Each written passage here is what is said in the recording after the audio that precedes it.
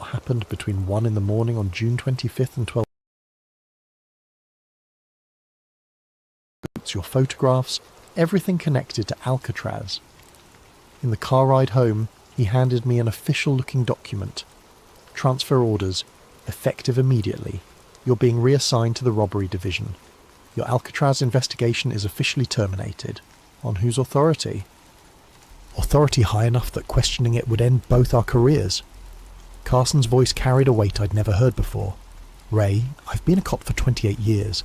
I've seen corruption, cover-ups and conspiracies, but I've never seen anything like this.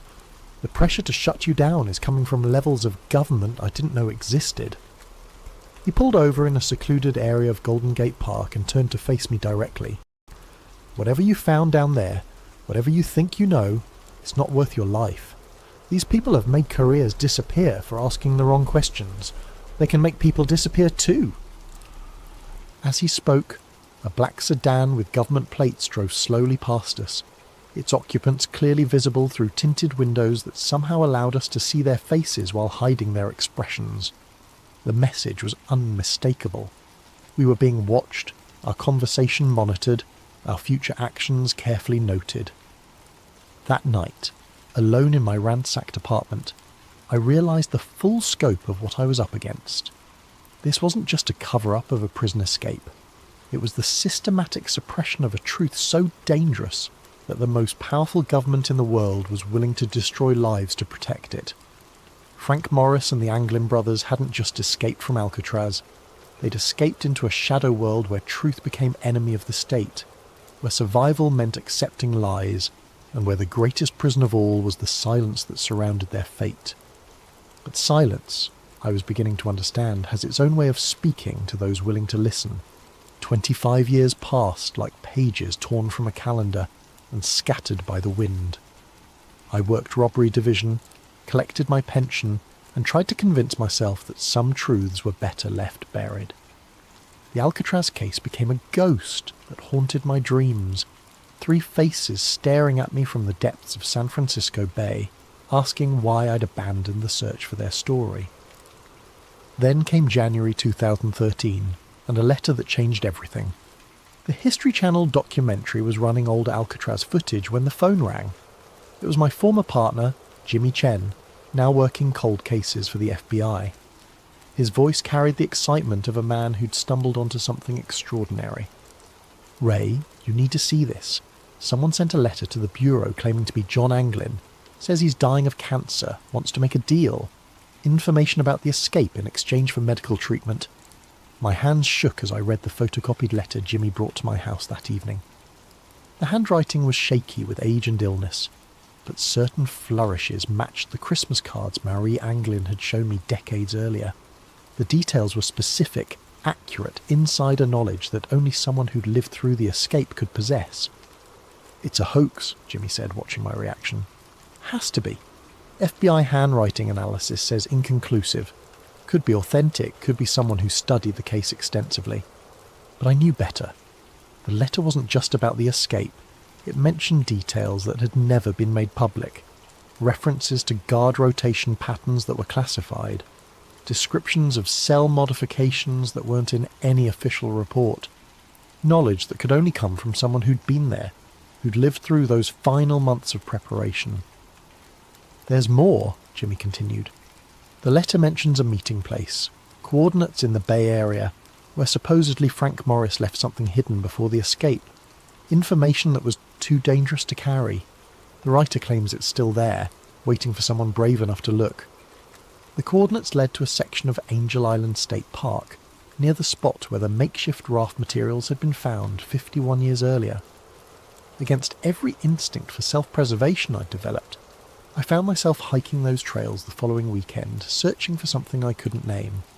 It was hidden in a cave that didn't appear on any park maps, sealed behind rocks that looked natural but showed tool marks when examined closely. A waterproof container, military surplus from the 1960s, containing documents that made my blood run cold. Guard schedules from Alcatraz, annotated with personal notes about corruption and smuggling operations. Photographs of prison officials meeting with men in expensive suits who didn't appear in any government directories. financial records showing payments from offshore accounts to wardens and guards who lived far beyond their official salaries. Most damning was a handwritten journal in Frank Morris's distinctive script, documenting what he'd witnessed during his time at Alcatraz.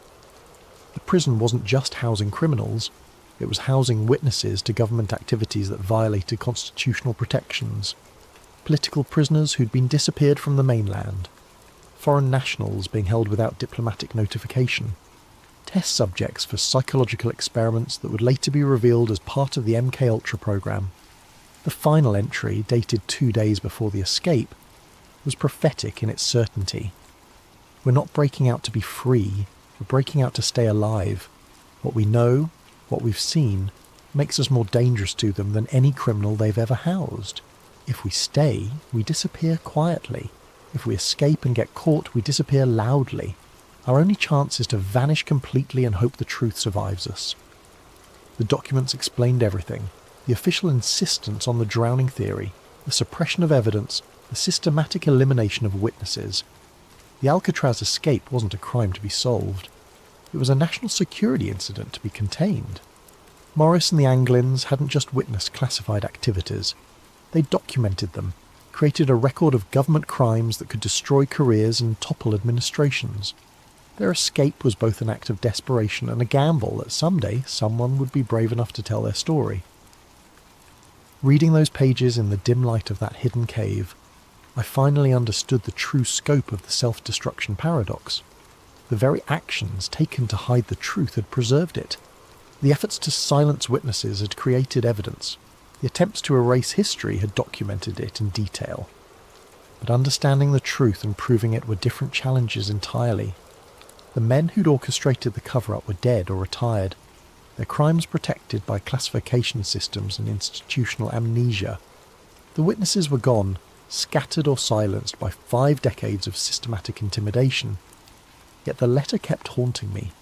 Someone claiming to be John Anglin, dying and desperate, reaching out across 50 years of silence to offer one final revelation. The FBI had dismissed it as a hoax, but their dismissal felt too quick, too certain, too reminiscent of the patterns I'd seen decades earlier. Late at night, when the pain in my chest reminded me of my own mortality, I wondered about the fates of 3 men who'd gambled everything on an impossible escape. Had they found freedom in the jungles of South America? Had they lived out their days under assumed names, carrying secrets too dangerous to share? Or had they been caught, disappeared into black sites where their knowledge died with them? The letter writer claimed John Anglin had survived into the 21st century, living with the weight of knowledge that could never be shared, watching as history branded him a criminal, while the real criminals wore badges and held office. If true, it was a torture more cruel than any prison cell, to know the truth and be unable to speak it, to carry justice in your heart while injustice wore your name. I kept the documents for 6 months before making my decision. They couldn't stay hidden. Too many people had died to protect these secrets, and too many others deserved to know the truth. But releasing them publicly would accomplish nothing except getting me killed and the evidence destroyed. Instead, I chose a different path. I copied everything, hid the copies in locations scattered across the country, and left instructions for their release upon my death. If the government wanted to suppress the truth, they'd have to do it posthumously, when I could no longer be intimidated or eliminated. The original documents I returned to their hiding place on Angel Island, along with my own written account of the investigation. Future generations might find them, might understand what they represented, might finally give Frank Morris and the Anglin brothers the justice they'd been denied for over half a century. But justice, I was learning, was a luxury the living could rarely afford. It was a gift we could only leave for the dead, a truth we could only speak when our own voices had been silenced. The morphine makes it difficult to focus, but I need to finish this recording while I still can. The doctors say hours now, maybe a day if I'm stubborn enough to fight the inevitable. I've been fighting for 78 years. What's one more battle against the darkness? I've spent 53 years carrying the weight of what I learned about Frank Morris and the Anglin brothers. 53 years of waking up in cold sweats, wondering if today would be the day federal agents knocked on my door with a permanent solution to my inconvenient knowledge. 53 years of looking over my shoulder, checking my rearview mirror, and jumping at unexpected phone calls. The truth is a heavy burden when you're carrying it alone. I don't know if Frank Morris and the Anglin brothers lived out their days in Brazilian freedom, sipping caipirinhas on Ipanema Beach and laughing at the federal agents who'd spent decades searching for their corpses. I don't know if they died namelessly in some government facility, their final words lost in soundproof rooms designed to swallow screams. But I do know this with absolute certainty. They didn't drown in San Francisco Bay on June 11th, 1962. The evidence was always there for anyone brave enough to look past the official narrative. The car theft, the witness statements, the photographs from South America, the Christmas cards signed with familiar initials, each piece individually dismissed as coincidence or hoax, but collectively forming a picture of survival that powerful people needed to deny. The government's insistence on the drowning theory wasn't about maintaining Alcatraz's reputation or protecting prison security. It was about hiding activities that violated every principle America claimed to represent. The research programs, the intelligence operations, the systematic elimination of witnesses, all of it justified by national security classifications that turned constitutional protections into classified waste paper. Morris and the Anglins weren't just criminals who pulled off the perfect escape.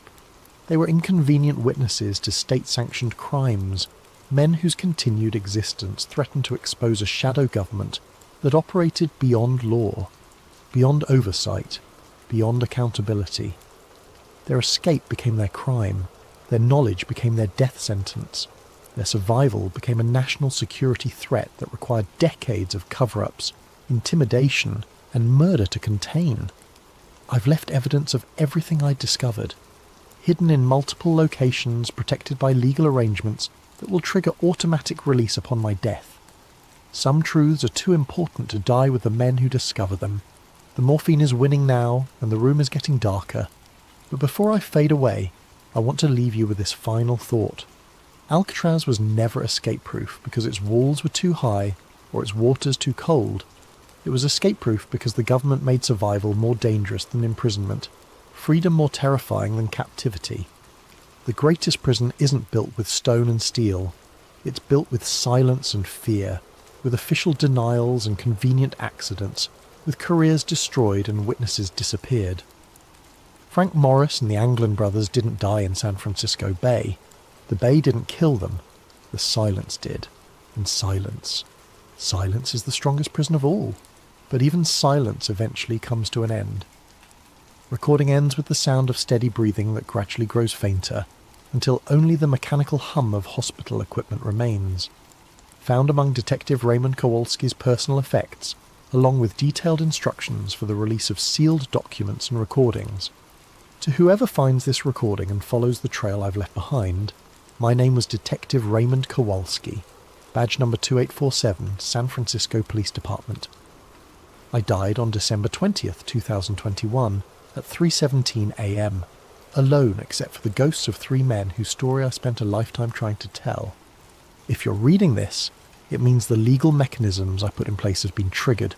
Safety deposit boxes in 7 different states will have been opened. Law offices in 4 different cities will have released sealed documents. Digital files stored in multiple secure locations will have been automatically transmitted to journalists, historians, and government oversight committees. I've spent 53 years preparing for this moment, the moment when my voice could finally break the silence that has protected one of the greatest cover-ups in American history. The documents you now have access to represent only a fraction of what was hidden. For every piece of evidence I managed to preserve, dozens more were destroyed by people who understood that truth was their greatest enemy. But what remains is enough. Enough to prove that Frank Morris and the Anglin brothers survived their escape from Alcatraz. Enough to demonstrate the systematic suppression of evidence by multiple government agencies. Enough to show that the official narrative was a carefully constructed lie designed to protect state secrets more valuable than human lives. I need you to understand something.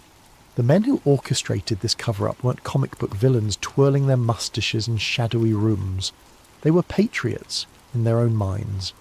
They believed that protecting classified operations was more important than acknowledging 3 escaped prisoners.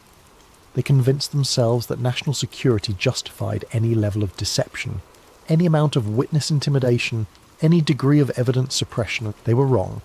In a democracy, truth cannot be classified indefinitely. Justice cannot be postponed forever. The families of Frank Morris and the Anglin brothers deserved to know their fates. The American people deserved to know what their government did in their name. History deserved an accurate record, not a convenient fiction. I've carried this burden alone because I was afraid of losing my pension, my reputation, my life, afraid of being dismissed as a conspiracy theorist or a disgruntled cop, afraid that speaking the truth would accomplish nothing except getting me killed.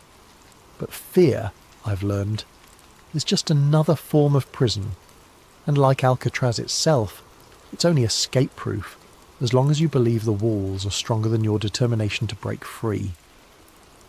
To the families of Frank Morris and the Anglin brothers, your loved ones were not the criminals history has made them out to be. They were witnesses to government crimes who paid the ultimate price for their knowledge.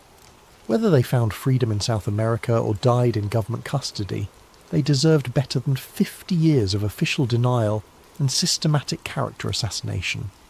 To the government officials who will undoubtedly attempt to discredit these revelations, your time is over. The men who created this cover-up are dead. The operations they were protecting have been declassified or exposed through other channels. The only thing your continued denials accomplish is further damage to public trust in institutions that have already lost too much credibility. To the historians and journalists who will investigate these claims, be careful, be thorough, be brave.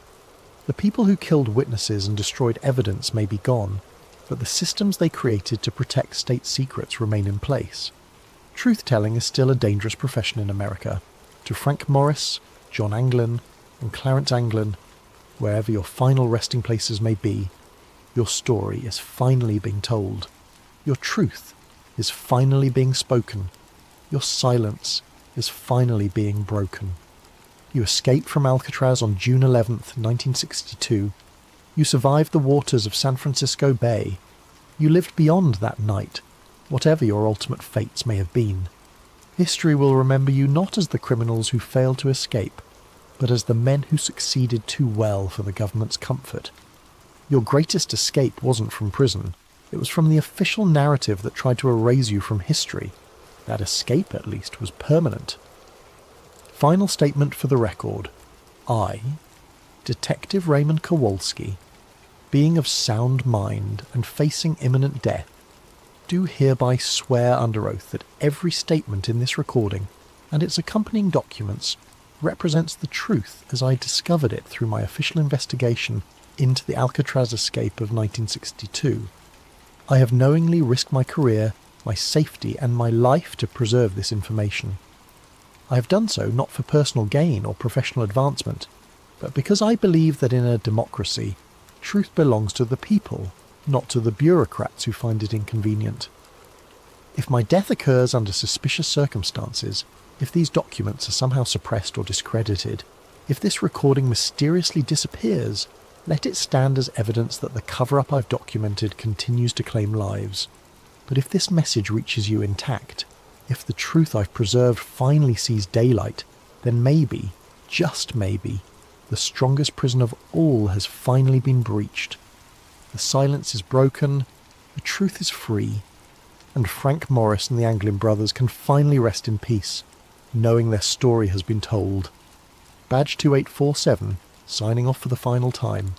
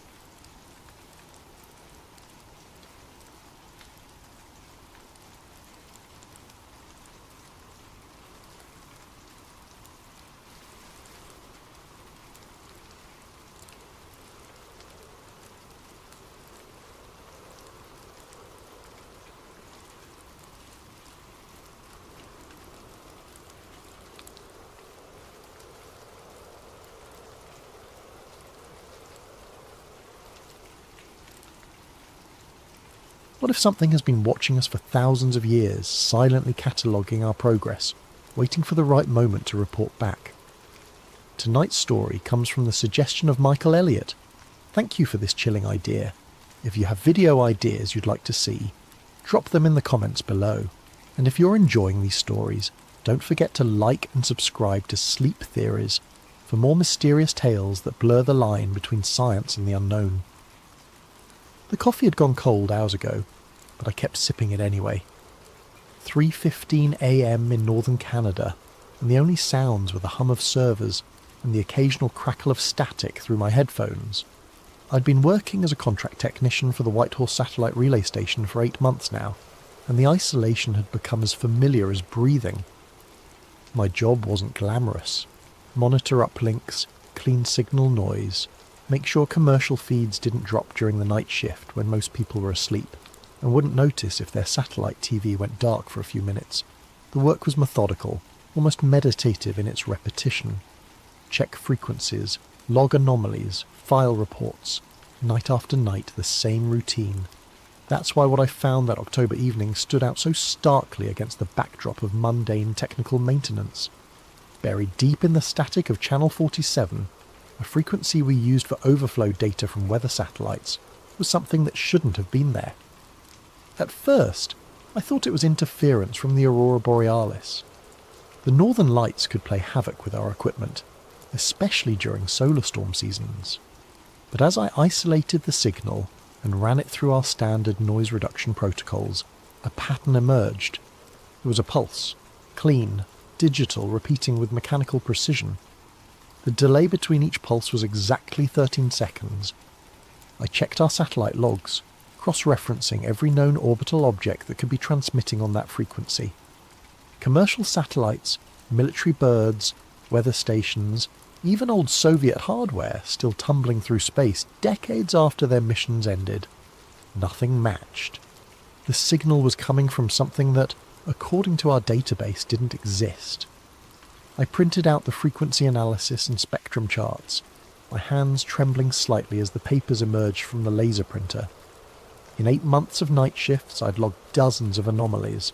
Solar interference, atmospheric distortion, equipment malfunctions. But this was different. This was structured, intentional. As I stared at the printout, one thought kept circling through my mind. If this signal wasn't coming from any known satellite, then what was transmitting it? And more importantly, why had it taken me this long to notice something that was apparently broadcasting with the reliability of an atomic clock? I followed protocol and logged the anomaly in our incident management system.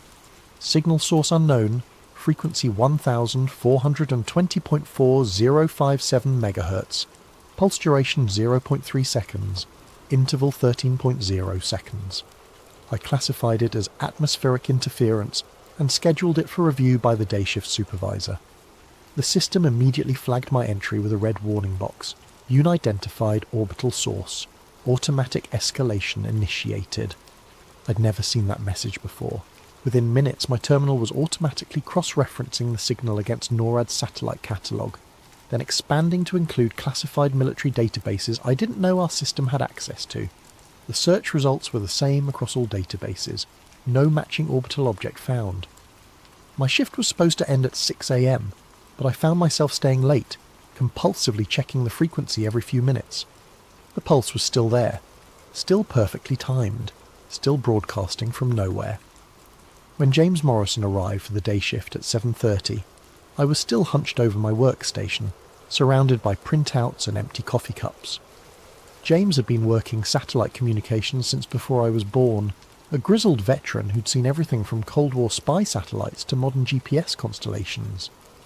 "You look like hell, Martinez," he said, settling into his chair with a grunt. "What kept you here so long?" I handed him the frequency analysis. Found something weird on channel 47. System flagged it as unidentified orbital source. James studied the printouts, his weathered face growing increasingly tense. After several minutes of silence, he looked up at me with an expression I couldn't quite read. "Tom," he said quietly, "I need you to listen to me very carefully. You're going to delete this log entry. You're going to classify this as equipment malfunction. and you're not going to mention it to anyone else.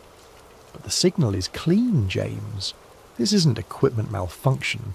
Something is actually broadcasting. I said delete it. His voice carried a finality that made my stomach drop. Trust me on this one, kid. Some anomalies are better left unreported. You log something like this, and you'll invite the wrong kind of attention, the kind that ends careers. That night, I couldn't sleep. I kept thinking about the signal, the mechanical precision of those 13-second intervals, and I kept thinking about James's reaction, the way his face had gone pale when he saw the orbital trajectory calculations. When I returned to the station for my next shift 2 nights later, I checked channel 47 immediately. The pulse was still there, same frequency, same timing, same impossible source, but this time I didn't log it.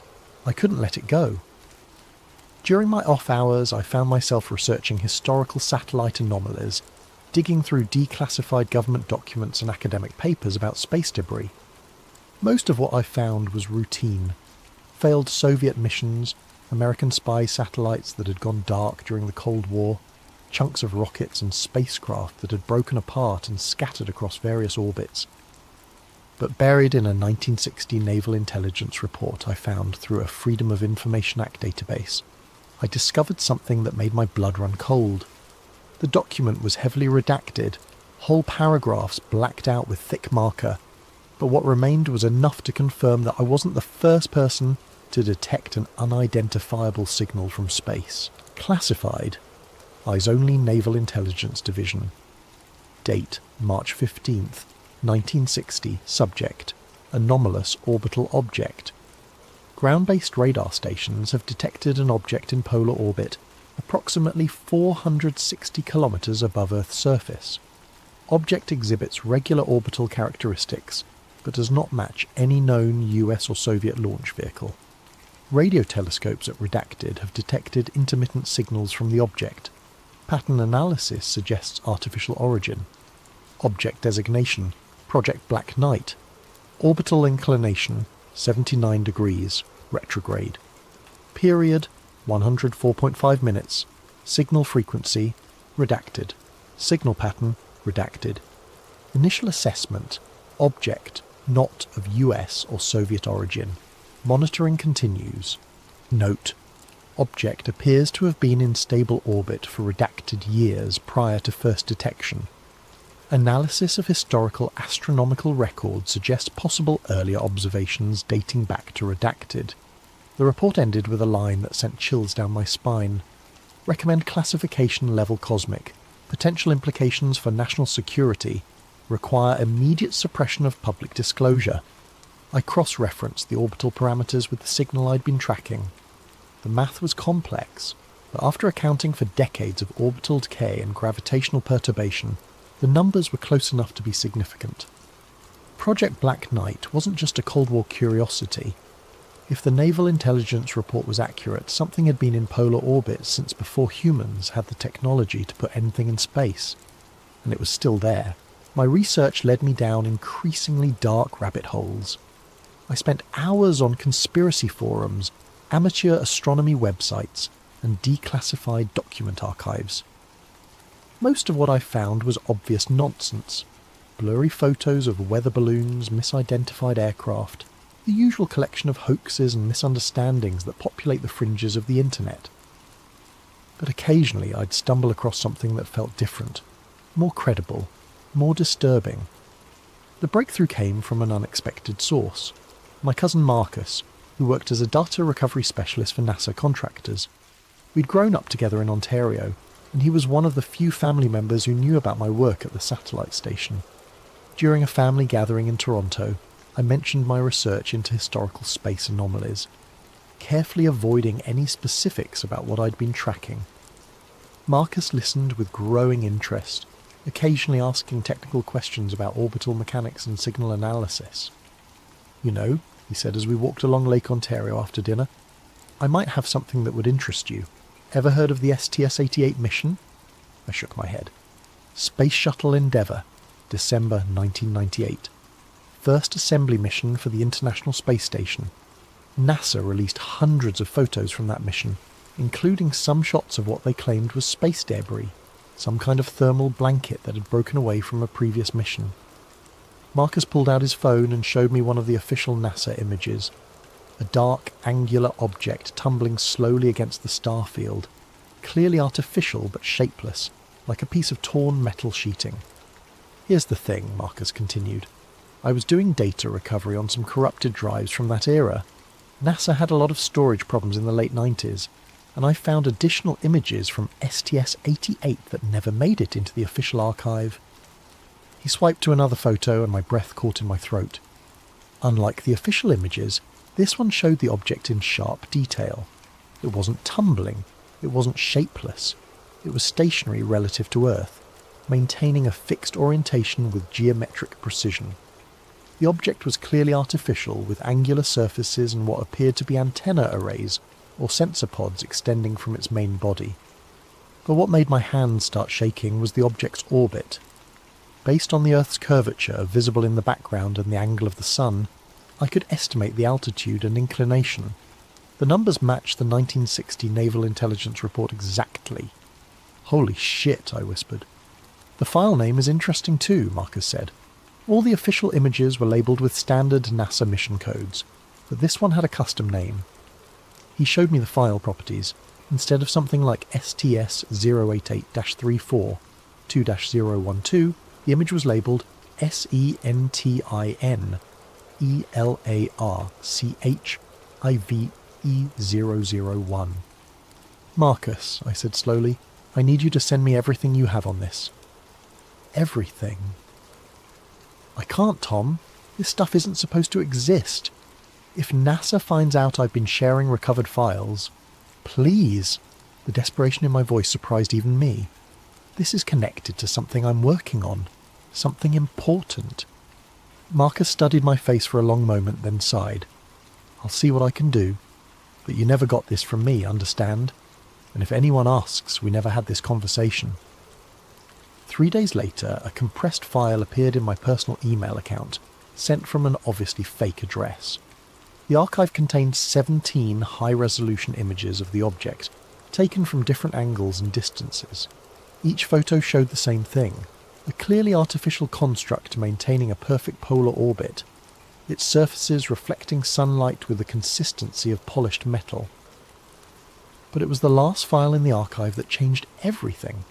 Not an image, but a text document containing spectral analysis data from the shuttle's radio equipment. During the STS-88 mission, Endeavour's communications array had detected a repeating radio signal from the object. The signal was weak, barely above background noise, but the pattern was unmistakable.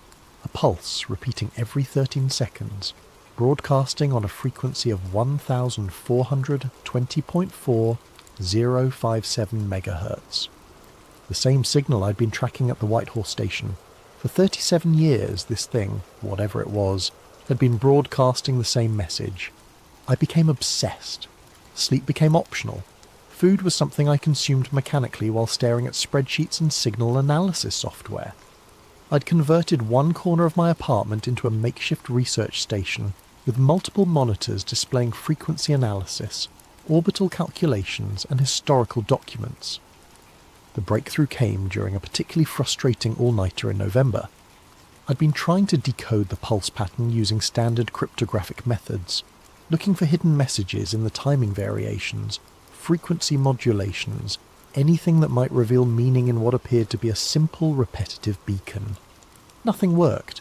The signal was maddeningly consistent. 13 seconds between pulses, no variation in frequency, no embedded data that I could detect with any conventional analysis tools.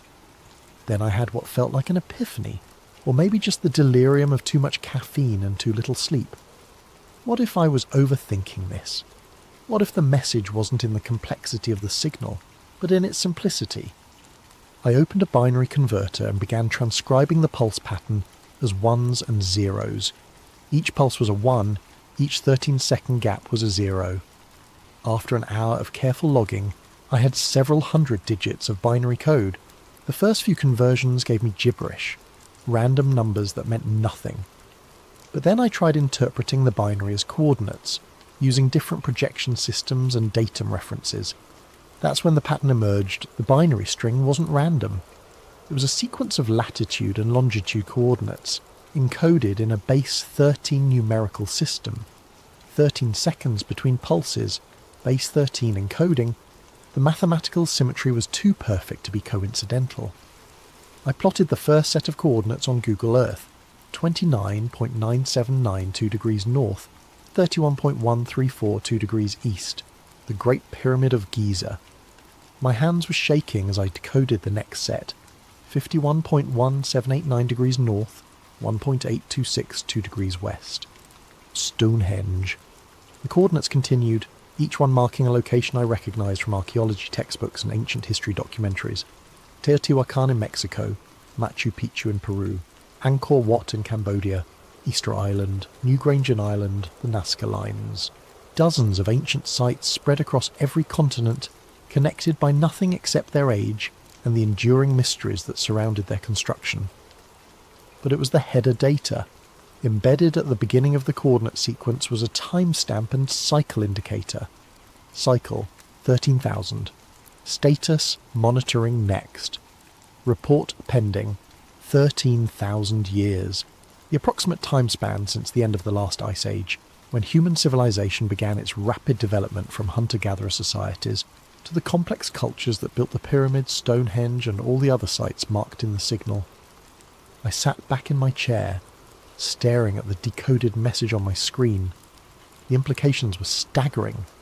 If this signal was authentic, and every piece of evidence suggested it was, then something had been watching Earth for millennia, cataloguing the development of human civilization, marking the locations where our ancestors built their greatest monuments. The Black Knight satellite wasn't space junk or a secret government project. It was a sentinel, observer, a reporter, and according to the timestamp embedded in its signal, it was almost time to file its next report. The realization that something had been monitoring Earth for 13,000 years should have terrified me.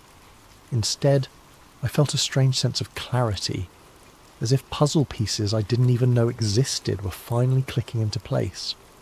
I spent the following weeks cross-referencing the coordinates from the signal with archaeological databases, looking for patterns in construction dates, architectural similarities, anything that might explain why these particular sites had been selected for monitoring. What I found challenged everything I thought I knew about human history. The sites weren't just ancient, they were specifically ancient in ways that suggested coordination across vast distances and time periods. The construction techniques used at Pumapunku in Bolivia showed striking similarities to methods used at Baalbek in Lebanon, despite being built by cultures that supposedly had no contact with each other. The astronomical alignments at Giza matched those found at Angkor Wat, separated by thousands of miles and hundreds of years, but it was the mathematical relationships that truly unsettled me. When I plotted all the coordinate points on a global map and began measuring the distances between them, I discovered that many of the sites were positioned according to precise geometric relationships. The distances formed triangles, pentagons, and complex polygons, with measurements that were exact multiples of fundamental mathematical constants. It was as if the entire planet had been surveyed by a single intelligence, with monitoring stations established according to a master plan that spanned continents and millennia. I began researching historical accounts of unexplained phenomena at these locations. What I found was a consistent pattern of reports across different cultures and time periods, describing strange lights in the sky, unusual atmospheric disturbances, and in some cases direct observations of metallic objects hovering above the ancient monuments. A medieval chronicle from Salisbury described a star that moved against the heavens, appearing above Stonehenge during the winter solstice of 1244. Mayan codices contained references to the eye that watches from the void in connection with observations at Chichen Itza. Aboriginal Dreamtime stories from Australia spoke of sky spirits that visited Uluru at regular intervals to count the changes in the world below. The accounts were separated by thousands of years and thousands of miles, recorded by cultures that had no knowledge of each other's existence, but the descriptions were remarkably consistent. periodic appearances of artificial objects in the sky, always in connection with the ancient sites, always described as watching or observing rather than interacting. As December approached, I found myself checking the signal obsessively. The pulse pattern remained unchanged, but I'd begun to notice subtle variations in signal strength that seemed to correlate with the satellite's position relative to specific coordinate points. When the Black Knight passed over the Giza complex, the signal strengthened. When it crossed above Stonehenge, the pulse became more defined, cleaner. It was conducting active scans. Then, on December 21st, the winter solstice, everything changed. I was monitoring Channel 47 during my regular shift when the 13-second pulse pattern suddenly stopped. For 17 minutes, there was nothing but empty static. I thought I'd lost the signal, that decades of consistent transmission had finally come to an end. Then it returned, but different. The pulse timing had changed from 13 seconds to 12. The frequency had shifted slightly higher, and embedded in the binary stream was new data, not coordinates this time, but what appeared to be measurement readings, environmental data, population estimates.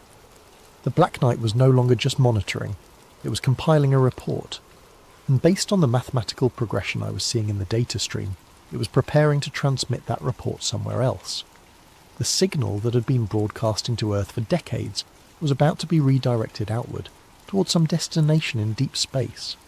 The 13,000-year observation cycle was coming to an end. Over the following days, I watched as the Black Knight's transmission pattern evolved from simple monitoring pulses to complex data streams. The binary information was now flowing almost continuously, with only brief pauses between what appeared to be different sections of the report. Using the decoding methods I'd developed, I began translating portions of the transmission. What I found was simultaneously fascinating and terrifying. A comprehensive analysis of human civilization from the perspective of something that had been watching us develop for millennia. The report contained detailed measurements of atmospheric composition changes over the past century, tracking the increase in carbon dioxide, methane and other industrial pollutants. Population growth rates were documented with mathematical precision, along with urbanization patterns and resource consumption data.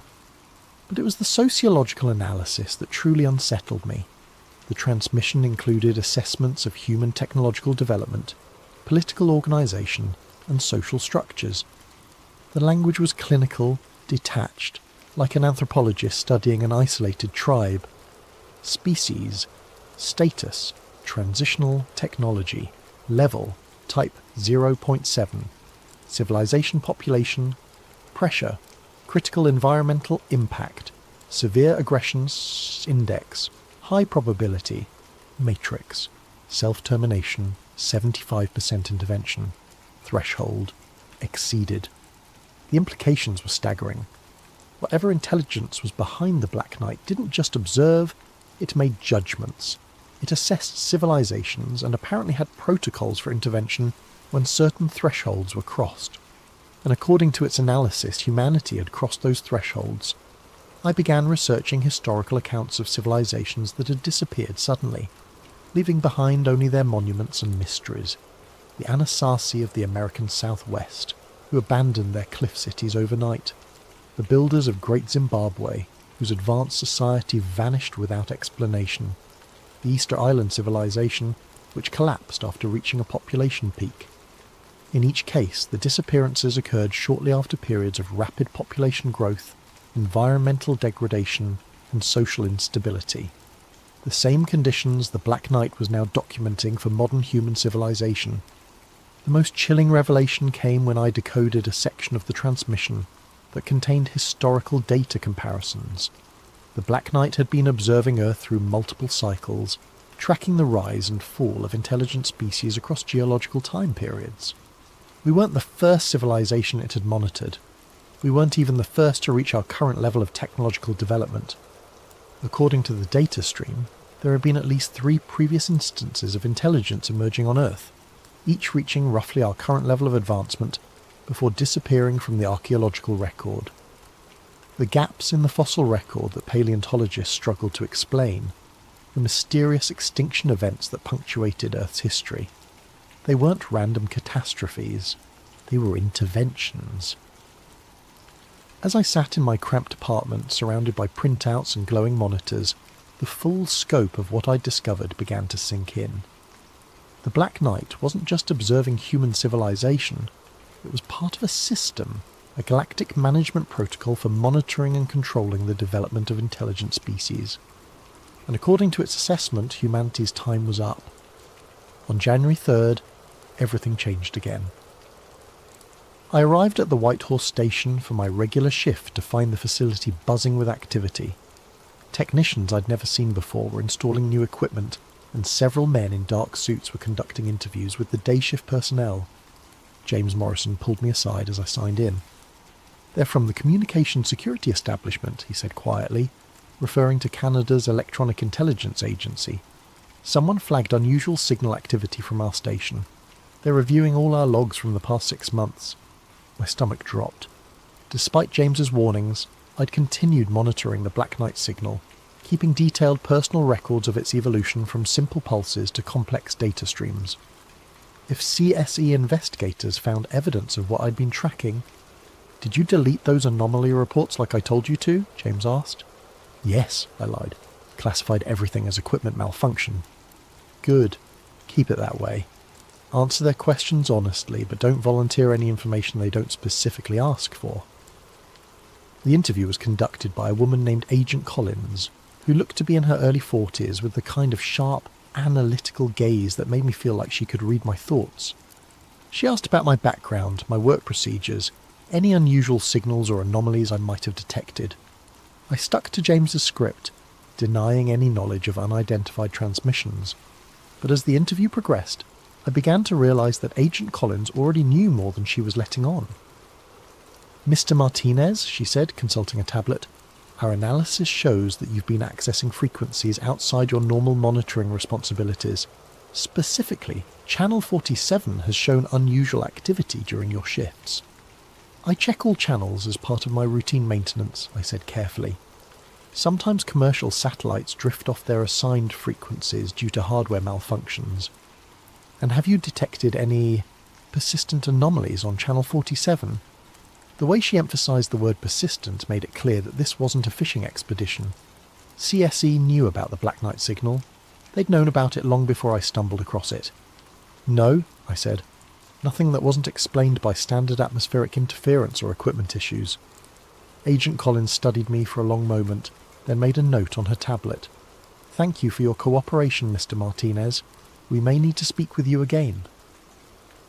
That night I tried to access the Black Knight frequency through the station's equipment. The signal was gone, not reduced or relocated, completely absent. After broadcasting continuously for decades, the transmission had simply stopped. I went home and checked my personal recordings of the signal, the decoded messages, all the evidence I'd accumulated over months of research. My computer had been wiped clean. Every file, every analysis, every piece of documentation had been deleted. But they'd missed one thing. Hidden in a folder of old family photos on an external drive was a single text file containing the most recent decoded transmission from the Black Knight. I'd saved it there weeks earlier as a backup, disguised with an innocuous file name. The final message was brief, formatted like a transmission header. Cycle 13,000. Complete assessment. Negative recommendation. Reset protocol authorized status. Signal terminating next contact. Cycle 13,001. 13,001.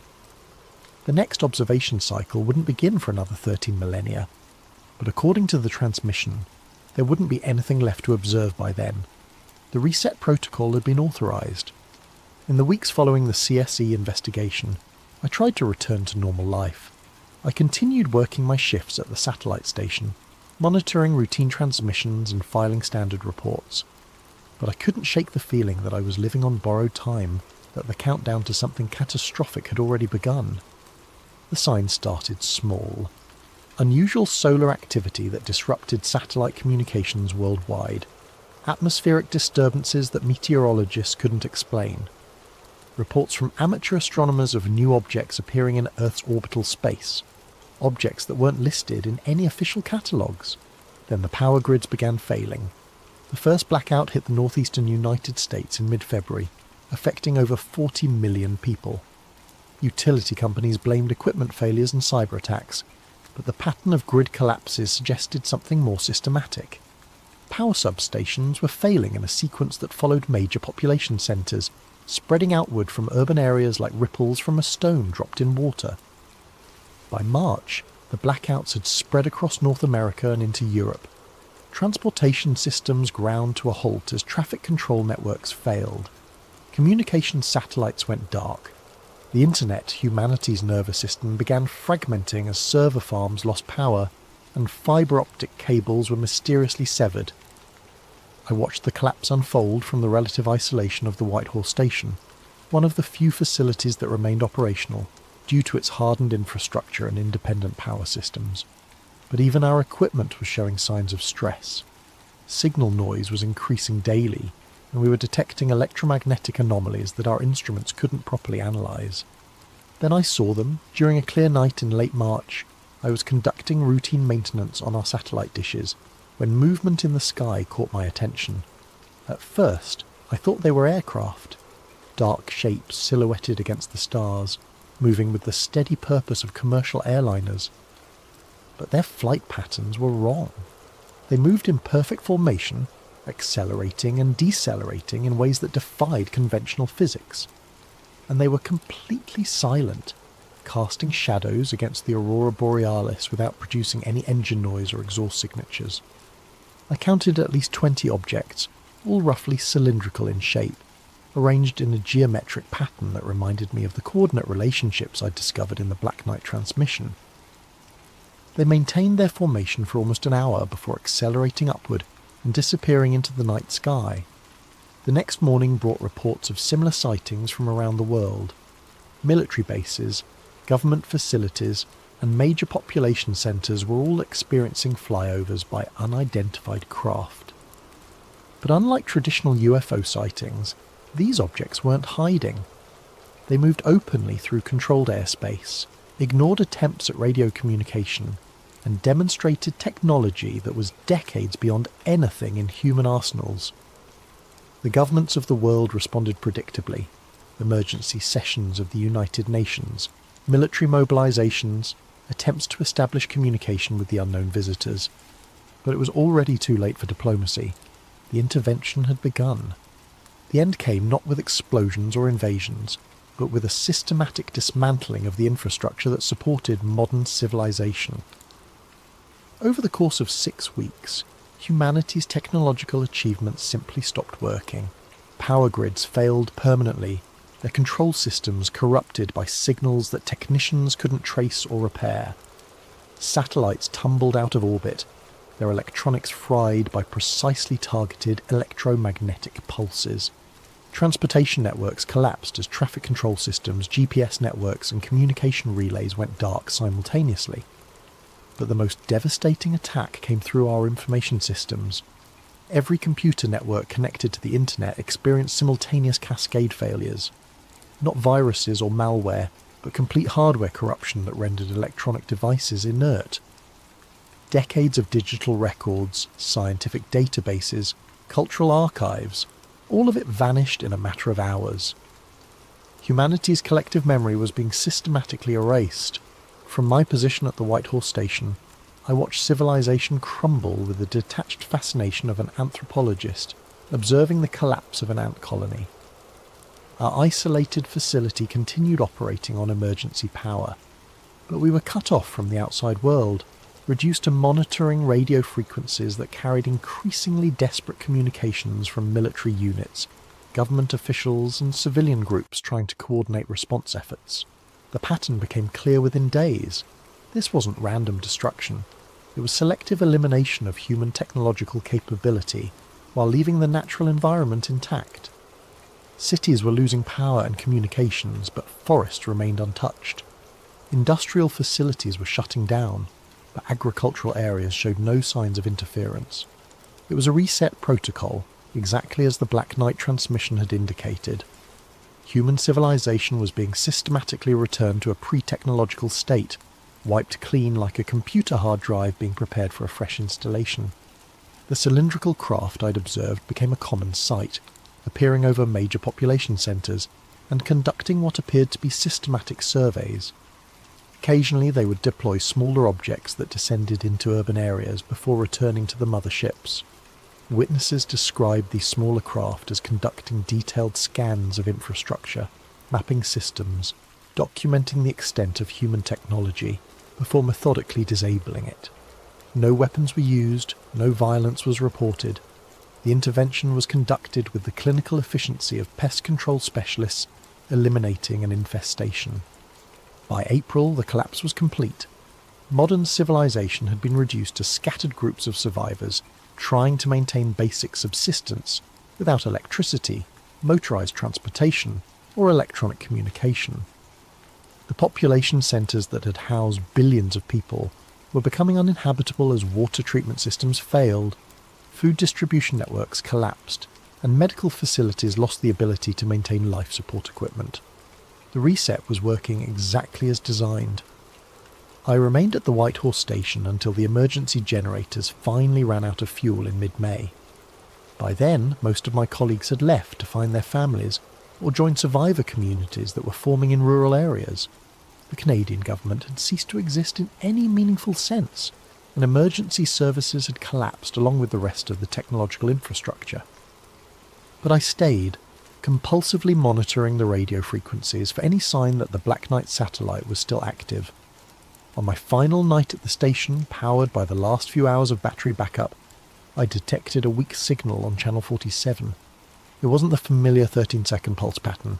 This was a new transmission, a brief status update broadcast once every hour. Reset protocol, 97% complete population, reduction within parameters, environmental restoration, initiated monitoring, reduced schedule, status, cycle 13001 preparation, 97% complete. Humanity's technological civilization had been almost entirely eliminated, reduced to scattered pockets of survivors who would need generations to rebuild even basic industrial capability. The population that had numbered nearly 8 billion was rapidly declining as urban areas became uninhabitable and medical infrastructure ceased to function. But some would survive. The transmission indicated that complete extinction wasn't the goal, just reduction to sustainable levels and elimination of technological capability. The survivors would eventually rebuild, develop agriculture, establish new settlements. In a few thousand years they might even rediscover metallurgy and basic machines. And when they did, the Black Knight would be waiting, watching, counting down the years until the next assessment cycle. I left the station on foot, carrying only basic supplies and the handwritten notes I'd managed to preserve from my research.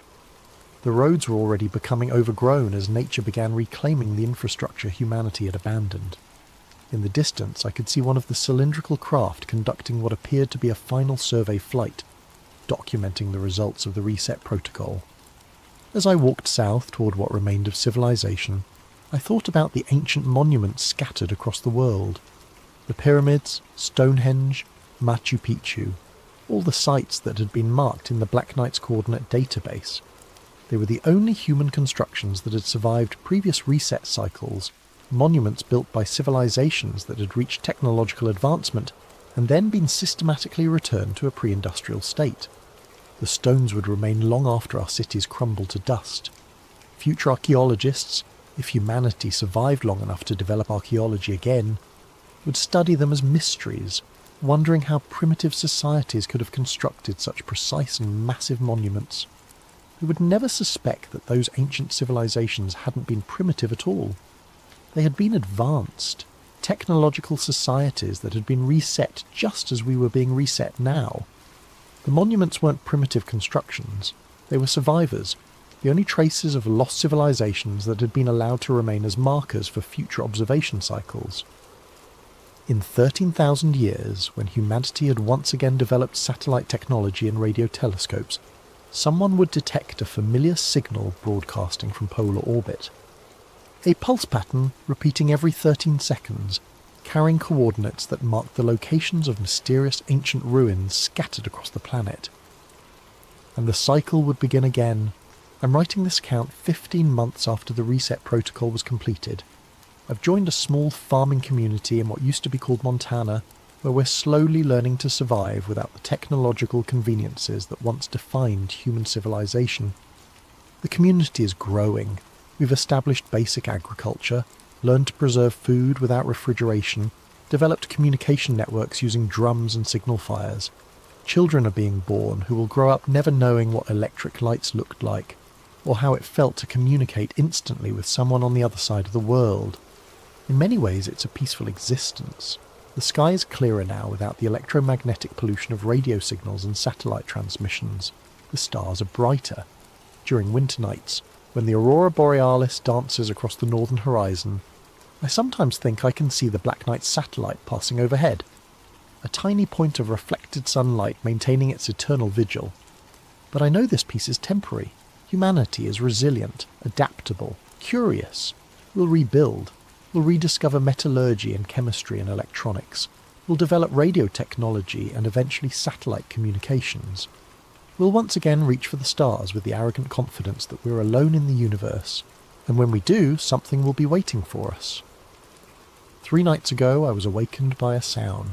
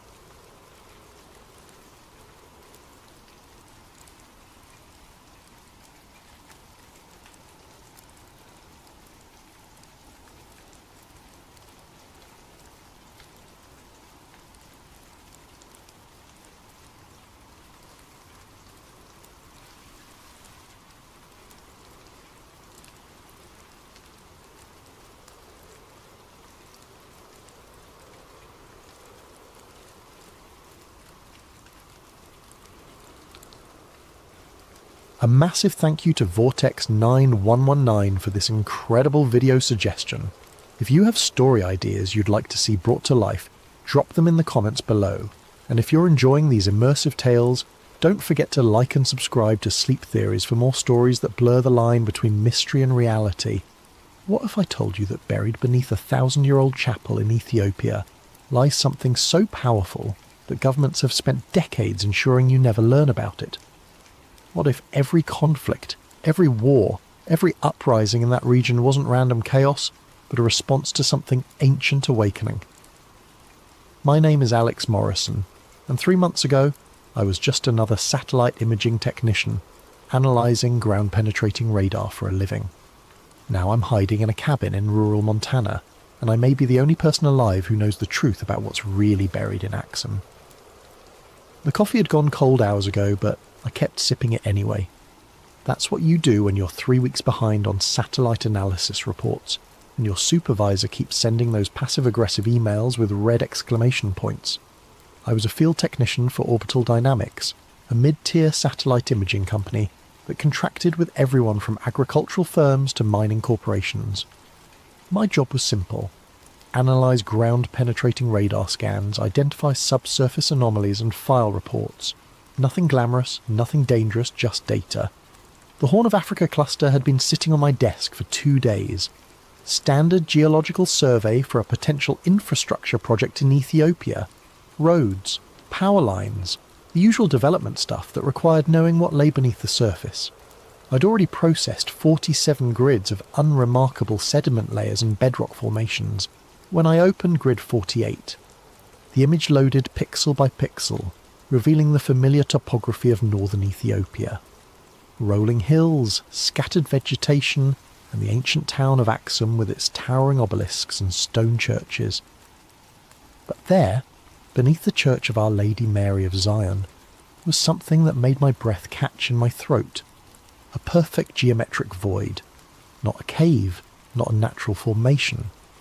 The radar signature showed clean, straight edges forming a rectangular shape, approximately 4 feet long, 2.5 feet wide, and 2.5 feet deep. The dimensions were so precise they could have been cut with industrial equipment, yet the surrounding rock layers indicated this void had existed for centuries, possibly millennia. I pulled up the analysis protocols on my second monitor. Standard procedure for unexplained anomalies was clear. Mark as geological inconsistency or data corruption, and move on. The company didn't pay us to solve mysteries, just to identify potential construction hazards.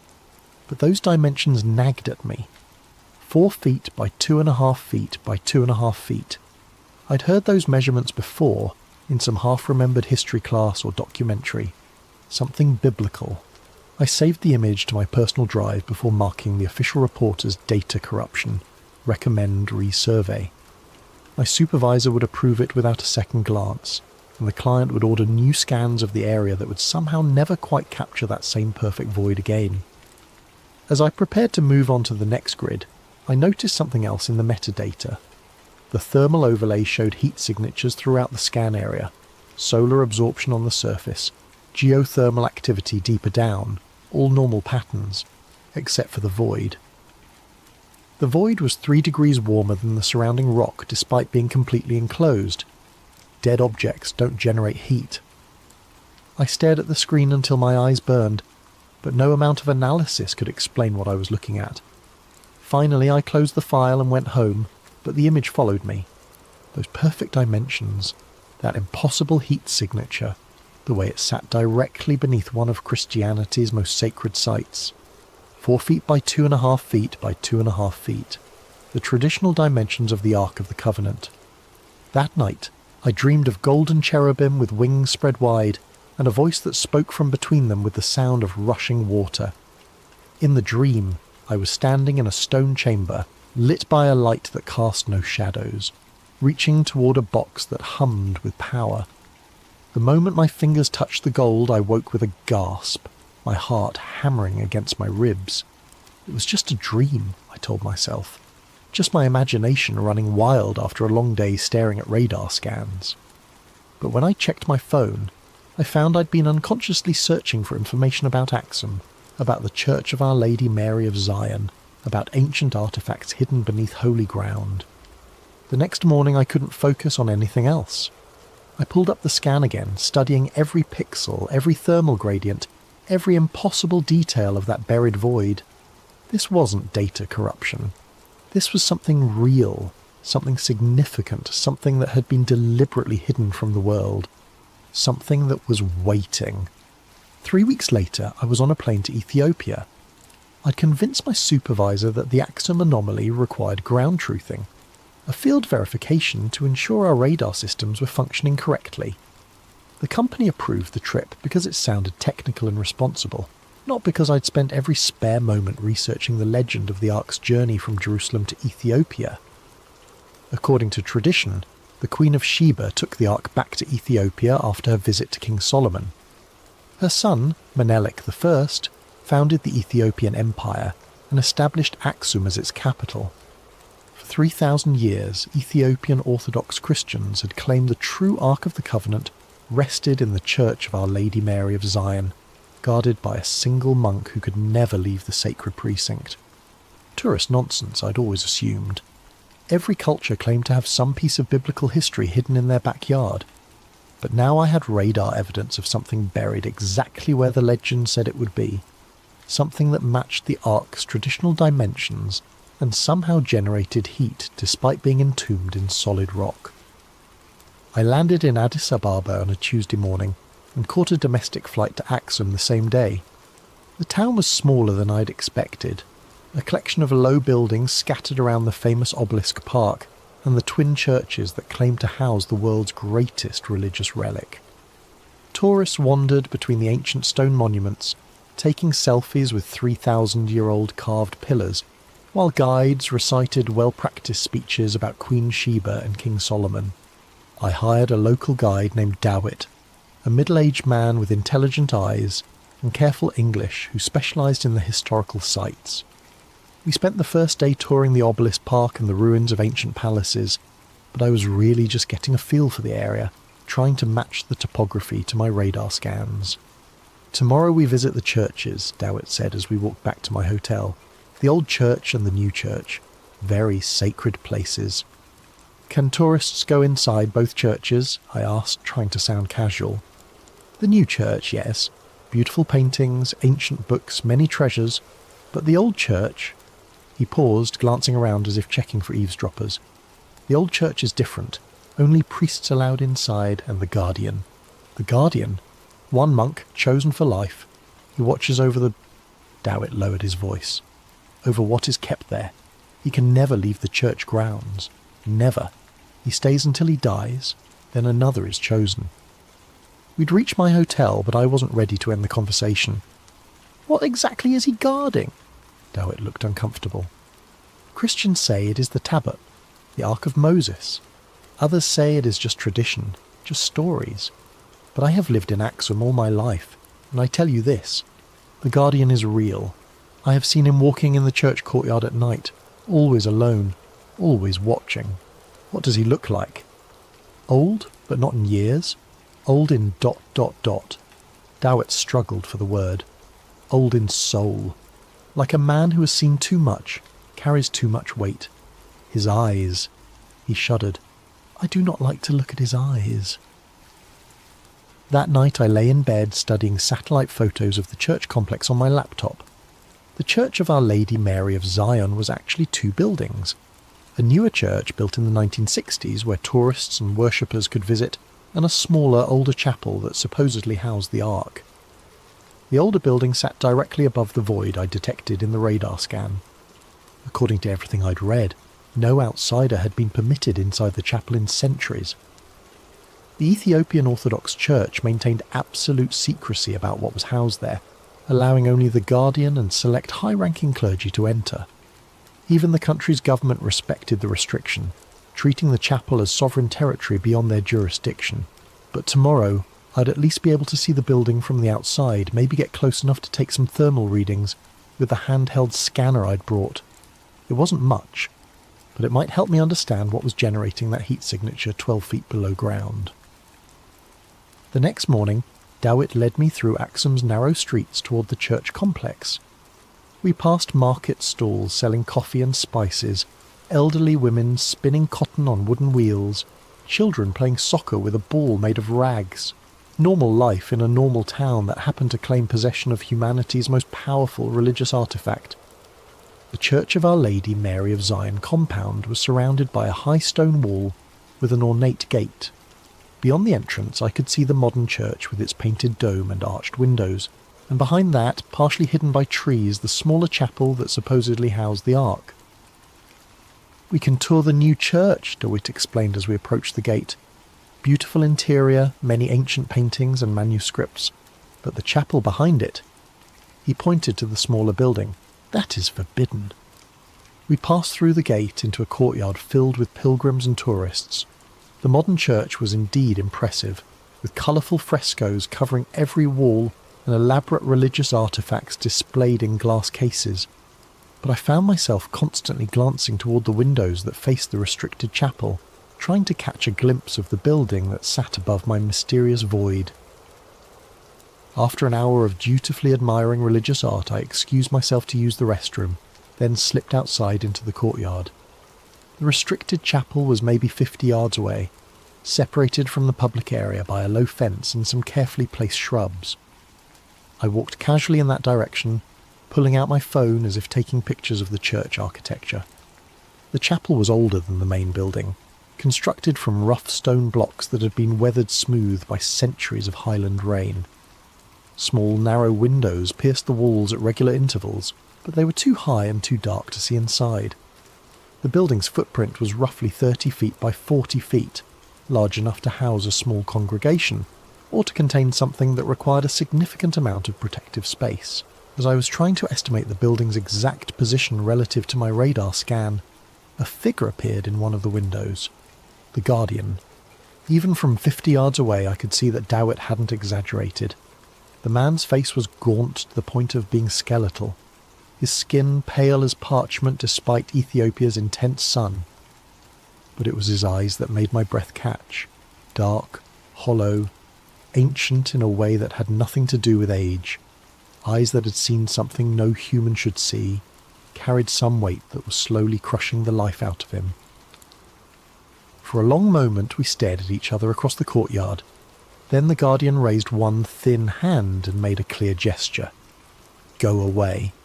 Not a casual dismissal, but an urgent warning, the kind of motion you'd make to stop someone from stepping into traffic. As I watched, his lips moved, forming words I couldn't hear but somehow understood. You don't want what's inside.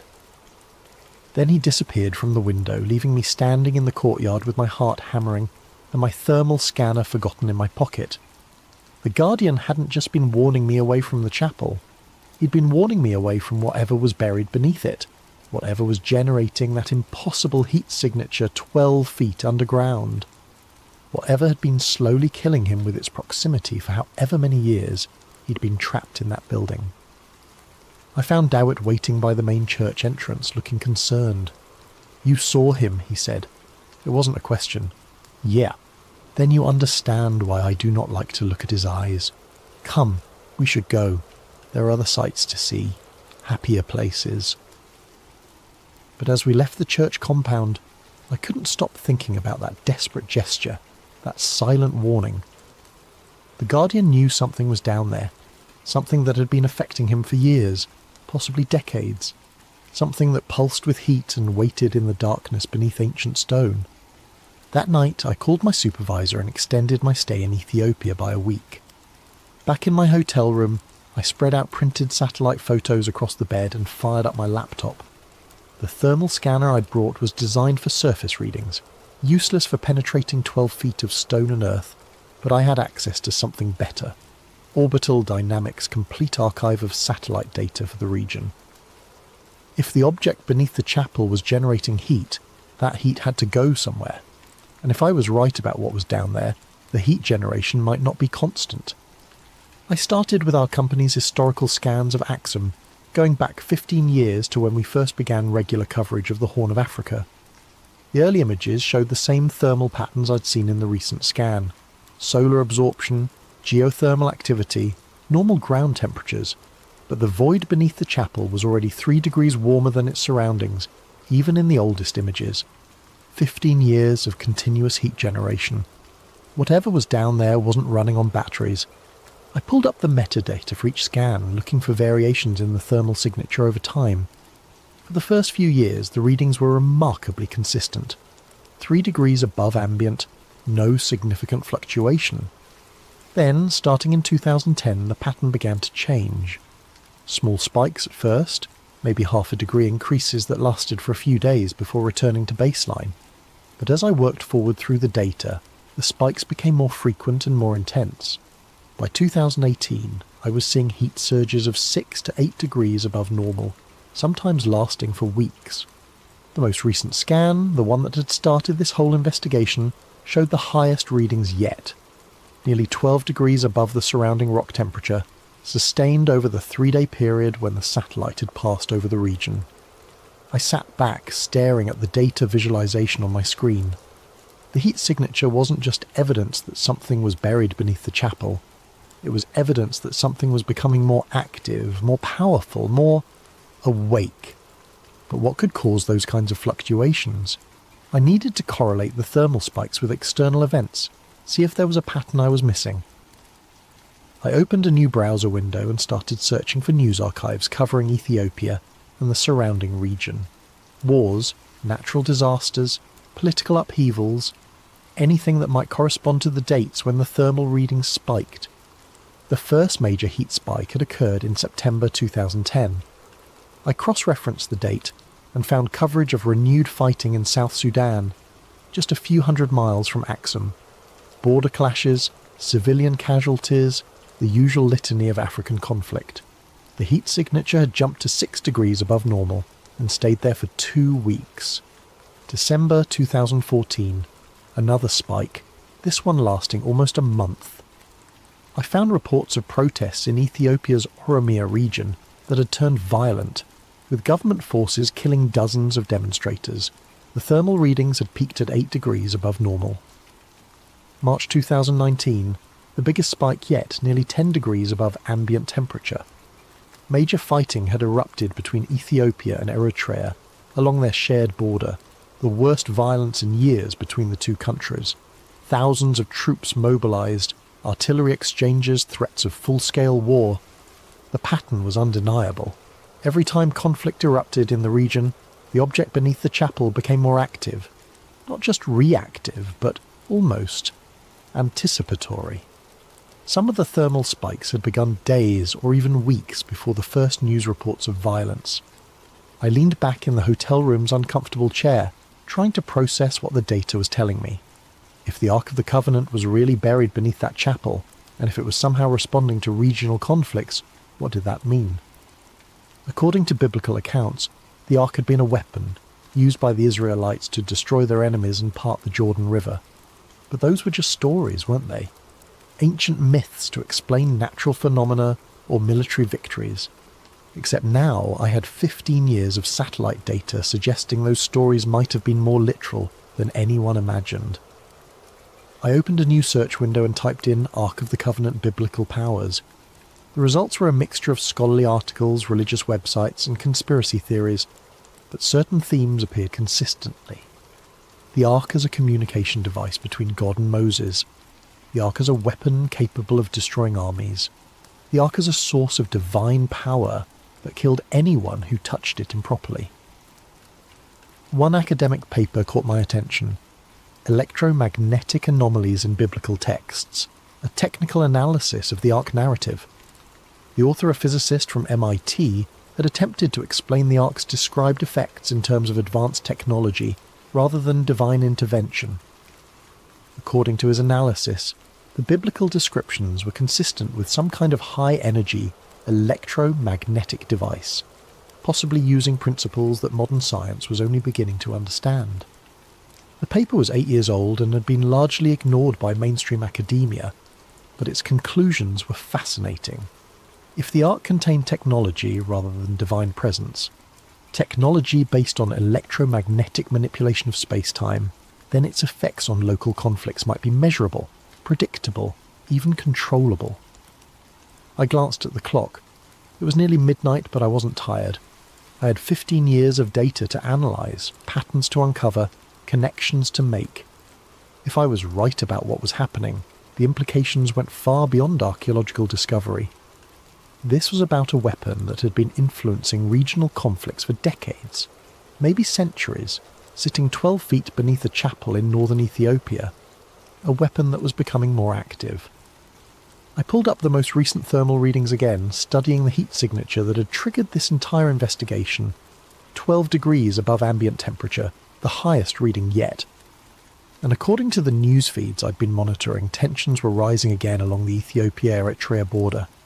Troop movements, diplomatic protests, the same warning signs that had preceded every previous spike in the thermal data. If the pattern held, the heat signature beneath the chapel would spike again within days, and somewhere in the Horn of Africa, people would start dying. I saved all my analysis to an encrypted drive and uploaded backup copies to 3 different cloud storage services.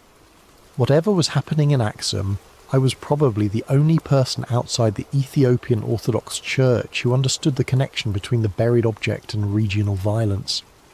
The only person who could prove that the Ark of the Covenant wasn't just a religious relic, but an active weapon that had been shaping the history of East Africa for 3 millennia.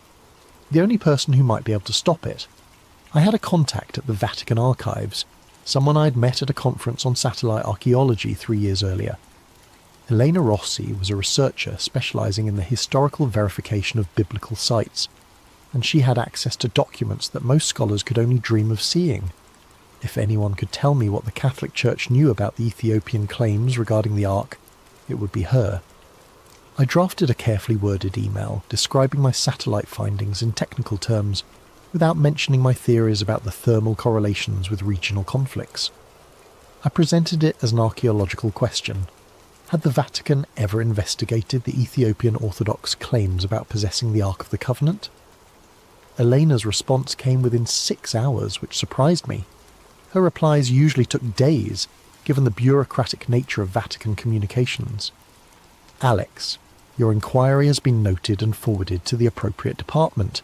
However, I must inform you that materials related to your specific request are currently under protocol relic restrictions. I cannot provide further information at this time. I would advise against pursuing this research direction. E. Rossi, Protocol Relic. I'd never heard the term before, and a quick internet search turned up nothing. No academic papers, no government documents, no casual references in religious forums. It was as if the phrase existed in a completely separate information ecosystem, one that normal researchers couldn't access. That afternoon, my hotel room phone rang. The caller ID showed only international with no number. Mr. Morrison. The voice was American, middle-aged, with the kind of neutral accent that comes from years of diplomatic training. Yes, my name is Cardinal Michael Toretti, Vatican Secretariat of State. I understand you've been making inquiries about certain historical artifacts currently held by our Ethiopian Orthodox colleagues.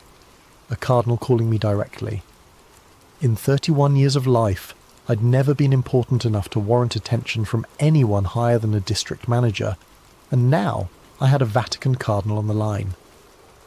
I'm a satellite imaging technician, I said carefully. I analyse ground-penetrating radar for geological surveys. Yes, we're aware of your professional background. We're also aware of your recent travel to Axum and your communication with Dr. Rossi. Mr. Morrison, I'm calling to advise you that you've stumbled into an area of inquiry that falls under Vatican security protocols. For your own safety, I strongly recommend that you discontinue this research and return to the United States immediately. My own safety? There are historical artifacts that were never meant to be disturbed, Mr. Morrison. Some knowledge carries a price that few are prepared to pay.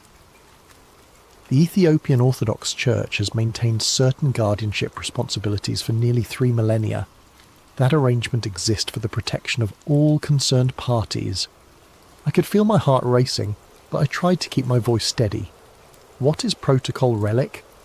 There was a long pause. You're not cleared for that information, nor do you want to be. Take my advice, Mr. Morrison. Book the next flight home and forget whatever you think you've discovered in Axum. Some mysteries are better left unsolved. The line went dead. I sat in my hotel room for a long time after that call, staring at the phone and trying to process what had just happened.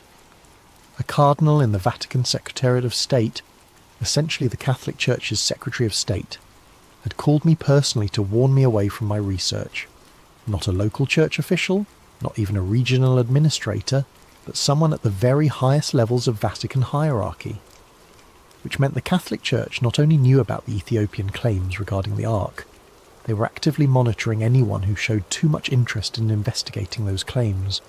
They had files on researchers, protocols for managing inquiries, and enough influence to track down a satellite technician in an Ethiopian hotel within hours of his asking the wrong questions. I thought about the Guardian's hollow eyes and his desperate warning. You don't want what's inside. Maybe he wasn't just protecting the Ark from the world. Maybe he was protecting the world from the Ark. My laptop chimed with a new email notification. The sender was listed as E. Rossi, but the message was clearly not from Elena. Mr. Morrison, this will be my final communication on this matter. Protocol Relic is a Vatican security classification established in 1962 following certain discoveries made during the Second Vatican Council's review of sealed archives. Materials under this classification are restricted to a maximum of 12 individuals worldwide, all of whom hold positions equivalent to cardinal or higher within the Catholic hierarchy. The Ethiopian Orthodox Church has maintained custody of the artifact in question under a formal agreement dating to 1965. This agreement recognises Ethiopian sovereignty over the artefact in exchange for adherence to specific containment protocols established by a joint Vatican-Ethiopian commission. These protocols exist because the artefact exhibits properties that pose significant risks to regional stability when improperly handled or exposed. The Guardian tradition is not merely ceremonial, it serves a crucial containment function that has prevented numerous potential catastrophes over the past several decades. Your thermal analysis data has been reviewed by our technical staff. We are aware of the correlations you have identified. We are also aware of the artefact's increasing activity levels over the past 5 years. A joint Vatican-Ethiopian assessment team is currently evaluating options for enhanced containment measures. This communication will self-delete in 60 seconds. Do not attempt to copy or save this message. Return to the United States immediately and discontinue all research related to this matter. You have been warned twice. There will not be a third warning. I watched the message count down from 60 seconds, trying to memorize every word. When it reached 0, the email disappeared from my inbox as if it had never existed. But I'd learned what I needed to know. The Vatican knew about the thermal correlations with regional conflicts. They'd known for years, possibly decades. And they were worried enough about increasing activity levels to consider enhanced containment measures. The Ark of the Covenant was real, it was buried beneath the chapel in Axum, and it was becoming more dangerous. I needed to get that thermal data to someone who could do something about it. Someone outside the Vatican's sphere of influence. But first, I needed to understand exactly what I was dealing with. I opened my laptop and began typing up a detailed summary of everything I'd discovered.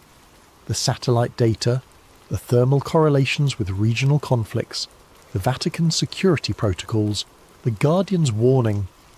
If something happened to me, I wanted there to be a record of what I'd found. Outside my hotel window, the ancient obelisks of Axum stood silhouetted against the Ethiopian night sky, monuments to a civilization that had claimed to possess God's greatest gift to humanity. 12 feet below, a simple stone chapel, something waited in the darkness, growing stronger, growing more active, preparing for something that would make the regional conflicts of the past 15 years look like minor skirmishes. And I was probably the only person outside the Vatican and the Ethiopian Orthodox Church who understood what was coming. The next morning, I made a decision that would change everything. Instead of booking a flight home like the Vatican had demanded, I drove the rental car to a cyber cafe in Addis Ababa and uploaded a carefully edited version of my satellite data to Reddit. I chose the r/conspiracy subreddit because I knew it would get attention without being taken seriously by any official monitoring systems. The post was titled, "Weird Thermal Anomaly Under Ethiopian Church. Anyone know what this could be?" I included 3 of the clearer thermal images showing the heat signature beneath the Church of Our Lady Mary of Zion, along with GPS coordinates and a brief description of the geometric void. I deliberately left out any mention of the Ark, the Vatican communications, or the correlations with regional conflicts. To casual readers, it would look like a curious geological anomaly discovered by a satellite technician who was genuinely puzzled by what he'd found. The post got 17 comments in the first hour. Most were jokes about ancient aliens or government cover-ups, but a few showed genuine technical interest. One user with apparent geology credentials suggested underground geothermal activity. Another pointed out that the heat signature was too localized and too geometric to be natural. I was reading through the comments when my laptop screen went black. Not a normal shutdown or crash, but an instantaneous cut-off as if someone had yanked the power cord. Except the laptop was running on battery power and the charging light was still on. The screen stayed black for maybe 10 seconds, then flickered back to life showing the Windows startup sequence. When the system finished rebooting, my Reddit post was gone. Not deleted with a moderator message, not removed for violating community guidelines, but completely absent as if it had never existed. My browser history showed no record of visiting Reddit. The thermal images I'd uploaded weren't in my recent files folder. Someone had remotely accessed my laptop and scrubbed all evidence of the post, while leaving everything else untouched. I sat in the internet cafe for a long time, watching Ethiopian families use the other computers to video chat with relatives abroad, and university students researching papers. Normal people living normal lives, oblivious to the fact that I'd just learned something terrifying about the reach and capabilities of whoever was monitoring research into the Axum artifact. They had hacked my laptop remotely, selectively deleted specific files, and removed all trace of my Reddit post within hours of its publication. This wasn't just Vatican influence or church pressure. This was signals intelligence, cyber warfare capabilities, the kind of resources that only major governments or international intelligence agencies could deploy. I paid for my computer time and walked back to the rental car, feeling like I was being watched even though the street looked perfectly normal. Addis Ababa traffic flowed around me with its usual chaotic energy, buses packed with passengers, merchants pushing handcarts loaded with goods, children selling bottled water at red lights. But someone in that crowd could be monitoring me. Someone with access to satellite feeds and facial recognition software, and the authority to scrub information from major social media platforms in real time. That night, back in my hotel room in Axum, I made backup copies of all my remaining data and hid them in 3 different locations around the town. One encrypted drive taped under a restaurant table where I'd eaten dinner, another hidden in the base of an ancient obelisk in the archaeological park, the third buried in a plastic bag near a tree outside the Church of Our Lady Mary of Zion, as close to the chapel as I could get without being seen. If they could hack my devices remotely, I needed analogue backups they couldn't access digitally. The next morning I woke to find my hotel room door unlocked. I always used the deadbolt and chain lock, habits from years of business travel. But both were disengaged, and there was no sign of forced entry. My luggage had been searched with professional thoroughness. Everything returned to almost exactly its original position, but with tiny variations that proved someone had been through my belongings. My laptop was still there, apparently untouched. My cameras and field equipment were undisturbed, but the encrypted drive where I'd stored copies of the satellite data was missing from the hidden compartment in my suitcase. They'd taken only what they needed and left everything else to maintain the illusion that nothing had happened. Except they'd made one mistake. They'd unlocked the door when they left, probably to avoid the sound of manipulating the locks from inside.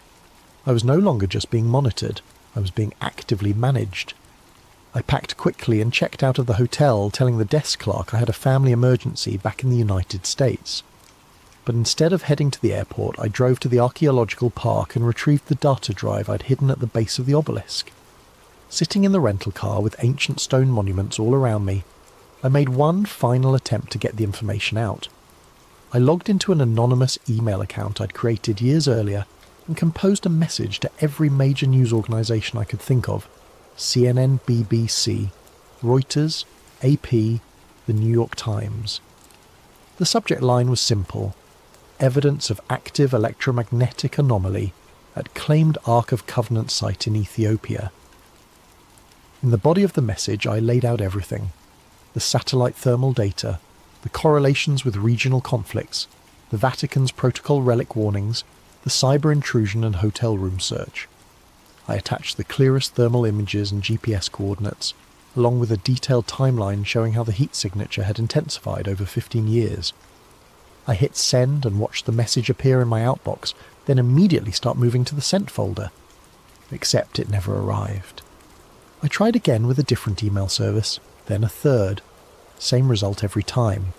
The messages showed as sent from my end, but never reached their destinations. Someone was intercepting my communications at the internet service provider level, identifying and blocking any transmission that contained my satellite data or references to the Axum thermal anomaly. I was completely isolated, cut off from any normal channels of communication, surrounded by an electronic net that prevented me from sharing what I'd discovered. But I still had the physical drive hidden near the church, and I still had one option they couldn't control remotely. That afternoon, I walked to the Church of Our Lady Mary of Zion compound, and found a spot where I could observe the restricted chapel from a distance. Tourists and pilgrims moved through the public areas, taking photos and buying souvenirs, while the Guardian's building sat silent and forbidden behind its fence. I waited until late afternoon, when the crowds thinned and the light was beginning to fade. Then I walked casually toward the area where I'd buried the encrypted drive, as if I were just another tourist admiring the ancient architecture. The drive was gone. The plastic bag was still there, exactly where I'd buried it, but empty. They'd found my backup, extracted the data, and left the bag as a message. We know where you've been. We know what you've hidden. We can reach anything you think is secure. As I stood there staring at the empty bag, a shadow fell across the ground beside me. I looked up to see the Guardian standing at one of the chapel windows, his hollow eyes fixed on my face. But this time, he wasn't warning me away. He was nodding, almost imperceptibly, as if he approved of what I'd been trying to do. Then he pointed downward, toward the ground beneath my feet, and mouthed a single word I could read clearly even at 50 yards distance. Soon! I flew back to the United States the next day, but I never made it to my apartment in Denver. 2 men in dark suits were waiting for me at baggage claim, holding a sign with my name and looking like the kind of federal agents you see in movies. "Mr. Morrison, we're with the Department of Homeland Security. We need to speak with you about your recent travel activities." They escorted me to a windowless room in the airport security section, where a third man was waiting with a thick folder and a digital recorder. "I'm Agent Phillips," the older man said. "We understand you've been conducting unauthorized intelligence gathering in Ethiopia, specifically related to sites of religious significance to our Ethiopian government partners. I'm a satellite imaging technician. I analyze geological data for mining and construction companies. We're aware of your professional background, Mr. Morrison.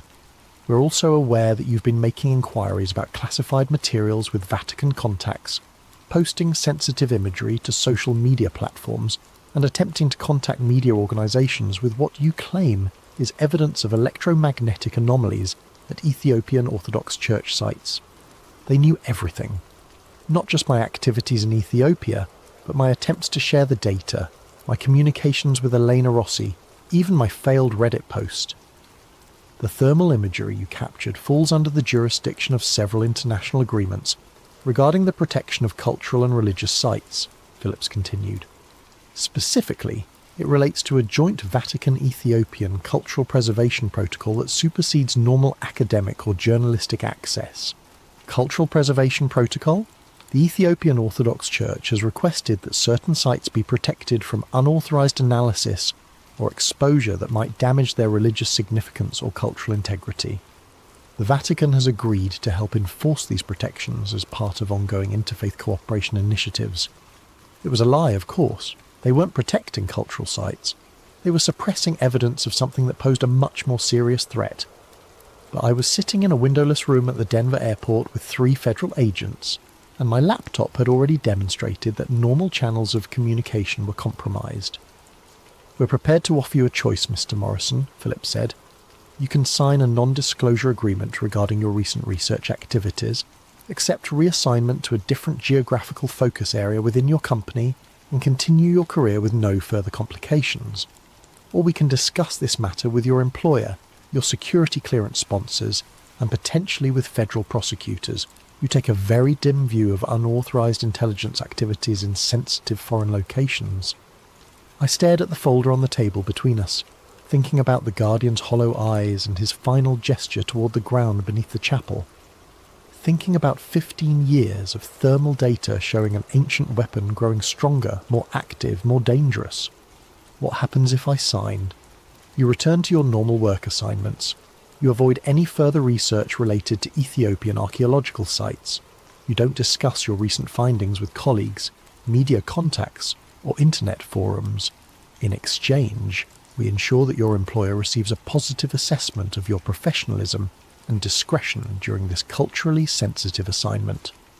And if I don't sign? Phillips opened the folder and showed me the first page.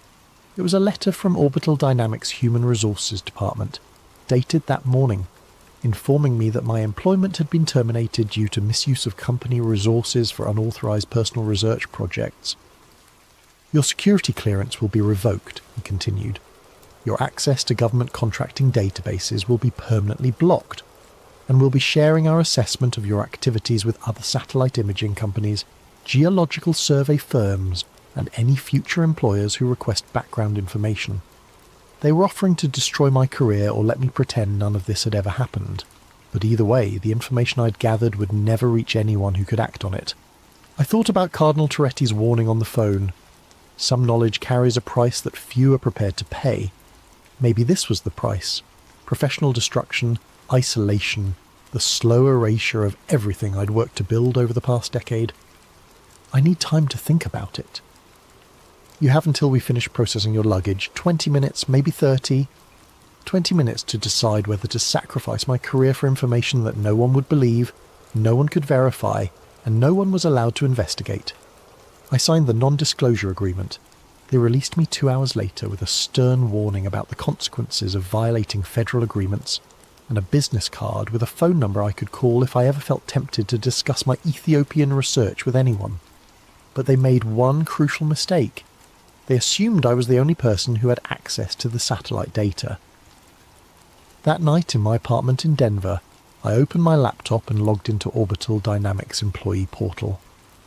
My access had been suspended, as expected, but the system showed I was still listed as being on authorized leave for another 3 days. Someone had delayed updating my termination in the central database. I used those 3 days to access everything I could reach.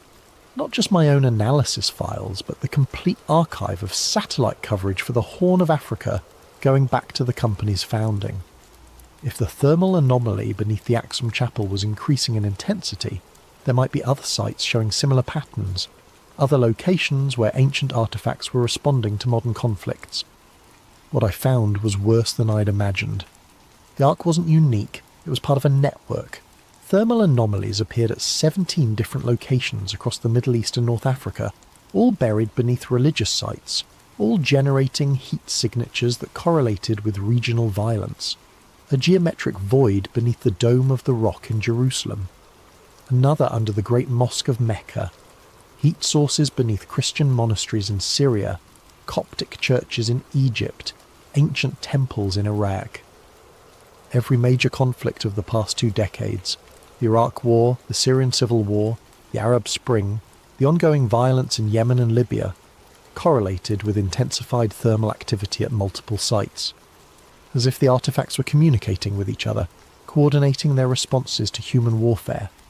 I copied everything I could access onto encrypted drives and mailed them to safety deposit boxes in 3 different states. Then I submitted my resignation from Orbital Dynamics, citing personal reasons, and disappeared. For 3 weeks I lived in cheap motels and paid for everything with cash, moving from city to city while I tried to figure out what to do with what I'd learned. The thermal network wasn't just evidence of ancient technology, it was evidence of an active weapons system that had been influencing human conflict for millennia.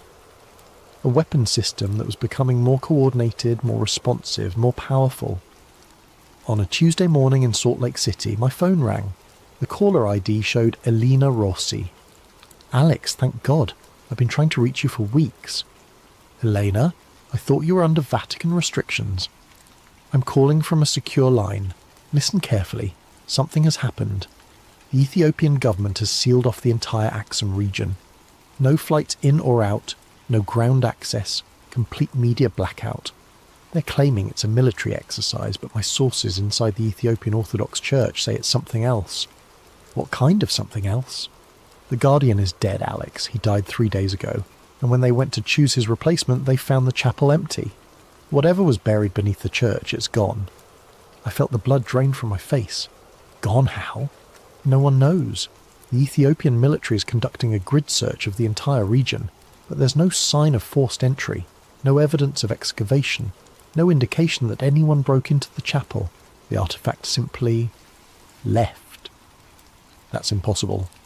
Satellite thermal imaging shows massive energy spikes at 17 locations across the Middle East and North Africa, all occurring within a 6-hour window starting with the Guardian's death. The Vatican has activated something called the Omega Protocol, and they're requesting immediate assistance from the United States, Russia and China. The Omega Protocol. I'd never heard the term before, but I could guess what it meant. The final contingency, the last resort when all other containment measures had failed. Eleanor, where are you calling from? I'm at a monastery in Switzerland. The Vatican has evacuated all protocol relic personnel to secure locations. They're expecting the worst. What's the worst? According to the sealed archives, the last time the artefacts were fully active was during the Crusades. The entire geopolitical structure of 3 continents collapsed within a century. Empires fell, entire populations migrated, technological development stalled for 500 years. I thought about the thermal data I'd collected, the correlations between artifact activity and regional violence. If the Ark and its companion devices were no longer contained, no longer isolated in buried chambers beneath ancient churches, what would happen to the world? Alex, are you still there? Yeah. Eleanor, I need you to do something. I'm going to send you coordinates for safety deposit boxes in Phoenix, Dallas, and Atlanta. Inside each box is a complete archive of satellite data showing the thermal network. If something happens to me, make sure that information reaches someone who can act on it. What are you going to do? I'm going to find the Ark. The line went dead. That afternoon I bought a plane ticket to Ethiopia under a false name, using identity documents I'd acquired during my weeks of hiding. If the Ethiopian government had sealed off the Axum region, I'd have to find another way in, but I was probably the only person outside government and religious authorities who understood the scope of what was happening. The only person who might be able to track down a 3,000-year-old weapon that had just escaped from its prison and was preparing to reshape human civilization. I'm writing this from a cabin in the mountains of western Montana, 6 months after the Axum incident. The official story is that a localized seismic event damaged several ancient structures in northern Ethiopia, requiring temporary military restrictions while archaeological assessment teams evaluate the cultural heritage impact. The real story is that 17 ancient weapons have vanished from their containment sites across 3 continents, leaving behind nothing but empty chambers and the withered corpses of their guardians. The thermal network I discovered through satellite analysis was just the visible symptom of something much older and more complex. For 3 millennia, objects of immense power had been sleeping beneath humanity's most sacred sites, occasionally stirring in response to nearby conflicts, but generally remaining dormant under the watch of religious orders that had forgotten why they were really guarding empty rooms. Now they're awake, active and loose in a world with 7 billion people, and enough weapons to destroy civilization a dozen times over. Elena kept her promise and distributed copies of my satellite archive to researchers at major universities, intelligence agencies, and international organizations. Most dismissed the data as elaborate hoax or misinterpreted sensor readings. A few took it seriously enough to begin their own investigations, only to discover that every relevant database had been scrubbed. Every supporting document had vanished. Every potential witness had signed binding non-disclosure agreements. But I know the truth is spreading, filtering through the kind of networks that governments can't completely control. Academic conferences where researchers share suspicions in private conversations. Intelligence analysts who notice patterns their superiors don't want them to report. Military officers who track unexplained energy signatures and find their requests for investigation quietly denied. The world is changing, and most people don't realize it yet. Regional conflicts that should burn out quickly are intensifying instead. Ancient ethnic tensions are flaring into violence across Africa and the Middle East. Political movements that seemed stable are fracturing along religious lines. The artifacts aren't causing the conflicts. Humans are perfectly capable of finding reasons to fight each other, but they're amplifying existing tensions, feeding on the emotional energy of warfare and using that power to grow stronger, more coordinated, more influential. I've been tracking their movements through news reports, social media posts, and amateur satellite imagery, shared on forums that haven't been scrubbed yet. Heat signatures appearing in conflict zones days before major battles. Unexplained electromagnetic anomalies detected near military bases. Reports of ancient artifacts being discovered by various armed groups, then quickly disappearing again. They're not random. They're following a pattern, positioning themselves to influence key events, preparing for something bigger than individual regional conflicts. Last week I received an encrypted message through a routing system so complex I couldn't trace its origin. The text was simple. The covenant was not meant for one people or one place. It was meant for all people, all places when the time was ready. The time is now ready. Choose wisely. Choose wisely, as if I have a choice in whatever's coming. But maybe that's the point. Maybe the real power of these artifacts isn't their ability to influence events, but their ability to force people to make choices they wouldn't otherwise have to make. The Guardian at Axum spent decades watching over something that was slowly killing him, but he chose to stay, chose to maintain the containment protocols, chose to warn me away from dangers I didn't understand. Now it's my turn to choose. I could destroy this account, burn the remaining evidence, disappear completely into a life where none of this ever happened. Or I can keep tracking the artifacts, documenting their movements, building a record of what's really happening as the world stumbles towards some kind of transformation it doesn't see coming. The cabin where I'm staying sits on 40 acres of isolated mountain forest, far from cities and conflict zones, and the electromagnetic networks that seem to attract the artifact's attention. But even here, on clear nights, I can see strange lights moving across the sky. Not aircraft, not satellites, but something else entirely, following patterns that suggest intelligence and purpose.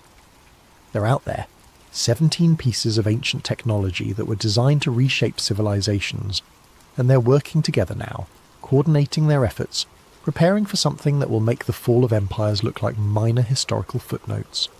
I have 3 more encrypted drives hidden in various locations around the country, each containing copies of everything I've learned about the thermal network and the artifact sites. If you're reading this, it means something happened to me, and Elena Rossi or one of the other researchers I contacted managed to get this information published despite whatever security measures are in place to prevent it. Don't dismiss this as conspiracy theory or elaborate fiction. Check the satellite data yourself if you have access. Look for thermal anomalies beneath major religious sites. Track the correlations between unexplained energy signatures and regional conflicts. Pay attention to news reports of ancient artifacts being discovered and then quickly classified or removed by authorities. The pattern is there if you know how to look for it. The Ark of the Covenant was never lost. It was never just sitting passively in some forgotten chamber, waiting to be discovered by archaeologists or treasure hunters. It was sleeping, along with its companion devices, under the protection of guardians who understood that some powers are too dangerous for humanity to wield. Now it's awake, and it's not alone, and it's preparing to fulfill whatever purpose it was originally designed for 3,000 years ago.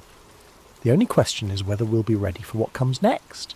I hope this account reaches people who can do something with the information, people with resources and influence, and the courage to investigate what most would rather ignore.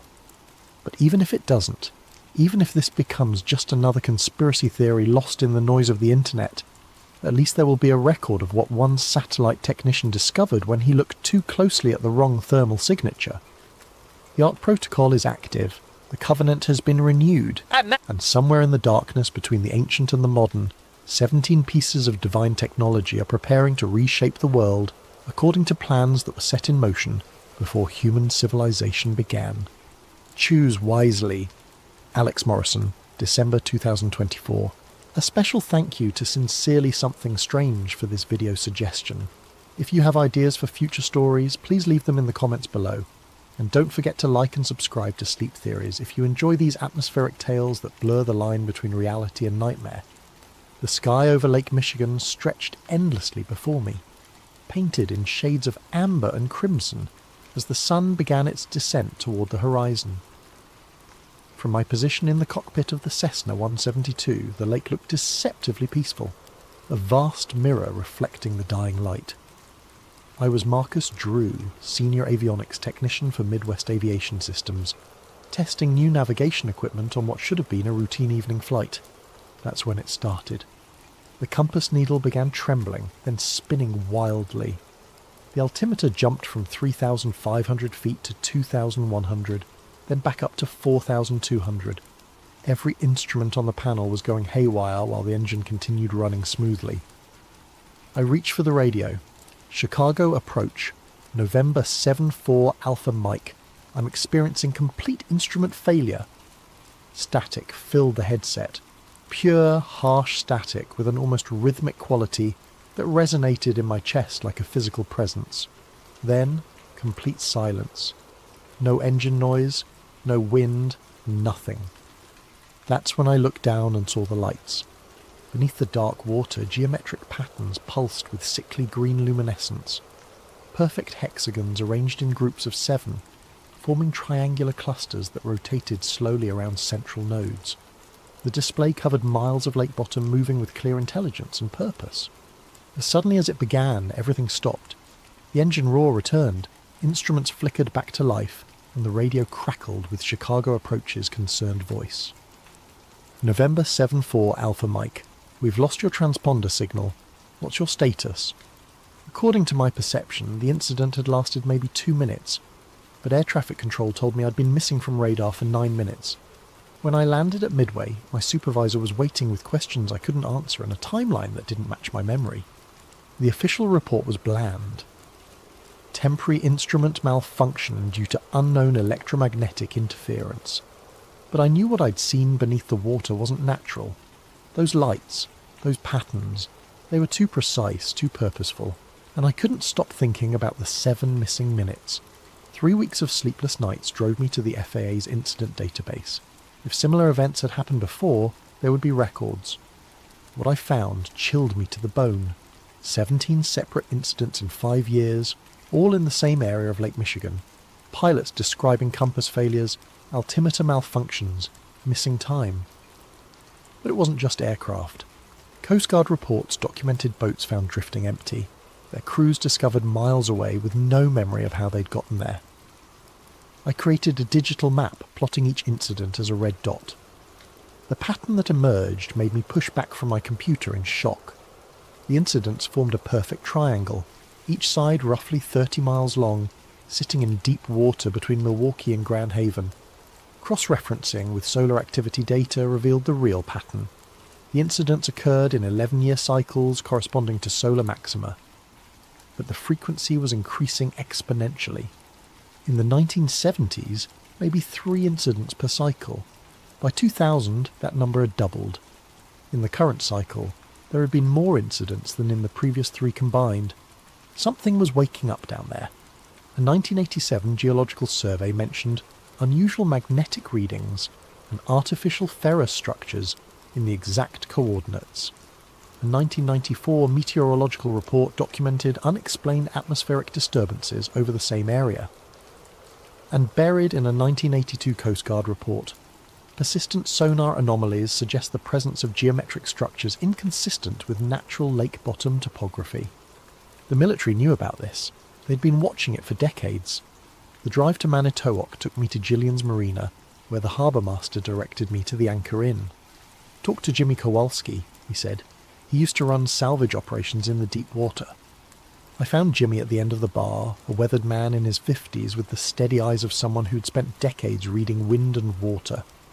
When I explained my research into navigation anomalies, his expression grew guarded. "You know what?" he said after a long pause. "I think you ought to hear about a job I've never talked about. Not to my wife, not to anybody." Rain drummed against the tavern windows as Jimmy told me about September 1994. The Coast Guard had contracted his team to investigate sonar anomalies 40 miles out. Just some readings that didn't make sense. "We found geometric shapes on the bottom," Jimmy said quietly. "Perfect hexagons, maybe 30 feet across. And they were warm. Water temperature should have been 45 degrees, but our thermometer read 67 right above those shapes." His voice dropped to a whisper.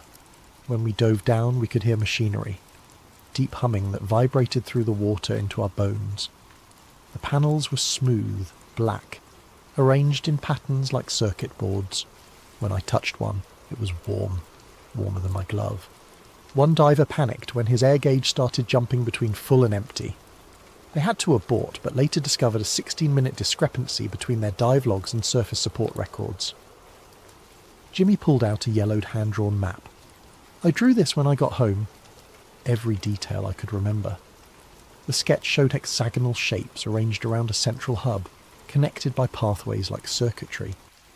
"They were glowing," he said, "pulsing in sequence like they were talking to each other." He handed me the map with the exact coordinates. Whatever's down there isn't meant to be touched. We learn to stay away. 3 days later, I chartered a boat from Tom Bradley in Grand Haven. The 32-foot Boston Whaler Lake runner cut across calm water toward coordinates that were burned into my memory. 43 degrees, 17 minutes, 42 seconds north, 86 degrees, 45 minutes, 18 seconds west. Yeah. Coming up on your position, Tom called from the wheelhouse. When we stopped, his sonar immediately began painting impossible returns. Structures at multiple depths, geometric shapes suspended in the water column like a skyscraper lying on its side. That's when I noticed the buoys floating 50 yards away. 3 of them, arranged in a perfect triangle, unmarked and definitely not on any chart. "Tom, how long have those been there?" He frowned, raising binoculars. "Don't know. Didn't see them when we arrived." The buoys were humming, a low-frequency vibration that resonated through the boat's hull. As we watched, they began repositioning themselves to maintain their triangular formation despite wind and current. "Start the engine," I said urgently. "Now!" Tom turned the key, but nothing happened. Every piece of electronic equipment was dead, including my mechanical watch, frozen at 2:17 p.m.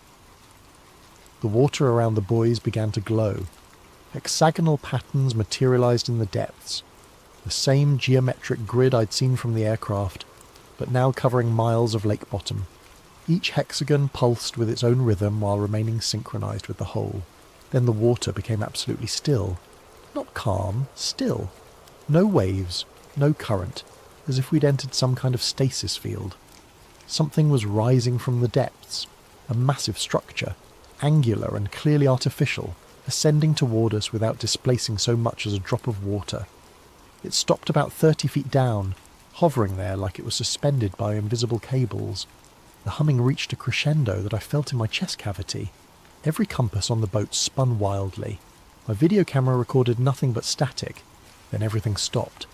The structure vanished. The buoys disappeared. Normal motion returned to the water, and Tom's engine coughed to life. My watch showed 2:17 p.m, the same time it had stopped, but Tom's working chronometer read 4:43 p.m. We'd lost 2.5 hours with no memory of what had happened. Back at the marina, Tom seemed genuinely confused about the missing time. "We just got here," he insisted, though the sun's position clearly indicated otherwise. That night in my hotel room, I felt the same sickness I'd experienced after the flight.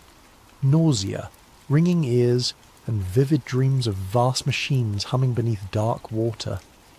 In the dreams, I heard voices calling across impossible distances, trying to warn me about something that was coming, something that was almost ready to begin. The Northwestern University Library's Maritime Archives held the key. Using my FAA credentials, I gained access to boxes of documents that hadn't been touched in years. Navy research files, Coast Guard reports, materials from private salvage companies. Project Deep Signal had been established in 1965 as a joint military research initiative studying subsurface electromagnetic phenomena in inland waterways. Most files were heavily redacted, but revealing details slipped through. References to geometric structures inconsistent with natural formation, mentions of time displacement effects in test subjects, and notes about harmonic frequencies that influence human perception and memory. A 1967 field report described Navy divers investigating sonar anomalies in Lake Michigan. Structures observed appear to be of artificial origin, displaying technological sophistication beyond current human capability. Recommend immediate classification and establishment of exclusion zone. The recommendation had been implemented. Restricted navigation areas were quietly established in all 5 Great Lakes during the late 1960s, officially designated as military training zones, but actually keeping civilian traffic away from the anomaly sites. But the most disturbing documents were interview transcripts with military personnel exposed to what they called the signal. Lieutenant Commander Morrison described sonar showing geometric shapes arranged in patterns like nothing I'd ever seen. Petty Officer Santos reported hexagonal panels that glowed with their own light, and time distortion effects. Lieutenant Bradley, a Navy pilot, had experienced complete system failure over Lake Michigan, at coordinates less than 5 miles from my encounter. The instruments all failed at once, she reported, but the strangest thing was the lights under the water. They formed patterns like a vast circuit board. The final document was a 1978 memo from the project director to the Secretary of Defense. After 12 years of investigation, Project Deep Signal has determined that the subsurface installations represent technology of non-human origin. The installations appear to be monitoring stations of unknown purpose, but recent analysis suggests they may be preparing for increased activity. The memo's recommendation: continued observation while maintaining public ignorance. The installation's activity appears cyclical, corresponding to 11-year solar maxima. Current projections suggest significant increase in signal strength beginning in the 1990s. Everything I'd discovered in my research was there in military files from 40 years ago. They'd known about the installations for decades, studied them extensively, and concluded they were of alien origin, and they'd been tracking an escalation pattern that was now approaching some kind of culmination. 2 days later, I made a fatal mistake. I posted anonymously on PilotNet describing my encounter and asking if others had experienced similar incidents. The response was immediate. Dozens of pilots with similar stories of instrument failures, compass anomalies, and missing time over Lake Michigan. But what caught my attention was a message from Deepwater 47 with Jimmy's exact coordinates. 43 degrees, 17 minutes, 42 seconds north, 86 degrees, 45 minutes, 18 seconds west. You're not the first to see the lights. They're getting stronger. Solar max approaches, be careful. Hours later, my post vanished. Not deleted, completely erased, as if it had never existed. My email accounts were suspended. Even my professional email showed error messages. That evening, someone knocked on my apartment door. A woman in her 50s with tired eyes and the careful movements of someone used to being watched. Mr. Drew, I'm Elizabeth Harper. I believe we need to talk. She'd been a marine biologist with the Navy until 1998, when her team was assigned to investigate biological anomalies in the Great Lakes. What they found ended her military career. The installations aren't just monitoring, she said, showing me underwater photographs of coral-like formations arranged in perfect geometric patterns. They're actively changing the lake environment. We documented hybrid organisms that appear to be partly biological and partly mechanical. Her team of 3 divers had volunteered for a deep mission to collect samples. They were down for 3 hours instead of 40 minutes. When they surfaced, they were changed, unable to eat normal food, sleeping in strange patterns, communicating without speech. Eventually they disappeared, Harper said, left notes about joining the Deep Collective and preparing for the final phase.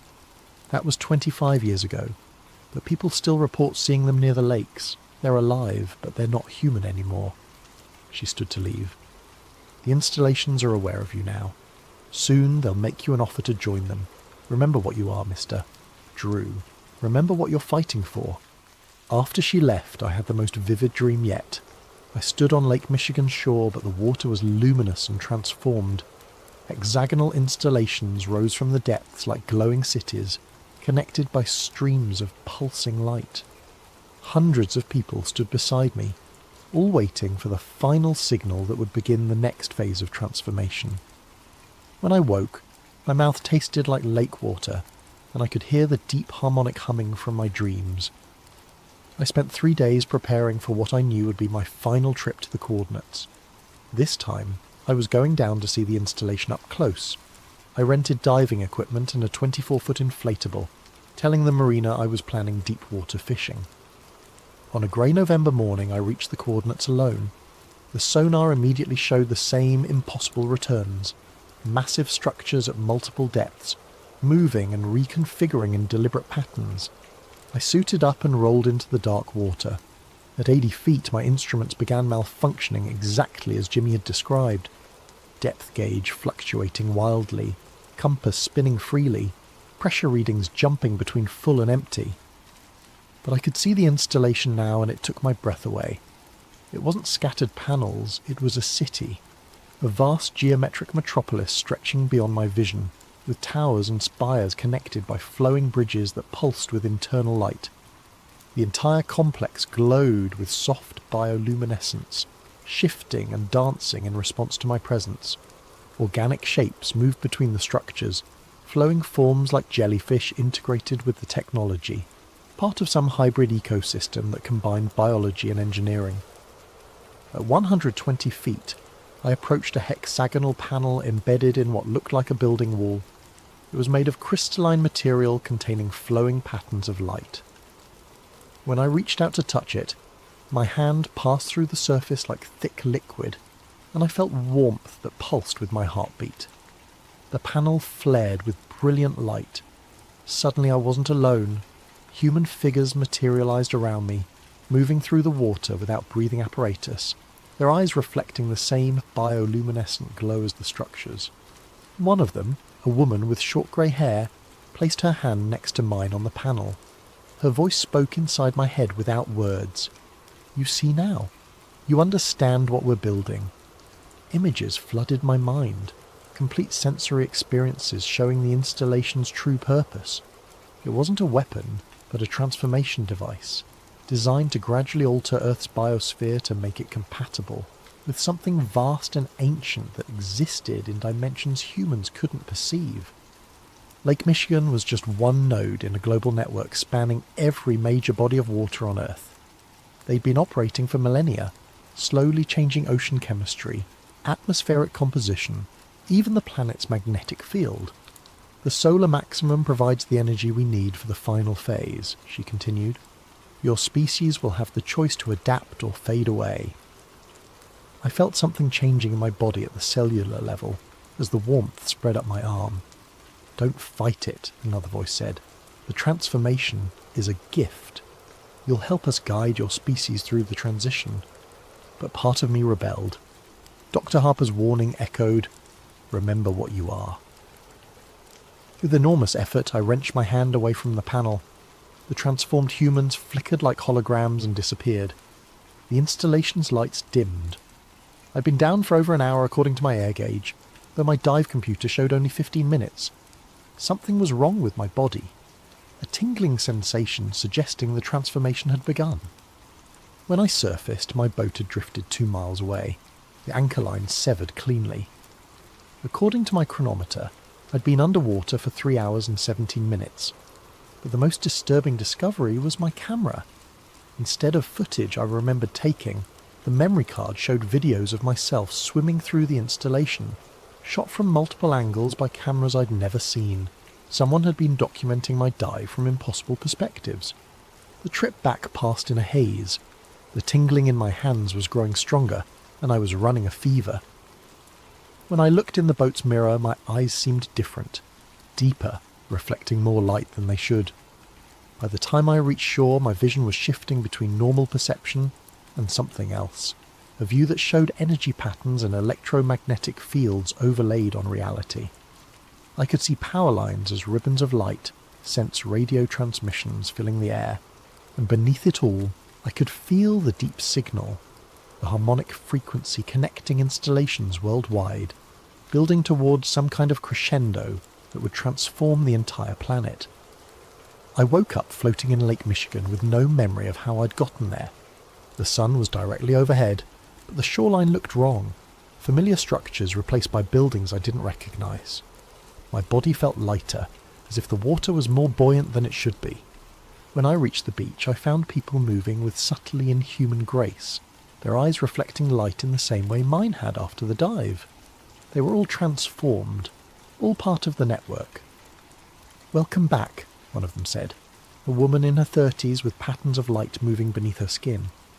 "You've been transitioning for 37 days. The process is nearly complete."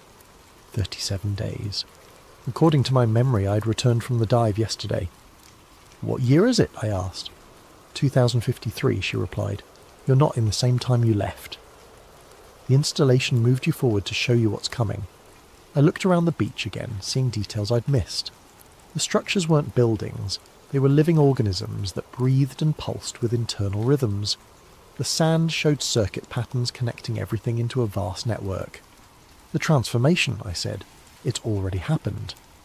Phase 2 is complete. The planetary grid is fully operational. Humanity has evolved." She gestured toward the lake. now clear and luminous with geometric structures rising from the depths like glowing cities. Hundreds of installations connected by streams of pulsing light covered the entire lake surface. "This is what your world becomes when the deep signal reaches full strength," she continued. "Will you help us make the transition, or fight the inevitable?" She took my hand, and my perception expanded beyond anything I'd experienced. I could see the entire Great Lakes region as a living network connecting every body of water, every weather system, every form of life. The installations weren't alien technology imposed on Earth. They were Earth's biosphere, evolved and enhanced into something that could think and plan on a planetary scale. Humanity hadn't been conquered, but incorporated into something infinitely larger. I saw the future ahead, not just for Earth, but for the galaxy. The Deep Collective was part of a network spanning star systems, and Earth was being prepared to join. "You understand now," she said. "This isn't invasion, it's invitation." But part of me recoiled. This future was beautiful but terrifying. Humanity would cease to exist as we knew it, replaced by something that might be better, but would definitely be different. "What about choice?" I asked. "There are always holdouts. People who cling to old patterns are accommodated, given reservations while the world moves forward." Reservations? The word sent a chill through me. I want to go back. Back to what? A world destroying its environment while billions live in poverty. A civilization heading for ecological collapse. She showed me images of my own time. Pollution, conflict, the slow disaster of climate change. Compared to this transformed world, my era looked primitive and self-destructive. But it was still my world. "Please, I need to warn people, give them choice." She studied me with luminous eyes, then nodded. "The installation can return you, but the transformation has begun in your body. You'll carry part of the collective whether you want to or not." She led me to the water's edge, where a crystalline tower rose from the depths. "Remember," she said as I waded into the glowing water, "time is circular. What you've seen is both future and past, inevitable and changeable. The choice your species makes will determine which version becomes real." The transformed world faded like a dream as the installation carried me back through time. When I finally broke through to consciousness in my apartment, my computer showed a document I didn't remember writing, time-stamped from the future I'd just left. I had work to do. The document on my computer described the installation in technical detail I'd never possessed, ending with "Upload initiated, distribution protocol active, message timestamp 2053.11.15. I looked in the mirror and saw the changes were obvious now. My eyes held faint luminescence, and patterns of light moved beneath my skin. When I concentrated, I could perceive electromagnetic fields as clearly as visible light. The apartment building was alive with electronic activity, but beneath it all I sensed something deeper. A network connecting every major body of water on Earth, pulsing with information on a scale that dwarfed human civilization. Dr. Harper called within hours. "Your transformation is accelerating. The installation has marked you as priority recruit. You have maybe 12 hours before it becomes irreversible." 2 hours later, I met her and 3 other partially transformed people at Navy Pier. She led us to a research vessel equipped with sensors I didn't recognize. "The installation network has been active for decades," she explained as we motored toward my coordinates. "But their activity has increased exponentially since the solar maximum began. They're actively implementing changes to lake ecosystems that will serve as foundation for planetary transformation." Her sonar readings revealed the true scope, a complex stretching from Chicago to Mackinac Island, encompassing thousands of square miles. Similar networks existed in all 5 Great Lakes connected by deep channels. "But the most disturbing development is surface infrastructure," she said. Where I'd encountered mysterious buoys, visible structures now dotted the water, platforms and towers rising like an offshore city. Beautiful, but clearly designed for operations beyond current human technology. "They're no longer hiding," Harper said. "Phase 2 has begun." The water around the installation was different. Clearer, more luminous, chemically altered at the molecular level. Hybrid organisms moved through it in coordinated patterns, part biological and part technological. The organisms are spreading, she continued. We've detected them in all 5 Great Lakes, and preliminary reports suggest they're appearing worldwide. Based on current expansion rates, we estimate 18 to 24 months before the transformation reaches critical mass. As we watched, the surface structures began pulsing with communicative light patterns. Similar installations across the complex responded, creating a network of light stretching across miles. The final phase, Harper confirmed. The installation network is preparing to activate simultaneously worldwide. She showed me a world map marked with red dots, locations where similar phenomena had been reported. The dots formed a network connecting every continent, every ocean, every major water system. Suddenly, every structure in the complex flared with brilliant light, creating an aurora that stretched across the entire horizon. When it ended, I felt the deep signal had grown stronger, as if the network had received new instructions. "It's starting," I said. Harper nodded grimly. "The activation sequence. We've monitored similar events worldwide for 72 hours. Whatever they're preparing for, it's happening soon." As we returned to shore, I stared at the installation complex with a mixture of fear and fascination. The structures were offering humanity a choice: evolve or become extinct. The question was whether we were wise enough to choose correctly, or whether we'd fight our own evolution until it was too late. 3 days later, I made the decision that would either save humanity or ensure our complete absorption. I was going to broadcast everything to the world and force humanity to confront the approaching choice. The transformation in my body was accelerating. I could perceive electromagnetic fields across the entire spectrum, sense deep harmonic signals connecting installations globally, and occasionally access fragments of the collective consciousness. But I was still human enough to be horrified by what I saw coming. Using my aviation background, I assembled a mobile broadcasting platform in an abandoned Gary warehouse. Solar panels, battery banks, signal amplifiers, and a transmission array connected to the installation network itself, ensuring my message would reach every connected device on the planet. At dawn on November 15th, I began the broadcast. "My name is Marcus Drew," I said into the camera. "I'm an avionics technician from Chicago, and for 3 months I've been investigating phenomena that will change everything you think you know about our planet and our future."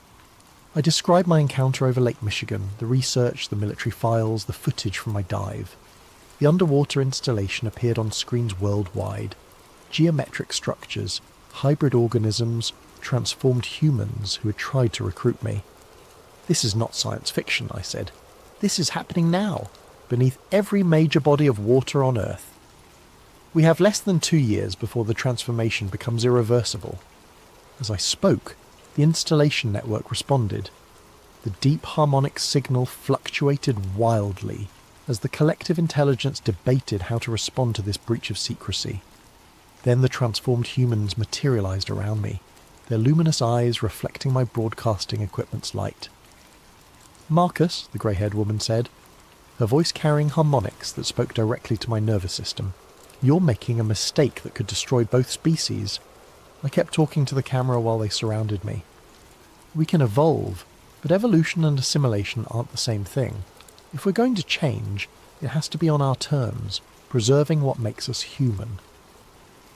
The transformed humans glowed brighter as they tried to override my consciousness and stop the broadcast. But the message was already propagating through their own network. "You're forcing confrontation that doesn't need to happen," the light-patterned man said. "Humanity isn't ready for conscious choice. The transformation must proceed gradually." "Maybe chaos is what we need," I replied. "Maybe making conscious choices is exactly what makes us human."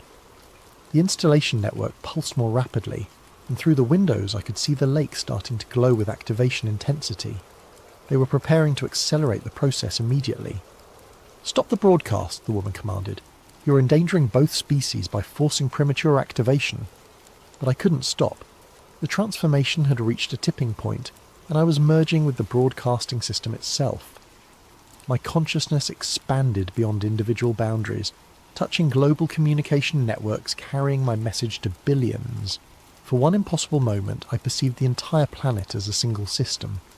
I could see installation networks in every major body of water, feel transformed biospheres awakening across continents, hear the collective consciousness of species that had made this leap on worlds throughout the galaxy.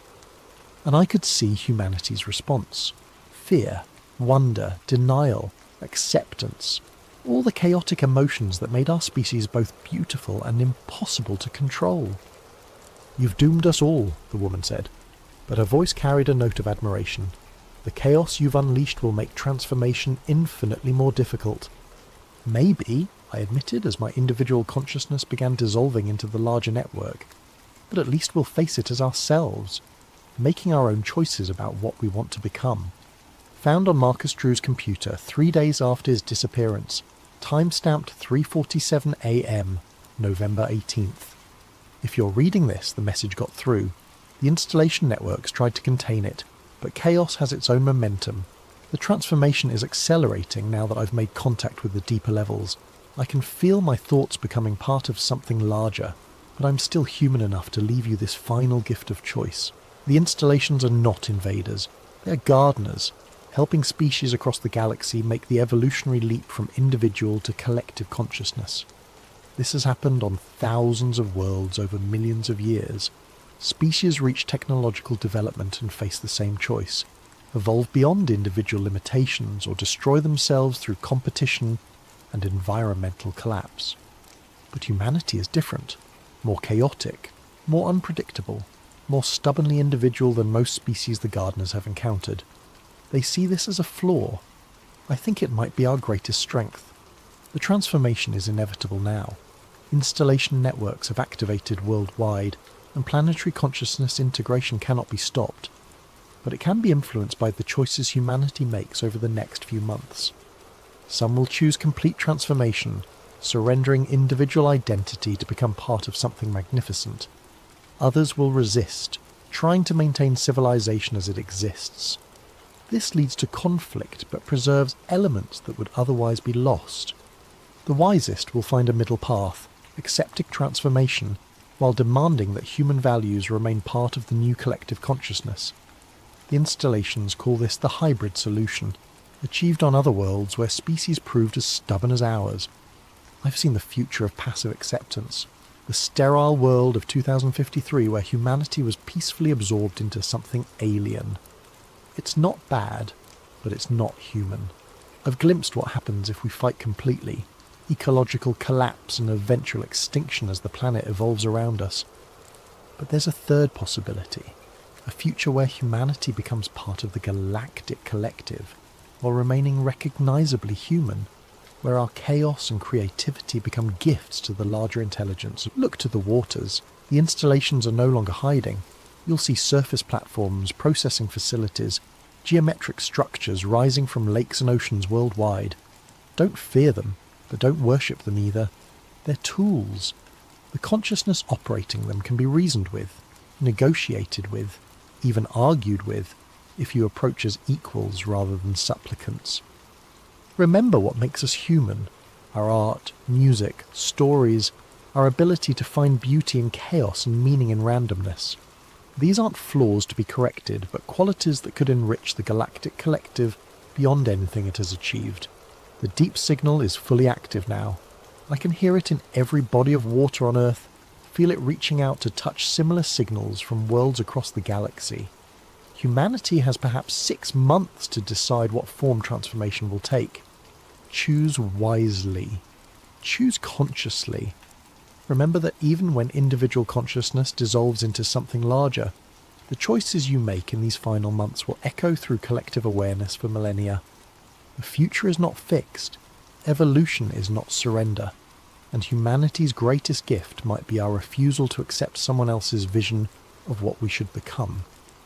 I can feel my individual awareness dissolving, becoming part of patterns too large for any single mind to comprehend. But somewhere in that vast intelligence, a part of me will remain human. A part of all of us will remain human if we choose to make it so.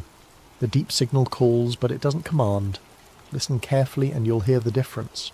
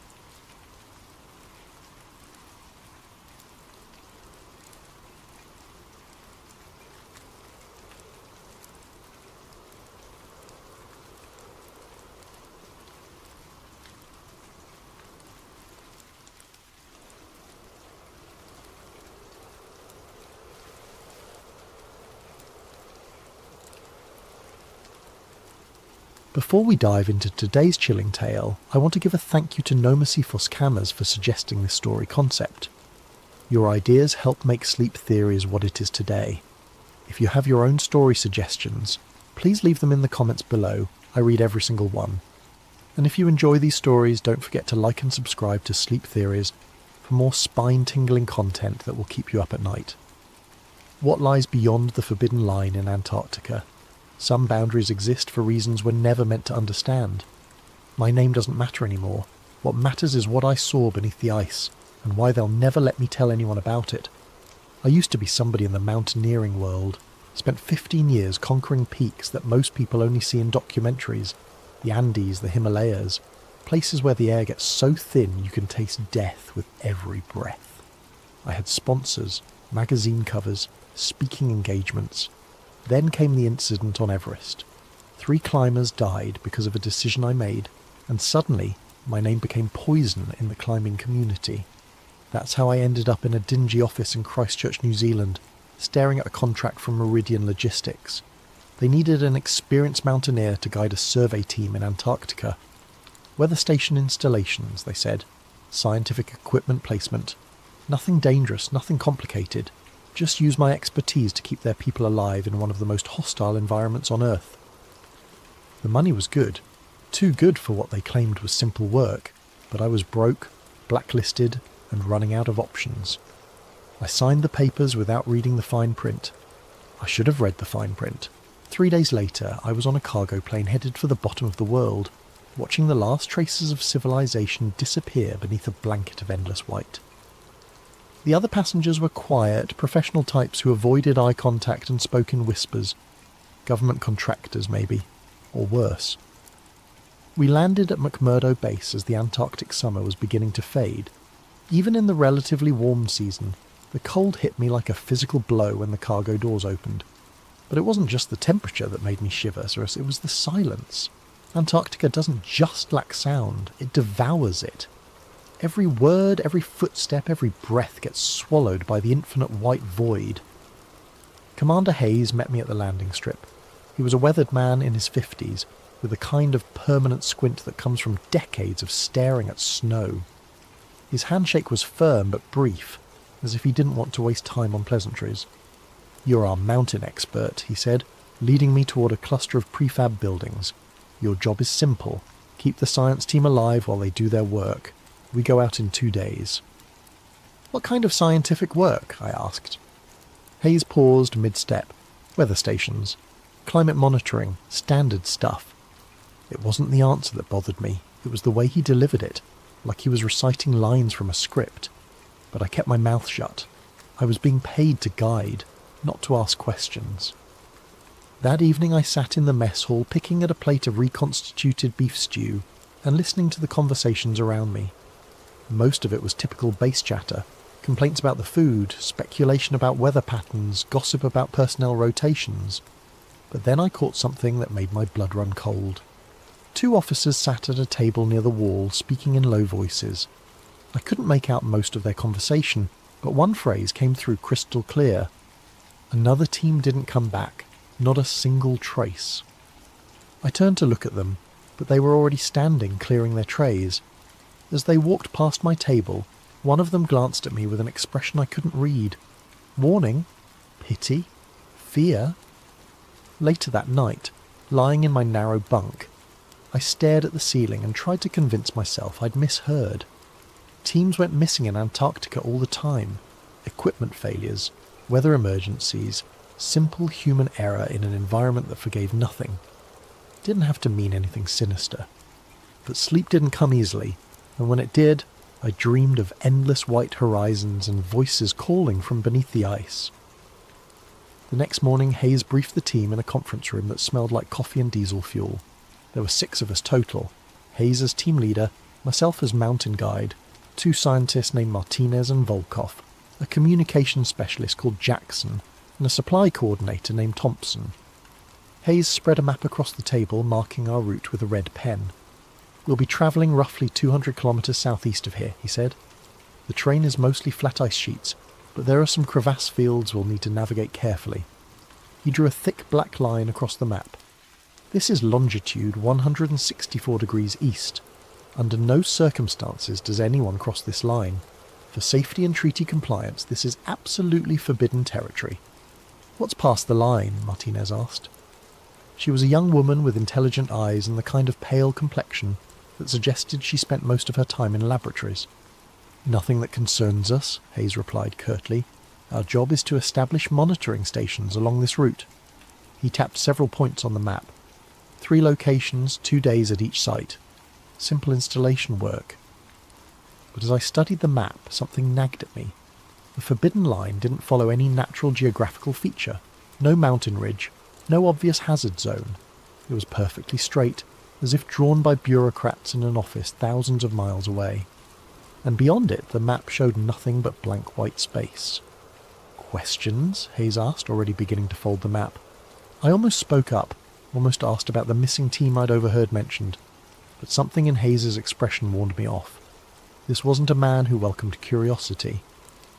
No questions, I said. The others shook their heads as well. Good! We leave at 0600 tomorrow, get some sleep. But sleep was the last thing on my mind as I walked back to my quarters. I couldn't shake the feeling that we were being sent out there for reasons that had nothing to do with weather stations, and that some of us weren't expected to come back. The convoy that left McMurdo Base the next morning looked more military than scientific. 3 tracked vehicles loaded with enough supplies for 2 weeks, plus emergency rations that could stretch to a month if needed. Hayes drove the lead vehicle, with Martinez and Volkov handling the scientific equipment. Thompson and Jackson took the supply vehicle in the middle, while I brought up the rear in the third transport, alone with my thoughts and a growing sense of unease. The first day passed uneventfully. We travelled across relatively flat terrain, the vehicle's engines growling against the constant headwind.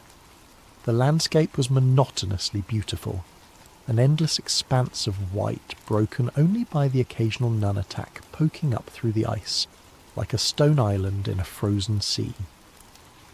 By the second day, however, I began to notice something odd. I'd spent enough time at extreme latitudes to develop an intuitive sense of solar position. In Antarctica during late summer, the sun should follow a predictable arc across the sky, never getting very high, but maintaining a steady pattern. But as I drove, squinting through the tinted visor of my goggles, the sun seemed wrong. Too high, too bright for what my internal compass told me was the correct time and date. I tried to dismiss it as disorientation from the long journey and the strange sleep patterns that came with Antarctic life. But when we stopped for our midday break, I casually asked Martinez if she'd noticed anything unusual about the light. She looked up from her instruments, frowning. Actually, yes. The angle seems off for our latitude and the time of year. I was wondering if there might be some kind of atmospheric refraction effect. Could be, I said, but her confirmation made my stomach tighten. The third day brought a new concern. I'd been checking my compass regularly out of habit, using the magnetic bearing to verify our GPS heading. But as the day progressed, the needle began to drift. Slowly at first, then more dramatically. By afternoon, it was pointing almost 30 degrees off from where magnetic north should be. GPS could malfunction. Electronic equipment could fail in extreme cold. But a mechanical compass was about as reliable as navigation got, unless something was interfering with the Earth's magnetic field itself. "Hayes," I called over the radio. "Are you seeing any compass anomalies?" A long pause. "Negative. Why?" "My magnetic heading is way off GPS. Could be equipment failure." Another pause, longer this time. "Stay on GPS bearing. We'll check equipment at tonight's camp." But I noticed he didn't ask to see my compass readings, and when we stopped for the evening, he made no mention of checking anyone's equipment. The fourth day brought the most unsettling change yet. The terrain began to shift from the relatively flat ice fields we'd been crossing to something much more dramatic. Where the maps showed continued flat terrain, we encountered towering ice formations, not the chaotic jumble of pressure ridges I was used to seeing, but organised structures that looked almost artificial. Walls of ice rose 30, 40, even 50 feet high, running in perfectly straight lines across our path. We were forced to detour repeatedly, following what seemed like corridors between these frozen ramparts. The walls were smooth, almost glassy, as if they'd been carved rather than formed by natural processes. Pressure ridges, Martinez suggested during one of our stops, but she didn't sound convinced. I've never seen pressure ridges this regular, I replied. It's like someone built fortifications out of ice. Volkov, the older of the two scientists, had been quiet for most of the journey, but now he spoke up, his Russian accent thick with concern. In Siberia, we have stories of such things. Ice that builds itself into walls and towers, but they are just stories. What kind of stories? I asked. But before Volkov could answer, Hayes's voice crackled over the radio. Mount up. We're burning daylight. As we drove deeper into this maze of ice walls, I couldn't shake the feeling that we were being herded, guided along a specific path by someone or something that wanted us to go in a particular direction. The walls created a definite corridor leading southeast, toward the forbidden line that Hayes had marked on his map. By evening we were completely enclosed by the ice formations. They towered above us on all sides, creating a narrow valley that blocked out most of the sky. The walls glowed with an eerie blue light in the perpetual twilight, and our voices echoed strangely in the enclosed space. This isn't on any map, I told Hayes as we set up camp. Antarctic topography changes, he replied, not meeting my eyes. Ice shifts, new formations appear all the time. But I'd studied enough glaciology to know that wasn't how ice worked. These walls were old, carved by processes I couldn't begin to understand, and they were leading us somewhere specific. That night, as I lay in my sleeping bag listening to the wind howl through the ice corridor, I heard something else beneath the sound of the storm. A low, rhythmic booming like distant thunder or a massive heartbeat. It seemed to come from deep beneath the ice, pulsing up through the frozen ground. I sat up, straining to listen, but the sound faded away. When I checked my watch, it was just past midnight, though in Antarctica's endless twilight, time became almost meaningless. I was beginning to suspect that we weren't just approaching the forbidden line. We were being drawn toward it by forces that had nothing to do with weather stations or scientific research. And somewhere in the ice walls around us, I had the growing certainty that we were being watched. The booming sound returned just before dawn. I was awake instantly, every mountaineering instinct screaming danger. The sound was deeper than thunder, more sustained than an avalanche. It seemed to come from everywhere and nowhere, vibrating through the ice walls that surrounded our camp. The others felt it too. I could see lights moving in the other tents as people fumbled for flashlights and gear. Hayes was the first to emerge, his rifle slung across his shoulder, which was interesting, since he'd never mentioned weapons during our briefing. "Equipment check," he barked. "Everyone up. Now." We broke camp in record time, loading the vehicles while the echo of that mysterious boom still seemed to hang in the air. But as we prepared to continue southeast, I noticed something that made my blood run cold. The ice walls had changed during the night. The corridor that had led us here was now partially blocked by a fresh formation of ice, as if the walls had grown while we slept. But more disturbing was what lay ahead. The passage continued, but it was wider now, as if something had carved out more space for us to travel. "Natural ice movement," Hayes said when I pointed it out, but his hand never left his rifle. We drove in tense silence for the first few hours. The ice walls gradually receded, opening into a broader valley between towering formations, but the landscape ahead remained wrong. Hills where the maps showed flat ground, valleys that shouldn't exist, and always that sense of being guided along a predetermined path. It was Martinez who first spotted the crack. "Stop," she called over the radio, "there's something ahead." We pulled up about 50 metres from what looked like a shadow across the ice. But as we approached on foot, I realised it wasn't a shadow at all. It was a fissure in the ice sheet, running perpendicular to our path. The crack was maybe 3 feet wide, but I couldn't see the bottom even when I shone my flashlight into the depths. "Fresh break," I observed, examining the edges. The ice was clean and sharp, not weathered by wind and time. "This opened recently." "How recently?" Hayes asked. I knelt down and touched the edge of the crack. There were stress patterns in the ice that told a story. Sudden, violent separation caused by enormous forces from below. Hours, maybe. Could have been what caused that booming sound. But as I played my light along the fissure, I noticed something that made me pause. There was air movement coming up from the depths. Not the dead, still air you'd expect from a simple crack in the ice sheet, but a warm breeze that carried scents I couldn't identify. "There's airflow," I reported, "and it's warm." Volkov knelt beside me and held his hand over the crack. His eyes widened. This is not possible. Below ice sheet should be more ice, or rock, nothing that creates warm air. Hayes ordered us back to the vehicles, but I lingered at the edge of the fissure.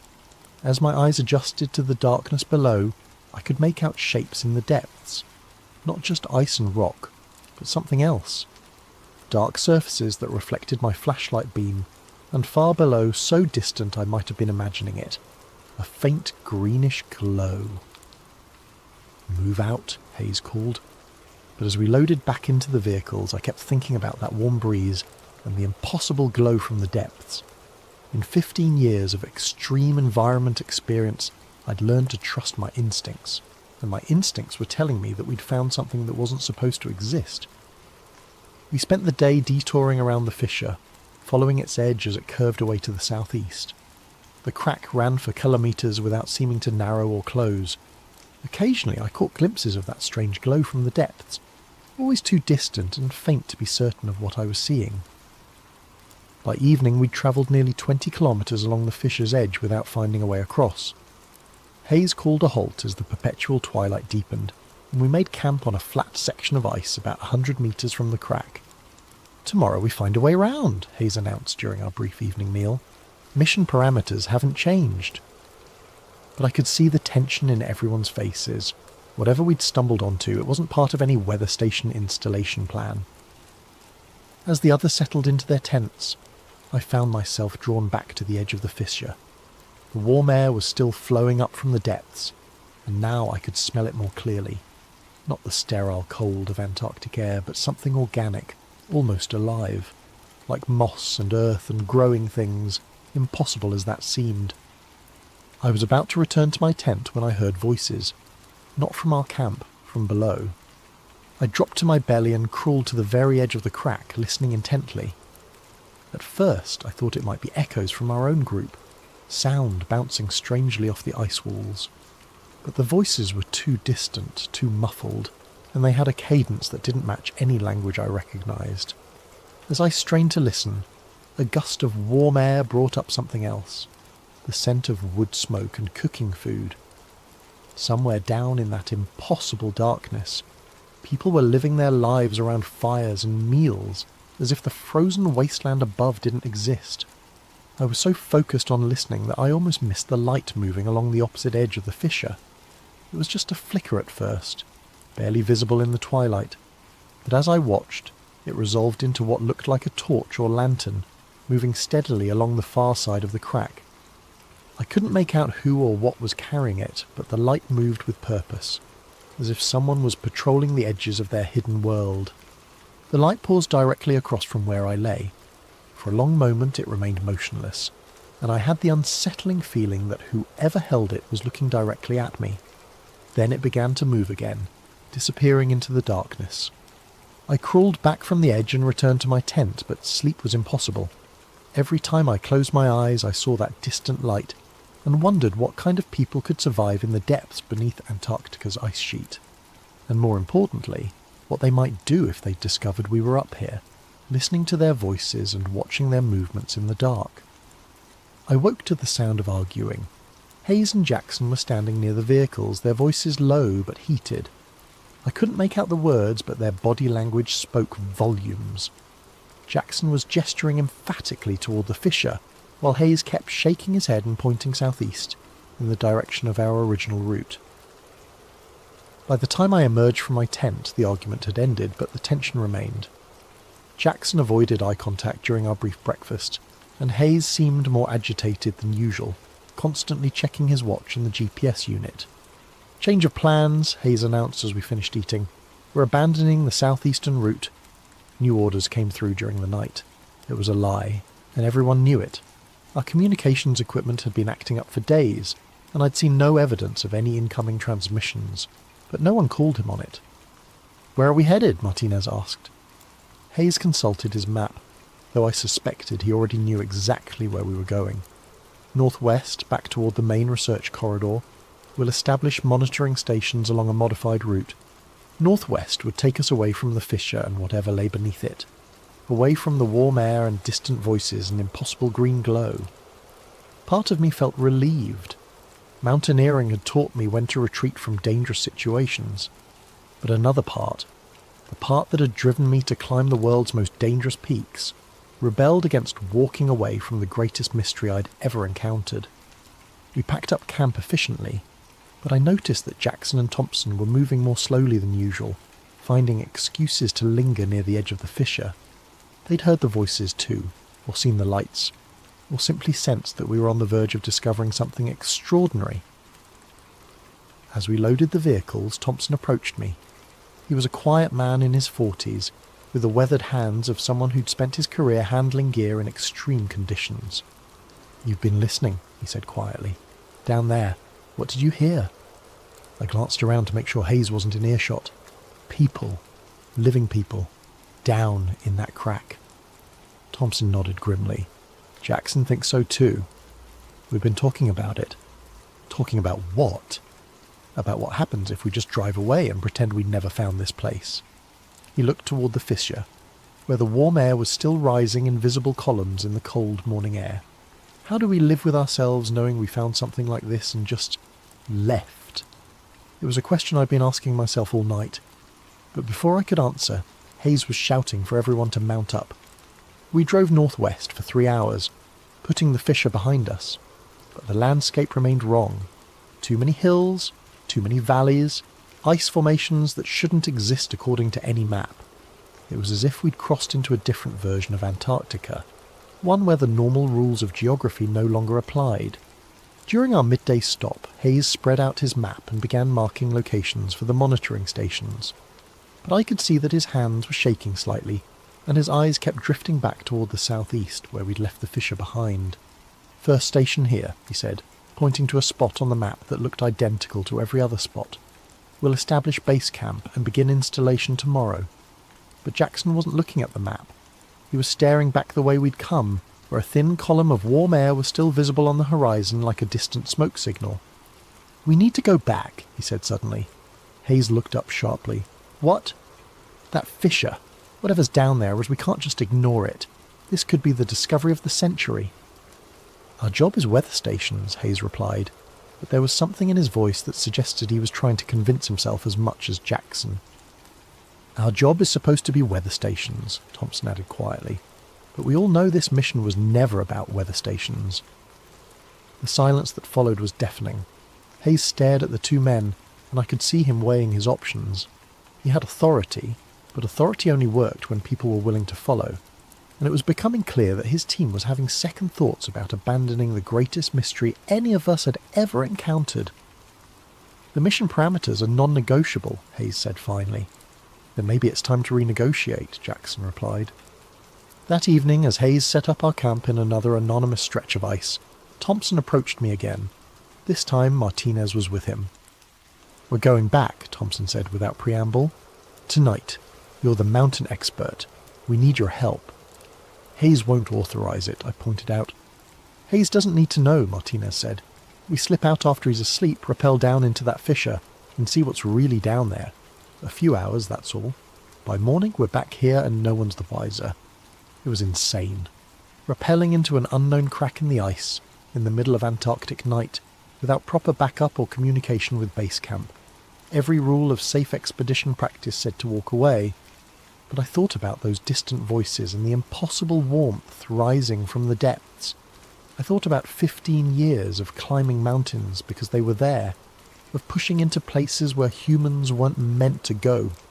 "What about equipment?" I asked. Thompson smiled grimly. "Already taken care of. Ropes, harnesses, lights, emergency supplies, everything we need for a basic reconnaissance. If Hayes finds out..." "Let us worry about Hayes," Martinez said. "Are you in?" I looked back toward the southeast, where that column of warm air was still faintly visible against the starless sky. In all my years of extreme exploration, I'd never walked away from a mystery this big, and if I did walk away now, I knew I'd spend the rest of my life wondering what we'd left behind in that crack in the ice. "I'm in," I said. 3 hours later, while Hayes and Volkov slept in their tents, 3 figures slipped away from camp and began the long trek back toward the fissure. We moved quietly across the ice, guided by GPS and the distant column of warm air that marked our destination like a beacon. By the time we reached the edge of the crack, it was nearly midnight, though in Antarctica's endless twilight, time was becoming meaningless. The fissure yawned before us, black and mysterious, with that impossible warm breeze still rising from its depths. I set up the anchor points while Thompson and Martinez prepared the ropes. My hands shook slightly as I tested the hardware, not from cold, but from the magnitude of what we were about to do. We were about to descend into a place that shouldn't exist to meet people who shouldn't be there. "Last chance to change your minds," I said as I clipped into my harness. Neither of them hesitated. "Let's go see what's down there," Thompson said. And with that, we stepped over the edge and began our descent into the impossible. The descent took longer than expected. What had looked like a simple crack from the surface revealed itself to be a complex system of interconnected fissures and chambers. The walls were smooth ice for the first 30 metres, but as we rappelled deeper, the ice gave way to exposed rock, dark stone that looked nothing like the typical Antarctic geology I was familiar with. The warm air grew stronger as we descended, carrying with it scents that shouldn't exist in this frozen wasteland. I caught hints of vegetation, wood smoke, and something else. Something organic and alive that made the hair on the back of my neck stand up. "How far down do you think this goes?" Martinez whispered, her voice echoing strangely off the walls. "GPS shows we're about 60 metres below surface level," I replied, checking my instruments. "But the acoustic properties suggest the chamber system extends much deeper." Thompson, rappelling on the rope beside me, suddenly stopped. "Light," he said. "Do you see that?" I followed his gaze and felt my heart skip a beat. Far below us, barely visible in the darkness, was a faint greenish glow. Not reflected light from our headlamps, but something generating its own illumination. "Bioluminescence," Martinez suggested. "Maybe," I said, but I'd never heard of bioluminescent organisms surviving in Antarctica's extreme conditions. We continued our descent, moving carefully through a series of natural rock formations that created a rough staircase down through the fissure system. The walls here showed signs of modification, not recent construction, but ancient stonework that had been worn smooth by centuries of wind and weather. "These aren't natural formations," Thompson observed, running his hand along a section of wall where the rock had been deliberately shaped. "Someone carved these passages." The stonework was crude but effective, creating handholds and ledges that made the descent easier. Whoever had carved them understood the principles of safe passage through vertical terrain. But the style was unlike anything I'd seen in my travels, neither modern nor matching any historical human civilization I was familiar with. As we descended deeper, we began to encounter artifacts. The first was a stone marker, roughly the size of a gravestone, placed on a natural ledge about 90 metres down. The surface was covered with carved symbols that looked like a mixture of pictographs and abstract geometric patterns. The carving was fresh, recent enough that the edges were still sharp and clean. "Can you read any of this?" I asked Martinez, who had some background in archaeology. She studied the symbols carefully, running her fingers over the carved lines. "It's not like any writing system I've encountered. But see this symbol here?" She pointed to a recurring mark that looked like a stylized mountain peak. "It appears multiple times. Could be a warning, or maybe a territorial marker." We photographed the stone thoroughly before continuing down. The next artifacts appeared about 20 metres deeper, tools fashioned from bone and metal, cached in natural shelters carved into the rock walls.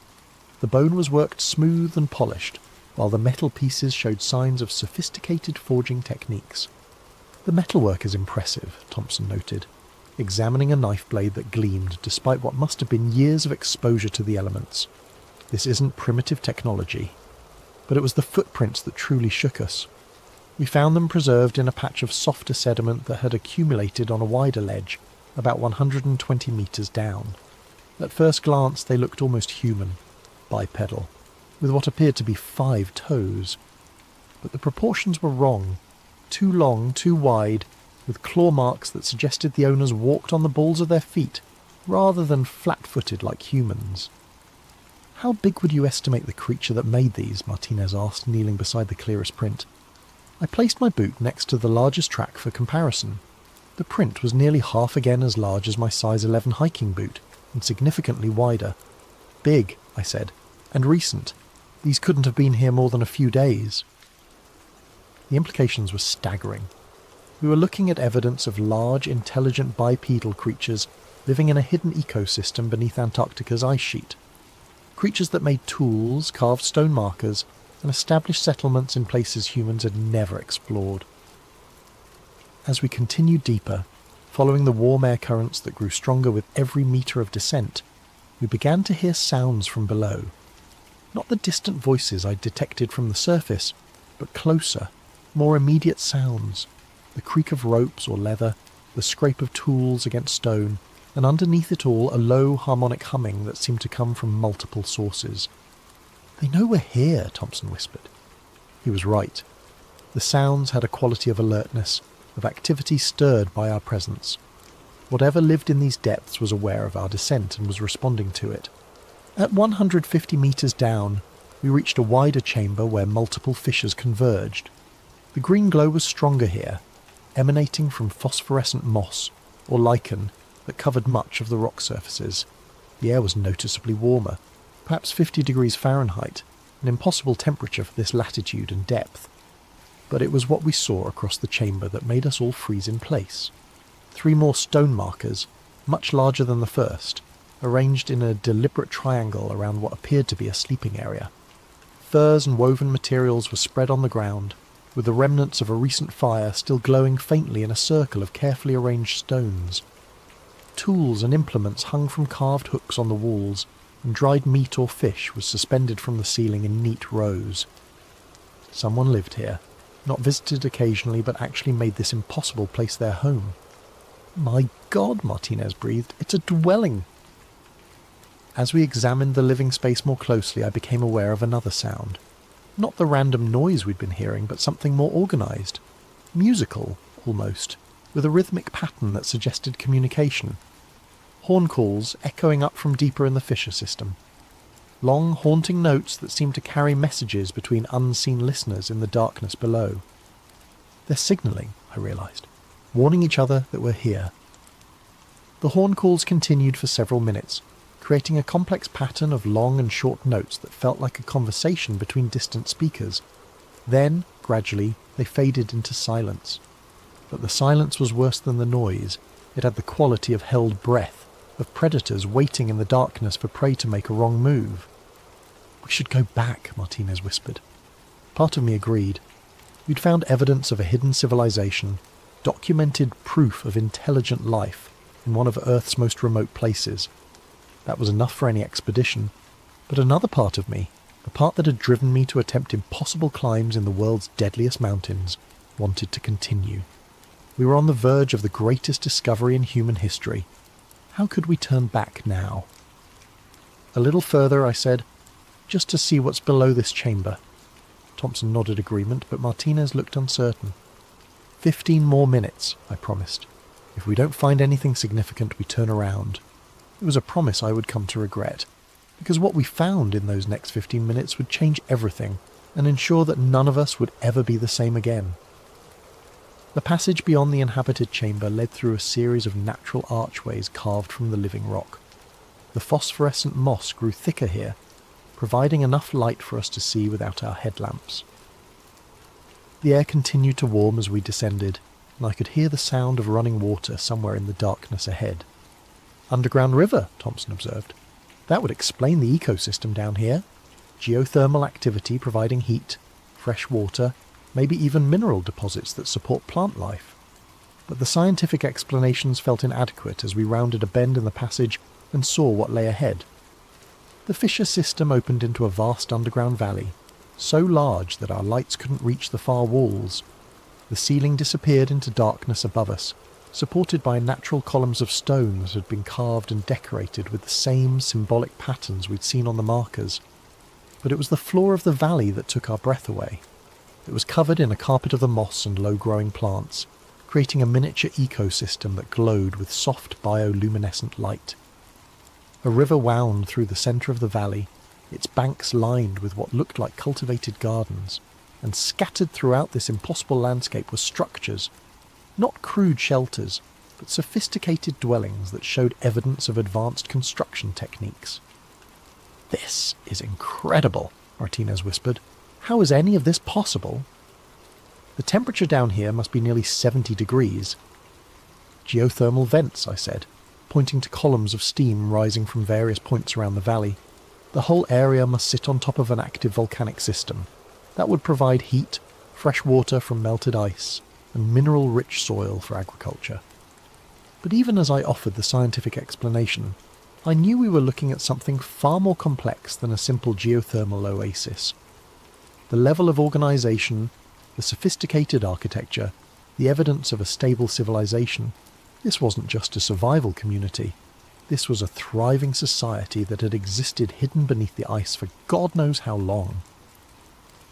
We made our way down into the valley, moving carefully through the cultivated areas. The plants were species I didn't recognise, adapted for low-light conditions but obviously providing food and materials for the inhabitants.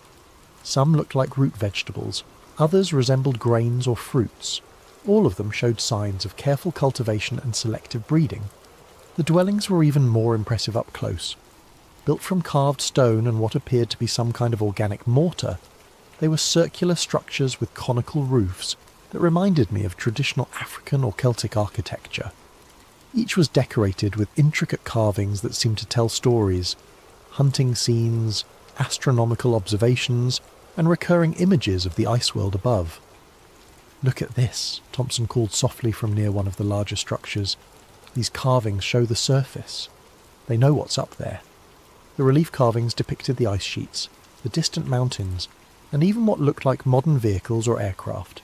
Whoever lived here wasn't isolated from the outside world. They were actively observing it. As we moved deeper into the settlement, I began to notice signs of recent activity everywhere.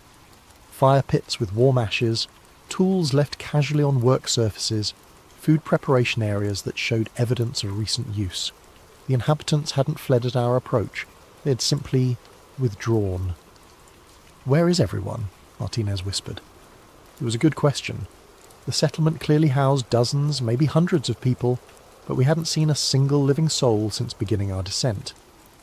The horn calls we'd heard earlier had gone silent, replaced by an oppressive quiet that felt like the hush before a storm. We were examining a particularly elaborate dwelling near the centre of the settlement when Thompson grabbed my arm. "Movement!" he hissed. "On the ridge!" I looked where he was pointing and felt my blood run cold. A figure stood silhouetted against the phosphorescent glow on a rocky outcrop overlooking the valley. Tall and imposing, wrapped in what appeared to be furs or heavy cloth, with a face painted or masked in white that seemed to glow in the strange light. The figure wasn't moving, wasn't making any sound. It was simply watching us. "How long has it been there?" Martinez whispered. "I don't know," Thompson replied. "It could have been watching us since we entered the valley." As we stared up at the silent watcher, more figures began to appear on the surrounding ridges. They emerged from concealment like ghosts, materializing from shadows and rocky overhangs until we were surrounded by dozens of motionless observers. All tall, all wrapped in furs, all with those unsettling white faces that seemed to float in the darkness. "Nobody move," I said quietly. "No sudden movements, no aggressive gestures." But even as I spoke, I was calculating distances and escape routes. We were in the bottom of a valley with limited exits, surrounded by unknown numbers of potentially hostile inhabitants. Our ropes were 200 metres above us, assuming we could even reach the chamber where we'd started our descent. For several minutes we stood frozen in a bizarre standoff. The watchers made no move to approach, but they also showed no signs of leaving. They simply observed us with an intensity that felt almost physical, as if they were studying every detail of our appearance and behaviour. Then, without any visible signal, one of the figures on the central ridge raised its arm and pointed, not at us, but back toward the passage we'd used to enter the valley. The gesture was unmistakable. "Leave." "I think they want us to go," Martinez said unnecessarily. "The question is what happens if we don't," Thompson replied. As if in response to his words, more figures appeared on the ridges. Not just dozens now, but what looked like hundreds, emerging from concealment in the rocks and behind the settlement structures. They still made no threatening moves, but the message was clear. We were vastly outnumbered, and our welcome had expired. "We should respect their wishes," I said, though every instinct screamed at me to stay and try to make contact. This was the discovery of the century, proof of a hidden civilization that had survived in one of Earth's most hostile environments. Walking away now felt like abandoning the greatest opportunity in human history. But I'd spent 15 years in situations where good judgment meant the difference between life and death, and my judgment was telling me that we were moments away from a confrontation we couldn't win. "Back to the passage," I said, slowly, no threatening moves. We began to retreat, moving carefully through the settlement with hundreds of silent watchers tracking our every step. The figures on the ridges remained motionless, but I could sense movement in our peripheral vision, more inhabitants emerging from the structures around us, following our progress through their hidden world. As we reached the passage that led back to the upper chambers, I risked one look back at the settlement. What I saw made my skin crawl. The valley floor was now filled with figures. They had emerged from every dwelling, every shadow, every concealed position, until the entire settlement was alive with silent observers. Men, women, children, an entire civilization that had been watching us from the moment we entered their domain. And in their absolute silence, in their complete stillness, there was something far more menacing than any overt threat could have been. "Move," I said urgently, and we began our hasty retreat toward the surface. But as we climbed back through the carved passages, I couldn't shake the feeling that our visit had changed something fundamental. We had been witnessed, catalogued, assessed, and somewhere in those silent, watching faces, decisions were being made that would have consequences far beyond our ability to imagine. The inhabitants of the hidden valley now knew that the surface world had found them. The question was what they intended to do about it. The climb back to the inhabited chamber felt endless. Our headlamps cut through darkness that seemed thicker than before, and every shadow looked like it might conceal a pursuing figure. The silence was oppressive, no sound except our own breathing and the scrape of our boots against stone. "Are they following us?" Martinez whispered during a brief rest on one of the carved ledges. I listened carefully, straining to hear any evidence of pursuit. For a moment, there was nothing but the faint whisper of air currents through the fissure system. Then I caught it. A soft sound, like leather against stone, coming from somewhere below us in the darkness. "Yes," I said. "Keep moving." We climbed faster, abandoning stealth for speed. But the sounds of pursuit grew closer, not the heavy footfalls you'd expect from people climbing after us, but something more subtle. Whispered communications in a language that sounded like wind through rock formations. The scrape of tools or weapons against stone, and underneath it all, a rhythmic sound that took me several minutes to identify. Drums. They were using drums to coordinate their movements, passing signals through the fissure system with low, resonant beats that our presence almost masked. "They're not just following us," Thompson realized. "They're organizing." Getting ahead of us. He was right. The drum signals were coming from multiple directions now, including passages that branched off from our route. Whatever pursuit force was tracking us, they knew these tunnels far better than we did, and they were using that knowledge to surround us. We reached the inhabited chamber where we'd found the dwelling, but it was no longer empty. Fresh torches burned in wall sconces that hadn't been lit during our descent, and the sleeping furs had been disturbed. Someone had been here recently, possibly was still here, hidden in the shadows beyond our headlamp beams. "Don't stop," I urged. "Keep climbing." But as we prepared to continue up toward the surface, Martinez suddenly grabbed my arm. "Listen," she whispered. The drum signals had stopped. The whispered communications had ceased. Even the sound of movement through the passages below us had fallen silent. The only thing we could hear was the sound of our own breathing, unnaturally loud in the sudden quiet. "They're waiting for something," Thompson said. Before anyone could respond, the torches in the chamber began to go out one by one, plunging us back into the darkness of our headlamps. But in that brief moment before the last torch died, I caught a glimpse of movement in the shadows, multiple figures positioned around the chamber watching our every move. "Go," I said. Now. We scrambled up the carved passages as fast as we dared, using our headlamps to navigate the increasingly treacherous terrain. Behind us, I could hear the sound of movement resuming, not hurried but purposeful. Our pursuers weren't panicking or rushing to catch us. They were herding us, driving us towards some predetermined destination. The realization hit me like a physical blow. We weren't escaping. We were being guided. The inhabitants of the valley had let us discover their settlement, had allowed us to retreat, and were now directing our route back to the surface. But why? As we climbed higher, approaching the point where we'd cached our rappelling equipment, I began to understand. The warm air currents that had drawn us into the fissure system were still flowing, but they'd changed direction. Instead of rising from the depths, they now seemed to be flowing horizontally, as if being artificially directed through the passage system. They're manipulating the airflow, I realised, herding us like sheep. The implications were terrifying. If the inhabitants could control air currents throughout the fissure system, they possessed technology far more sophisticated than their primitive-appearing tools and dwellings suggested. We weren't dealing with a simple, isolated community. We were confronting a civilization with capabilities we didn't understand.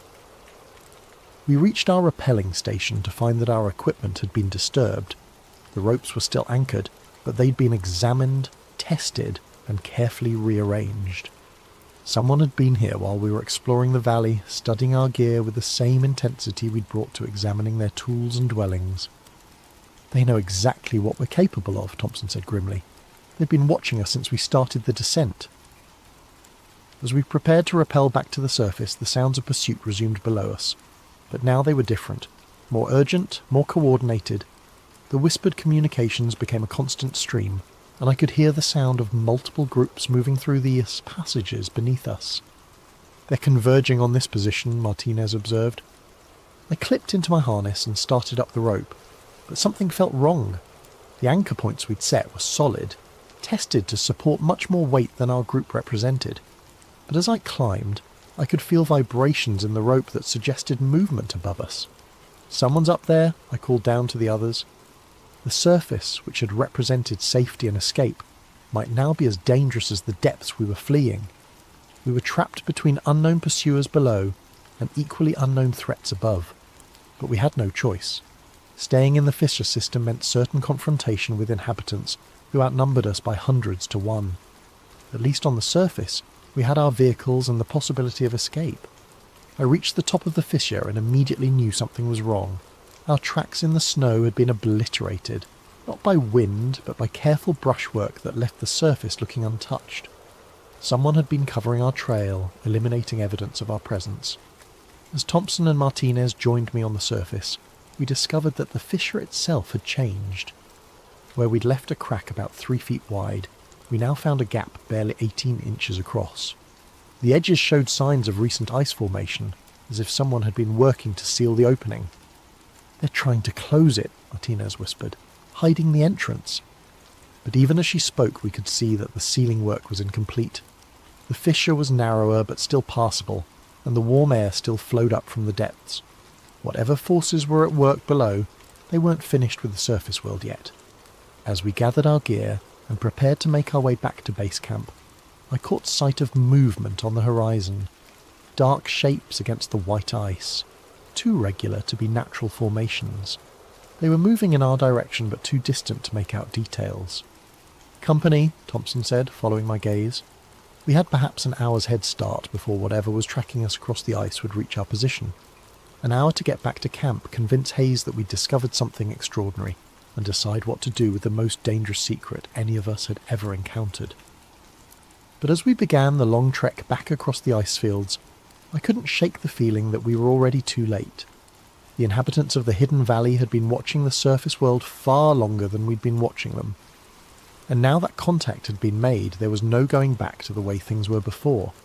The ice beneath Antarctica held secrets that humanity wasn't ready to face. But ready or not, those secrets were about to emerge into the light. The journey back to camp took on the quality of a nightmare. What should have been a 3-hour hike across relatively flat terrain became a desperate flight through an ice field that seemed to shift and change with every step. The dark shapes we'd spotted on the horizon were gaining ground. moving with a speed and coordination that defied explanation. Through my binoculars, I could make out individual figures, tall, fur-wrapped forms that moved across the ice with an efficiency that made our struggling progress look clumsy and amateur. "They're not using snowshoes or skis," Thompson observed during one of our brief rest stops. "How are they moving so fast?" I focused my binoculars on the nearest group of pursuers and felt my stomach clench. They weren't sinking into the snow because they weren't walking on the surface. They were using some kind of broad, flat footwear that distributed their weight so efficiently they could practically run across terrain that forced us to trudge. "Indigenous snow travel technology," I said. "Probably been perfected over centuries." But even as I offered the explanation, I knew it was inadequate. The speed and coordination of our pursuers suggested capabilities that went far beyond advanced snowshoes. They were moving like a military unit, with scouts ranging ahead and flankers maintaining precise formations. Martinez checked her GPS and swore. "We're still 4 kilometres from camp. At this rate, they'll catch us before we're halfway there." I did the math in my head and came to the same grim conclusion. Our pursuers were covering ground at nearly twice our speed, and they showed no signs of fatigue. Unless something changed dramatically, we'd be overtaken long before we could reach the safety of Hayes' camp. That's when Thompson disappeared. One moment he was trudging through the snow beside us, the next he was simply gone. No cry, no sound of struggle, no disturbance in the snow to mark where he'd been. I turned around to find Martinez and myself alone on the ice field, with no sign of our missing teammate. "Thompson!" Martinez called, but her voice was immediately swallowed by the wind. I dropped to my knees and examined the snow where he'd been walking. There were his boot prints, clear and deep, leading in a straight line toward our destination. Then nothing. The prints simply stopped, as if he'd been lifted straight up into the air. "This isn't possible," Martinez whispered. But I was already scanning the surrounding terrain for any explanation. Crevasse? No, the snow showed no signs of collapse. Sinkhole?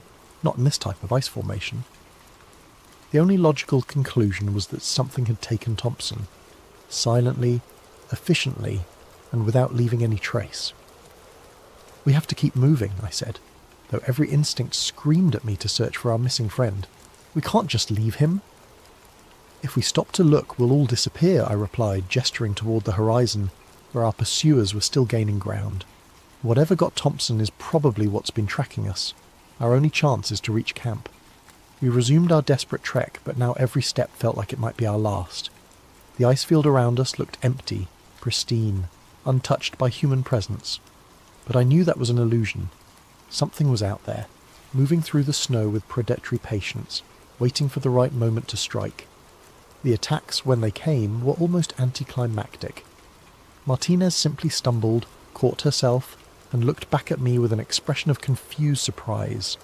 "I can't... my legs," she began, then collapsed face first into the snow. I rushed to her side and found her unconscious but breathing. There were no visible injuries, no signs of violence. She'd simply stopped, as if someone had flipped a switch in her brain. As I knelt beside her, trying to determine what had happened, I heard a sound that made my blood run cold. Whistling. Not the wind, but a human sound, coming from somewhere nearby in the apparently empty ice field. I looked up to find myself surrounded. They had emerged from the snow itself, rising like ghosts from concealed positions that I would have sworn were empty moments before. Tall figures wrapped in white furs that perfectly matched the surrounding terrain, with faces painted or masked in patterns that made them nearly invisible against the ice and shadow. The closest figure was perhaps 10 feet away, standing motionless with what appeared to be a carved bone implement in one hand. Others were positioned in a rough circle around me, equally still, equally silent. They had been hunting us with the patience of apex predators, waiting for the perfect moment to make their move. I raised my hands slowly, making no sudden movements. In my years of extreme environment travel, I'd encountered isolated communities before. Most were suspicious of outsiders, but could be reasoned with if you showed proper respect. But these weren't curious locals wondering about strangers in their territory. These were soldiers, disciplined and organised, who had been tracking us with military precision. And the implement in the nearest figure's hand wasn't a tool, it was a weapon. The whistling sound came again, and I realised it was a form of communication, The figures around me were coordinating their movements with the same kind of tactical precision I'd seen in special forces operations. "We mean no harm," I said, though I doubted they understood English. "We're leaving, going back to our camp." The nearest figure tilted its head slightly, studying me with an intensity that was almost physical. Then it raised the bone implement and pointed, not at me, but toward Martinez's unconscious form. The message was clear. She was coming with them. "No," I said, moving to stand protectively over Martinez. "She stays with me." The figure's response was swift and decisive. It made a sharp gesture, and something struck me in the neck. Not painful, but startling. I reached up to find a small dart made from carved bone and what felt like organic fibres. The world began to blur at the edges. My vision narrowed, and my legs felt like they were made of water. The last thing I saw before consciousness fled was the figures lifting Martinez and carrying her away across the ice, moving with the same impossible speed that had allowed them to track us across the frozen wasteland. When I woke, I was alone. The sun had moved significantly across the sky, suggesting I'd been unconscious for several hours. The snow around me showed signs of activity, many footprints, drag marks, and the aftermath of what must have been a significant operation. But Martinez was gone, along with any trace of our pursuers. I checked my GPS and found that I was less than a kilometre from Hayes's camp, close enough that I could make it on foot, assuming whatever had taken my companions didn't return for me.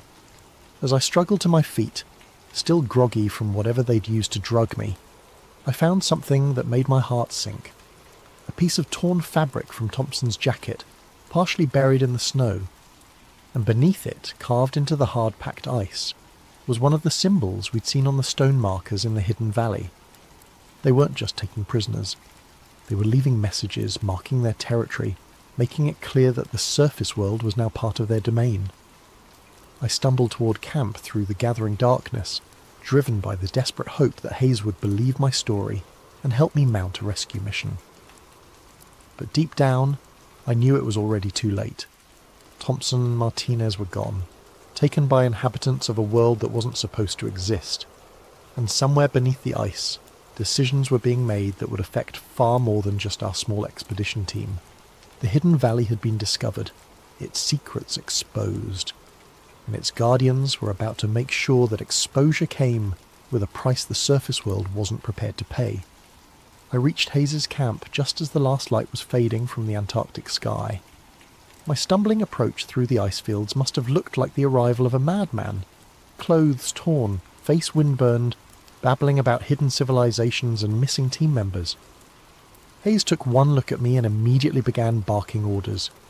Medical check, emergency protocols, communications with base. Within an hour, I was wrapped in thermal blankets inside the command tent, sipping hot coffee while Hayes and Volkov interrogated me about what had happened. "Underground valley," Hayes repeated for the third time, "with inhabitants?" "Hundreds of them," I insisted, to maybe thousands. "They have dwellings, agriculture, sophisticated technology, and they took Thompson and Martinez." Volkov exchanged a look with Hayes that I didn't like. "Altitude sickness can cause hallucinations," he said carefully, "combined with hypothermia, exhaustion." "I'm not hallucinating," I snapped. "Check the GPS logs. Look at the photographs Martinez took. There's evidence." But when we checked Martinez's camera, the memory card was missing. My GPS unit showed our route to the fissure and back, but the waypoints I'd marked for significant discoveries had been erased. Even the torn piece of Thompson's jacket that I'd brought back as proof had somehow disappeared from my pack. "Where are Thompson and Martinez?" Hayes asked. "I told you. They were taken by the inhabitants of the valley." "What inhabitants?" "You're the only person who's seen these alleged people." The interrogation continued for hours, but it was clear that Hayes had already made up his mind. As far as he was concerned, I'd suffered some kind of breakdown during a solo reconnaissance mission, and Thompson and Martinez had died in a crevice fall or equipment failure. "The official report will list them as lost during scientific operations," Hayes said finally. "Weather-related accident. You'll be evacuated to McMurdo for medical evaluation and debriefing." "You have to send a search team back to that fissure," I pleaded. "They might still be alive." "There will be no further operations in that area," Hayes replied with finality. "Mission orders are clear." I was flown back to McMurdo Base the next morning, sedated against my protests. The debriefing there was even more intensive, with psychologists and medical personnel who seemed more interested in my mental state than in the extraordinary discovery I was trying to report. Within a week, I was on a transport plane back to Christchurch, officially diagnosed with severe stress reaction and altitude-induced psychosis. My contract with Meridian Logistics was terminated, my security clearance revoked, and a comprehensive non-disclosure agreement placed before me with a clear understanding that signing it was the only alternative to permanent institutionalization. I signed, but signing the papers didn't erase what I'd seen, and it didn't bring Thompson and Martinez back. For months afterward, I tried to find someone who would listen, someone who would investigate. I contacted researchers, journalists, government officials. The response was always the same: polite skepticism followed by suggestions that I seek continued psychiatric care. The official record shows that Thompson and Martinez died in a crevasse accident during routine scientific operations. Their bodies were never recovered, which isn't unusual in Antarctic conditions. The weather station mission was completed by replacement personnel, and Meridian Logistics moved on to other contracts. I tried to move on too. Got a job guiding mountain climbing expeditions in the Rockies, far from anything that reminded me of ice and snow. Tried to convince myself that maybe the psychologists were right, that the stress and isolation had caused me to imagine things that couldn't possibly exist. Then the package arrived. It was waiting on my doorstep one evening 6 months after my return from Antarctica, wrapped in what looked like sealskin and tied with sinew. No return address, no postmark, no indication of how it had gotten there. Inside was a carved stone marker, identical to the ones we'd found in the hidden valley. These symbols were sharp and fresh, as if carved yesterday, and they included new pictographs that hadn't been on the original markers, images that clearly depicted our expedition, our descent into the fissure, and our encounter with the valley's inhabitants. But it was the final symbol that made my hands shake as I traced its outline. It was a perfect representation of my house, complete with details that could only have been drawn by someone who had seen it firsthand. The message was unmistakable. We know where you are. We know where you live. We remember. I moved the next week, leaving no forwarding address. Changed my name, my appearance, my entire life. But I know it doesn't matter. The inhabitants of the hidden valley found me once, and they can find me again whenever they choose. Sometimes, late at night when the wind howls through whatever temporary home I'm occupying, I hear sounds that remind me of that underground realm. The whisper of leather against stone, the distant echo of horn calls, the rhythmic beating of drums coordinating movements in the darkness, and I know that somewhere beneath the ice of Antarctica, in valleys that don't appear on any map, decisions are still being made about how to deal with the surface world that stumbled onto their ancient secrets. Thompson and Martinez are still down there, assuming they're still alive. Maybe prisoners, maybe something worse. And the inhabitants of that hidden realm are still watching, still waiting, still planning. The Antarctic Treaty declares the continent a place of peace and scientific cooperation, protected from military activity and territorial claims. But treaties only work when all parties agree to their terms, and there are inhabitants of Antarctica who were never consulted, never invited to participate in humanity's grand plans for their frozen continent. Whatever is beyond the wall doesn't want us there, but it knows where we live, and someday I fear it's going to come calling.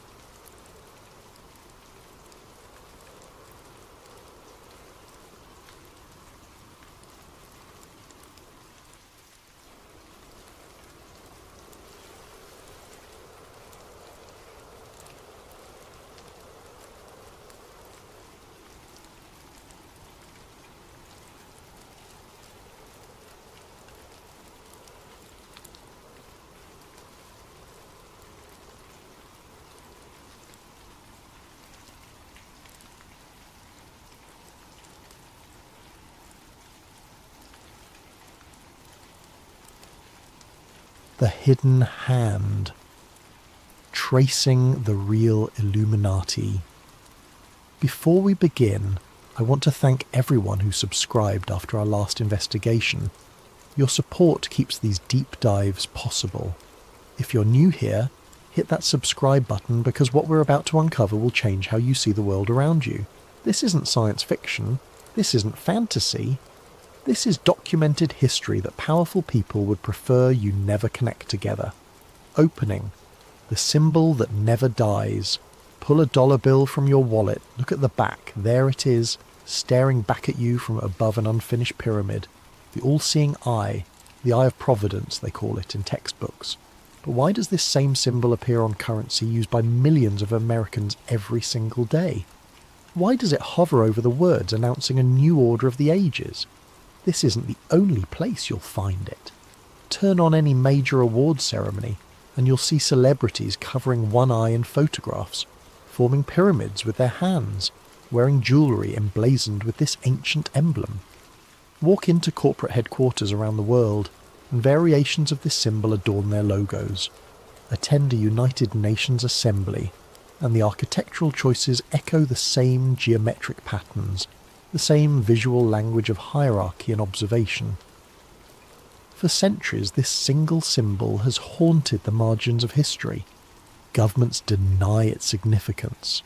Mainstream historians dismiss the connections as coincidence. But what if the Illuminati never vanished into the dustbin of history? What if it simply adapted, evolved, and became something far more sophisticated than a gathering of men in robes? What if the secret society succeeded so completely that we don't recognise we're living inside its creation?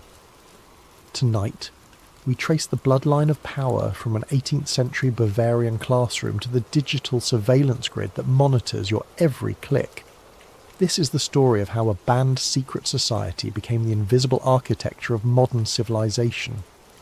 Act 1. The Birth of the Order. The date is May 1st, 1776.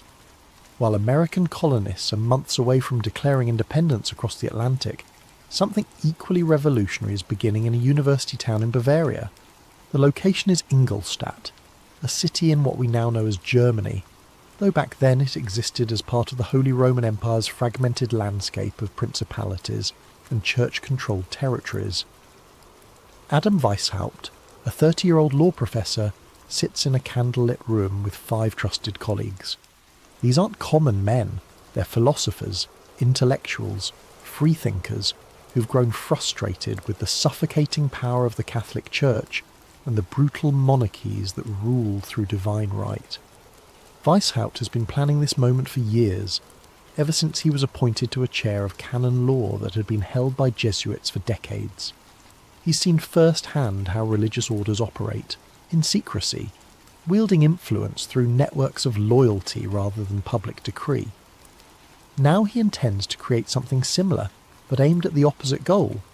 He calls it the Order of the Illuminati. The name comes from the Latin word for enlightened, but it means something specific in this context. These men believe that humanity can be freed from superstition, from the manipulation of churches and kings, from the ignorance that keeps populations obedient and afraid. They believe that reason, science and philosophy should guide civilization, not religious dogma or inherited aristocracy.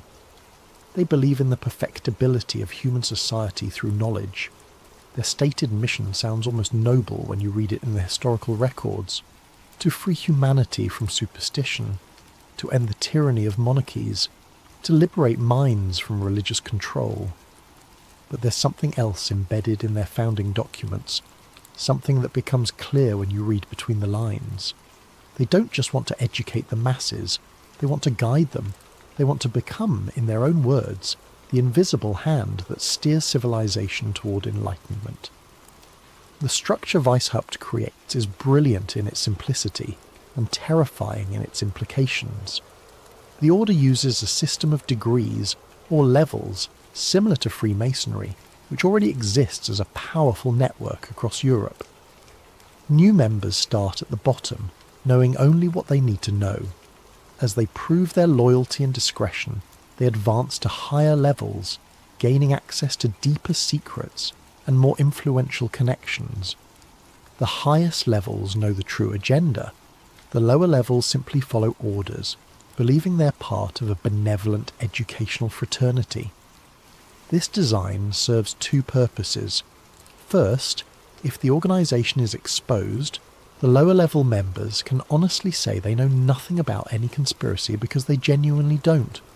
Second, it allows the order to operate through proxy, using enthusiastic recruits to advance goals they don't fully understand. It's a model that intelligence agencies would later perfect in the 20th century.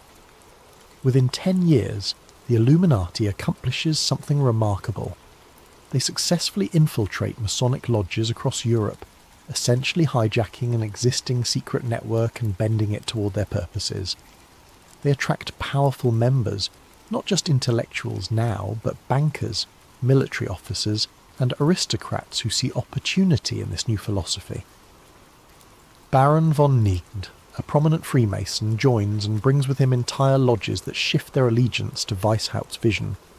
The order is growing too fast, becoming too bold. Members start writing letters that discuss their influence over court decisions, their ability to place Illuminati sympathisers in positions of authority, their plans to reshape education systems. These letters will later be intercepted, and they're damning. The Bavarian government, alerted to rumours of a secret society working against church and state, begins investigating. In 1785 they issue an edict banning all secret societies. Weishaupt's home is raided, documents are seized, the order of the Illuminati is officially declared destroyed. Weishaupt himself flees to Gotha, where he lives under the protection of sympathetic nobles, writing philosophical treatises until his death decades later. Officially, the story ends here. The Illuminati existed for 9 years, got caught, and was dissolved. It's a historical footnote, nothing more. But ideas don't die when organisations are banned. The men who were Illuminati members didn't suddenly forget what they believed. The networks they built didn't evaporate. The philosophy of enlightened control, of guiding civilization from behind the curtain, didn't disappear. It metastasized. It went underground, not as a single organisation, but as a methodology, a way of thinking about power that would resurface again and again under different names, in different countries, across different centuries. The Illuminati died in 1785. Unofficially, its ideas were only beginning to take hold. Aced II, the Shadow Empire. The 19th century opens with revolutions spreading across Europe and the Americas. The French Revolution has just torn down the monarchy and executed a king. Napoleon is redrawing the map of Europe through conquest. The Spanish colonies in the Americas are breaking free. The world that existed for centuries built on kings and churches is collapsing. And people are asking questions. How did this happen so quickly? Who organised these movements? Who benefited? Anti-Masonic pamphlets begin circulating in major cities. They make accusations that sound paranoid to modern ears, but they're based on documented facts. They point out that leaders of the French Revolution, including Robespierre and Danton, were Freemasons.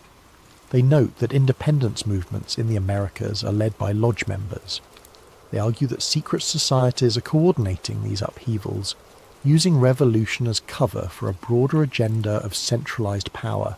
In America, these concerns reach the highest levels.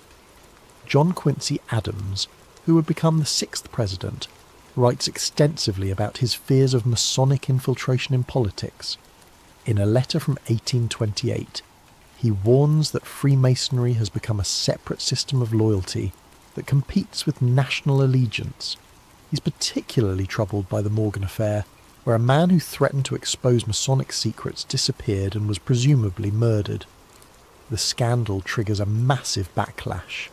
The anti-Masonic party forms in 1828, becoming the first successful third political party in United States history. For several years, being openly Masonic becomes a political liability. Lodges close, membership plummets. It seems like the secret society networks are being dismantled by democratic pressure. But here's what the historical record shows if you look carefully. While public Freemasonry declined, its influence didn't. The same period sees Masonic principles and Enlightenment philosophy spreading through universities where they shape curricula. Banking families with lodge connections consolidate their power through the creation of central banking systems. Scientific institutions, many founded or funded by former lodge members, become the new temples of authority. This is exactly what Weishaupt had written about in his private papers. He understood that you don't need to control a government directly if you can control the institutions that shape how people think. Control the universities and you control what the next generation believes. Control the banks and you control what's possible. Control the scientific establishment and you control what's accepted as truth. The Illuminati didn't need a headquarters or a Grand Master or secret meetings in underground chambers. It had something far more powerful and far more difficult to destroy. It had a philosophy that could inhabit any system of power, could adapt to any political structure, could present itself as progress while serving the same ancient goal of enlightened control by the chosen few. By the mid-1800s, the fears about secret societies have largely faded from public consciousness. The lodges have cleaned up their image.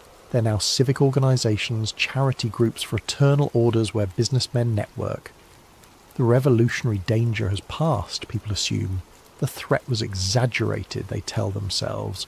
But the networks remain, the philosophy remains, and most importantly, the method remains.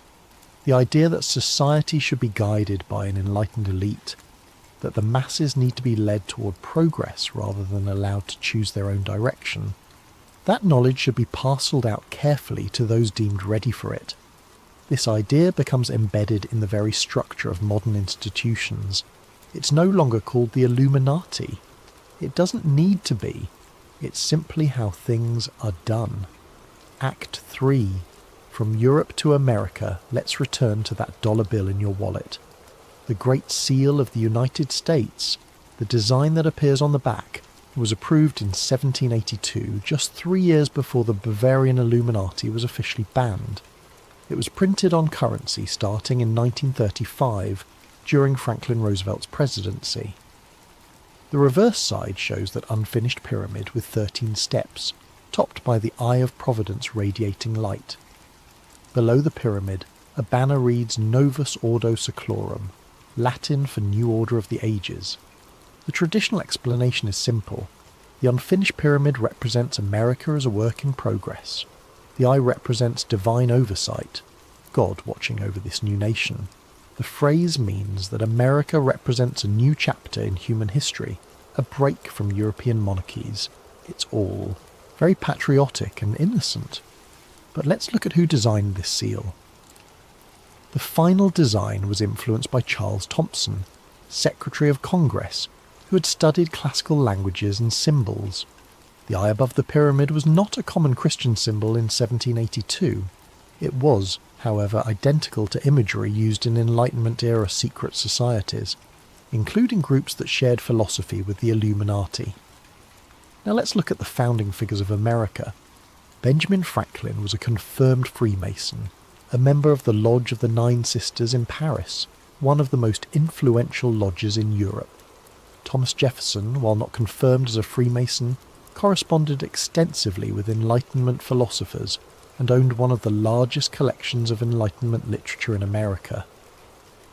George Washington was a Freemason who was buried with full Masonic honours.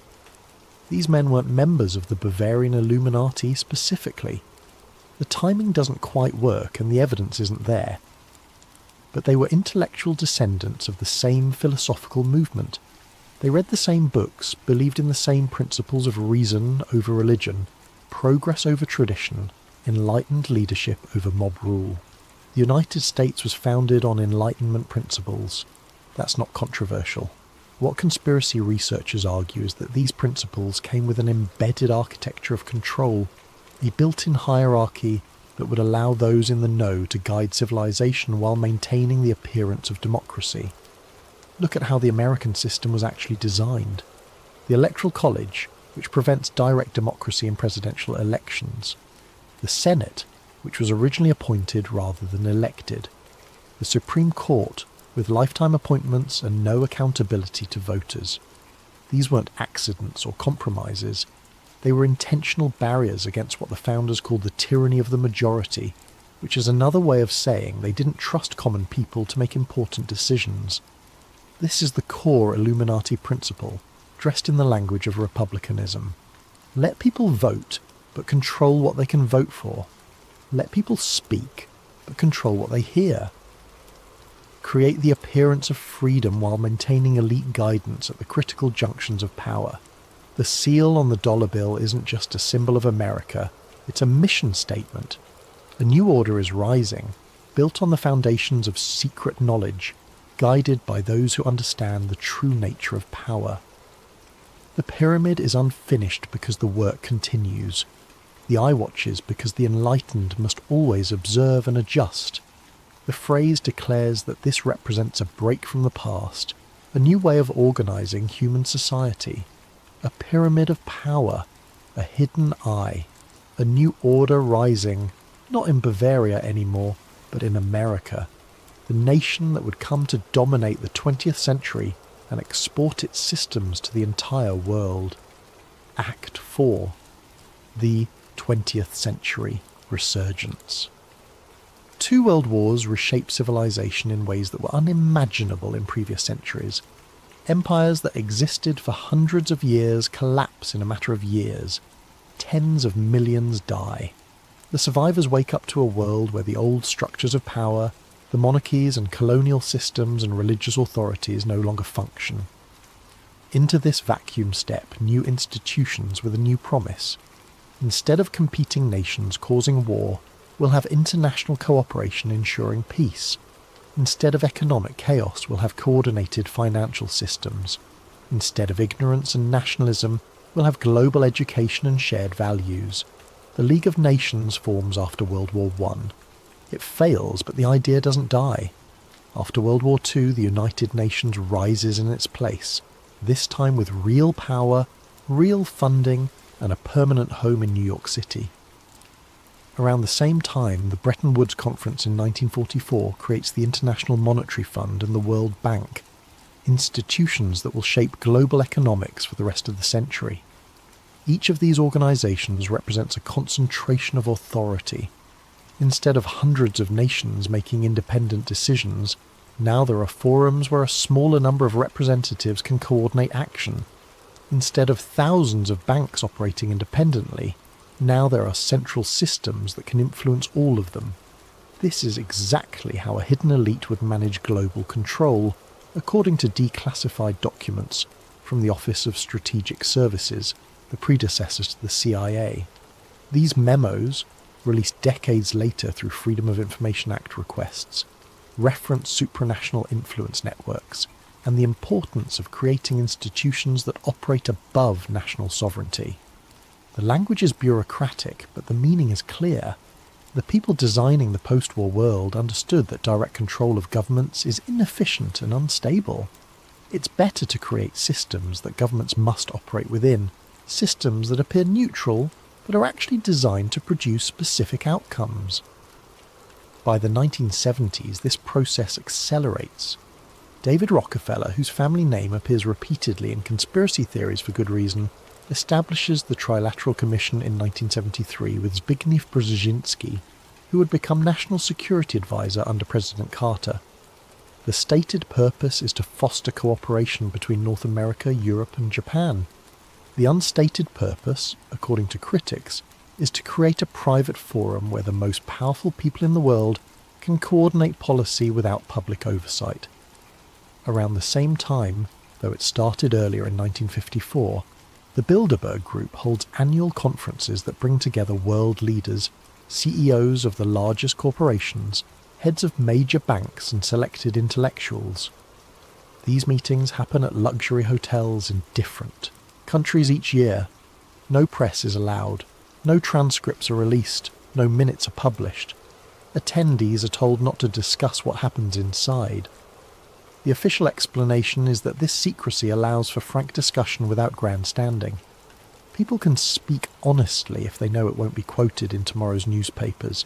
It's like Davos or any other international conference, they say, just networking at a high level. But here's what makes conspiracy researchers pay attention. First, the attendee list reads like a directory of global power. Second, the same names appear at Bilderberg, the Trilateral Commission, the Council on Foreign Relations, the World Economic Forum, and the boards of the most influential banks and corporations.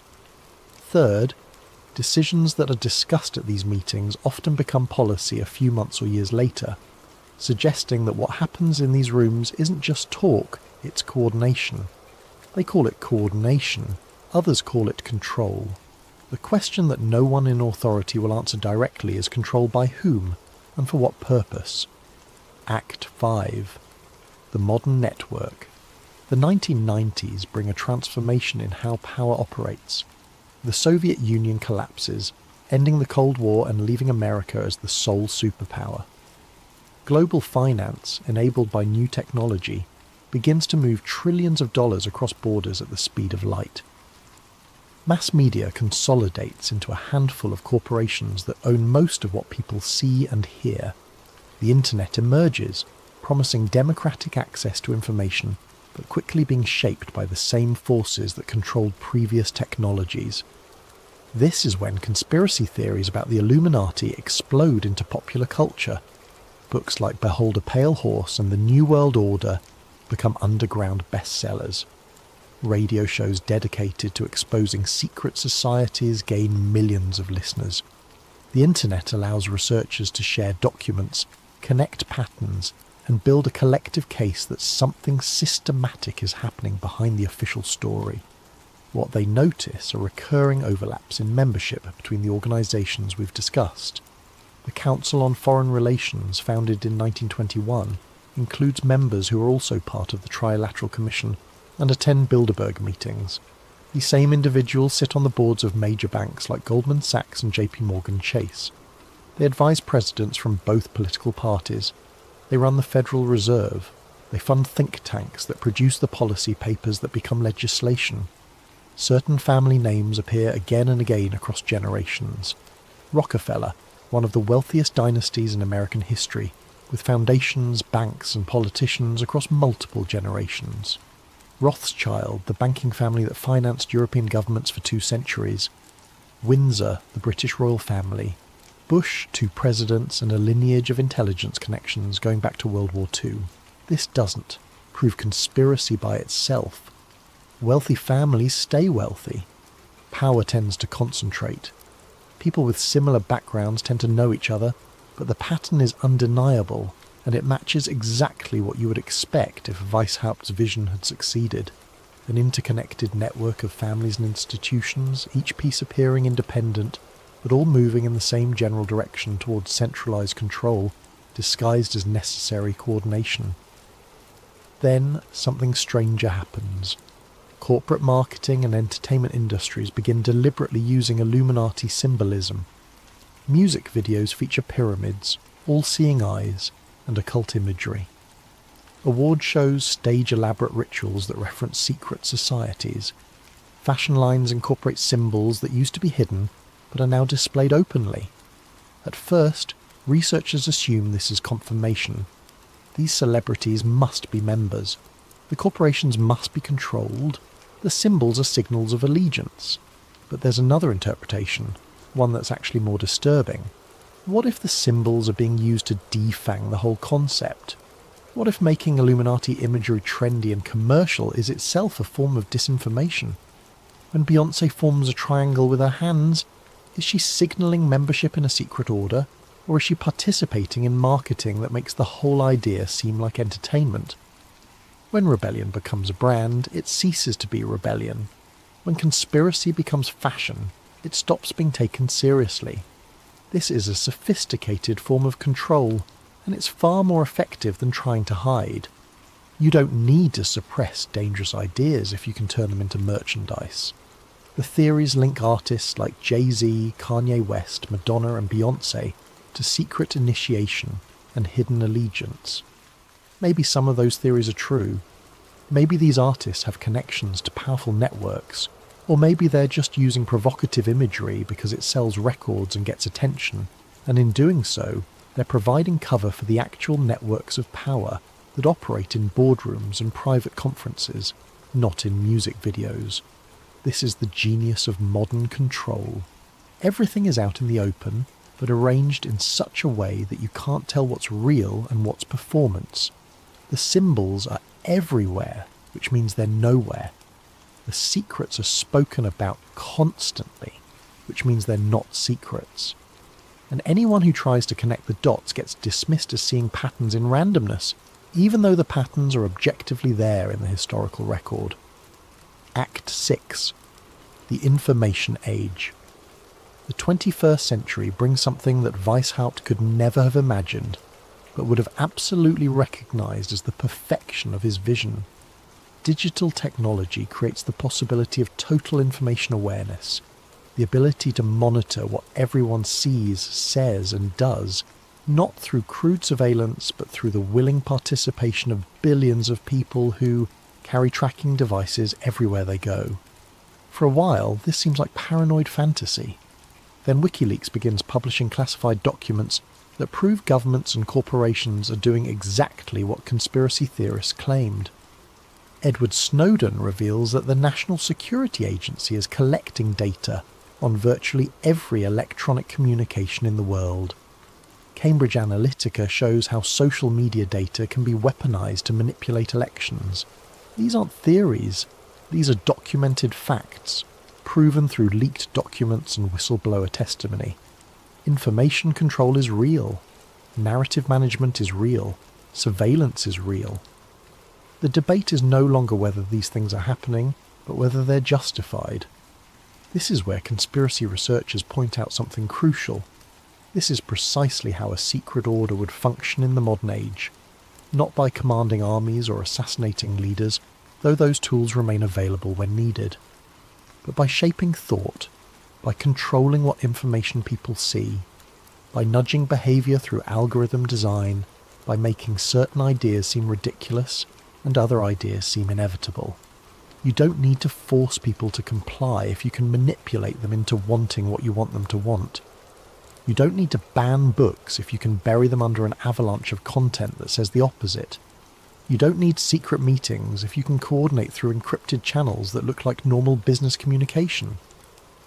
The phrase Illuminati confirmed becomes a meme, a joke that people post when they see yet another celebrity covering one eye or another corporate logo with a pyramid. It's meant to be ironic, pointing out how silly these conspiracy theories are.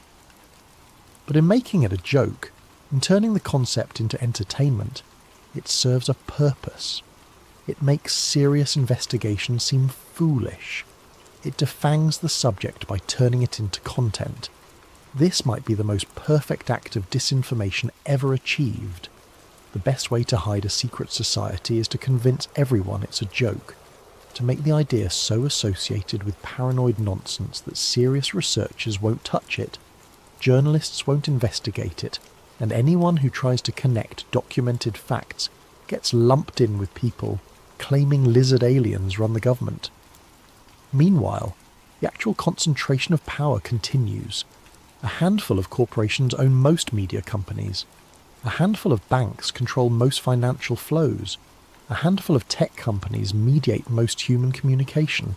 A handful of individuals meeting at invitation-only conferences coordinate policy that affects billions of people who never voted for them and don't know their names.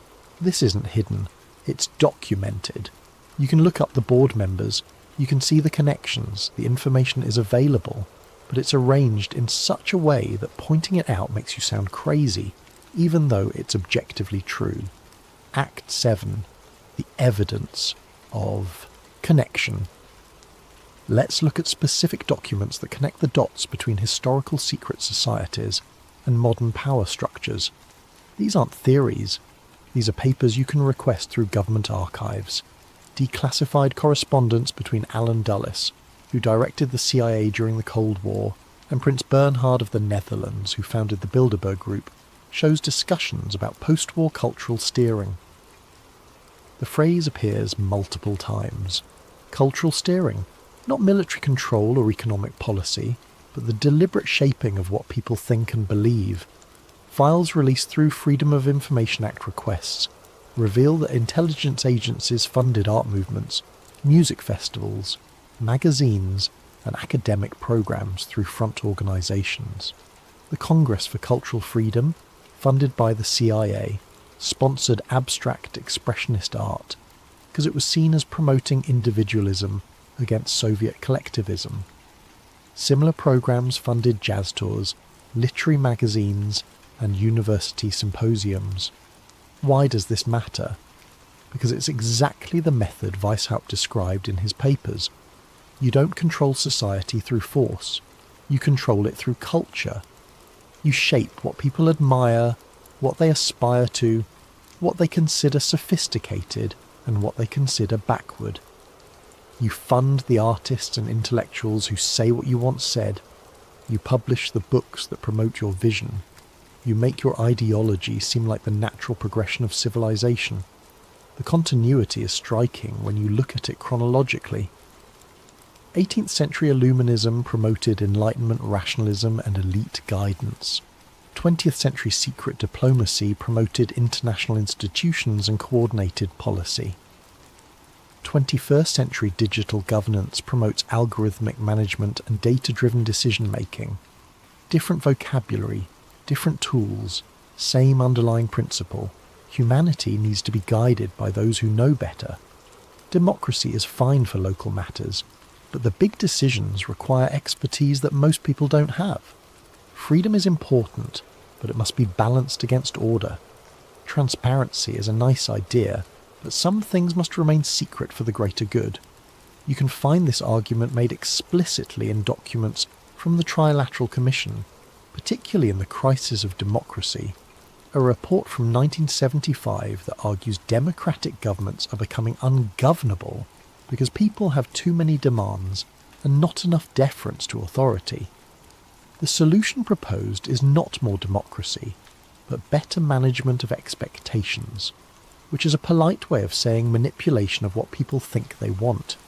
This is the smoking gun that conspiracy researchers point to, not a confession of being the Illuminati, not a secret handshake caught on camera, but a consistent philosophical thread running from Weishaupt's banned society to the most powerful institutions of the modern world. The belief that society must be managed by an elite who understand the big picture while the masses are kept comfortable but controlled. Maybe there's no underground cabal signing contracts in candlelight. Maybe there's no Grand Master issuing orders from a hidden temple. Maybe the Illuminati doesn't need a headquarters or a ritual or a membership card. Maybe it succeeded so completely that we're living inside it, and we call it civilization. EXT8, the convergence theory. This is where we need to step back and look at the bigger pattern. Conspiracy researchers have developed what they call the convergence theory, which attempts to explain how the Illuminati evolved from a specific organization into a networked ideology. Phase 1 was the Enlightenment era roots, intellectual elitism disguised as humanism, the belief that reason and science, guided by the educated few, should replace religion and tradition. This wasn't inherently sinister. Many Enlightenment thinkers genuinely believed they were liberating humanity. But embedded in this liberation was a hierarchy, a priesthood of the rational that would replace the priesthood of the church. Phase 2 was banking and industrial consolidation. The 19th century saw wealth concentrate into family dynasties that funded governments, built railroads, and controlled resources. The Rothschilds financed European wars. The Rockefellers monopolized oil. The Morgans dominated finance. These families intermarried, sat on each other's boards, and coordinated their interests. They didn't call themselves the Illuminati, but they functioned as a network of mutual advantage that transcended national boundaries. Phase 3 was cultural hegemony in the 20th century. Control shifted from raw economic power to something more sophisticated, the management of what people think and feel. This was achieved through mass media, education systems and entertainment industries that all promoted similar values, celebrated similar heroes, and presented the existing power structure as natural and inevitable, rather than constructed and maintained. Phase 4 is technocratic governance in the 21st century. Control now operates through algorithms, through data analysis, through platforms that mediate human interaction. Google decides what information you find. Facebook decides what news you see. Amazon decides what products you encounter. These decisions are made by code, written by engineers, guided by executives who attend the same conferences and share the same worldview. The torch passed from philosophers to bankers, from bankers to media moguls, from media moguls to tech CEOs. Different people, different industries, different centuries. But the same pursuit of organised control over human civilization, the same belief that the enlightened few must guide the ignorant many, the same methodology of influence that operates behind the facade of freedom. This is why the conspiracy is so difficult to prove or disprove. There's no single organisation to expose. There's no membership list to leak. There's no headquarters to raid. It's a convergence of interests, a shared world view among people who benefit from the current arrangement of power and have the means to perpetuate it. When you reach this level of analysis, the question of whether the Illuminati exists becomes almost meaningless. The specific organisation from 1776 to 1785 definitely existed, and was definitely shut down. But the philosophy didn't die, it adapted, it spread. It became the default operating system of modern power. Asti 9, the invisible government. In 2010, Julian Assange, during an interview about WikiLeaks and government secrecy, quoted a phrase from Edward Bernays, the father of modern propaganda and nephew of Sigmund Freud. Bernays wrote in his book Propaganda, published in 1928, and this is a direct quote that appears in the book: "Those who manipulate the unseen mechanism of society constitute an invisible government which is the true ruling power." Bernays wasn't a conspiracy theorist. He was an advisor to presidents and corporations. He helped engineer the overthrow of the Guatemalan government for the United Fruit Company. He convinced women to smoke cigarettes by associating it with feminism. He understood, better than almost anyone in the 20th century, how to shape public opinion to serve private interests. When he talks about an invisible government, he's describing something real, not a secret society meeting in shadows, but a network of influence that operates through institutions that appear neutral. Public relations firms, think tanks, advisory councils, academic departments, media organisations, each piece independently owned, but coordinating through shared personnel, funding sources and ideological alignment. This is the government that doesn't appear on ballot papers. The government that persists regardless of which party wins elections. The government that sets the boundaries of acceptable debate, that determines which problems get attention and which get ignored, that guides civilization toward outcomes chosen by people most citizens couldn't name. The phrase New World Order, which has become synonymous with conspiracy theories, was actually popularized by President George H.W. Bush in a speech to Congress on September 11, 1991, exactly 10 years before the date that would become infamous for different reasons. He spoke about the opportunity to build a new world order, a world where the rule of law supplants the rule of the jungle, where nations recognize the shared responsibility for freedom and justice. It sounds noble, but listen to what he's actually saying. Not a world where each nation governs itself, a world where shared responsibility, meaning collective decision-making by international bodies, takes precedence. Not diverse political systems, but the rule of law, meaning a single legal framework. Not competing visions of justice, but a shared definition determined by those who have the power to enforce it. This echoes the same Enlightenment ideal that Weishaupt promoted: global unity through elite coordination. One system, one vision, one set of rules, enforced not through conquest, but through economic pressure.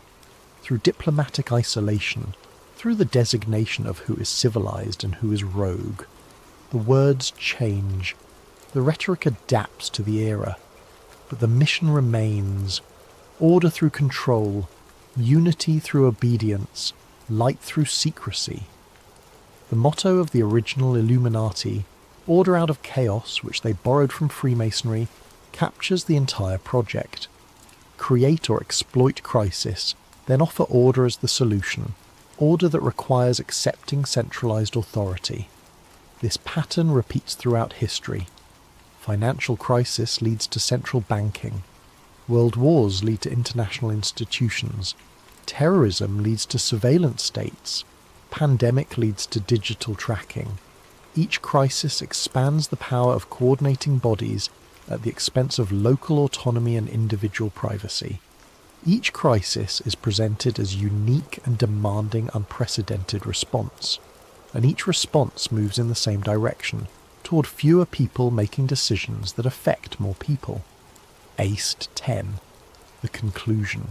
So let's return to the original question. Does the Illuminati exist? Mainstream historians will tell you no. The Bavarian Illuminati was dissolved in 1785. It had 9 years of existence. It was a historical footnote. Everything that came after is conspiracy theory, pattern recognition run amok, the human tendency to see intention in coincidence. Conspiracy researchers will tell you yes, but not in the way most people imagine. The Illuminati succeeded in its goal of creating a rational world led by an enlightened few. It didn't conquer civilization through force, it became civilization by making its principles seem like progress. Both answers are partially correct and entirely misleading. The useful question isn't whether a specific organization exists, but whether power operates the way Weishaupt envisioned. And on that question, the evidence is overwhelming. Every major institution of global governance follows the model of concentrated authority justified as expertise. The International Monetary Fund and World Bank make economic policy that affects billions, but are accountable to a few dozen member nations weighted by wealth. The Federal Reserve makes decisions that shape the entire American economy, but operates independently of democratic oversight. The European Union creates regulations that supersede national law, but is run by commissioners most Europeans couldn't name. Every global summit, every corporate merger, every coordinated crisis response follows the same blueprint. Gather the elite in private settings, determine the proper course of action, implement it through institutions that appear neutral, present it to the public as inevitable and necessary, marginalise dissent as ignorant or dangerous. This isn't hidden. You can watch it happen in real time if you pay attention. The World Economic Forum publishes its agenda openly. The Bilderberg Group lists attendees after each conference. The Council on Foreign Relations posts its policy recommendations online. The Trilateral Commission has a website. None of this is secret in the traditional sense, but it's effectively invisible to most people, because it operates at a level of abstraction that doesn't connect to daily life until the decisions have already been made. By the time a new trade agreement or financial regulation or digital standard affects your life, it's already been decided by people you didn't elect, meeting in places you couldn't attend, based on priorities you didn't set. If Weishaupt's goal was to build a rational world led by the enlightened few, look around, we're living in it. Experts determine what's true, fact-checkers decide what's misinformation, platforms moderate what's acceptable, algorithms curate what's visible, and all of this is presented as neutral, as scientific, as necessary for a functioning complex society. The only question left is whether we were enlightened or simply engineered, whether the progress we've experienced represents genuine liberation or sophisticated control, whether the freedom we believe we have is real or carefully managed. The symbol on the dollar bill stares out from your wallet, that unfinished pyramid with the watching eye, announcing a new order of the ages. Maybe it was just a design choice by committee in 1782, or maybe it was a declaration of intent, a message hidden in plain sight for over 2 centuries, telling anyone willing to look that this nation and the world it would come to shape was built on a foundation of enlightened control disguised as democracy. The Illuminati doesn't need to exist as a secret society if its principles have become the structure of civilization itself. The order may have been banned in 1785, but the order it sought to create has been under construction ever since, advancing through crisis and opportunity, adapting to technology and culture, always moving toward the same goal: order out of chaos. That was their motto. Look at the chaos of our current moment, the crises stacking upon each other, each one demanding more coordination, more surveillance, more centralised decision-making, more trust in authorities we didn't choose and can't remove. Look at the order being offered in response, the promise that if we accept the right systems, follow the right experts, adopt the right technologies, everything will be managed correctly.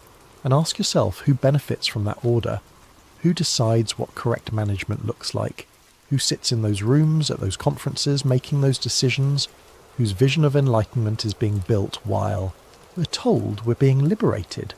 The Illuminati wanted to free humanity from superstition, monarchies and religious control. They succeeded. We're free from those things. But we're not free from control itself. It simply changed form, changed language, changed justification. The pyramid is unfinished because the work continues. The eye watches because the enlightened must always observe and guide. And the new order of the ages means that what came before was replaced with something that serves the same function under a different name. Maybe that's progress. Maybe guided evolution of civilization by those who understand complex systems is genuinely better than chaos and conflict.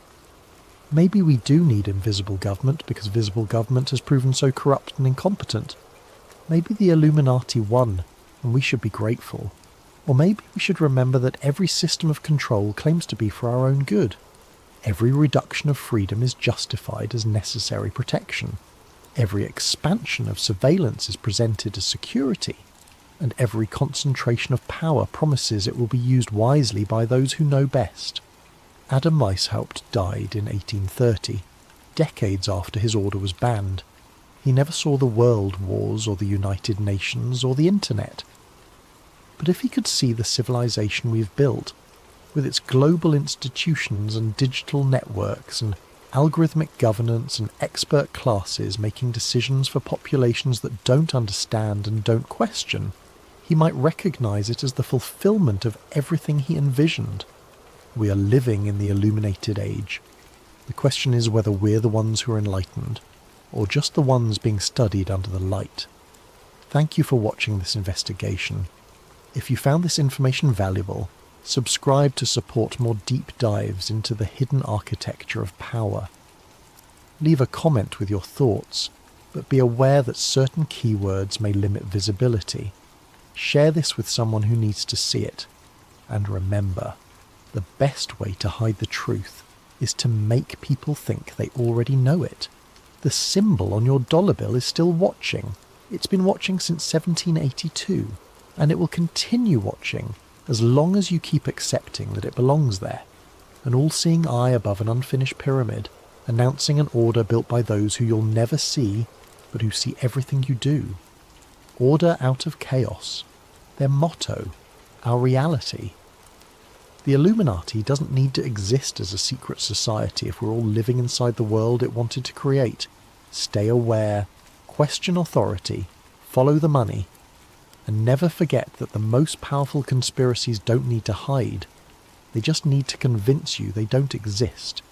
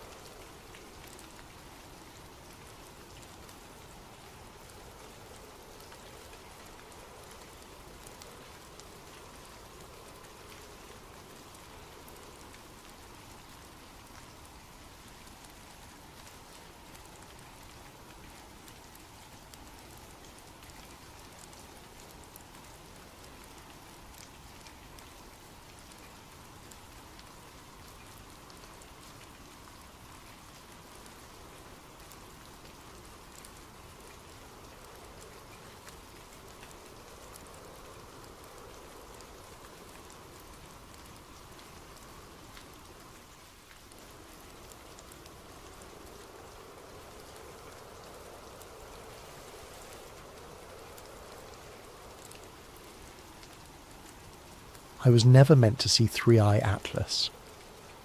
They say curiosity killed the cat. What they don't tell you is what happens to the person who keeps digging after the cat is already dead. What happens when you find the thing you were never supposed to find, when you see the document that was never supposed to exist, when you speak the name that was never supposed to be spoken? You don't die. That would be too merciful. Instead, you live with the knowledge that something is watching you, has always been watching you, and now knows that you know. This is my story. This is how I found Three-Eye Atlas, and this is why I can never stop looking over my shoulder.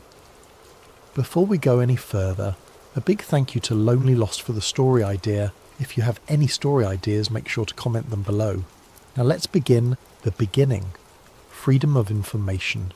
Request. My name is Marcus Webb, and in late October of the year 2021, I was a former investigative journalist trying to find my way back into a career that had chewed me up and spit me out. I had spent the better part of a decade covering conflicts in the Middle East, embedded with troops, documenting war crimes, interviewing refugees who had lost everything. The work had destroyed my marriage, cost me my mental health, and eventually, when I published a story that made the wrong people uncomfortable, it cost me my job at the newspaper. My ex-wife, Jennifer, used to tell me I was addicted to the truth the way other people were addicted to drugs. She said I couldn't let things go, that I always had to dig one layer deeper, ask one more question, chase one more lead. She was right, of course. That addiction is what led me to spend our anniversary in a bombed-out hospital in Aleppo, instead of at the restaurant she had booked 6 months in advance. It's what led me to miss her father's funeral because I was tracking down a source in Kabul. And it's ultimately what led her to pack her bags one Tuesday morning while I was asleep, and leave nothing but a note that said, "You're married to the story, Marcus, not to me." That was in 2019. By 2021, I was freelancing from a cramped apartment in Arlington, Virginia, taking whatever work I could get. Mostly fluff pieces for online magazines, the occasional corporate blog post, nothing that required me to actually think or investigate. I was treading water, waiting for something to remind me why I had become a journalist in the first place. That something came in the form of the Pentagon UAP hearings. I had watched them with casual interest, the way everyone else had. Unidentified aerial phenomena, they called them now, not UFOs. That term was too loaded, too tinfoil hat for the modern era.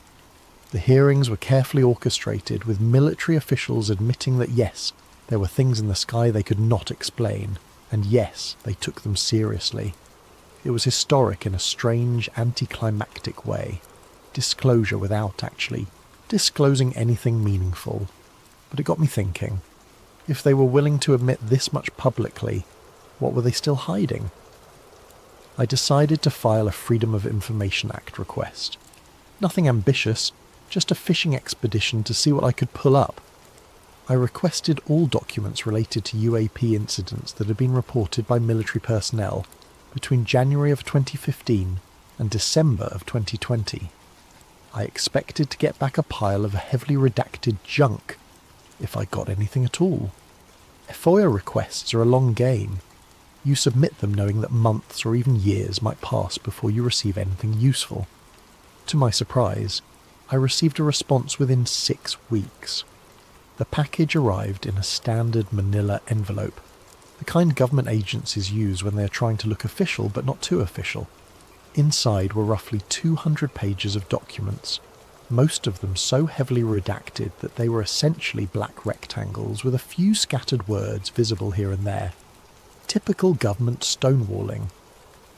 I poured myself a coffee and started reading through them at my kitchen table, notepad beside me, pen in hand. Most of it was exactly what I expected. Incident reports with all the identifying details blacked out. Witness statements reduced to single visible sentences like "observed object" and "no conventional explanation." I was about to give up and toss the whole stack into a drawer when I noticed something odd. Every 5th or 6th page had a small stamp in the upper right corner, barely visible beneath the redaction marks. I held the page up to the light and squinted. It read, 3I, Atlas, clearance restricted. I flipped through the stack again, this time looking specifically for that stamp. It appeared on maybe 30 of the 200 pages, always in the same place, always with the same phrasing. 3I/Atlas. What the hell was 3I? What was Atlas?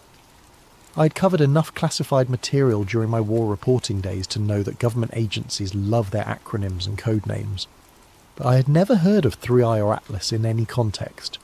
I pulled out my laptop and started searching. Nothing. I tried every combination I could think of. 3I government program, 3I classification, 3I military, Atlas Pentagon, Atlas UAP, Atlas clearance. Every search came back empty or pointed me toward unrelated programs. There was an Atlas satellite program, an Atlas rocket system, even an Atlas particle detector at CERN, but nothing that matched the context of what I was seeing. Frustrated, I returned to the documents and kept reading.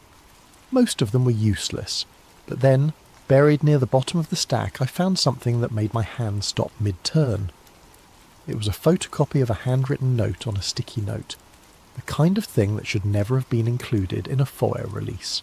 Someone had physically attached it to a document, and when that document was scanned for archival purposes, the note was scanned too.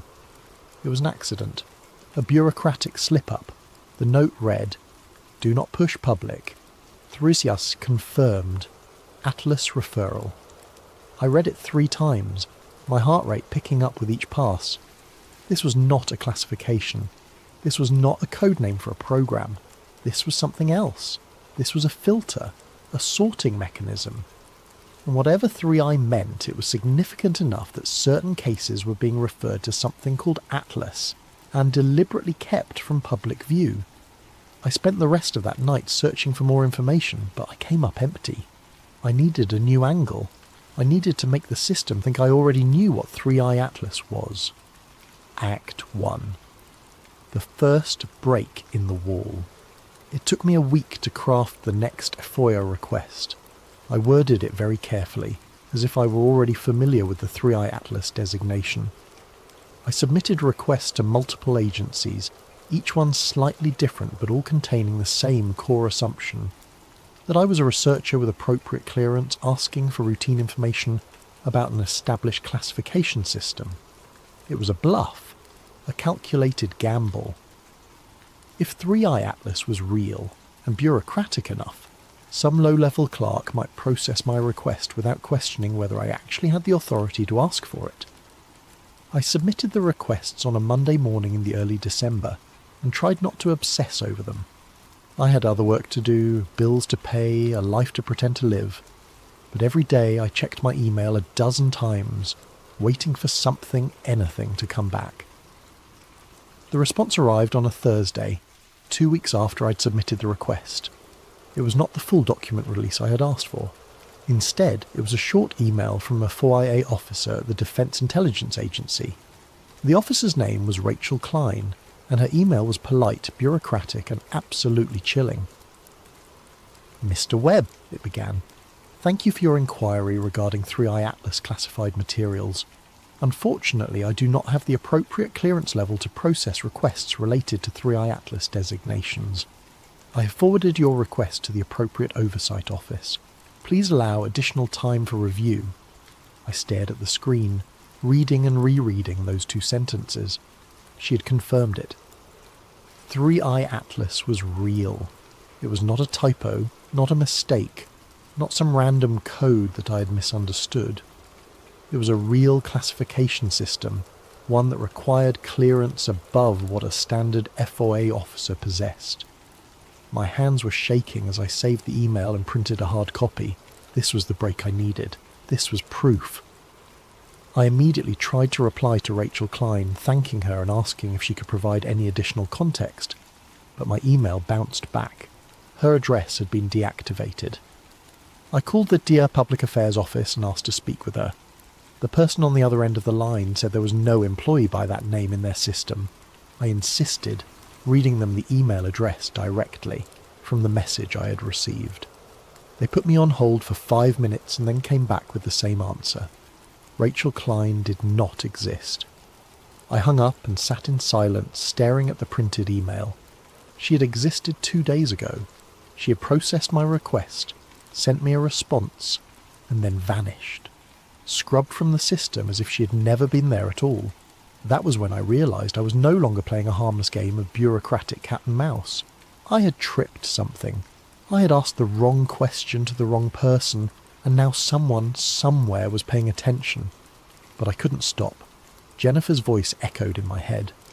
"You're married to the story, Marcus." She was right then, and she would be right now. I had to know. Eked 2. Breaching the system. I needed help. I needed someone who understood how the intelligence community worked. Someone who could tell me whether I was being paranoid or whether I'd actually stumbled onto something dangerous. I scrolled through my old contacts, people I had worked with during my war reporting days. Most of them had moved on, taken jobs in the private sector or retired from the field altogether. But there was one name I kept coming back to, Lieutenant Commander James Ortiz, formerly of Naval Intelligence, now working as a consultant for a defence contractor in Maryland. I had met Ortiz during an embed in Afghanistan back in 2017. He was smart, cautious, and deeply cynical about the way the military handled classified information. We had stayed in touch over the years, exchanging the occasional email, meeting for coffee when we were both in the same city. He was one of the few people I trusted to tell me the truth, even if that truth was something I did not want to hear. But there was something else about Ortiz, something I had never told anyone. During that embed, we had witnessed something together. It was 3 a.m, and we were stationed at a forward operating base in Helmand province. I had stepped outside the command tent to get some air, and Ortiz was there, smoking a cigarette and staring at the sky. And then we both saw it. A light, moving in patterns that made no physical sense. Sharp 90-degree turns at impossible speeds. Complete stops mid-flight, hovering for several seconds. Then acceleration that should have generated sonic booms but produced no sound at all. We watched it for maybe 5 minutes before it simply vanished. We never spoke about it. Not that night, not the next day, not ever. It was an unspoken agreement, the kind of thing you pretend didn't happen because acknowledging it would mean confronting something your brain isn't equipped to process. But now I needed to break that silence. I sent him an encrypted message through a secure app we had used before, asking if we could meet in person. He responded within an hour. Tomorrow, usual place. Come alone. The usual place was a diner in Bethesda, a kind of anonymous chain, restaurant where nobody paid attention to anybody else. I arrived early, ordered coffee and waited. Ortiz walked in exactly on time, wearing jeans and a flannel shirt, looking like any other middle-aged guy grabbing lunch. But I could see the tension in his shoulders, the way his eyes swept the room before he sat down. He was scared. He slid into the booth across from me and did not waste time with pleasantries. "What have you gotten yourself into, Marcus?" I pulled out the printed email from Rachel Klein and slid it across the table. He read it, his expression unreadable, and then looked up at me. "Where did you get this?" "FOIA request. I asked about 3i Atlas. 2 days later, the officer who responded to me vanished from the system." Ortiz folded the paper and handed it back to me. He looked around the diner, checking to see if anyone was paying attention, and then leaned in close. "You need to stop. I need to understand what this is. No, Marcus, you need to stop right now. Walk away from this and never mention it again." I leaned forward, matching his intensity. "James, Afghanistan, 2017, 3 a.m, you remember." His face went pale. For a moment I thought he might get up and walk out. But instead he closed his eyes and let out a long, shaky breath. "I knew you were going to bring that up eventually," he said quietly. "I've been waiting for this conversation for 5 years. Then you know I can't walk away. Not now." He was silent for a long moment, staring down at his hands. When he finally spoke, his voice was barely above a whisper. "If you ever see 3i on a document, it means the object was intelligent. manoeuvring with intent and aware of being observed. It is not a project. It is a designation. It means the thing you saw was not just flying. It was thinking. The words hit me like a punch to the gut. So what we saw that night would have been flagged as 3i, yes. And they know. The military, the government, they know these things are intelligent. The government knows a lot of things it does not tell you. 3i is not something they talk about publicly. Because once you admit that something out there is intelligent and aware, you have to start answering very uncomfortable questions. Questions like, what does it want? Why is it here? And what happens if it decides to stop playing nice? What about Atlas? Ortiz shook his head. I do not know what Atlas is.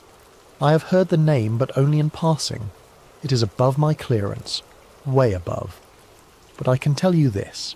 If something gets flagged as 3i and referred to Atlas, it means someone very high up decided the case needed special handling. It means the public will never hear about it. James, I need to know more. I need to understand why they're hiding this. He reached across the table and grabbed my wrist, his grip tight enough to hurt. Listen to me very carefully. After that night in Afghanistan, I was debriefed. 3 men in the civilian clothes showed up at the base the next morning and pulled me into a room. They asked me what I saw. I told them the truth. And then they showed me photographs. Photographs of what?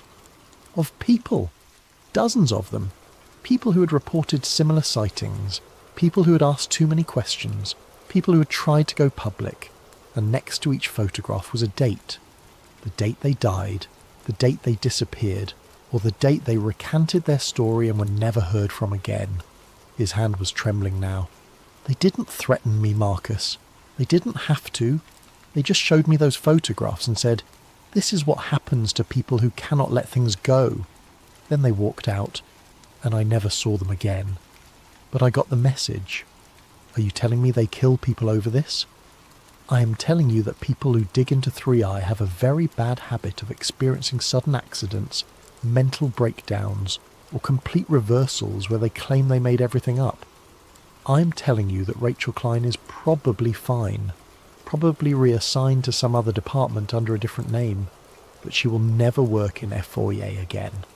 And I am telling you that if you keep digging, you will end up in one of those photographs. I pulled my hand back, my mind racing. What if I told you I can't stop? What if I told you that this is the first thing in 2 years that has made me feel alive, that has reminded me why I became a journalist in the first place? Ortiz stared at me, and for a moment I saw something in his eyes that looked almost like pity. Then I would say, your ex-wife was right about you. You're addicted to the truth, and like any addict, you're going to keep chasing it until it kills you. He stood up, dropped a 20 on the table for his untouched coffee, and paused before leaving. One more thing, he said, not looking at me. That night in Afghanistan, I filed a report the next morning before the debrief. Standard incident report, just documenting what we saw. When I checked my file a week later, that report was gone. Completely scrubbed from the system. It was like it never existed. What are you saying? I am saying that if Atlas decides your story does not fit their narrative, they will erase it. And they are very good at erasing things. He walked out without another word. I sat there for a long time, staring at the $20 bill on the table. Ortiz was scared. I had seen him in war zones, under fire, making life-and-death decisions without flinching. But this terrified him. That should have been enough to make me stop, but it was not, because now I knew something else. I knew that what we had seen that night in Afghanistan was real, was documented, and had been deliberately erased. And if they could erase that, what else had they erased? I thought about Jennifer again, about all the stories I had chased, all the leads I had followed, all the times I had chosen the truth over everything else in my life. She had left because she knew I would never stop. She knew I would sacrifice anything for the story, and she was right. Act 3. The breakthrough and the trap. Over the next month, I became obsessed. I set up alerts for any mention of 3i or Atlas in leaked documents, declassified files, anything I could find. I joined obscure forums where former intelligence officers traded stories under pseudonyms. I read everything I could about UAP incidents, looking for patterns, looking for cases that might have been flagged as 3i. But I also started thinking about Los Angeles, about September 9th, 2016, about the night I had been there. I called my old friend Trevor, the one whose rooftop I had been on that night. We hadn't spoken in over a year, but he picked up on the third ring. "Marcus? Holy shit, man. Long time." "Hey Trevor, listen, I need to ask you something. Do you remember September 2016, when I visited you in Pasadena?" There was a pause. "Yeah, of course. That was a fun weekend." "Do you remember anything unusual happening that weekend?" Another pause, longer this time. "Unusual how?" "Like, I don't know. Anything strange in the news? Anything weird people were talking about?" "Marcus, are you okay? You sound paranoid."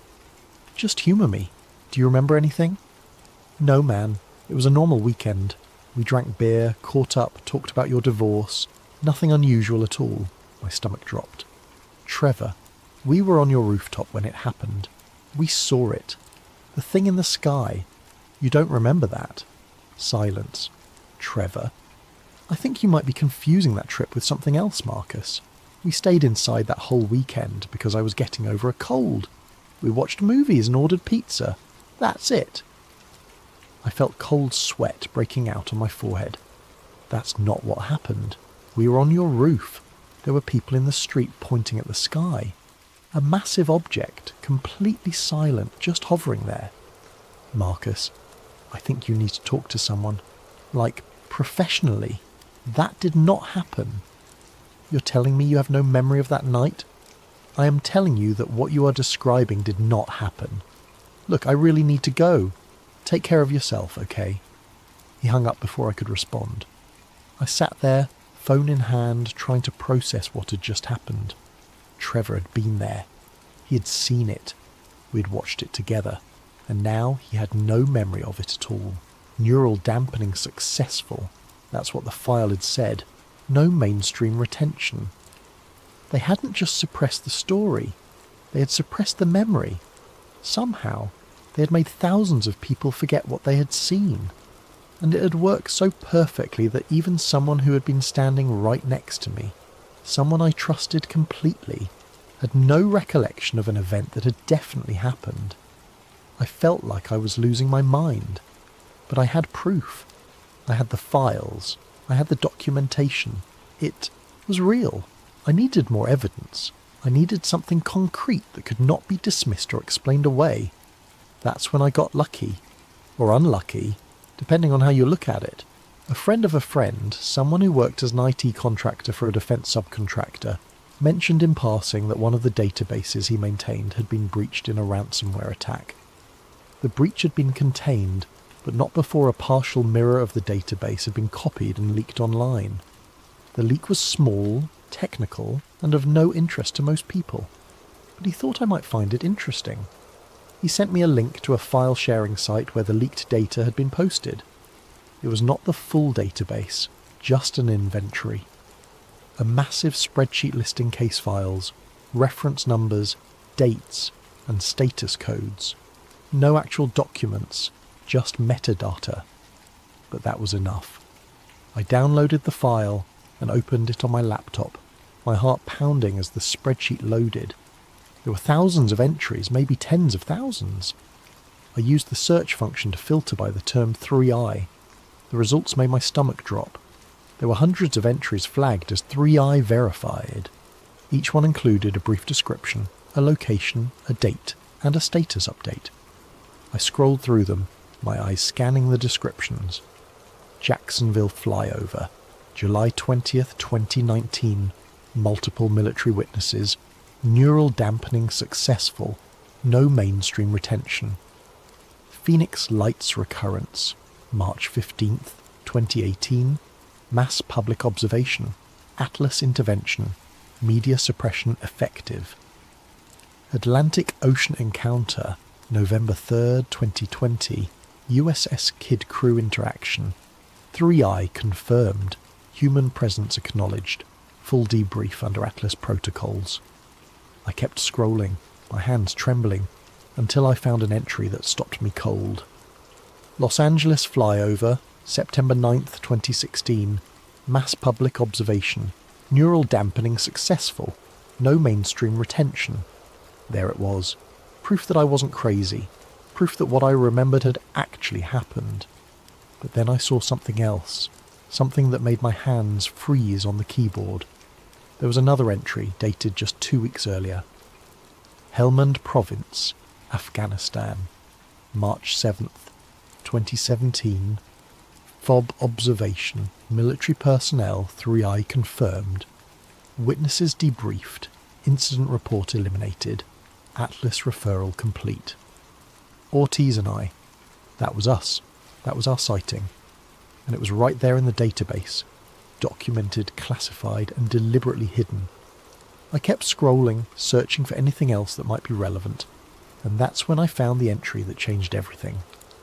Arlington, Virginia, December 21st, 2021, residential observation, single witness, 3I potential, subject M. Webb, monitoring initiated. I stared at the screen, reading and rereading the entry. December 21st, that was yesterday. They weren't just watching the sky, they were watching me.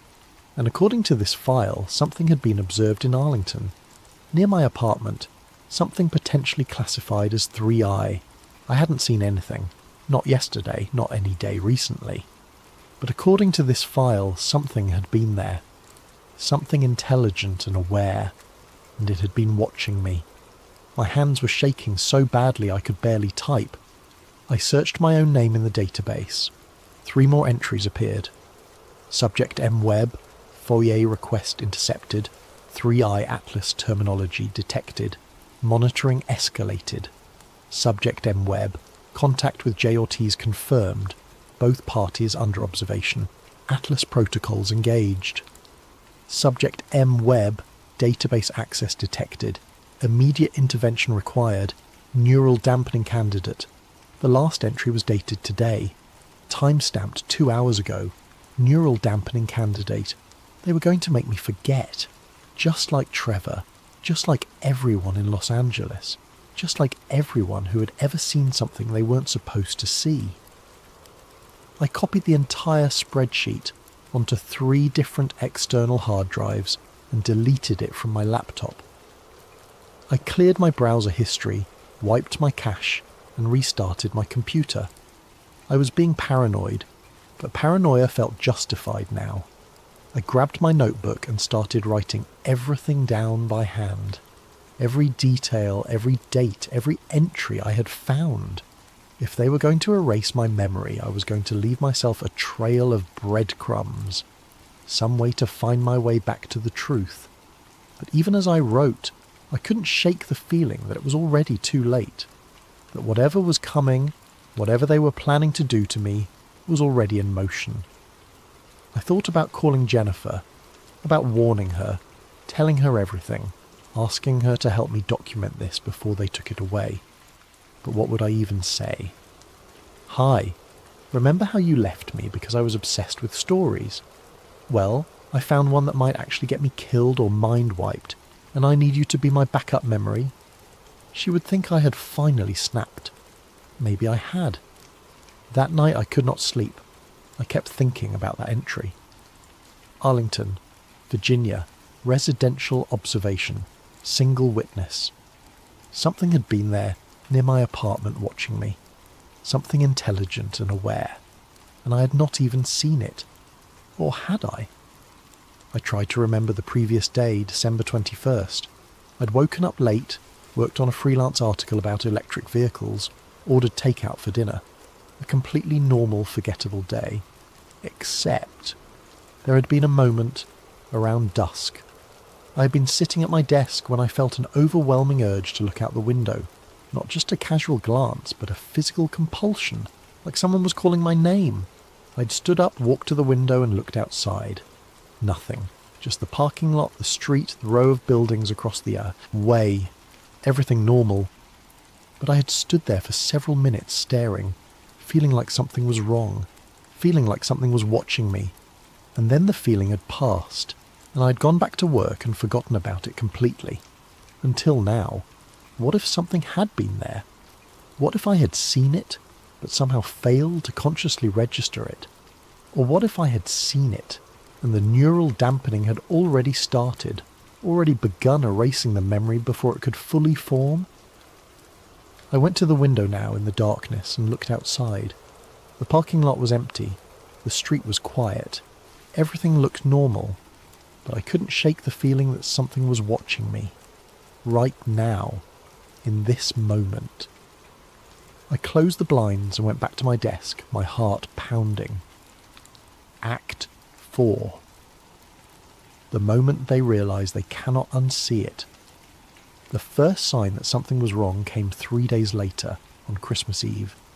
I was sitting in my living room working on a freelance article about renewable energy when I heard a faint scratching sound. It was soft, rhythmic, like fingernails on glass. I looked up and realised it was coming from my television. The TV was off, or at least it should have been. The screen was black, but there was a faint glow around the edges, and the scratching sound continued. As I stared at it, the screen flickered to life, displaying the manufacturer's boot logo.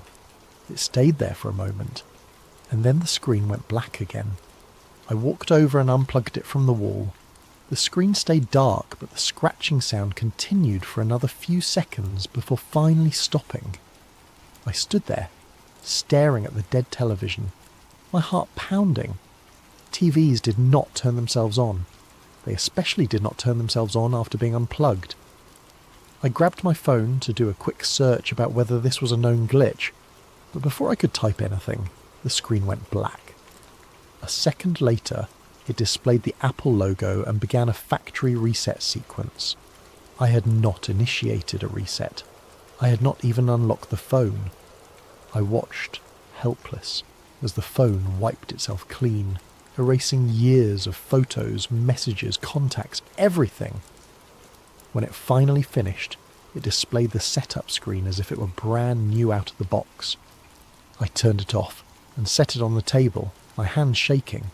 This was not a coincidence. This was not a glitch.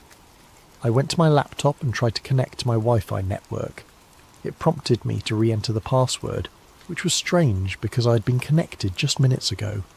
When I entered the password, it rejected it. I tried again, thinking I'd mistyped. Rejected again. I checked my router and found that it reset itself. But when I logged into the settings, I saw something that made my skin crawl. The network name had changed. It was no longer the default name I had set years ago. Instead, it now read, Federal Resilience Gateway, Node 7. I refreshed the page, thinking it had to be some kind of display error. But it stayed the same. My home network, my private internet connection, had been rerouted through something called a Federal Resilience Gateway. I unplugged the router and sat in the dark, trying to process what was happening. My TV had rebooted itself. My phone had wiped itself. My internet had been hijacked. These were not accidents. These were deliberate actions, coordinated and precise. Someone was inside my system. Someone was watching me. I grabbed a notebook and a pen, the old-fashioned kind that could not be hacked or monitored, and started writing everything down. Every detail, every date, every document I had found. If they were going to erase me digitally, I was going to make sure there was a paper trail. Around 2 a.m, my laptop chimed with an incoming email notification. I had not opened my email program. I had not even turned the laptop on. But there it was, screen glowing in the darkness. I approached it slowly as if it might explode. The email was already open, displaying a single message from an address I did not recognise. No subject line, no signature, just a single sentence. 3i is not a project, it is a handshake protocol. If you see it, it has already seen you. I stared at the screen, reading the message over and over, my mind racing. A handshake protocol, a two-way communication. It was not just the government watching these objects, the objects were watching back. And now, because I had dug too deep, because I had seen the name and spoken the words and pulled on the thread, they were watching me too. But then something else appeared on the screen. The email was updating in real time, new text appearing letter by letter as if someone was typing it directly. You want to know what Atlas does, Marcus? It maintains equilibrium. It ensures that humanity's awareness expands at a controlled pace, not too fast, not too slow, just enough to prevent panic, just enough to prevent intervention. I should have closed the laptop. I should have thrown it across the room, but I couldn't move. I couldn't look away. The phenomenon you call 3i has been observing your species for longer than your recorded history. It does not invade. It does not conquer. It observes. It waits. It measures your readiness. And when individuals like you begin to notice, begin to pull on the threads, begin to ask the right questions, Atlas steps in, not to silence you, to prepare you. Prepare me for what? I found myself typing the question before I could stop myself. The response came immediately. For the realization that you are not ready, that your species is still too fragmented, too volatile, too afraid of the unknown to handle the truth. You want disclosure, Marcus. Disclosure would destroy you. It would shatter every power structure, every religious framework, every sense of humanity's place in the cosmos. Atlas exists to prevent that collapse, to manage the transition, to ensure that when the time comes, you will be ready. And what if I go public with what I know? You won't. Because part of you already understands. Part of you has always understood. This is not a cover-up, Marcus. This is a mercy. We could erase your memory right now. We have that capability, but we are not going to. Because you serve a purpose. You and people like you. The seekers. The truth-tellers. The ones who cannot let go. You push the boundaries of collective awareness. You force the conversation forward. And when enough people like you exist, when enough of humanity is asking the right questions, that is when the equilibrium shifts. That is when readiness is achieved. So you're saying I'm being used? We're all being used, Marcus. You by your need for truth, us by our mandate to observe, them by their nature to watch and wait. The only question that matters is whether you can live with the knowledge you now possess, whether you can carry this weight without breaking, whether you can continue to seek the truth knowing that the truth is not meant to set you free. It is meant to prepare you for a reality you cannot yet comprehend. The typing stopped. The screen went black, and then slowly my laptop powered down on its own. I sat there in the darkness, my mind reeling. Was that real? Had I just had a conversation with Atlas? Or had I imagined the whole thing? Was I losing my mind? I looked down at my hands and realised they were shaking. I realised I was crying and had no memory of when the tears had started. Jennifer's voice echoed in my head again. You're married to the story, Marcus. But what if the story didn't want me? What if the truth wasn't something I could possess, but something that possessed me? Act 5. The weight of knowing. The days after Christmas blurred together. I stopped sleeping properly. I stopped eating regular meals. I would sit at my kitchen table for hours, surrounded by printouts and handwritten notes, trying to make sense of what had happened. I tried to reach Ortiz again, but his number was disconnected. I tried to find him online, but his LinkedIn profile had been deleted, his social media account scrubbed. It was as if he had never existed. I thought about going to the media, about taking everything I had to a major news outlet. But every time I tried to organise the material, I realised how insane it all sounded. A stamp on classified documents, a vanished FOIA officer, an email conversation with an AI or entity claiming to be Atlas, a database entry about me being monitored. Without Trevor's corroboration of the Los Angeles event, without Ortiz to verify the Afghanistan sighting, without Rachel Klein to confirm the email she sent, I had nothing. Just the word of a disgraced journalist with a history of obsessive behaviour and a failed marriage. They had been right. I couldn't go public because no one would believe me. But I also couldn't stop. I spent every day searching for new information, new connections, new pieces of the puzzle, and slowly, carefully, I began to find them. There were others, hidden in the corners of the internet, posting under pseudonyms, sharing fragments of stories that matched my own. A former Air Force technician who claimed to have seen the 3CI designation on radar logs before they were classified. A retired CIA analyst who mentioned Atlas in a podcast interview before the episode was mysteriously pulled offline. A physicist who published a paper about mass memory suppression technology before recanting the entire thing and checking himself into a psychiatric facility. The pattern was clear. People found pieces of the truth, tried to share it, and then either disappeared, recanted, or were dismissed as mentally unstable. I was next. I knew that. The only question was which path I would take.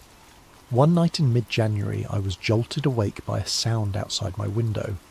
Not the scratching this time, something else. A low, resonant hum that seemed to vibrate through my entire body. I got up and went to the window, my heart pounding. I opened the blinds slowly, expecting to see nothing like always. But this time, there was something there. A light. Not in the sky, but right outside my building. Hovering maybe 20 feet off the ground, perfectly still. It was not bright enough to illuminate the parking lot, but I could see it clearly. A sphere of pale blue light, about the size of a car, with a surface that seemed to ripple like water. I watched it for what felt like hours, but was probably only minutes. And as I watched, I felt something. A presence. An awareness. It was looking at me. Not with eyes, not with senses, but with something else. Something I had no words for. I was not afraid. I should have been terrified, but instead I felt a strange sense of calm, of recognition, as if this moment had always been inevitable.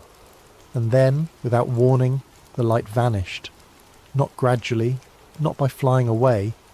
It simply ceased to exist, like someone had flipped a switch. I stood at the window for a long time after that, waiting for it to return, but it did not. The next morning I checked my notebook. I had written about the light, described it in detail, recorded the time and date. But as I read my own words, they seemed strange to me, foreign, as if someone else had written them. I tried to remember the previous night. Had I really seen something, or had I dreamed it? I could not be sure anymore. That was when I understood what they were doing. They were not going to erase my memory completely.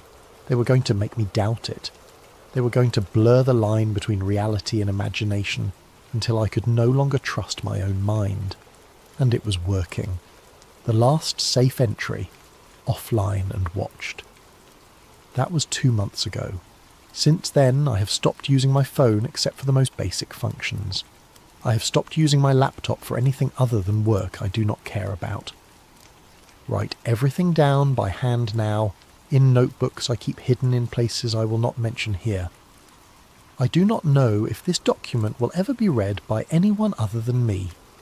I do not know if sharing this story will make any difference.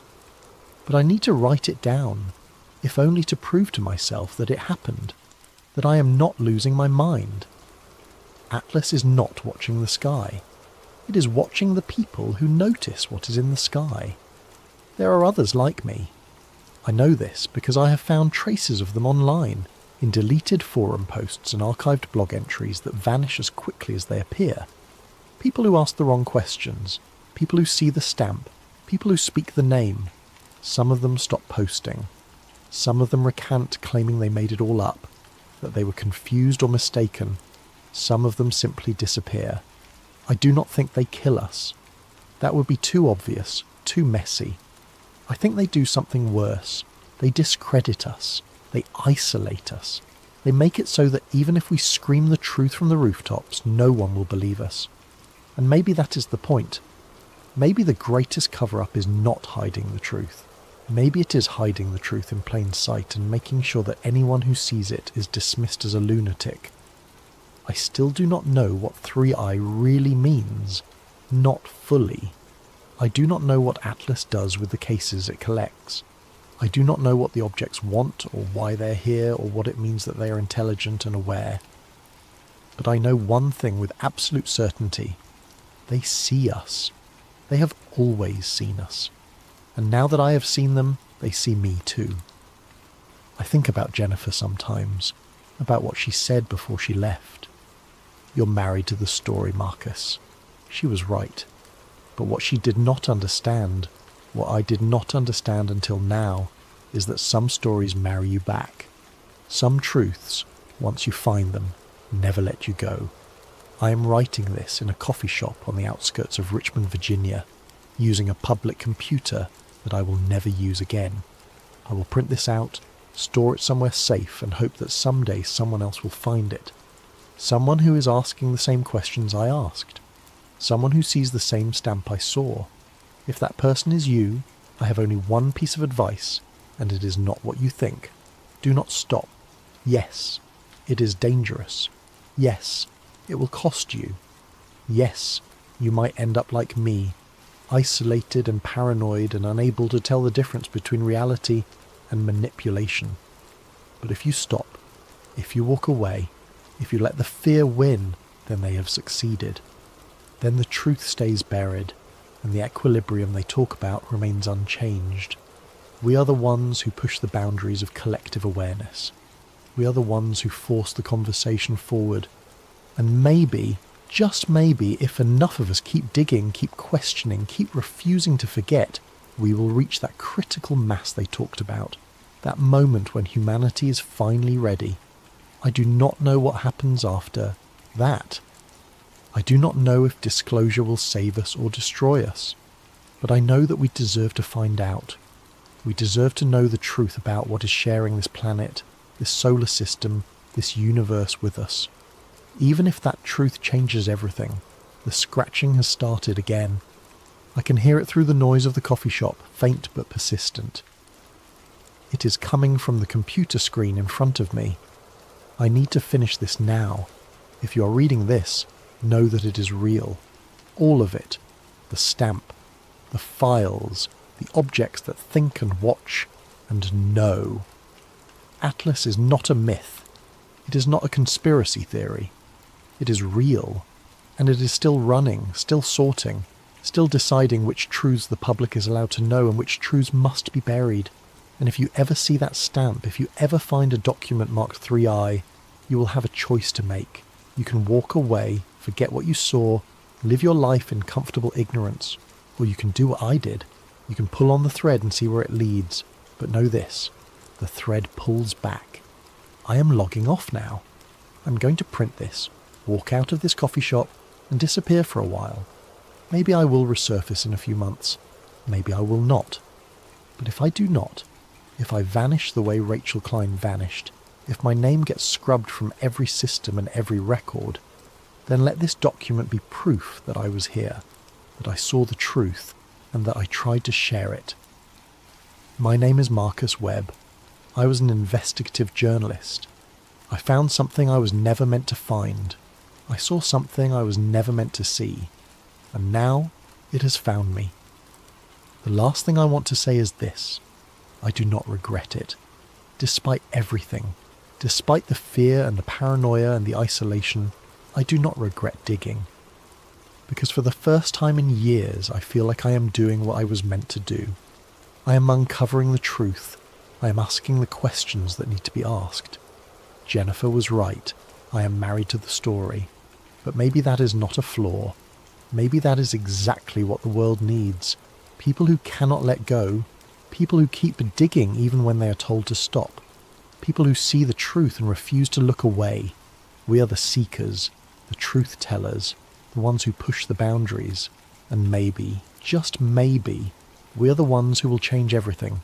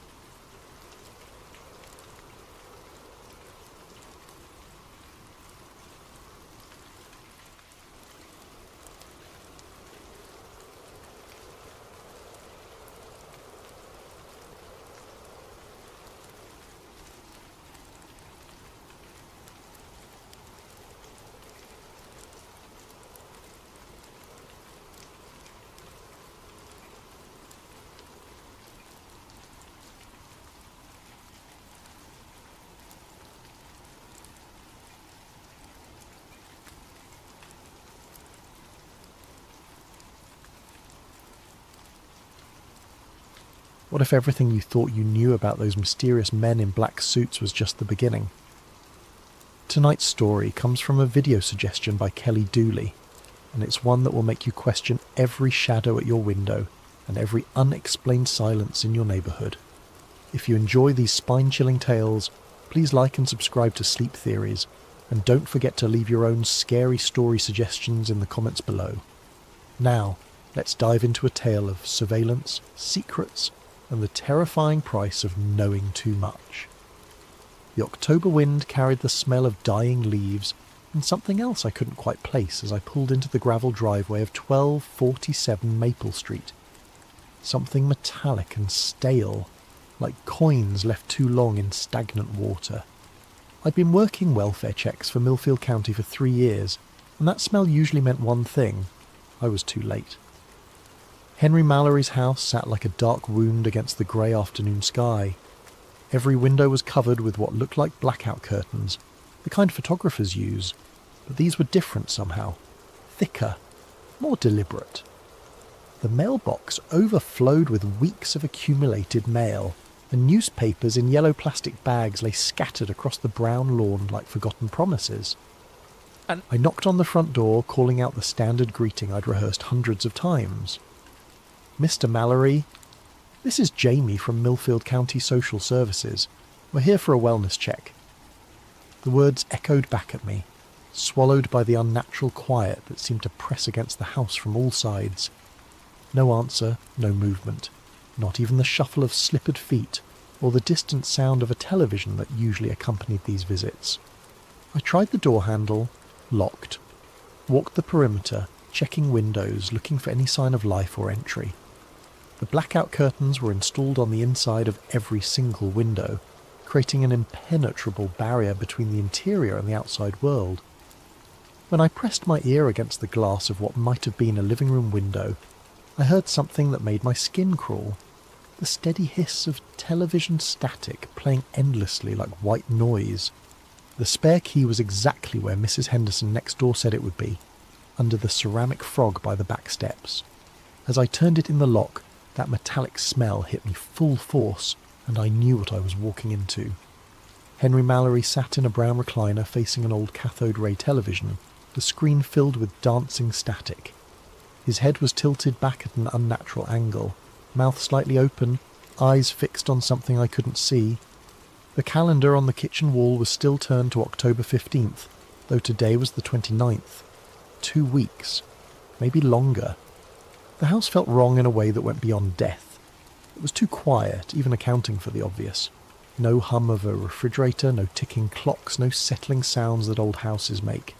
Just that constant static from the television, and a silence so complete it felt like being underwater.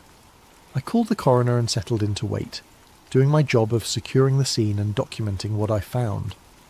That's when I really started looking around. Every surface was covered in a thin layer of dust except for well-worn paths between the kitchen, bathroom and living room. But what caught my attention were the notebooks, dozens of them, stacked on every available surface filled with Henry's spidery handwriting. I opened one at random, October 3rd, 2025. Black sedan, licence obscured, parked across street 11:47 p.m. to 4:23 a.m. 2 occupants, no movement. September 28th, 2025. Phone rang 17 times between 2 a.m. and 5 a.m. No voice when answered. September 15th, 2025. Footprints in garden, size unknown. Pattern suggests standing in place for extended period. Page after page of similar entries going back months. I flipped to earlier notebooks and found the dates stretched back years, decades even, all documenting the same kinds of things. Unexplained visitors, strange cars, odd occurrences that might seem mundane to anyone else but had clearly consumed Henry Mallory's life. The coroner arrived as the sun was setting, casting long shadows through the spaces between the blackout curtains. Patricia Williams had been doing this job longer than I'd been alive, and she took one look at Henry and shook her head. "Natural causes," she said, checking his pulse points and examining his eyes with a small flashlight. "Heart, probably. Happens all the time with folks his age, especially the isolated ones. Body's been here about 2 weeks, maybe a bit more. As she worked, I found myself drawn to those notebooks, flipping through pages of meticulous documentation that painted a picture of a man living in constant fear of being watched. The handwriting grew shakier in the more recent entries, but never stopped. Right up until the day he died, Henry Mallory had been taking notes. "You okay?" Patricia asked as she finished her examination. "You look pale." "Just the smell," I lied, though the truth was something about this place was getting under my skin. "How long until you can remove the body?" "Van's on the way. Should be another hour or so." She packed her equipment back into her black bag. "You staying to secure the house?" I nodded. It was standard protocol. Someone from the county had to stay until next of kin were notified and arrangements made for securing the property. Henry had a nephew in California who wouldn't arrive for several days, according to our records. After Patricia left, the house seemed to grow even quieter. I wandered through the rooms, clipboard in hand, documenting personal effects for the estate. That's how I found the basement door.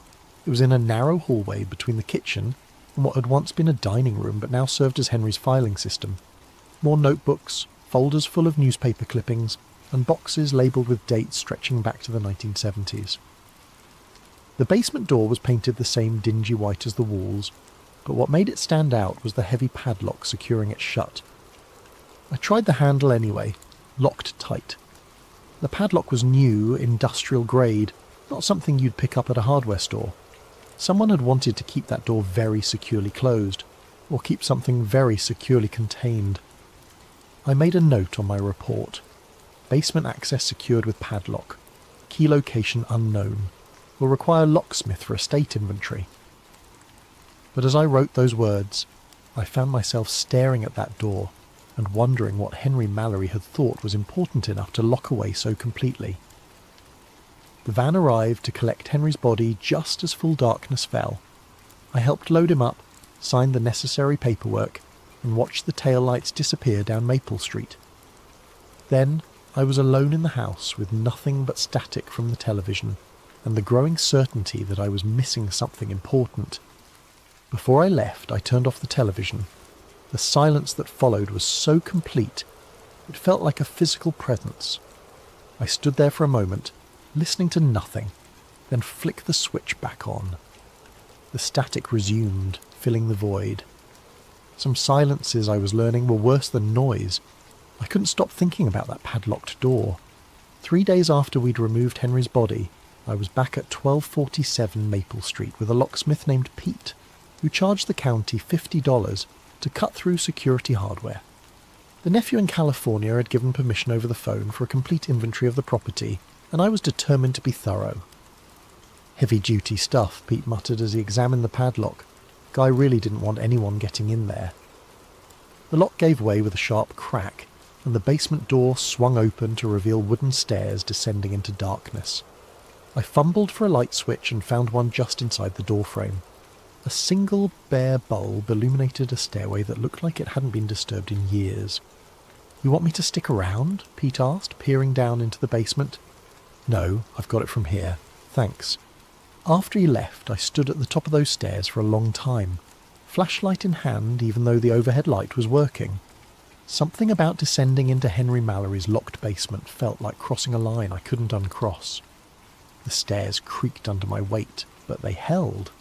The basement was larger than I'd expected, running the full length of the house with a low ceiling and concrete walls that had been painted white decades ago.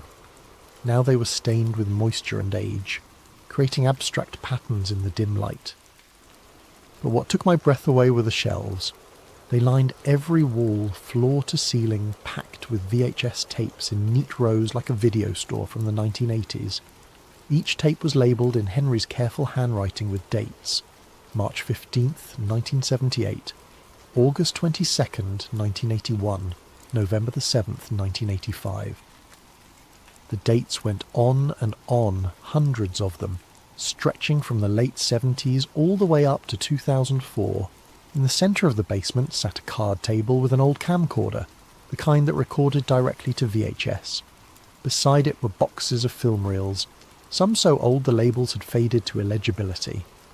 More notebooks, these ones bound in black leather, filled with the same spidery handwriting I'd seen upstairs. I pulled one notebook at random and opened it. June 12th, 1983. Witness, Morrison, J. Reports lights over reservoir. Local paper runs story page 3. Black sedan arrives outside Morrison residence June 14th. Morrison recants story June 15th. New statement, thought it was airplane. June 18th, 1983. Two men in dark suits visit newspaper office. Editor Thompson, nervous when asked about Morrison story, refuses to discuss. June 20th, 1983. Morrison family leaves town suddenly.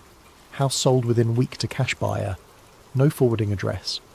Page after page of similar entries, documenting what appeared to be a pattern of witness intimidation following unexplained sightings around Millfield. But it was more than just documentation. Henry had been actively investigating these incidents for decades. I moved to the shelves and pulled a tape at random. September 3rd, 1987 was written on the label in Henry's neat script. Below that, in smaller text, Diner, 2 a.m. There was a VHS player on a small television in the corner of the basement. The setup looked like it hadn't been disturbed in years, but everything was clean, maintained.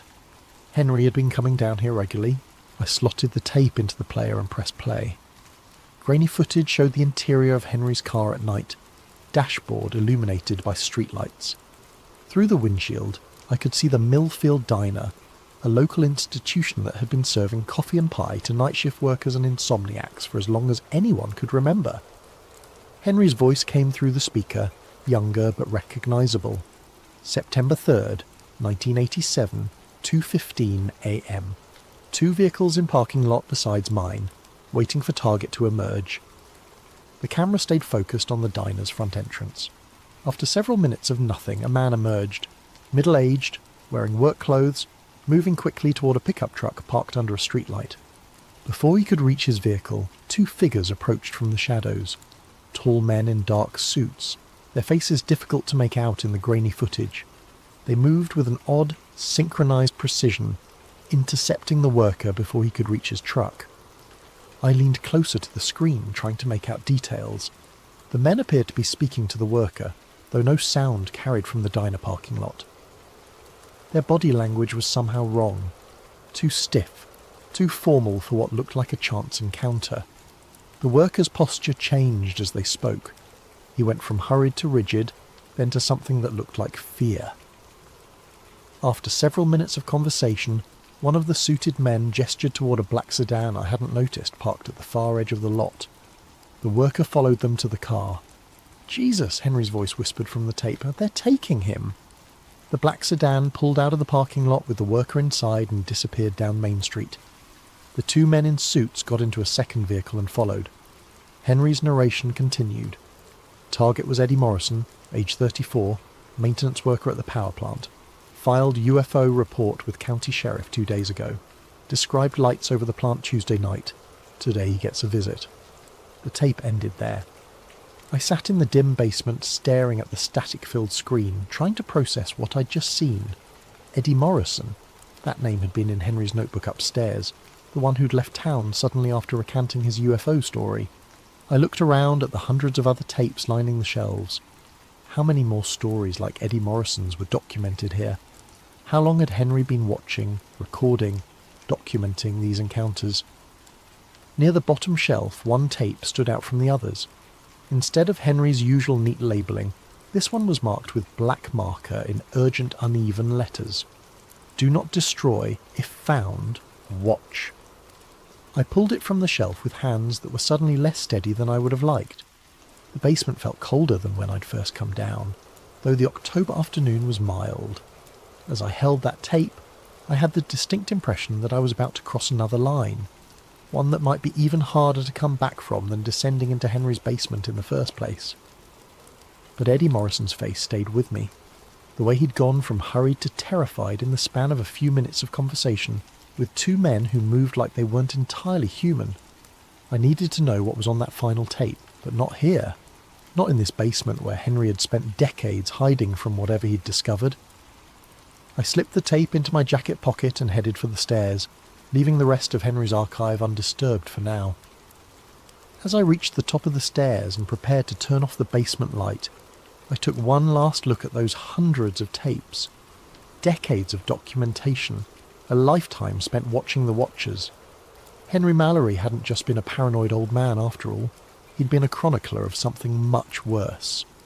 I almost didn't watch the tape that night.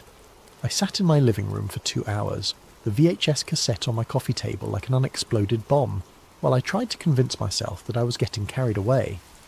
Henry Mallory had been an elderly man living alone, probably dealing with some form of paranoia or dementia.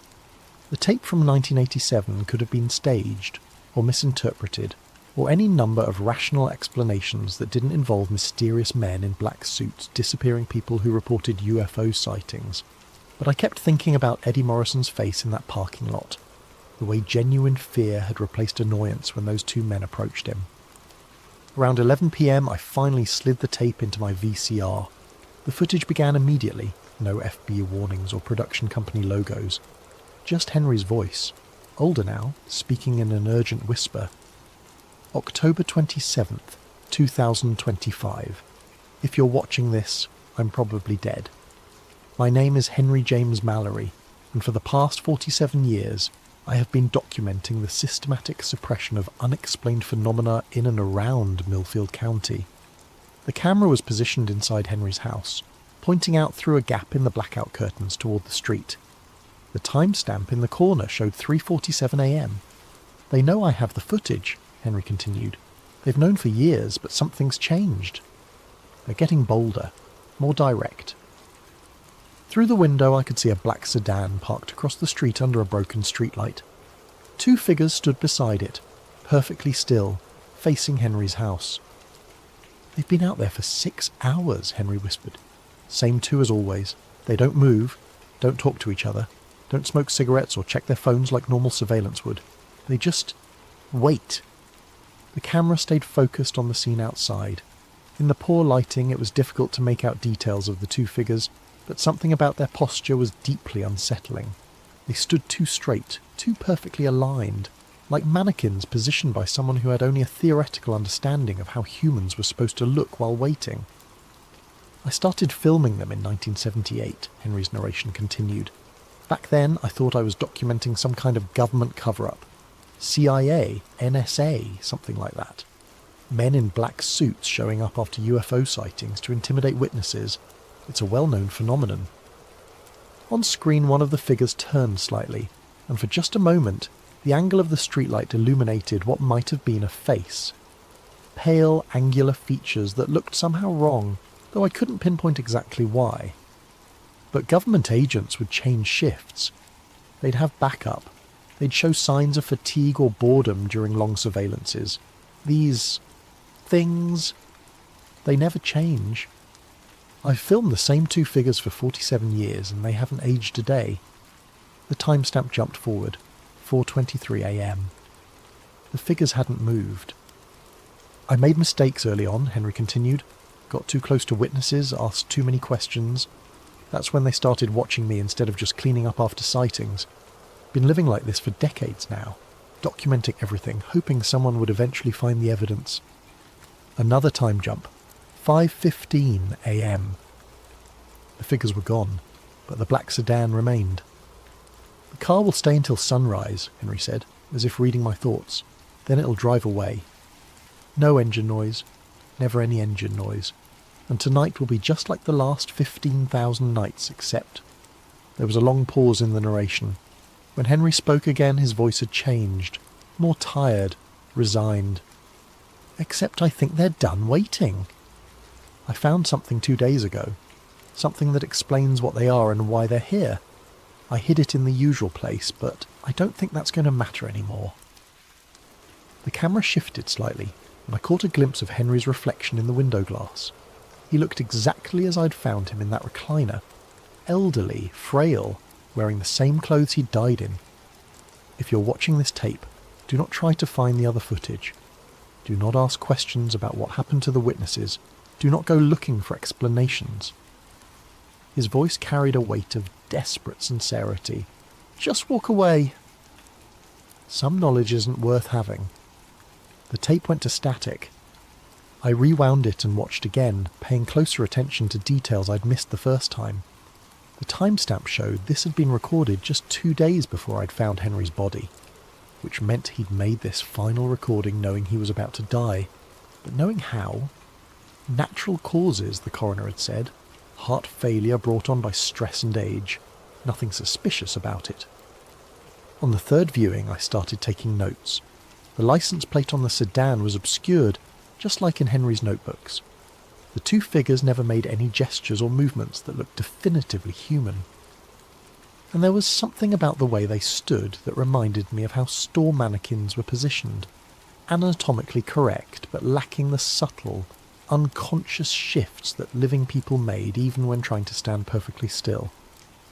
I paused the tape when the streetlight briefly illuminated one of the faces and tried to make out features. Pale skin, sharp cheekbones, dark hair. Nothing that would seem unusual in normal circumstances, but in this context everything about them felt wrong. The rational part of my mind kept insisting that this was all explainable. Hidden camera footage from a paranoid elderly man, possibly staged, definitely biased by his preconceived notions about government conspiracies and UFO cover-ups. But another part of my mind, a part I usually tried to ignore, kept thinking about how quiet Henry's house had been. How the silence had felt oppressive, unnatural. How those blackout curtains had been installed with the kind of meticulous care that came from genuine long-term fear. I ejected the tape and sat in my living room until dawn, staring out my own windows at the empty street. No black sedans, no figures standing under streetlights. But for the first time in 3 years of living in this house, I found myself getting up every few minutes to check the locks. I went back to Henry's house the next morning with a box of blank VHS tapes and a portable television. If I was going to understand what had happened to him, I needed to see more of his documentation.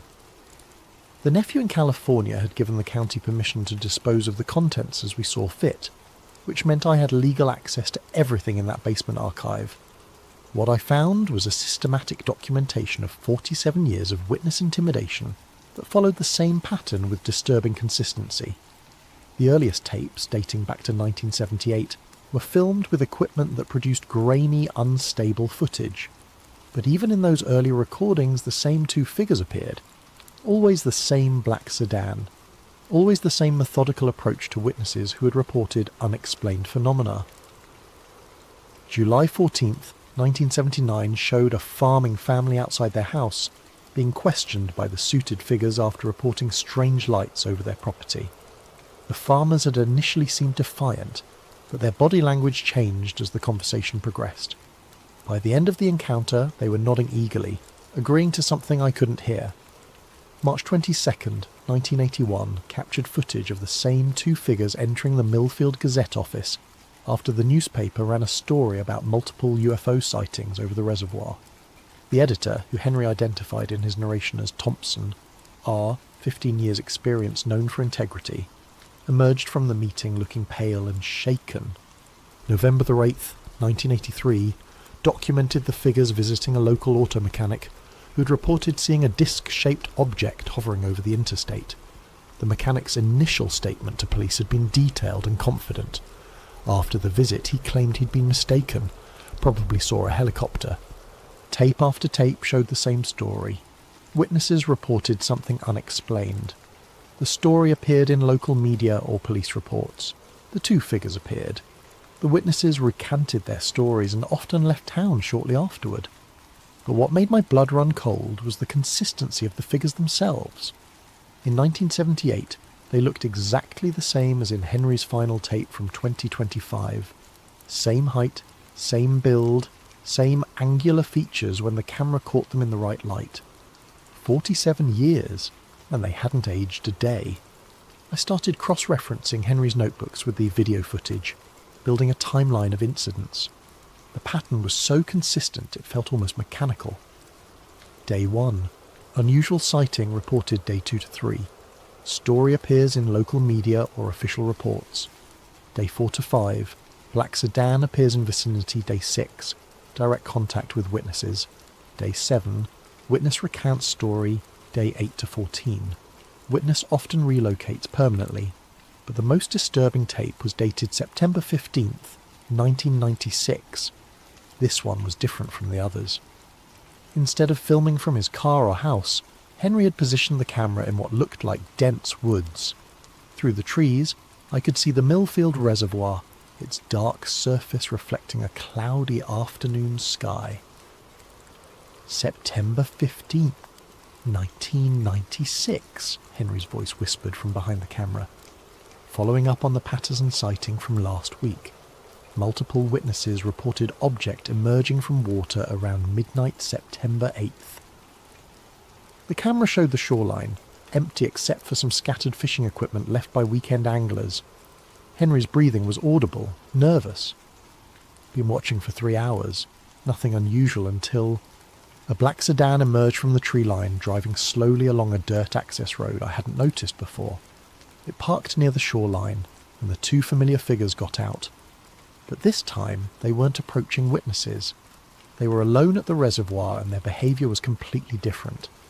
Instead of their usual rigid, formal posture, they moved with fluid precision, like dancers performing a choreographed routine.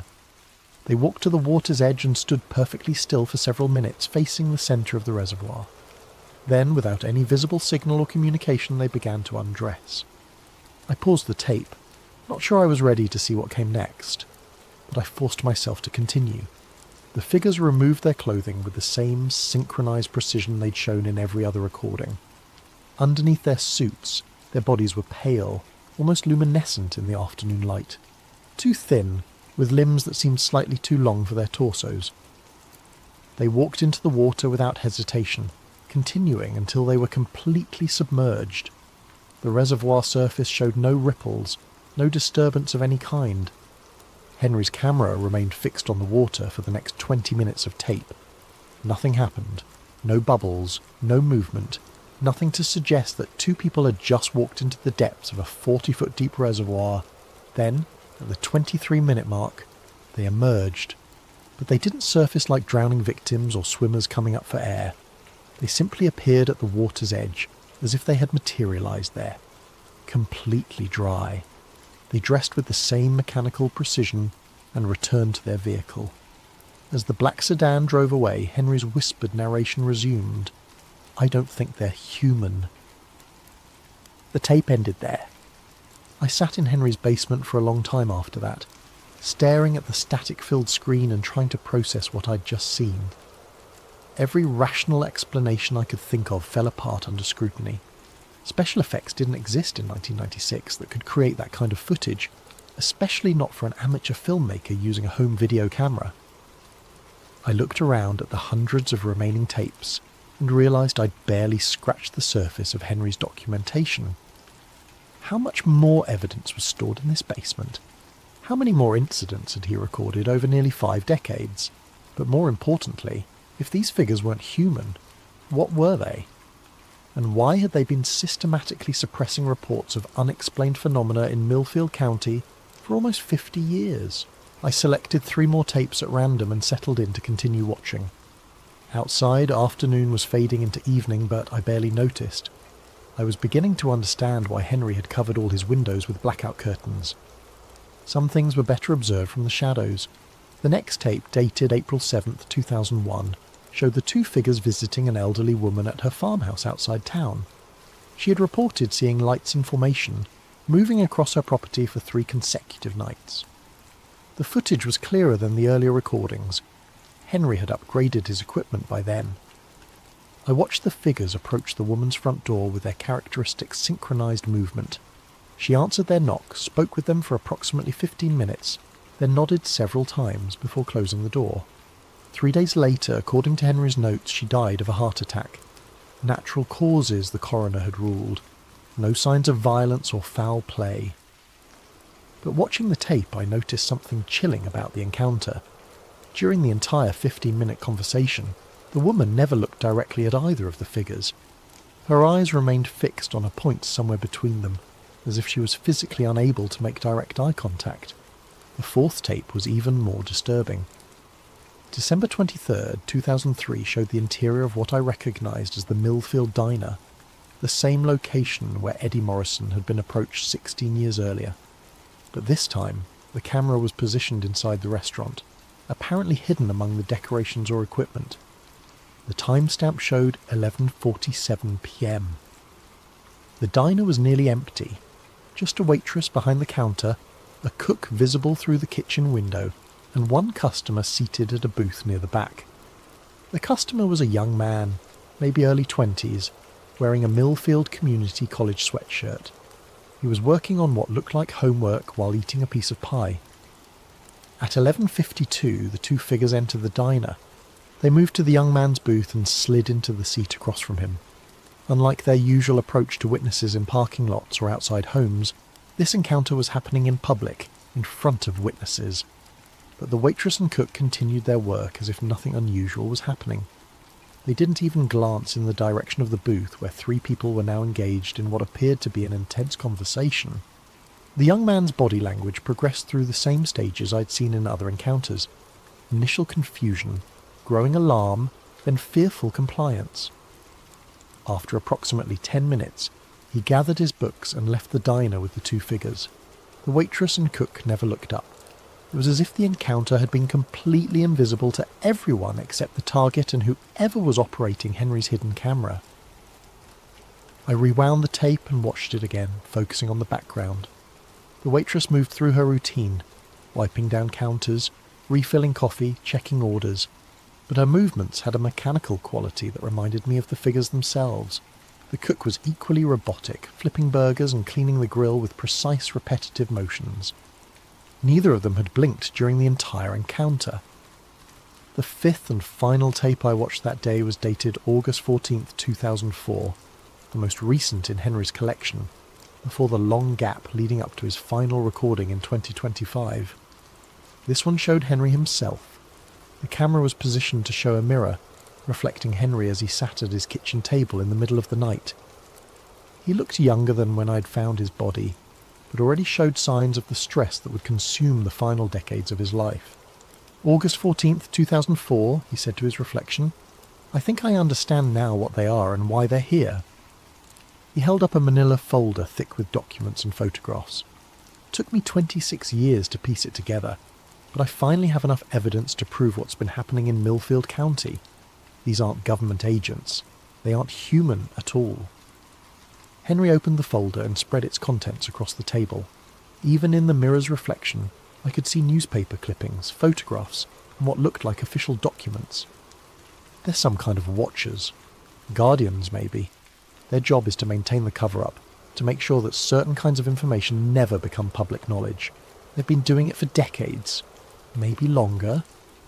He picked up one of the photographs and held it toward the mirror. It showed the reservoir, but from an angle I didn't recognise. The water was different, clearer, with something visible beneath the surface. "The reservoir isn't natural," Henry continued. "It was built in 1962 over an existing site. Government records show geological anomalies in the area dating back to the 1940s. Military interest in the region, classified research projects." He set down the photograph and picked up what looked like a government document with heavy black redactions. "I think they're guarding something that was discovered here decades ago, something the public can't be allowed to know about. And these two entities, they're part of whatever was found." Henry's reflection looked directly into the camera, and I saw genuine terror in his eyes. "I'm going to hide this evidence tomorrow. If something happens to me, if they finally decide I know too much, maybe someone will eventually piece together the truth." The tape ended with Henry beginning to repack the folder. I sat in the basement until well after dark, surrounded by decades of documentation that painted a picture so far outside normal reality that I could barely process it. But the evidence was overwhelming, consistent, methodical. Whatever Henry Mallory had discovered, he'd spent the rest of his life documenting it with the dedication of a true believer and the precision of a trained investigator. And now, 21 years later, someone had found his final message. As I packed up the tapes I'd watched and prepared to leave the basement, I noticed something I'd missed earlier. One section of shelving was completely empty, a gap where perhaps a dozen tapes should have been stored. According to the labels on either side of the empty space, the missing tapes covered the period from 2005 to 2025. 20 years of documentation gone. But gone where and when? I had a terrible suspicion that I already knew the answer.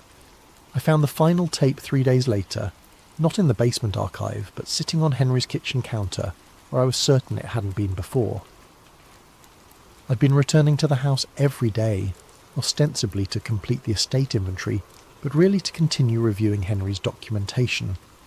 Each time I entered, I made a mental note of how everything was positioned, a habit that had developed from 3 years of conducting welfare checks in homes where details mattered.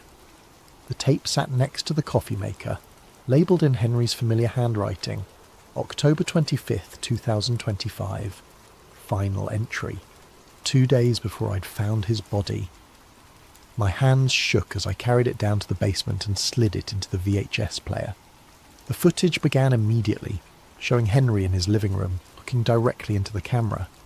Behind him, every window was covered with the blackout curtains, creating a cave-like atmosphere even in what appeared to be daylight. October 25th, 2025, Henry began, his voice steady but carrying an undertone of exhaustion. This will be my final recording. They're done waiting. He gestured toward the curtained windows. They've been outside for 6 days now. Not just at night anymore. Constant surveillance. 2 shifts, different vehicles, but always the same entities. The camera angle shifted, showing Henry's view through a gap in the curtains. A black sedan sat across the street, 2 familiar figures standing beside it in the bright afternoon sun. But now there was also a dark SUV parked at the corner, with 2 more figures visible near it. 4 of them now, Henry continued. In 47 years of watching, I've never seen more than 2 at a time. Something's changed. He moved back to his chair and I could see the stress of decades etched into his face. But there was also something else, a kind of resigned determination. I need to tell you about 1977, he said, the year before I started filming. The year everything began. Henry reached for a manila folder, the same one I'd seen in his 2004 recording. July 19th, 1977. I was working construction on the new water treatment facility. Standard job, nothing unusual about it. But we were digging foundation trenches near the old reservoir when we hit something that wasn't on any of the geological surveys. He opened the folder and pulled out a black and white photograph that he held toward the camera. It showed what looked like an excavation site, with several men in hard hats standing around a deep trench. Metal, Henry said, but not like any metal we'd ever seen. Dark, almost black, with a surface that seemed to absorb light instead of reflecting it. The shape was geometric, perfect angles, mathematical precision, obviously artificial. He set down the photograph and picked up what appeared to be an official document. Foreman called the county engineer called the state called someone in Washington. By the next morning, we had federal agents on site telling us the excavation was being classified under national security. Henry's voice grew bitter. They told us we'd been digging near an old military testing site. Unexploded ordnance, they said. Dangerous to continue. We were all sworn to secrecy, paid double our contracted rate, and told to find work elsewhere. He pulled out another photograph, this one showing the excavation site after it had been backfilled and covered with concrete. But I was curious. Started asking questions around town about the old military testing. Problem was, nobody knew anything about any military activity in the area. No records at the county office. No stories from old-timers who would have remembered. It was like the whole story had been fabricated. The camera angle shifted again, showing Henry's view of the street. The figures outside hadn't moved, but somehow they seemed closer than before. That's when I started paying attention to things that didn't quite fit. Strange lights, people reported, but that never made it into the newspaper. Witnesses who suddenly left town after talking to authorities. A pattern of suppression that had been going on for years before I noticed it. Henry turned back to the camera and I could see genuine fear in his eyes now. The thing is, I don't think they found what was buried that day. I think what was buried found them. He reached into the folder one more time and pulled out a document I hadn't seen before. a map of Millfield County with several locations marked in red ink. I've been tracking the incidents for 47 years, and they all centre around specific geographic points. The reservoir, obviously, but also the old grain elevator on Route 9, the abandoned mining complex east of town and the county landfill. Henry traced the marked locations with his finger. All of these sites show the same pattern of witness suppression. All of them have underground components, basement levels, mining tunnels, deep excavations, and all of them are connected by what the geological surveys call natural aquifer systems. He looked directly into the camera. I don't think they're natural at all. I think they're part of something larger, something that's been under Millfield County for a very long time. The tape jumped forward several hours. The timestamp now showed 11:47 p.m, and Henry looked exhausted. "They're moving," he said simply. Through the gap in the curtains, I could see both vehicles had repositioned themselves. The black sedan was now directly in front of Henry's house, while the SUV had moved to the back alley. The four figures had formed a perimeter around the property. "I found something yesterday," Henry continued, "in the basement of the old grain elevator.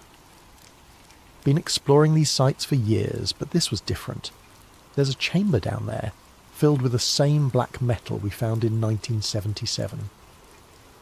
He held up a small object, roughly cylindrical, about the size of a flashlight, made of the same light-absorbing material he had described. But this was sitting on a table in the centre of the chamber, like someone left it there for me to find. Henry turned the object in his hands, and I could see symbols etched into its surface, geometric patterns that seemed to shift and move in the camera's light. When I touched it, I saw things, understood things. This isn't just about covering up UFO sightings or maintaining some government secret. This is about keeping something contained, something that's been trying to communicate with the surface world for decades. The object began to emit a faint glow, barely visible in the dim lighting of Henry's living room. The entities outside, they're not aliens or government agents, they're guardians. Part of a containment system that's been in place since whatever's down there was first discovered. And the people who report sightings, who get too close to the truth, they're not just being silenced." Henry's voice dropped to a whisper. "They're being recruited." The glow from the object intensified, and Henry set it carefully on the table beside his chair. "I understand now why the witnesses leave town, where they go, what they become. The sightings aren't random events. They're calls for help. Communications from something that's been trapped underground for God knows how long." Outside, the four figures had begun moving toward the house. "And now it's my turn," Henry said, standing up from his chair.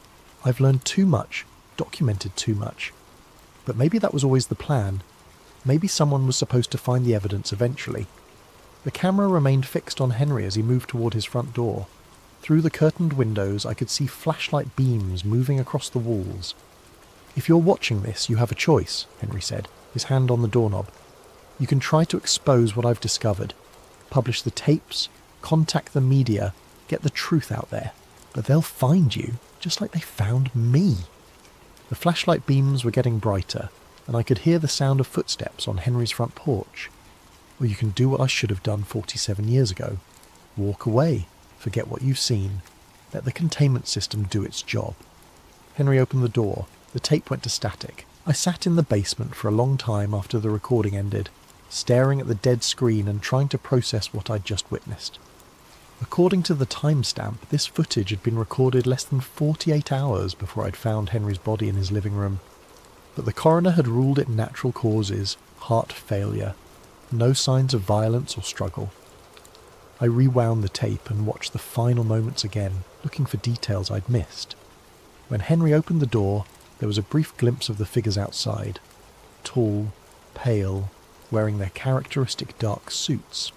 But in that instant before the tape cut to static, I caught something I hadn't noticed before.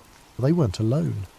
Behind them, barely visible in the darkness, stood other figures, dozens of them, forming a crowd that stretched beyond the range of the camera. Men and women of various ages, all wearing the same dark clothing, all standing with the same rigid posture I'd seen in Henry's surveillance footage. Eddie Morrison was among them. I was certain of it, even though the footage was too brief and dark to make out specific faces. The same build, the same work clothes I'd seen in the 1987 diner footage. How many witnesses had been recruited over the decades? How many missing persons cases could be explained by whatever process Henry had discovered? And now they had come for him. Why leave his body to be found? Why not make Henry disappear like all the others? The answer came to me as I ejected the tape and looked around at Henry's massive archive. They wanted someone to find the evidence. 47 years of documentation, carefully preserved and organised, waiting for the right person to discover it. Someone like me. I turned off the basement lights and climbed the stairs, the final tape clutched in my hand. At the top I paused and looked back down into the darkness. Henry had spent nearly half a century documenting a containment system designed to suppress knowledge of something buried beneath Millfield County. Something that communicated through unexplained phenomena trying to reach the surface world. And now I had become part of that system. The question was, what was I going to do about it? I started asking questions the next day, against every instinct screaming at me to walk away, to forget everything I'd seen in Henry's basement. I began reaching out to people who might have known him. I told myself I was just being thorough, completing the welfare check investigation properly. The truth was, I couldn't stop thinking about that crowd of figures standing behind the two guardians at Henry's door. All those missing witnesses recruited into whatever system had been containing the thing beneath Millfield County. My first stop was Mrs. Henderson, the neighbour who had provided Henry's spare key location. She was in her 70s, a retired schoolteacher who had lived on Maple Street for most of her adult life. "Poor Henry," she said, serving me coffee in her immaculate kitchen. "Always seemed like such a troubled man. Paranoid, you know. Always peeking through those awful curtains, writing in those notebooks. Did he ever talk to you about what he was documenting?" Mrs. Henderson pursed her lips. "Oh, he tried to, especially in the early years, going on about government conspiracies and mysterious visitors. I told him he was watching too much television." "What kind of mysterious visitors?" "Men in suits," he claimed. Said they were watching him, intimidating people who reported strange things. Nonsense, of course. This is Millfield County. Nothing mysterious ever happens here. But as she spoke, I noticed her hands trembling slightly as she poured the coffee. And when I asked if she'd ever seen any unusual activity around Henry's house, her answer came too quickly. "Nothing at all. Very quiet neighbourhood. I mind my own business." I left her house with the distinct impression that Mrs. Henderson knew more than she was willing to admit. But whether that was from fear or something else, I couldn't tell. My next stop was the Millfield Gazette, where I hoped to find archives of the UFO reports Henry had referenced in his documentation. The current editor, a young woman named Lisa Parker, was helpful but puzzled. "We don't really cover that kind of story anymore," she said, scrolling through digital archives on her computer. "Liability issues, you know. People make wild claims, we print them, then they sue us when nothing comes of it. What about historical reports? Say from the 1980s or 1990s. Lisa frowned at her screen. "That's strange. We should have digital copies of everything from 1975 forward, but there are gaps, whole weeks missing from some years." She pulled up what appeared to be a filing system showing years and months. Large sections were greyed out, marked as archived or unavailable. "I've never noticed this before," she muttered. "Let me check the physical archives." 20 minutes later, she returned from the basement storage area looking confused. "This doesn't make sense. We have boxes for every year, but some of them are nearly empty, like someone went through and removed specific issues." "Which years?" Lisa consulted her notes. "Scattered throughout the 80s and 90s, and," she paused, checking again, 2001, 2003, 2004. Almost nothing from those years. The same years when Henry's documentation showed increased activity from the Guardians. I thanked Lisa and left the newspaper office, but I could feel her watching me through the front window as I walked to my car. In the reflection of the glass, I caught a glimpse of someone else watching from across the street. A tall figure in a dark suit standing perfectly still beside a black sedan. My heart rate spiked, but when I turned for a direct look, the street was empty. That afternoon, I drove to the Millfield Diner and spoke with the evening manager, an older man named Carl who had worked there for over 20 years. I asked about Eddie Morrison, the maintenance worker from Henry's 1987 footage. Eddie Morrison, Carl repeated, scratching his head. Name sounds familiar, but I can't place him. You sure he worked around here? He was a regular customer, apparently. Used to come in late at night. Carl's expression changed slightly. Oh, you mean late shift, Eddie? Yeah, I remember him now. Quiet guy, kept to himself. Stopped coming around suddenly. Must have been the late 80s or early 90s. Do you know what happened to him? Moved away, I think. People do that sometimes. Get tired of small-town life, head for the city. But Carl avoided eye contact as he spoke, and his voice carried the same forced casualness I'd heard from Mrs. Henderson. I ordered coffee and sat in the same booth where I'd seen Eddie Morrison confronted by the Guardians. The diner felt normal. Typical small-town restaurant with checkered floors and outdated decor. But I found myself studying the other customers, looking for signs of the mechanical behaviour I'd seen in Henry's footage. Nothing seemed unusual until I got up to leave. As I paid my bill, I noticed Carl watching me with an intensity that seemed out of proportion to a simple customer interaction. When our eyes met, he looked away quickly, but not before I caught something in his expression that looked like recognition, like he knew exactly why I was asking questions about Eddie Morrison. I drove home as the sun was setting, checking my rearview mirror constantly for black sedans. The streets of Millfield seemed normal. Light traffic, people heading home from work, kids playing in front yards. But I couldn't shake the feeling that I was being watched. That feeling intensified when I pulled into my driveway. Sitting on my front porch was a manila envelope with my name written on it in block letters. No postmark, no return address. Someone had delivered it by hand. Inside was a single sheet of paper with a typed message. Stop asking questions about Henry Mallory. Some knowledge is dangerous. This is your only warning. Below the text was a photograph, a black and white image showing me leaving the newspaper office that afternoon. In the background, barely visible in the shadow of a building, stood two tall figures in dark suits. I went inside and deadbolted the door, then checked every window to make sure they were locked. The rational part of my mind insisted that this was just someone playing an elaborate prank, perhaps inspired by Henry's well-known paranoia. But the photograph was real, and the timing, delivered within hours of my investigation, suggested a level of surveillance that went far beyond anything a prankster could manage. I made dinner but couldn't eat it. Every sound outside made me jump. Cars passing, neighbours talking, the wind moving through the trees, normal suburban noises that suddenly felt threatening. Around 10 p.m, I turned off all the lights and peered through my living room curtains at the street outside. A black sedan was parked across from my house. Two figures stood beside it, perfectly still facing my front door. In the dim light from the street lamp, I could make out their characteristic tall, thin builds and dark suits. They weren't trying to hide their presence. If anything, they seemed to want me to see them. I watched for an hour and they never moved, never spoke to each other, never showed any of the restless behaviours that normal surveillance teams would display during a long watch. At 11:15, I decided to test them.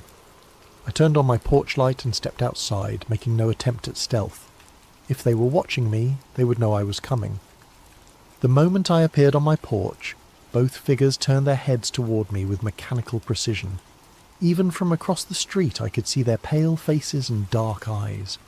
They stood perfectly aligned, like mirror images of each other. "Can I help you?" I called out, surprised by how steady my voice sounded. They didn't respond, didn't move, just stood there watching me with a kind of absolute stillness that no living person could maintain. I took a step toward the street, and they both took a step backward, maintaining the exact same distance between us. Another step forward, another synchronized step back. It was like some kind of bizarre dance, with invisible rules that kept us in perfect equilibrium. "What do you want?" I shouted. This time one of them, impossible to tell which in the poor lighting, spoke. The voice carried clearly across the distance, but it had an odd quality. Too precise, like someone reading from a script. "Return to your house. Discontinue your investigation. This is your final warning." The words were completely clear, but something about them felt wrong. The cadence was off. as if the speaker was mimicking human speech without fully understanding its natural rhythm. What happened to Henry Mallory? Mr. Mallory chose to join the containment protocol. The same choice is available to you. What containment protocol? What are you containing? But instead of answering, both figures turned away from me and got into their vehicle. The car pulled away from the curb and disappeared down the street without making a sound. No engine noise, just like Henry had described in his recordings. I stood on my porch for several more minutes, staring at the empty street and trying to process what had just happened. The conversation, if it could be called that, had felt completely surreal. Like talking to sophisticated automatons that had been programmed with just enough human behaviour to maintain a conversation, but not enough to seem genuinely alive. Back inside, I double-checked all my locks and closed every curtain. Then I sat in my living room with the lights off, thinking about what the figure had said. Mr. Mallory chose to join the containment protocol. Not that he had died. Not that he had been eliminated for knowing too much. That he had chosen to join something, and the same choice was available to me. I thought about that crowd of figures I'd seen in Henry's final recording. All those missing witnesses standing behind the Guardians like a silent army. Had they all made the same choice? And if so, what exactly were they containing? Outside, the street remained quiet, but I had the distinct feeling that this was far from over. I didn't sleep that night. Instead, I sat in my darkened living room, periodically checking the windows for any sign of the black sedan's return. Around 3 a.m, I made a decision that would have seemed insane just a week earlier. I was going to document everything just like Henry had. If something happened to me, if I chose to join the containment protocol or simply disappeared like so many witnesses before me, at least there would be a record. I set up my smartphone to record and positioned it on the coffee table, where it could capture both me and the view out my front window. Then I began to tell my story, starting with the welfare check that had led me to Henry Mallory's basement archive.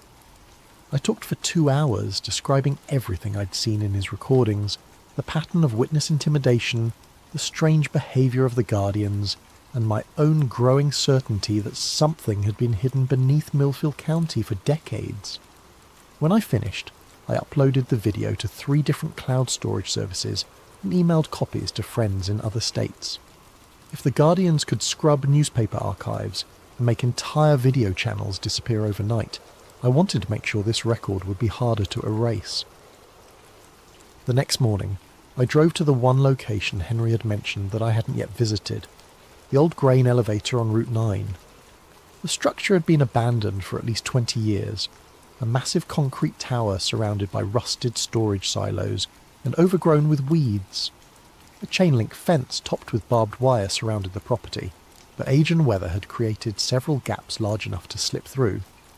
I parked a half-mile away and approached on foot, carrying a flashlight and the smartphone I'd used for my recording the night before. If Henry had found something in the basement of this building, I needed to see it for myself. The main elevator building was 4 stories tall, with broken windows and graffiti covering most of the accessible surfaces. But what I was looking for would be underground, in the basement levels that Henry had mentioned. I found a service entrance on the north side of the building that had been secured with a padlock very similar to the one on Henry's basement door. The lock was old and rusted, and it gave way after several minutes of work with a crowbar I'd brought from my car. The door opened onto a concrete stairwell that descended into absolute darkness. My flashlight beam revealed steps leading down at least 2 levels, with water-stained walls and the musty smell of long abandonment. The first basement level was what I'd expected. Old machinery, storage rooms filled with obsolete equipment, the normal detritus of an industrial facility that had been shut down decades ago. But at the far end of the main corridor I found another stairwell leading deeper underground. This second basement was different. The walls were made of the same black metal Henry had described from the 1977 excavation. Smooth, geometrically precise surfaces that seemed to absorb my flashlight beam rather than reflect it. The corridor extended in both directions beyond the range of my light, but I could see doorways at regular intervals. I chose the left corridor and began exploring. The first door I came to was standing open, revealing a circular chamber about 20 feet in diameter. The walls, floor and ceiling were all made of the same light-absorbing material, covered with intricate geometric patterns that seemed to shift and move in my flashlight beam. In the centre of the room sat a table, or what I assumed was a table. It was integrated into the floor, rising from the black metal surface like it had been grown rather than built. On top of it lay several objects similar to the cylindrical device Henry had shown in his final recording. I approached carefully, recording everything with my phone. The objects were warm to the touch, despite the cold temperature of the underground chamber. As I picked up one of them, symbols began to appear on its surface, the same geometric patterns that covered the walls. Then I heard voices, human voices coming from deeper in the corridor. Multiple people engaged in what sounded like a conversation, though I couldn't make out words from this distance. I turned off my flashlight and followed the sound, using my phone's screen to provide just enough illumination to avoid walking into walls. The voices grew clearer as I approached, and I began to recognise what I was hearing. It was Henry's voice, along with others I didn't recognise, all speaking in the same measured, precise cadence I'd heard from the guardian outside my house the night before. The corridor ended in a much larger chamber, this one filled with what looked like workstations. Dozens of people sat at tables similar to the one I'd found in the smaller room, all handling the cylindrical objects, all speaking in those same careful, scripted voices. I recognised several faces from Henry's documentation. Eddie Morrison was there, looking exactly as he had in the 1987 diner footage, despite nearly 40 years having passed. The young college student from the 2003 recording sat at a nearby table, also unchanged by time, and at the centre of the chamber, directing the activities with quiet authority, was Henry Mallory. He looked up from his work as I entered the chamber, and our eyes met across the room. For a moment his expression showed a flicker of the man I'd seen in the basement recordings. Frightened, desperate, human. Then it shifted to the same blank efficiency I'd observed in all the others. "Jamie," he said, his voice carrying that odd precision, "we've been expecting you." I took an involuntary step backward, but found my path blocked by two familiar figures. The guardians from my front porch stood behind me, their pale faces showing no emotion. "You have questions," Henry continued, standing up from his workstation. "That's natural. I had questions too when I first discovered this place." "What is this?" I managed to ask. "What are you doing down here?" "We're maintaining the containment," Henry said, gesturing around the chamber, "preventing the surface world from learning about what lies beneath. It's important work. Necessary work." "You're dead," I said. "I found your body. The coroner ruled it natural causes." Henry smiled, but it was wrong somehow.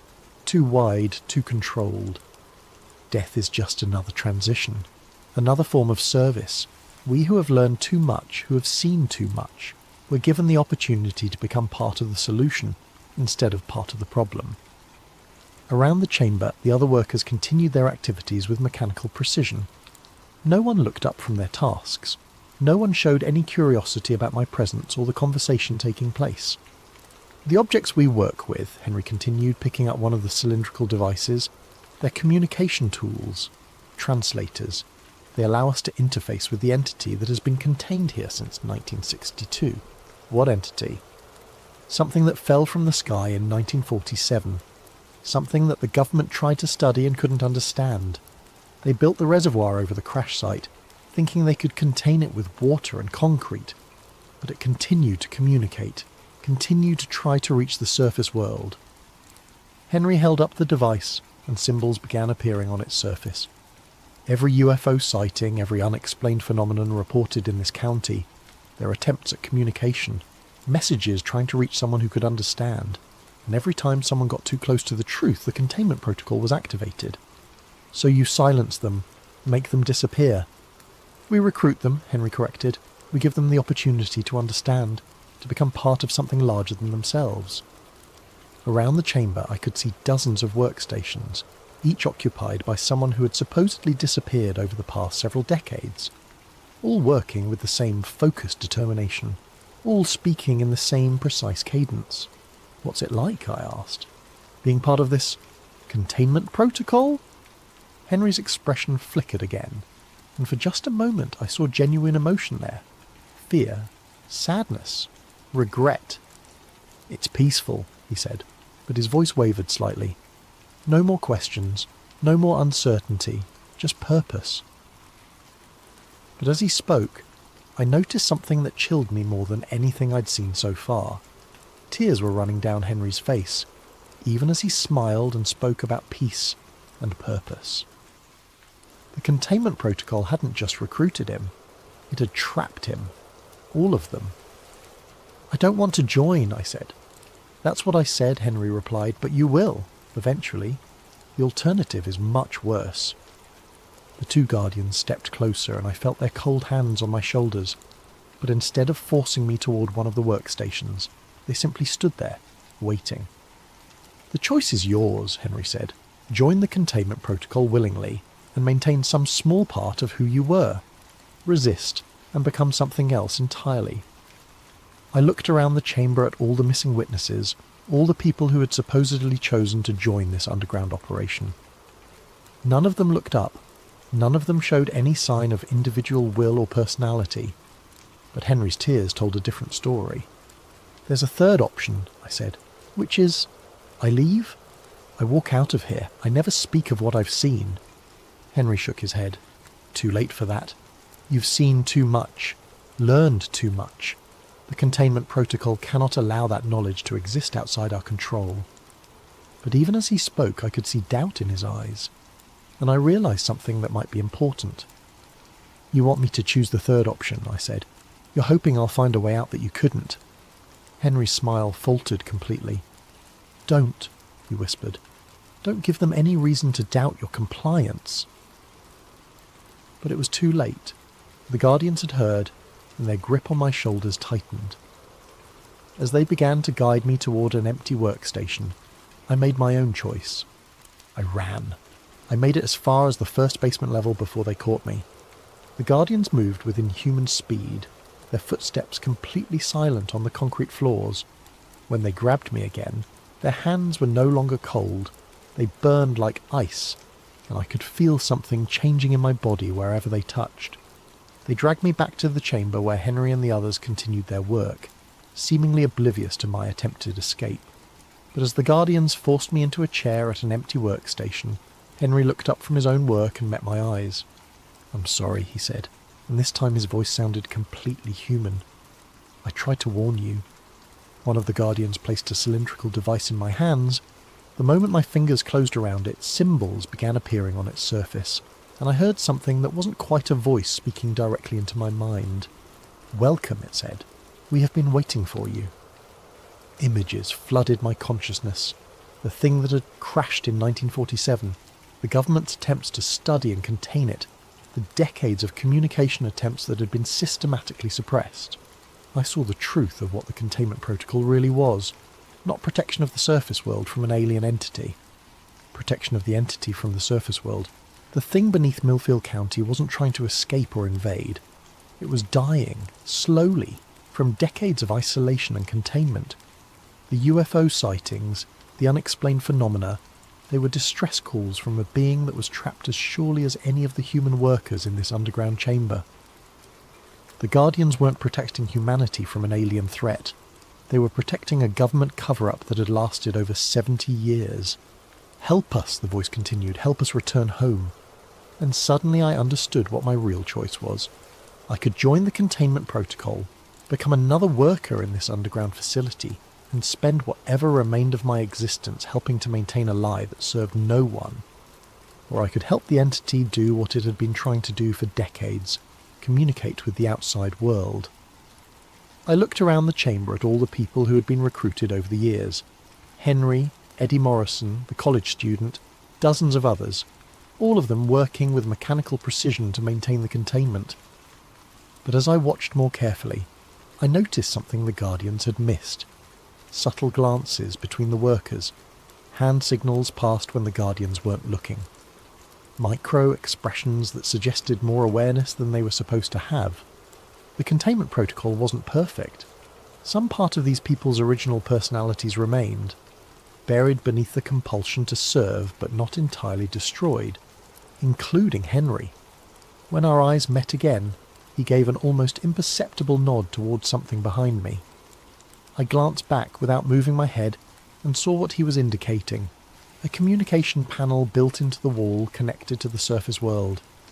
The entity's voice continued in my mind, showing me images of its home, its people, the desperate need to re-establish contact with those who had sent it to Earth decades ago. They told your people we were invaders. We were explorers, scientists.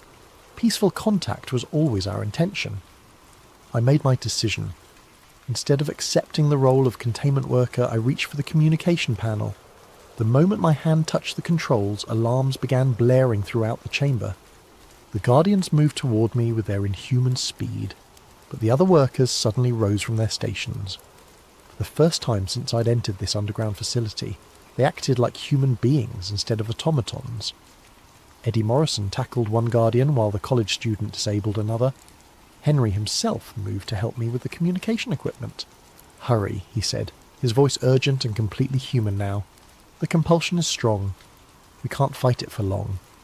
I input the emergency broadcast codes I'd learned during my county training, patching the chamber's communication system into every radio and television frequency in the area.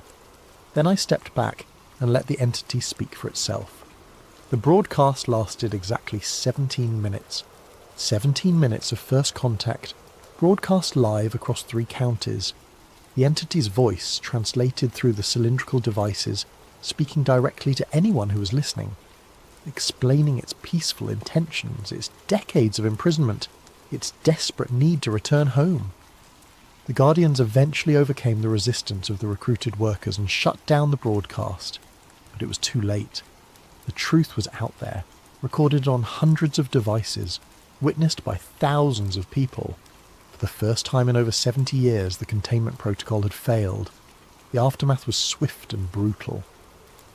Within hours, the entire underground facility was evacuated by federal agents. The recruited workers, including Henry, were transferred to undisclosed locations. The grain elevator was demolished and the site covered with concrete. Official sources claimed the broadcast had been an elaborate hoax, possibly connected to terrorist activity. Anyone who tried to share recordings found their files corrupted or their accounts suspended. The story disappeared from news coverage within 48 hours, but not completely. I escaped during the evacuation, slipping away while the agents were focused on securing the facility and transporting the workers. I had 17 minutes of audio from the entity's broadcast saved on my phone, and copies hidden in cloud storage accounts the authorities hadn't yet discovered. More importantly, I had the truth. The entity had provided coordinates for its homeworld, mathematical proofs of its peaceful intentions, and detailed information about technologies that could revolutionize human understanding of physics and space travel. All of it suppressed by a containment protocol that served no one except the people who had built their careers on maintaining a 70-year-old lie. I tried to release the information through traditional channels, news outlets, scientific journals, government representatives. Every attempt was blocked, censored, or discredited before it could gain traction. But the internet is a harder thing to control completely. Anonymous accounts, encrypted files, peer-to-peer networks that existed outside government oversight. Slowly, carefully, I began sharing fragments of the truth. Not all at once. That would have been too easy to dismiss as fraud. But piece by piece, building a pattern that people could discover for themselves. UFO enthusiasts found the audio recordings. Scientists encountered the mathematical proofs. Government transparency advocates uncovered documents related to the 1947 crash and subsequent cover-up. Each piece of evidence was authentic, verifiable, impossible to completely suppress. 3 months after the failed containment protocol, a new pattern began emerging. Instead of isolated sightings that could be dismissed or intimidated into silence, coordinated contact events started occurring worldwide. The entity I'd helped contact had shared Earth's location and situation with its people. First contact wasn't a single event. It was an ongoing process that no government could control or contain. I still live in Millfield County, though I've moved to a different house on the other side of town. Sometimes I see black sedans in my neighbourhood, and occasionally I notice figures in dark suits watching me from a distance. But they don't approach anymore.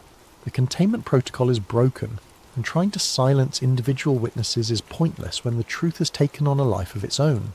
Last week I received a package with no return address. Inside was a VHS tape labelled simply, "Thank you." The footage showed Henry Mallory sitting in what appeared to be a comfortable room with large windows overlooking a garden. He looked peaceful, genuinely relaxed for the first time in any recording I'd seen. Behind him, I could see other people I recognised from the underground chamber. Eddie Morrison, the college student, all the recruited witnesses. They were free. The entity kept its promise, Henry said to the camera. When contact was re-established with its people, they came for all of us. We're being taken home, not to their world, but to a place where we can live without the compulsion, without the containment protocol controlling our minds. He smiled, and this time it reached his eyes. "You did the right thing, Jamie." The truth was worth the risk. It's always worth the risk. The tape ended with a view of the garden where former witnesses walked freely, talking and laughing like human beings instead of automatons. I keep that tape in a safe place, along with copies of all the evidence I've managed to preserve. Not because I think anyone will try to take it from me, the time for that kind of suppression has passed, but because it reminds me that even the most carefully constructed lies eventually fall apart when confronted with enough truth. The entity and its people are still here, working openly with human scientists and governments to establish formal diplomatic relations. The technology they've shared has already begun revolutionizing our understanding of physics, medicine, and space travel. And somewhere in the files of a dozen different agencies, there are records of the people who spent 70 years maintaining a containment protocol that served no purpose except to protect the careers of those who had created it. Henry Mallory was right about one thing. They never do leave you alone once you've learned too much. But sometimes, if you're very careful and very lucky, you can make sure the truth survives long enough to set everyone free, including yourself. The blackout curtains are gone from my windows now. I sleep with the lights off and the doors unlocked. The shadows no longer hide watchers, and the silence is just silence.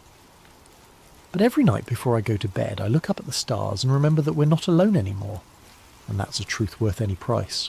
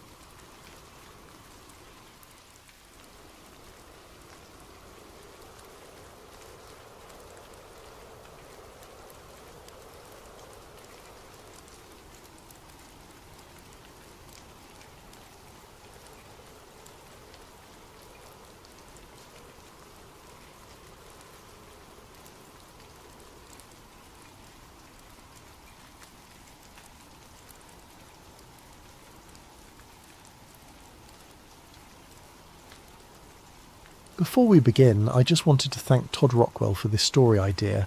We are doing our best to make sure we hit all of your amazing ideas. Now let's begin tonight's story. They told you it was about weapons of mass destruction. They told you it was about oil, about democracy, about removing a dictator from power. They showed you the satellite photos, the intelligence briefings, the stern-faced generals pointing at maps. They gave you every reason except the real one. Because the real reason was buried 3,000 years ago, beneath the sands of ancient Mesopotamia, in a city older than the pyramids. A reason so extraordinary that it could never be spoken aloud, never written in official reports, never acknowledged by any government on Earth. On March 20th, 2003, when the first missiles streaked across the night sky toward Baghdad, cameras around the world captured the moment. Shock and awe, they called it. The beginning of Operation Iraqi Freedom. But while the world watched explosions light up the capital, something else was happening 400 kilometers to the south. In the ancient city of Ur, under cover of darkness and total media blackout, the first American Special Forces teams were already on the ground. Not in Baghdad, not securing oil fields, not hunting weapons caches. They were surrounding a massive stepped pyramid called the Ziggurat of Ur, and they were there for something that had been waiting in the darkness for 3 millennia. This is the story they never wanted you to know. A story that connects British archaeologists to ancient Sumerian kings, that links Saddam Hussein's megalomania to America's most classified military operations. A story of discovery, obsession, and a technology so advanced that it shouldn't exist at all. Thank you to Todd Rockwell for bringing this story to light. What follows is the truth they buried beneath the history books. Welcome to Ur. Welcome to the real reason for the war. Chapter 1. The Discovery. Southern Iraq, 1927. The sun beat down mercilessly on the excavation site, turning the ancient sand into something that felt like powdered glass against exposed skin. Leonard Woolley wiped his brow with a handkerchief, already soaked through with sweat, and bent closer to the tomb entrance his team had just uncovered. At 47 years old, Woolley had already made his reputation as one of Britain's finest archaeologists. He had excavated in Egypt, worked at Carchemish in Syria, and now he was leading the joint British Museum and University of Pennsylvania expedition to Ur, the legendary city of Abraham. They had been digging for 3 seasons, uncovering the remains of one of humanity's first great civilizations, but nothing had prepared him for what lay beneath the royal cemetery. The tomb of what they would later identify as Queen Puabi had yielded treasures beyond imagination. Gold headdresses, lapis lazuli beads, silver harps with gold bulls' heads, the skeletal remains of attendants who had apparently followed their queen into death with cups of poison still clutched in their bony fingers. It was a find that would make headlines around the world, but it was what Woolley found in a sealed chamber beneath the main burial that troubled him. His assistant, a young man named Thomas, called out from the darkness of the tomb entrance. His voice echoed strangely off the mud brick walls, carrying a note of excitement tinged with something else. Concern, perhaps, or fear. Woolley descended carefully, his lamp casting wild shadows as he made his way through the narrow passage. The air grew cooler as he went deeper, and there was a smell he couldn't quite place. Not the mustiness of ancient death or the mineral scent of disturbed earth. Something else. Something almost metallic. Thomas stood at the entrance to the lower chamber, his face pale despite his desert tan. He held up a fragment of something that caught the lamplight in a way that made Woolley's breath catch. It was metal, but like no metal that should exist in a tomb dated to approximately 2600 BC. The fragment was roughly triangular, about the size of a man's palm, and its surface had a peculiar quality. Not corroded despite thousands of years underground, not oxidized. Almost mirror-smooth in places, with what appeared to be geometric patterns etched into its surface with impossible precision.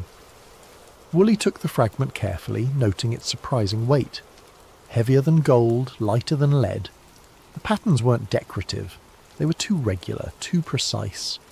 They reminded him of something, though he couldn't quite place it. Mathematical, perhaps, or technical. He looked past Thomas into the chamber beyond and felt his pulse quicken. The walls were covered in cuneiform script, the wedge-shaped writing of ancient Sumer. But interspersed among the recognisable characters were symbols he had never seen before. Circular patterns, radiating lines, geometric shapes that seemed to repeat in complex sequences. And at the far end of the chamber, partially buried in collapsed rubble, was a structure that made no sense whatsoever. It was roughly circular, about 3 meters in diameter, made of what appeared to be the same strange metal as the fragment he held.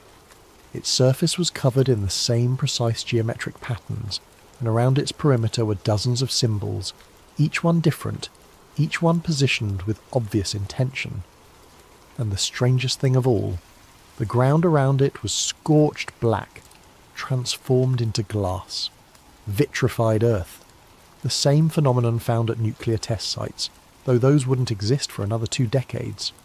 The kind of transformation that required temperatures far beyond anything achievable with ancient technology. Woolley spent the next 3 days in that chamber, documenting everything with meticulous care. He took photographs, made detailed drawings, catalogued every artifact. He copied the strange inscriptions, noting their positions relative to the circular structure. He collected samples of the vitrified earth and more fragments of the inexplicable metal. His field notes from those days still exist, though they were sealed by the British Museum shortly after his return to London and remain classified to this day. But copies exist, passed through back channels, studied by those with the clearance and the need to know. In them, Woolley describes the metal fragments as being of unknown composition, resistant to all attempts at chemical analysis with the equipment available to him. He notes that the vitrified earth contains elements that seem anomalous for the region. He describes finding what appears to be a deliberate arrangement of the strange symbols and patterns that suggest some kind of sequence or code. And in the final entry before the section ends abruptly, he writes something that would haunt subsequent researchers for decades. The circular structure appears to be a threshold of some kind. Its purpose remains unclear, but the inscription suggests it was considered a pathway to the realm of the gods. The evidence of extreme heat indicates it may have been activated at some point in antiquity. Further study is urgently required. That further study never happened, at least not officially. Within weeks of Woolley's return to England, the chamber was quietly reburied. The excavation focused on other areas of the site. The strange metal fragments and vitrified earth samples were sent to London, where they disappeared into the vast collections of the British Museum. The photographs and detailed drawings were removed from the public record. When asked about the lower chamber years later, Woolley would claim it had been empty, already looted in antiquity. The official excavation reports make no mention of strange metals or impossible artifacts. The circular structure, the vitrified earth, the unknown symbols, all of it vanished from the historical record as if it had never existed. But someone, somewhere, had taken note.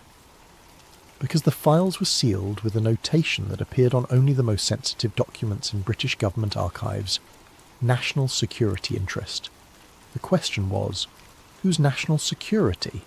And what exactly had Leonard Woolley found beneath the sands of Ur that was so dangerous it had to be hidden from the world? The answer would remain buried for another 50 years. Chapter 2. The Obsession. Baghdad, Iraq, 1979. Saddam Hussein stood on the balcony of the Republican Palace and looked out over the city that would become his kingdom. At 42 years old, he had just manoeuvred himself into the presidency through a combination of political cunning and ruthless elimination of rivals. Iraq was his now, to shape as he saw fit. But Saddam did not see himself as merely another modern dictator. In his mind, he was the heir to a legacy that stretched back thousands of years, to the very dawn of civilization itself. He was Nebuchadnezzar reborn, the modern incarnation of the great Babylonian king who had built empires and defied the world. This was not metaphor to him. This was truth. Within months of taking power, Saddam initiated an ambitious program to reconstruct the ancient sites of Mesopotamia. Millions of dollars poured into archaeological projects across Iraq. The ruins of Babylon were to be rebuilt, brick by brick, with each brick stamped with his name just as Nebuchadnezzar had done millennia before. The ziggurat of Ur would be restored. The glory of ancient Iraq would rise again under his rule. But there was another reason for his interest in the ancient sites, one that few people knew about and even fewer understood. Saddam had obtained copies of certain documents, British documents sealed and classified, that had made their way through various intelligence channels into Iraqi hands. Documents that described Leonard Woolley's discoveries at Ur in meticulous detail. Documents that spoke of impossible artifacts and mysterious structures buried beneath the ancient city. And Saddam, who saw himself as the rightful heir to Mesopotamian greatness, wanted what the ancients had possessed, wanted the power that had allowed them to build a civilization so advanced it was remembered as the cradle of human culture, wanted the secrets that had been hidden from the world for 3,000 years.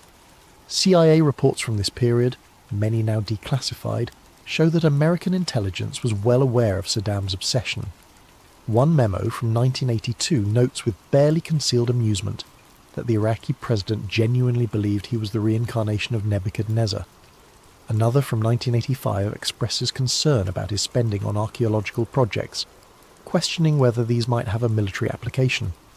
But it was a report from 1988 that should have raised more alarm bells than it did. A field agent's observation that Iraqi excavation teams at Ur were working in areas that had supposedly been thoroughly explored and documented decades earlier. That they were digging deep, far deeper than any legitimate archaeological investigation would require. That the sites were surrounded by military security far in excess of what would be needed to protect historical artifacts. The memo suggested that Saddam might be searching for something specific, something he believed would give him an advantage. The memo was filed, noted, and largely forgotten. Until 1991. Kuwait, February 1991. The Gulf War was in its final days. Iraqi forces were in full retreat. The much-vaunted Republican Guard decimated by coalition air power and the overwhelming technological superiority of American forces. General Norman Schwarzkopf coordinated the ground campaign from his command centre, watching as victory became inevitable. But as coalition forces advanced into Iraqi territory, they began encountering something unexpected. Not resistance exactly, not military formations preparing for battle, but excavation teams, dozens of them, working frantically at archaeological sites across southern Iraq. Most were at sites near Ur. American troops who secured these sites found them defended not by regular army units, but by Republican Guard special forces, Saddam's most elite troops. They found sophisticated drilling equipment, ground-penetrating radar, electromagnetic survey instruments. They found maps and documents written in a mix of Arabic and what appeared to be ancient cuneiform. They found evidence of excavations going down 30, 40, even 50 metres below the surface, and they found the Iraqi teams trying desperately to destroy their own records before retreating. General Schwarzkopf received reports about these discoveries and immediately classified them at the highest level.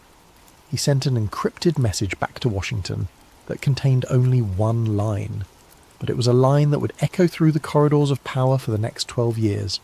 They were not digging for oil. The recovered documents and equipment were shipped back to the United States under total secrecy. The excavation sites were photographed, documented, and then deliberately collapsed and buried. The American troops who had secured them were reassigned, scattered to different units, made to sign non-disclosure agreements that came with dire warnings about the consequences of breaking them. And in classified briefing rooms in Washington, analysts began piecing together what Saddam had been searching for, what he might have found, and whether whatever lay beneath Ur was dangerous enough to warrant action. The conclusion was unanimous. They needed to know more. They needed to understand what Saddam had discovered, and most importantly, they needed to make absolutely certain that whatever was buried beneath those ancient sands never fell into the wrong hands. But in 1991, with the war over and Saddam still in power, there was nothing they could do. They had to wait. They had to watch. They had to be ready to act when the opportunity came. That opportunity would come 12 years later, and when it did, they would be prepared. Chapter 3. The Blackout. Tel Al-Ubaid, Iraq, August 1998. The small village of Tel Al-Ubaid sat 6 kilometres from the ruins of Ur, a collection of mud brick houses that had stood in various forms for thousands of years. Its inhabitants were farmers and shepherds, people who lived much as their ancestors had, connected to the land and the endless rhythms of the desert. On the night of August 19th, 1998, that ancient rhythm was violently interrupted. It began just after sunset. The Iraqi military had cordoned off a section of desert between the village and Ir several weeks earlier, turning away the curious with curt explanations about unexploded ordnance from the Gulf War. Locals knew better. They had seen the trucks, the equipment, the constant movement of personnel. Another excavation, they assumed. Another example of Saddam's obsession with ancient glory. But what happened that night was different. Ahmed Hassan, a farmer who lived on the edge of the village, was bringing his goats in for the night when he saw it. A flash of light from the direction of the sealed site, so bright it turned night into day for a fraction of a second. Not the orange-yellow of an explosion, not the white of burning magnesium. Something else. Something that hurt to look at even in that brief instant. The light was accompanied by a sound that he would later struggle to describe. Not quite thunder, not quite the sonic boom of an aircraft. A deep resonant pulse that he felt in his chest, in his bones, in his teeth. A sound that seemed to come from everywhere and nowhere at once. And then, silence. The electric lights in the village went out. Not flickering, not dimming, just instantly dark. Ahmed's battery-powered radio, which had been playing music from Baghdad, went silent mid-song. His watch stopped. The truck he had been planning to drive into Ur the next morning would not start, its electronic ignition system completely dead. Every electronic device in the village, in the entire region, had simply stopped working. For 3 hours the blackout continued. No lights, no radio or television, no communication with the outside world. The Iraqi military trucks that had been stationed around the sealed site sat silent and immobile, their sophisticated electronics rendered useless. The people of Tel Al-Ubaid gathered in the darkness, speaking in hushed voices about what they had seen. Some claimed to have felt a strange tingling sensation pass through their bodies at the moment of the flash. Others reported that animals had behaved strangely in the hours leading up to the event, restless and agitated as if sensing something humans could not. And then, just as suddenly as it had begun, it ended. Power returned. Radios crackled back to life. Watches that had been stopped started running again, though none of them showed the correct time. By morning, Iraqi military forces had descended on the village. They questioned everyone, their questions pointed and specific. What exactly had you seen? What had you felt? Had you approached the sealed site? Had you told anyone outside the village about what happened? The message was clear. This had never happened. The flash of light, the blackout, the strange effects on electronics, all of it was to be forgotten, never mentioned again. Those who seemed inclined to talk found themselves facing implied threats about the safety of their families. But you cannot completely silence a village. Stories spread, whispered from person to person, carried by travellers to other towns.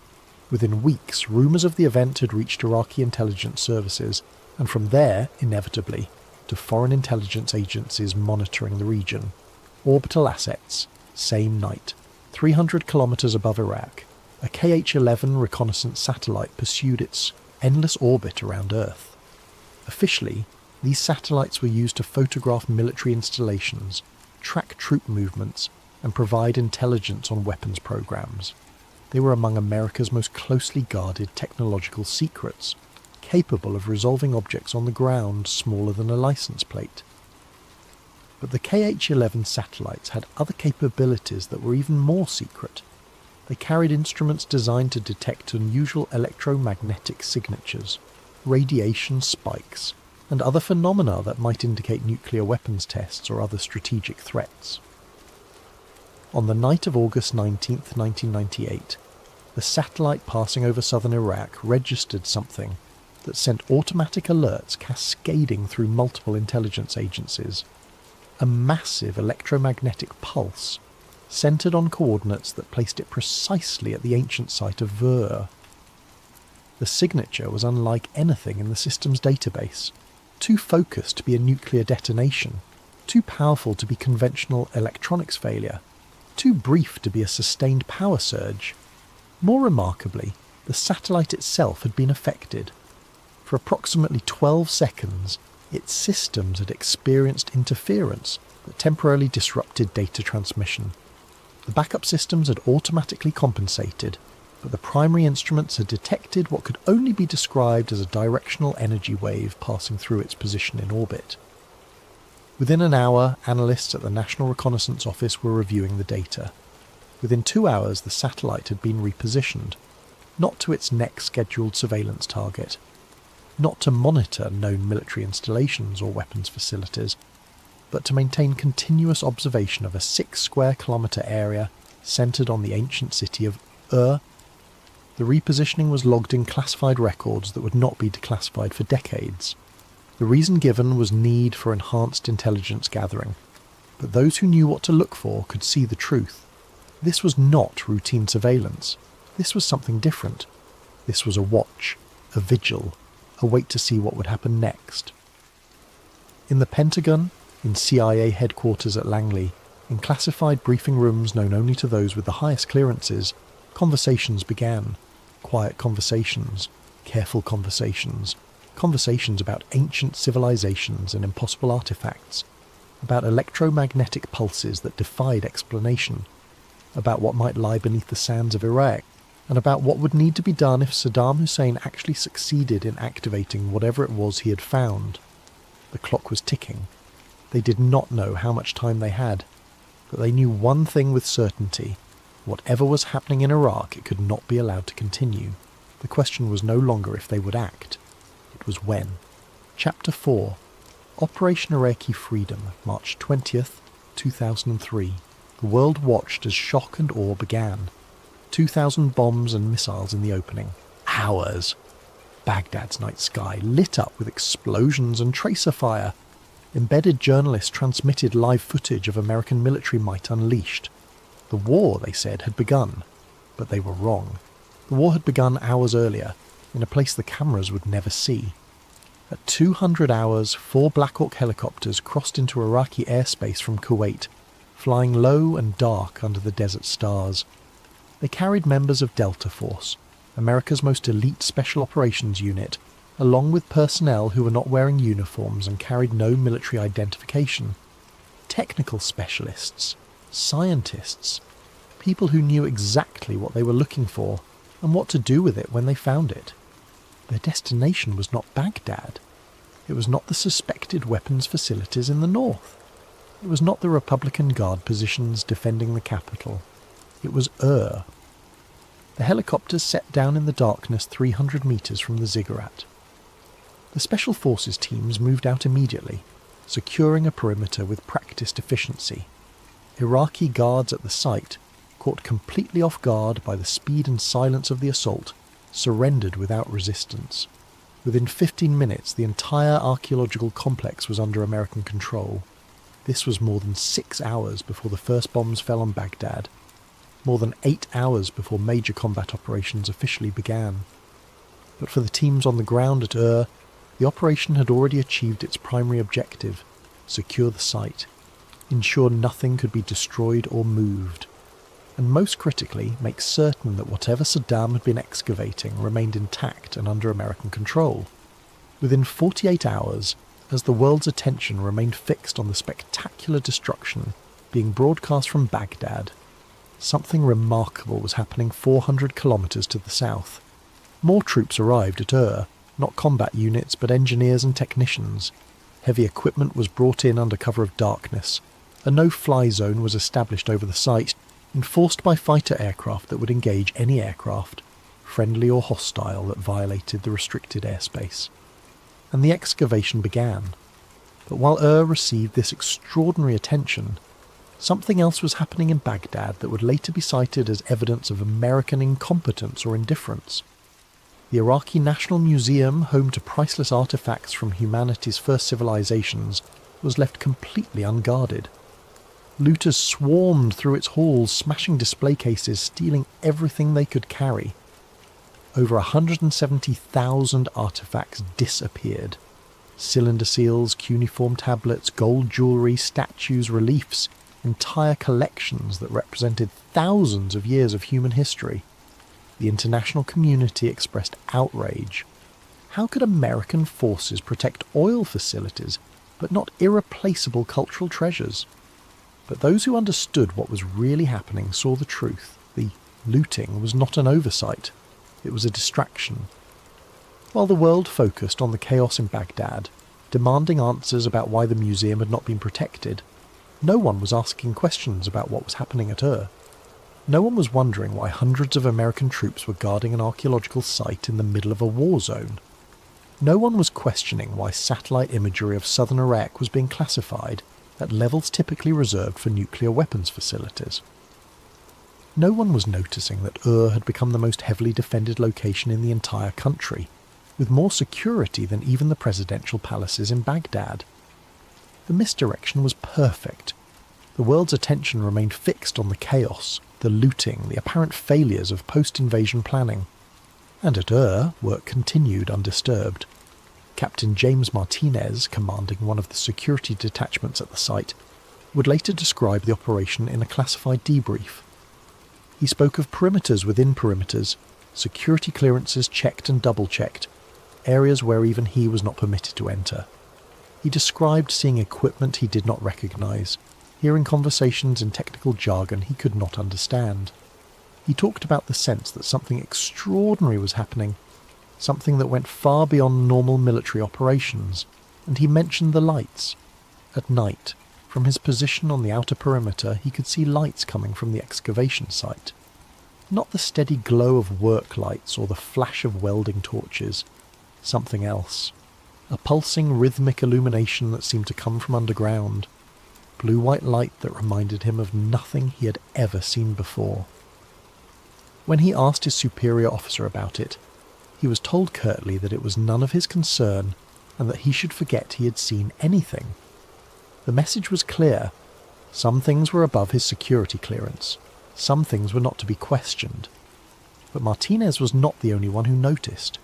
Soldiers stationed at Ur would later report similar observations, always in quiet conversations, always with the understanding that these were not official accounts.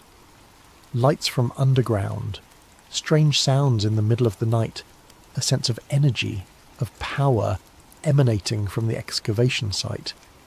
And they all noticed something else.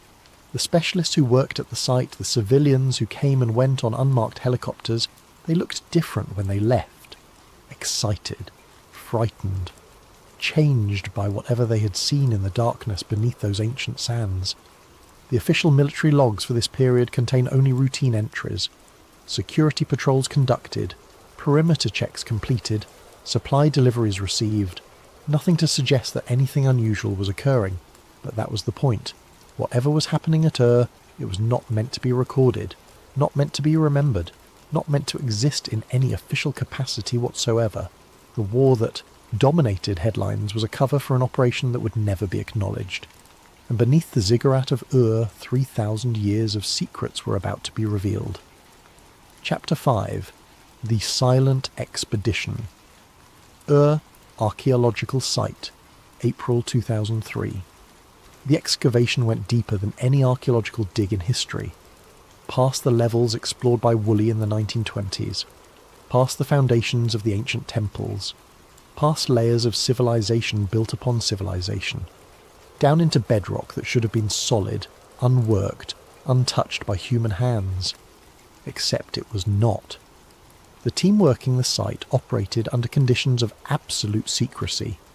No press access, not even from embedded journalists with full security clearances. No communication with the outside world except through encrypted channels. No documentation that could ever be linked to the operation. The specialists who formed the core of the excavation team were drawn from multiple fields.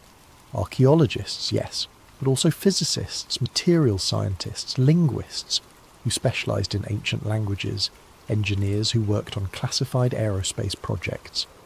It was a team assembled to deal with something that transcended traditional categories, something that required expertise from multiple disciplines. And they were accompanied by representatives from several private aerospace contractors, companies whose names were household words, but whose classified work remained deeply hidden. Companies that built satellites and missile systems and aircraft that officially did not exist. Companies that had experience dealing with technologies that pushed the boundaries of known science. The presence of these corporate representatives raised questions that no one dared ask out loud. Why would aerospace contractors be interested in an archaeological site? What could ancient Sumerian artifacts possibly have to do with modern aerospace technology? The answer lay 40 metres beneath the surface, in a chamber that Iraqi excavation teams had reached but not fully explored before the invasion. A chamber that had remained sealed for 3,000 years until Saddam's engineers had broken through in their obsessive search for ancient secrets. The circular structure that Woolley had partially uncovered in 1927 was still there. But it was not alone.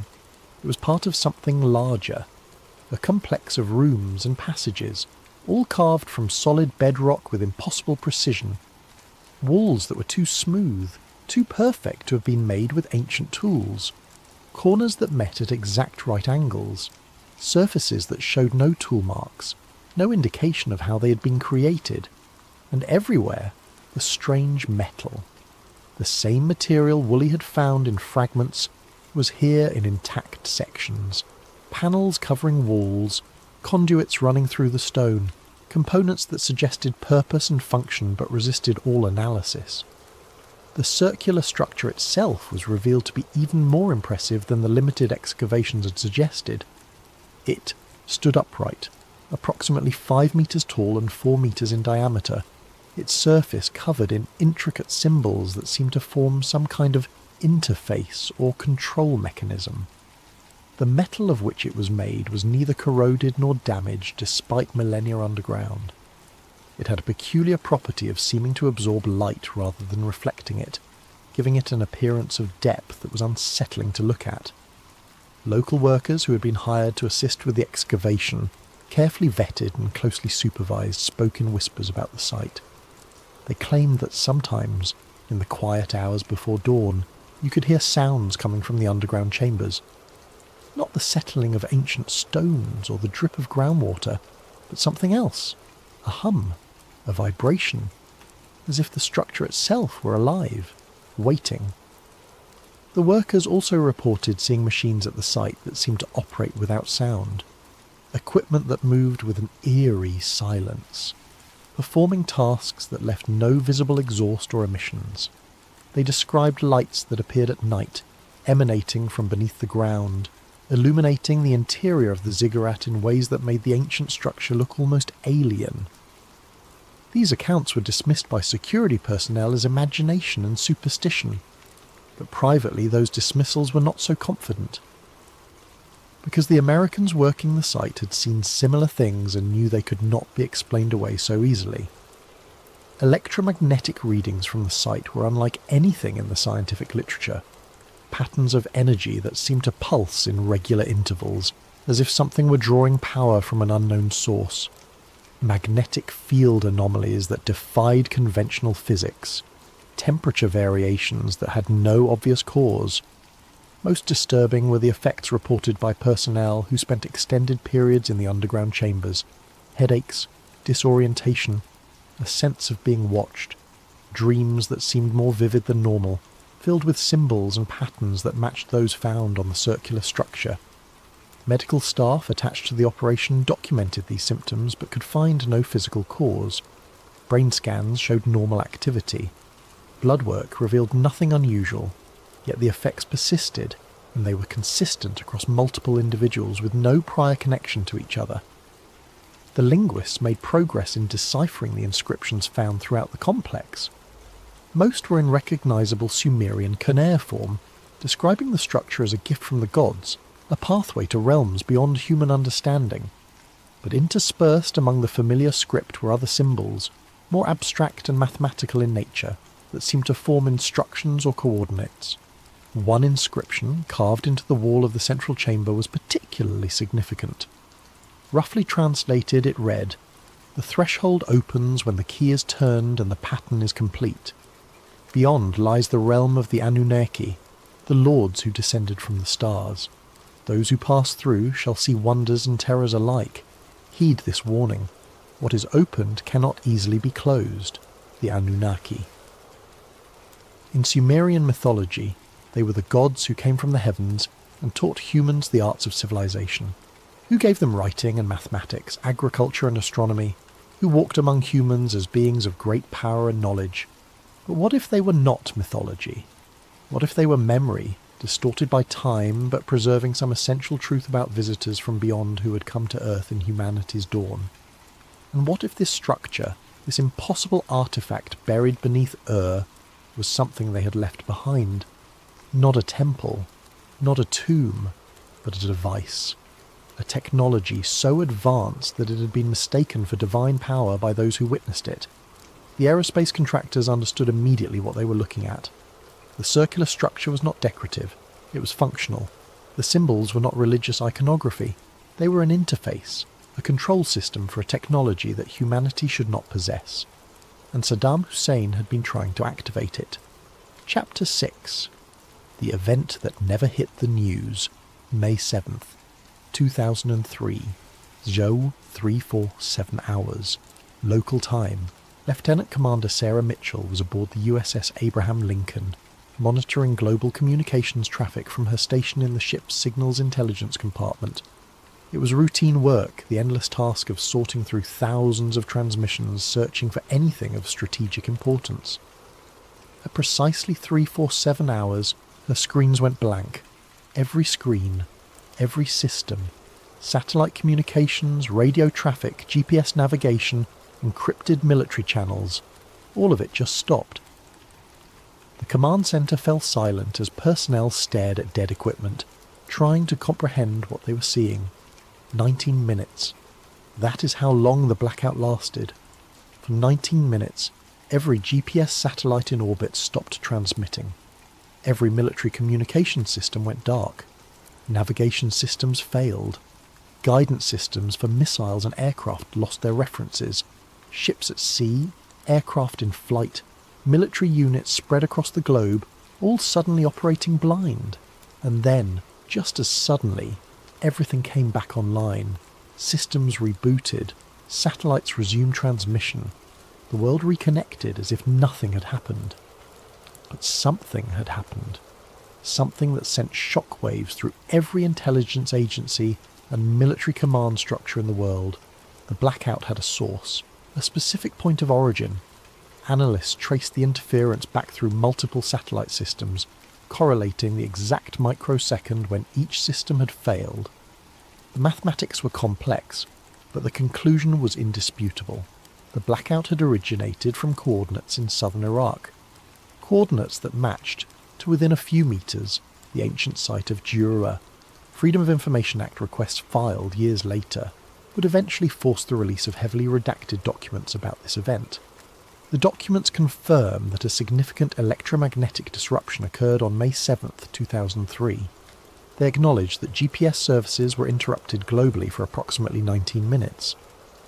They note that the source of the disruption was traced to Iraq, but the documents refuse to specify the exact location. They refuse to explain what caused the disruption. They refuse to acknowledge any connection to the archaeological excavations taking place at Ur. The public never learned about the event. News media, focused on the ongoing war and its chaotic aftermath, never reported the mysterious 19-minute blackout. If they noticed GPS irregularities or communication problems, they attributed them to the expected difficulties of military operations in a war zone. But within classified circles, the event triggered immediate action. 3 scientists were identified within hours and flown to Iraq under alias identities. They travelled on private aircraft, their names appearing on no passenger manifests, their movements documented nowhere in official records. They were specialists in fields that could not be disclosed, experts in technologies that officially did not exist. All 3 were given access to the site at Ur. All three spent time in the underground chambers, examining the circular structure and the mysterious complex surrounding it. All three provided classified briefings to officials whose names have never been released. And one of them, a physicist who had worked on classified projects related to electromagnetic pulse weapons and exotic propulsion systems, never returned to his previous life. His name was Marcus Reeves, and before May 2003 he had been a prominent figure in his field. He had published papers, attended conferences, taught graduate students at a prestigious university. His work was respected, his expertise sought after. After his visit to Ur, Marcus Reeves simply vanished from public view. His university was told he had accepted a position with a private research institute. His family was told his work had become classified and that he could not maintain regular contact. His colleagues were given vague explanations about national security and sensitive projects. Attempts to locate him in the years following his disappearance were unsuccessful. No public records, no tax returns, no credit card usage, nothing. It was as if Marcus Reeves had ceased to exist. What had he seen in those underground chambers? What had he learned that required his complete removal from public life? The answers remain hidden behind walls of classification that show no signs of coming down. But the event itself, the 19 minutes when global communications went dark, stands as undeniable proof that something happened at Ur, something that affected systems across the entire planet, something that required the immediate response of the most highly classified, scientific expertise America could muster. In the weeks following the event, activity at the site intensified. More personnel arrived, more equipment was brought in, the security perimeter was expanded, the no-fly zone was reinforced, and deep beneath the surface, work continued on understanding and, if necessary, containing whatever technology had been activated that night. Because one thing was clear: the device, the structure, whatever it truly was, it worked. It was not an archaeological curiosity. It was not a religious monument. It was functional technology, and it had just demonstrated capabilities that should not exist. Epilogue. What was really pulled out of the sand? Our archaeological site, late 2004. The excavation site was sealed, not closed, not concluded, sealed. The underground chambers were filled with concrete, not burial soil that could be excavated again, not collapsed rock that could be cleared. Concrete. Meters of it. Permanent, irreversible. The surface structures were stabilised and restored to their pre-excavation appearance. To anyone visiting the site, there was no indication that anything unusual had occurred. The ziggurat of Ur stood as it had for thousands of years, a monument to ancient glory and nothing more.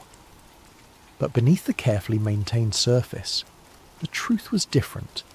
The Iraqi government was informed that for reasons of structural safety and archaeological preservation, the area around Ur would remain under restricted access. They were told this was temporary, that eventually the site would be returned to Iraqi control and open to tourism and scholarly research. That promise was never kept. Through every subsequent withdrawal of American forces, through every change in Iraqi government, through every international agreement and treaty, one thing remained constant. The area around Ur stayed under effective American control. The restrictions remained in place. The security perimeter endured. Officially, there is no American presence at Ur. No military installations, no security forces, no ongoing operations. But satellite imagery tells a different story. The kind of detailed analysis available to those with access to classified reconnaissance data reveals patterns that should not exist at an abandoned archaeological site. Heat signatures appear regularly beneath the surface. Not the natural thermal variations of underground spaces, but consistent, regulated patterns that suggest active power systems, equipment running, energy being consumed, as if something down there is still operating, still powered, still functional after being sealed away.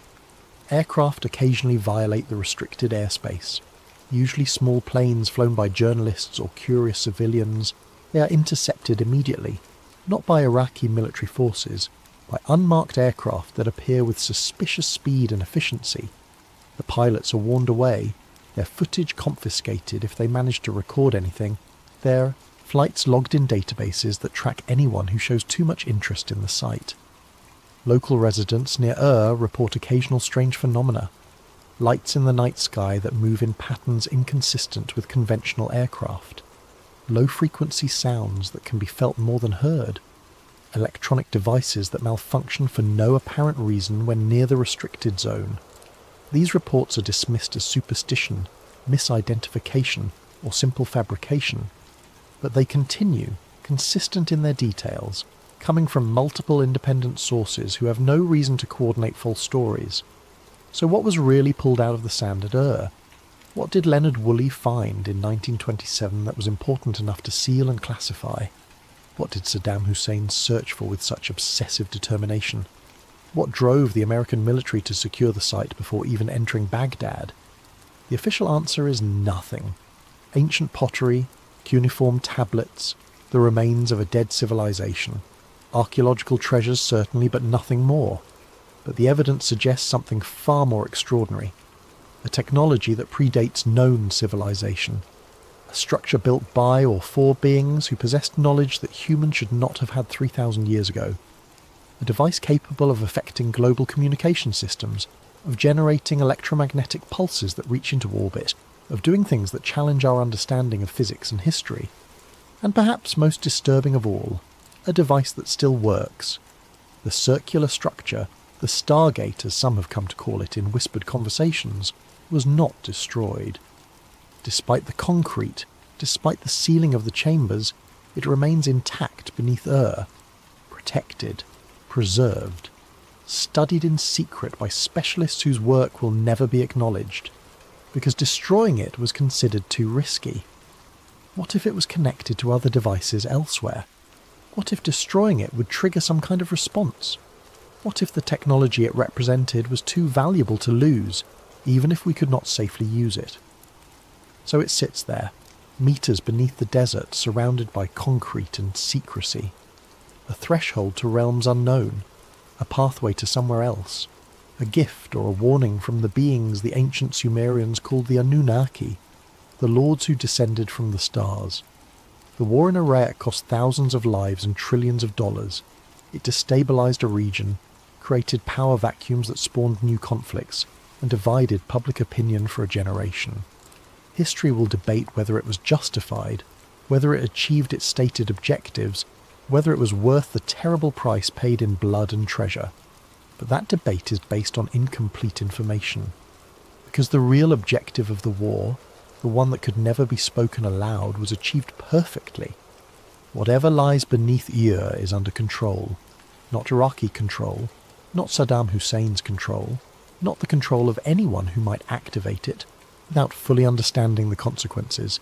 American control, locked down, sealed away, hidden beneath layers of concrete and classification and official denial.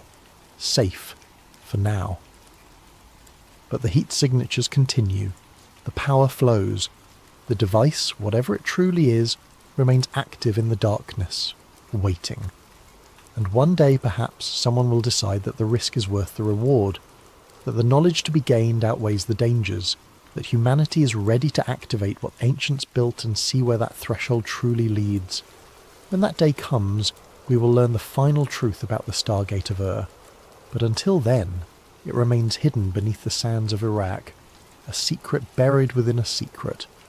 The real reason for a war that the world thought it understood, and perhaps, in the end, that is exactly where it should stay.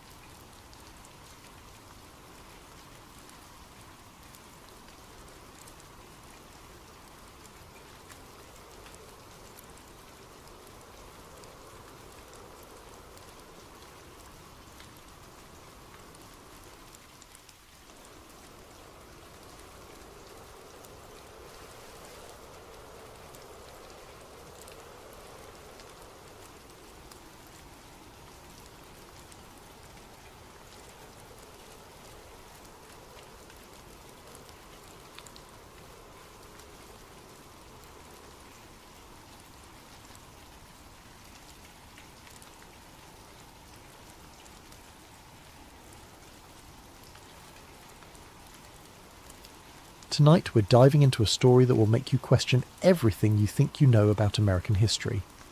But first, I want to thank Thundy308 for suggesting this story in the comments. Your ideas keep sleep theories alive. If you have video ideas of your own, drop them in the comments below. And if you enjoy these late night mysteries, please hit that like button and subscribe to Sleep Theories for more stories that blur the line between history and conspiracy. Most people don't know America was attacked long before 9/11. Hell, most people don't even know about Pearl Harbor beyond the Hollywood version. But I found out the hard way that our nation's first taste of domestic terrorism happened in 1916, right in New York Harbor. And the real story, it's so much worse than what they taught us in school. My name is irrelevant. Let's just say I'm someone who stumbles into things I shouldn't. 3 months ago, I was helping my grandmother clean out my grandfather's attic in Jersey City. Standard stuff. Old furniture, mouldy books, boxes of Christmas decorations from the 1970s. But tucked away in a corner, beneath a tarp that looked like it hadn't been moved in decades, I found a trunk. Not just any trunk. This thing was old. Really old. The kind of leather and brass construction they don't make anymore, with travel stickers from steamship lines that went out of business before my grandfather was born. The lock was broken, hanging loose like someone had forced it open years ago and never bothered to fix it. Inside, the air smelled of ash and time, burned papers, some so brittle they crumbled when I touched them, insurance ledgers with faded ink. And at the bottom, wrapped in what used to be white cloth, a letter dated July 31st, 1916, the day after the Black Tom explosion. The letter was signed by a man named Samuel Weiser, and he claimed to have witnessed something that, if true, would rewrite American history. He wrote about sabotage, but not the kind they told us about in history class. He wrote about American officials not just watching it happen, but helping it along. They wanted it to happen, the letter said in shaky handwriting. The blast was too perfect, too convenient, and I saw them, our own people, making sure those German boys got exactly where they needed to be. That was 3 months ago. I should have put the letter back, closed the trunk, and pretended I never found it. But curiosity killed more than just cats, and now I'm sitting here at 3 a.m, looking over my shoulder every few minutes, wondering if the same people who silenced Samuel Weiser in 1916 are coming for me next. This is my story. If something happens to me before I can tell it properly, at least it'll be out there.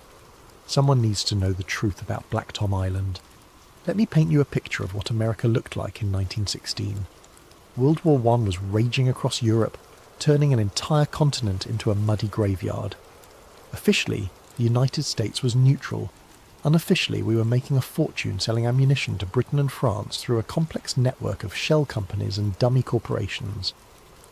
The centre of this operation was a place called Black Tom Island. Though calling it an island was generous. It was more like a man-made peninsula jutting into New York Harbor, connected to Jersey City by a narrow causeway. From Manhattan you could see it clearly. Massive warehouses, railroad cars lined up like dominoes, and mountains of ammunition crates waiting to be loaded onto ships bound for European battlefields. On the night of July 30th, 1916, Black Tom Island held over 2 million pounds of ammunition. Dynamite, TNT, artillery shells, rifle cartridges, enough firepower to level half of Manhattan if it all went up at once. At 2:08 a.m. on July 30th it did exactly that. The first explosion shattered windows across lower Manhattan. The second, 30 minutes later, was so powerful it registered as a 5.5 earthquake on seismographs as far away as Philadelphia. Shrapnel embedded itself in the Statue of Liberty's torch arm. Clock towers in Jersey City stopped working, their mechanisms thrown out of alignment. People in Brooklyn thought it was the end of the world. The official story came together remarkably quickly. German saboteurs had infiltrated Black Tom Island and blown up the ammunition depot to prevent American weapons from reaching the Allies. Clean, simple, and perfectly designed to make Americans angry at Germany. But Samuel Weiser's letter told a different story. I was working the night shift, he wrote, checking manifests in the office overlooking the main causeway. Around midnight I saw them coming, 3 men in dark coats walking like they owned the place. But they weren't alone. 2 police officers were escorting them, and not like prisoners, like guests. According to Weser, he watched these 5 men walk directly to Warehouse 18, the largest ammunition storage facility on the island. The police officers had keys. They opened doors that should have been locked, disabled alarm systems that should have been active. The Germans, and they were Germans, I could tell by their accents when they talked to each other, they knew exactly where to go, like they had blueprints. The police officers didn't just let them work, they helped them carry the equipment. Weser wrote that he watched for over an hour as this group systematically placed charges throughout the warehouse. When they finished, they all left together. The police officers drove the Germans away in an official police vehicle. 45 minutes later, Black Tom Island ceased to exist. I tried to tell people what I saw, Weser's letter continued. The fire chief, the police captain, even a reporter from the Jersey Journal. But every time I opened my mouth, someone would pull me aside and suggest I must be mistaken, must have been confused by the darkness, the smoke, the chaos. After a few days, I stopped trying. After a few weeks, I realised I probably shouldn't have tried at all. The letter was dated July 31st, 1916. According to records I found later, Samuel Weser disappeared on August 3rd, 1916. His body was never found. The insurance ledger was the second thing I found in that trunk, and honestly, it might have been more damning than Weser's letter. Numbers don't lie, and these numbers told a story of their own. The ledger belonged to Northeastern Mutual Insurance, a company that specialised in maritime and industrial coverage. Page after page of entries, all dated between August 1916 and December 1917, all related to Black Tom Island claims. The payouts were staggering, not just for the physical damage, that was expected, but for what the insurance industry calls business interruption claims. Companies that had been shipping ammunition through Black Tom collected millions of dollars for lost revenue, cancelled contracts, damaged relationships with European buyers. But here's what caught my attention. The companies collecting the biggest payouts weren't small operations that got wiped out by the explosion. They were massive corporations that simply redirected their business through other ports. DuPont collected $2.1 million. Bethlehem Steel got $1.8 million. Remington Arms walked away with nearly $3 million. For context, $3 million in 1916 money is about $80 million today. These companies didn't just recover from Black Tom, they profited from it.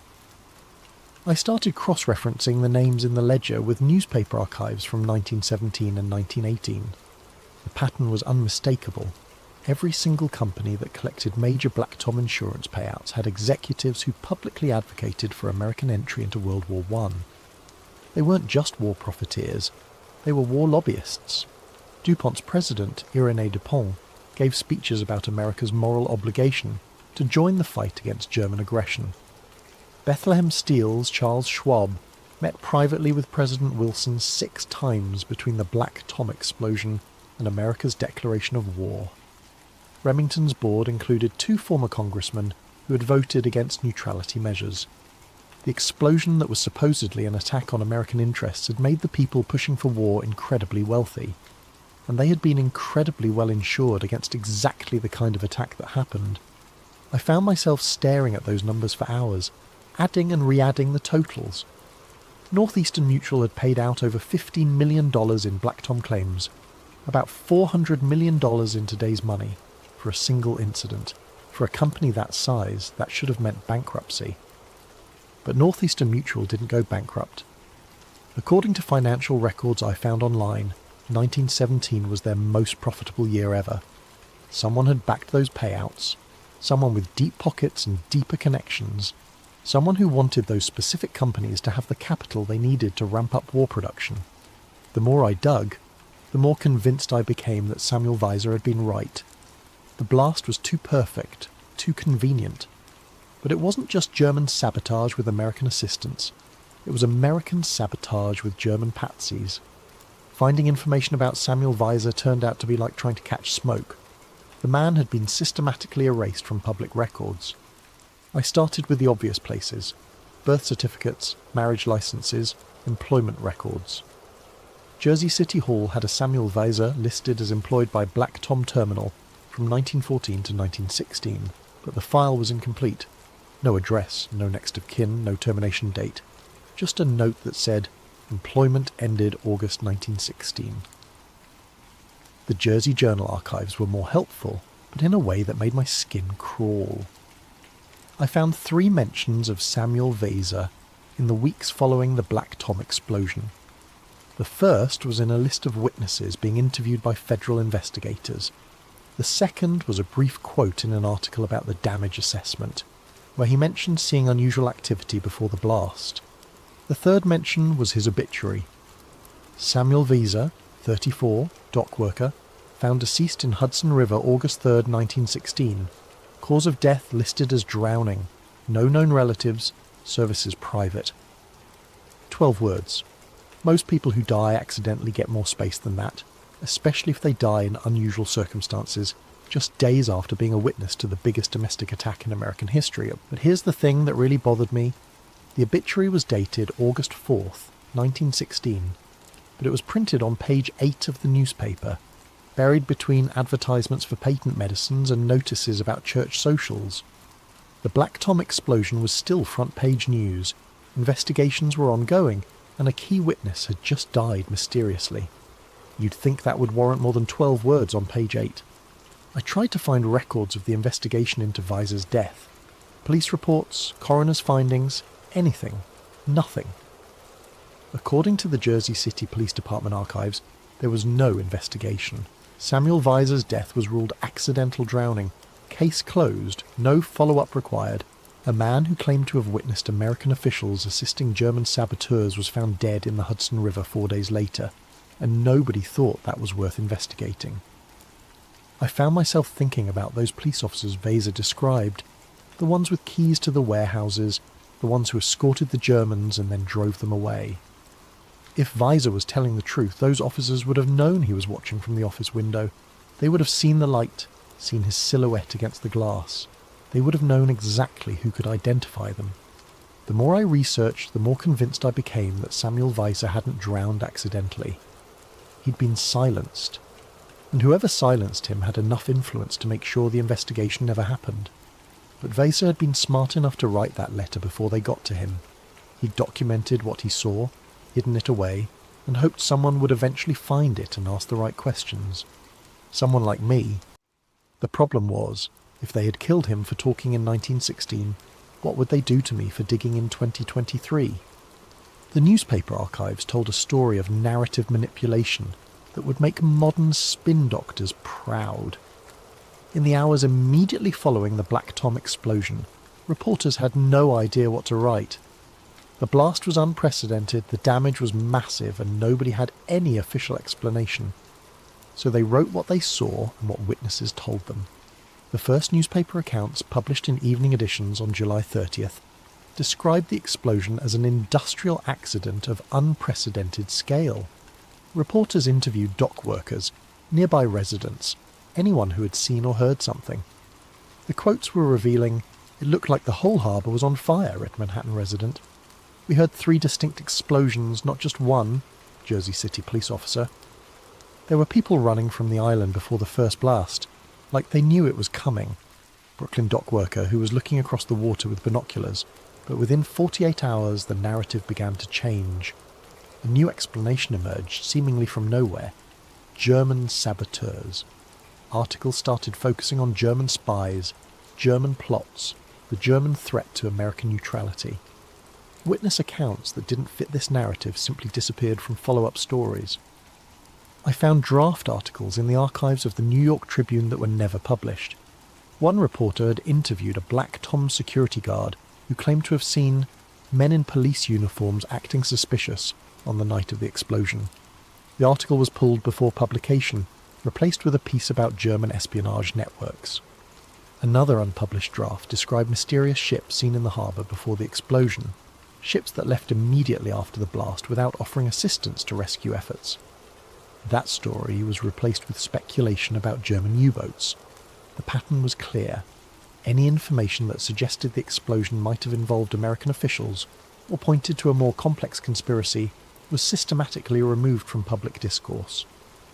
Within a week, the story had solidified into something clean and simple. Germans bad, Americans victims, war justified. But the most disturbing thing I found wasn't what was published. It was what was buried in the government archives. I spent weeks requesting documents under the Freedom of Information Act. Most were denied or heavily redacted, but I managed to get partial access to files from the Bureau of Investigation, the predecessor to the FBI. What I found there made my blood run cold.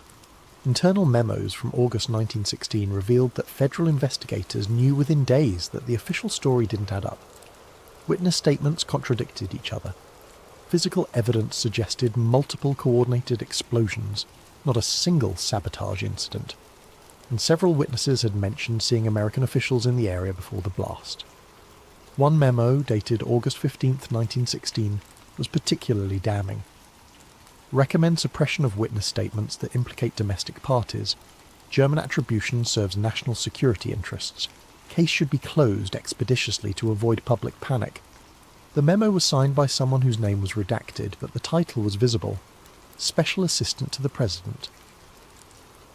President Woodrow Wilson's administration wasn't just covering up American involvement in Black Tom, they were actively suppressing evidence of it, and they were doing it to manipulate public opinion towards supporting the war. By 1917, when America officially entered World War I, the Black Tom explosion had become a rallying cry. German saboteurs had attacked American soil, damaged an American icon, killed American workers. It was Pearl Harbor before Pearl Harbor, 9/11 before 9/11. Except it wasn't. It was something much worse. An attack carried out with American assistance, covered up by American officials, and used to drag America into a war that made specific American companies incredibly wealthy. The cover-up wasn't just about hiding the truth, it was about weaponizing a lie. Standing on Liberty Island, looking up at the Statue of Liberty's torch, you can see the scars if you know where to look. The official tour guides will tell you that the torch has been closed to public access since 1916 due to structural damage from the Black Tom explosion. They make it sound like a minor inconvenience, a bit of historical trivia. The truth is much more disturbing. I managed to get access to the original engineering reports from 1916, filed by the Army Corps of Engineers immediately after the explosion. What they found was structural damage far beyond what has ever been publicly acknowledged. Shrapnel hadn't just embedded in the copper skin of the torch, it had penetrated deep into the internal framework, compromising the statue's structural integrity. But here's what really caught my attention. The pattern of damage wasn't consistent with a random explosion. The shrapnel strikes were concentrated on specific sections of the torch, almost like someone had aimed the blast to hit particular symbolic targets. The report included detailed photographs that I'd never seen before. Close-ups of the damage showed pieces of metal embedded in the statue's torch arm, but also in her crown and tablet.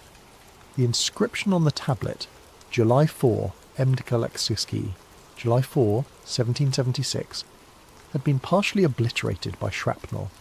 Someone had damaged America's symbol of freedom on the anniversary month of American independence. If that was coincidence, it was a hell of a coincidence. I started researching the conspiracy theories that had grown up around the symbolic nature of the attack. Some claimed the timing and target selection were evidence of ritual occultism, that the explosion had been designed as a symbolic assault on American liberty itself. Others suggested the damage to the torch, a symbol of enlightenment, was meant to represent the extinguishing of American neutrality. Most of these theories were clearly nonsense, but they all shared a common thread: the recognition that the Black Tom explosion had been too precise, too symbolically loaded to be random sabotage. The engineering reports supported this interpretation.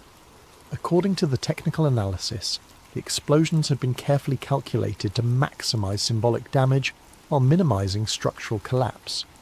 If the goal had been simply to destroy the ammunition depot, the charges could have been placed more efficiently. If the goal had been to cause maximum casualties, the timing would have been different.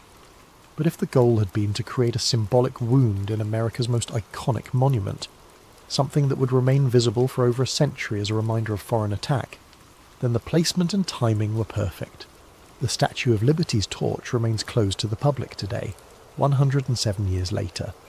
Every day, thousands of tourists look up at that damaged torch and remember that America has been attacked before. They remember that foreign enemies have struck at our symbols of freedom, But they don't know that the attack might have been an inside job. Standing there on Liberty Island, I found myself wondering about the people who planned this operation. They hadn't just wanted to destroy an ammunition depot or kill dock workers. They had wanted to wound America's soul, to create a permanent reminder of vulnerability and victimization. And they had wanted that wound to be visible from Manhattan forever. My grandfather had worked for Consolidated Maritime Insurance Company from 1965 to 1985. It was a small company that handled specialized marine and industrial policies, mostly for New Jersey businesses. When he retired, they gave him a modest pension and a company watch. When the company was bought out by a larger firm in 1995, most of the old records were supposed to be destroyed. But my grandfather had kept copies of some files. Insurance guys are paranoid about documentation. It's an occupational hazard. And apparently, Consolidated Maritime had inherited some very old files when they bought out Northeastern Mutual Insurance back in 1952. The same Northeastern Mutual that had paid out millions in Black Tom claims. I found my grandfather's old company login credentials in a shoebox, written on a piece of paper along with his social security number and pension account information. The login was for a digital archive system that Consolidated Maritime had set up in the 1990s to digitize their older paper files. I figured the system would be long dead, but insurance companies never throw anything away. The login still worked. What I found in those digital files made everything else look like child's play. Northeastern Mutual hadn't just insured the companies that profited from Black Tom, they had coordinated the whole thing. Internal memos from 1916 laid out the operation in chilling detail. Project Torchlight, target Black Tom Terminal, date July 30th, 1916, objectives 1. Eliminate munitions stockpile preventing competitor access to European markets. 2. Generate insurance payouts to capitalise client war production. 3. Create public sentiment favouring military engagement. There it was, in black and white corporate speak. Black Tom hadn't been sabotage at all. It had been a business plan. The memos outlined how Northeastern Mutual had coordinated with Jersey City Police to provide access to German agents who believed they were conducting legitimate sabotage operations. The Germans thought they were striking a blow against Allied supply lines.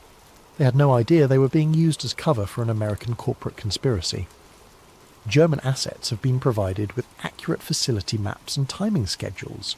Police cooperation secured through standard municipal influence channels. Anticipated civilian casualties, minimal.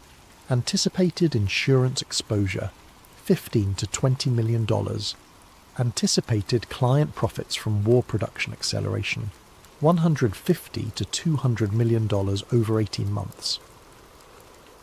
They had calculated the death toll. They had weighed American lives against corporate profits and decided the profits were worth it. Other files showed the web of connections that made the operation possible.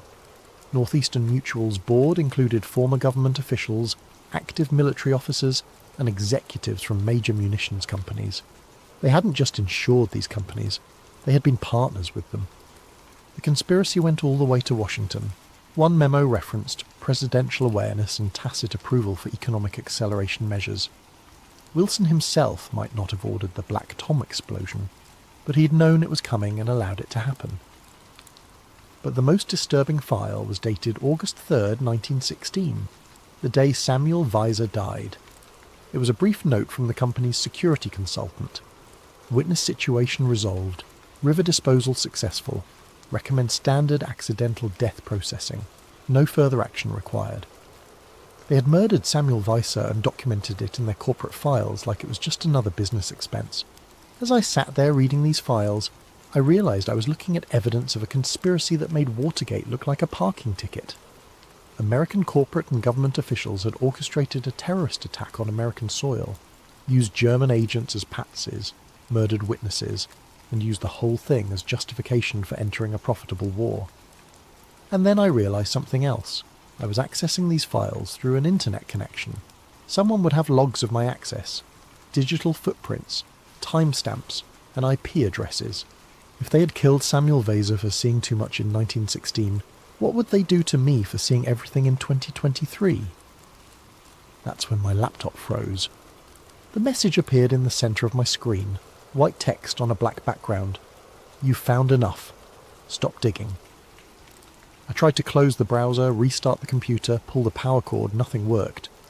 The message just sat there, pulsing slightly, like it was breathing. Then my phone rang. I looked at the screen. Unknown caller. I let it go to voicemail, but it started ringing again immediately. Same caller ID, same insistent tone. On the third call, I answered. Mr. Harrison. The voice was calm, professional, completely emotionless. You've been accessing some very old files tonight. They knew my name. They knew what I'd been doing. They were watching me in real time. I don't know what you're talking about, I said, but my voice cracked.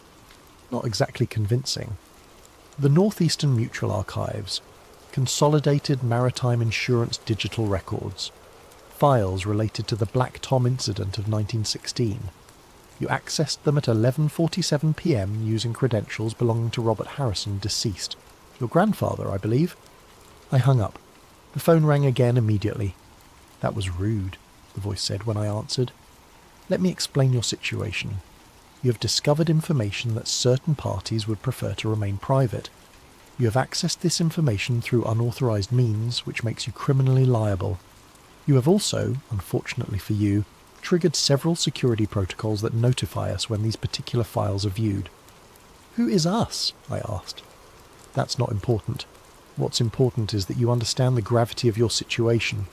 The Black Tom incident was resolved over a century ago. All parties involved are long deceased.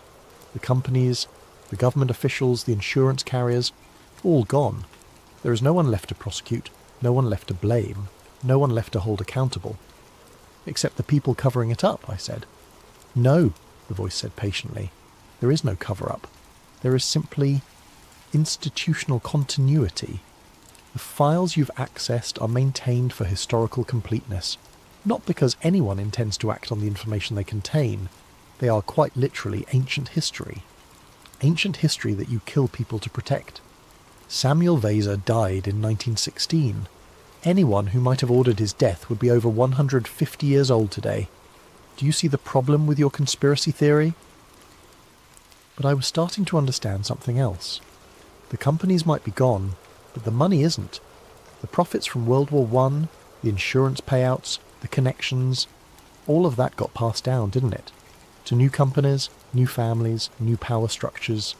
There was a pause. You're smarter than I hoped you'd be. So what happens now? You kill me too? Mr. Harrison, we live in a different world than Samuel Vasa did. In 1916, a dock worker could simply disappear without anyone asking difficult questions. Today, a young man with a laptop and a social media presence cannot vanish without generating exactly the kind of attention we prefer to avoid. So I'm safe? You're useful. Your grandfather kept copies of files he shouldn't have kept. His login credentials provided access to archives that should have been deleted decades ago. You've helped us identify security vulnerabilities that need to be addressed. For that we're grateful. I could hear typing in the background. However, your usefulness has limits. You will not publish anything about Black Tom Island. You will not share the files you've accessed. You will not discuss this conversation with anyone. You will delete any copies you've made of these documents and return any physical materials you've found to their proper storage. And if I don't, then you'll discover that the methods we used to silence witnesses in 1916 were primitive compared to what we can do today. We don't need to throw you in the Hudson River, Mr. Harrison. We can destroy your credit, your employment, your relationships, your online presence, your entire existence without laying a finger on you. We can make you disappear into poverty and isolation while leaving you perfectly visible and alive. The line went dead. My laptop screen flickered and returned to normal, showing the insurance website I'd been browsing as if nothing had happened. But when I tried to access the Northeastern Mutual files again, I got an error message. Archive not found. They had locked me out. But more than that, they had probably deleted everything. All that evidence, all that proof, gone with a few keystrokes. I sat there in my apartment staring at my laptop screen, trying to process what had just happened. A century-old conspiracy, a corporate terrorist attack, government complicity, murder, cover-ups, and it was all just going to disappear back into the shadows where it had been hiding for over 100 years. But they had made one mistake. They had assumed that grandfather only kept digital copies of the files. I still had the trunk. I still had Samuel Vasa's letter. I still had the insurance ledger with all those numbers and names and connections. The question was, what was I going to do with them? It's been 3 weeks since that phone call. 3 weeks of looking over my shoulder, checking my credit report, watching for signs that they're following through on their threats. So far, nothing. Maybe they think they've scared me enough. Maybe they're waiting to see if I keep my mouth shut. Maybe they're planning something I won't see coming. I keep thinking about Samuel Vader, about what it must have been like for him in those final days. He had seen something he wasn't supposed to see, and he knew they were coming for him. But he wrote that letter anyway. He documented the truth and hid it away, hoping someone would eventually find it and ask the right questions. Someone like me. But here's what really keeps me awake at night. Samuel Vader wasn't the only witness who disappeared. After that phone call, I couldn't stop digging. Call it obsession. Call it stupidity. But I needed to know how deep this thing went. I started researching other people who had been in the area that night, other potential witnesses who might have seen what Vader saw. What I found was a pattern of deaths that stretched far beyond one dock worker. Margaret Flynn, a nurse at the Jersey City Hospital who treated blast victims, died in a gas leak accident in her apartment on August 15th, 1916. She had given interviews to reporters about treating patients with unusual burns that looked more like chemical exposure than explosion injuries. Thomas McKenna, a railroad engineer who claimed to have seen official vehicles leaving Black Tom Island just before the explosion, died when his locomotive mysteriously derailed on August 22nd. The accident report blamed track malformation, but the tracks had been inspected and cleared just hours earlier. Father Giuseppe Torretti, an Italian priest who ran a mission near the waterfront, had been offering shelter to dock workers who were too afraid to return home after the explosion. He wrote in his parish newsletter that several workers had come to him with stories of American officials collaborating with foreign agents. Father Torretti died in his sleep on September the 3rd, officially from a heart attack, though he was only 38 years old and had no history of heart problems. Between August and December 1916, 17 people with direct or indirect connections to the Black Tom explosion died in what the authorities classified as accidents, suicides, or natural causes. 17 people who had either seen something suspicious or had contact with people who claimed to have seen something suspicious. The statistical probability of that many connected deaths occurring by chance is essentially zero. But the most chilling discovery came when I researched the police officers who would have been on duty that night. The Jersey City Police Department roster from July 30th, 1916, listed 12 officers assigned to the Black Tom area. By January 1917, only 4 were still alive. 3 had died in accidents. 2 had committed suicide. 3 had simply disappeared. Their personnel files noted they had abandoned their posts, and warrants were issued for desertion, but they were never found. The 4 survivors all received promotions and commendations for their heroic service during the Black Tom crisis. They went on to have distinguished careers, rising to positions of authority within the department. One became police chief in 1925. The pattern was unmistakable. Anyone who might have contradicted the official story was eliminated. Anyone who supported it was rewarded. The Black Tom explosion wasn't just sabotage. It was a blueprint for how corporate interests, government corruption, and foreign threats could be combined to manipulate American public opinion and justify profitable wars. It was a beta test for the military-industrial complex that would define American foreign policy for the next century. But more than that, it was a demonstration of how completely a democratic society could be controlled if you had enough money, enough influence, and enough willingness to kill your own citizens. Insurance fraud, corporate greed, and hidden hands pushing America into war. These weren't aberrations. They were features. They were how the system was designed to work. And if they silenced 17 witnesses in 1916 to protect that system, what do you think they'll do to me? I've uploaded copies of everything to multiple cloud servers under fake accounts. I've mailed physical copies to journalists, historians, and conspiracy researchers around the country. I've created dead man switches that will automatically publish everything if I don't check in regularly. But I know it probably won't matter. They've had over a century to perfect their methods. They've had over a century to build networks of influence and control that make the 1916 conspiracy look like amateur hour. If they want this story buried, they'll find a way to bury it. And they've already started trying. 2 days after that phone call, I got a letter from the IRS audit notice. Random selection, they claimed. But the timing was suspiciously convenient. Then my credit card company called about unusual activity and froze my accounts pending a fraud investigation. My employer received an anonymous tip that I had been accessing company computers for personal research projects, which led to a formal disciplinary review. Each incident by itself could be coincidence.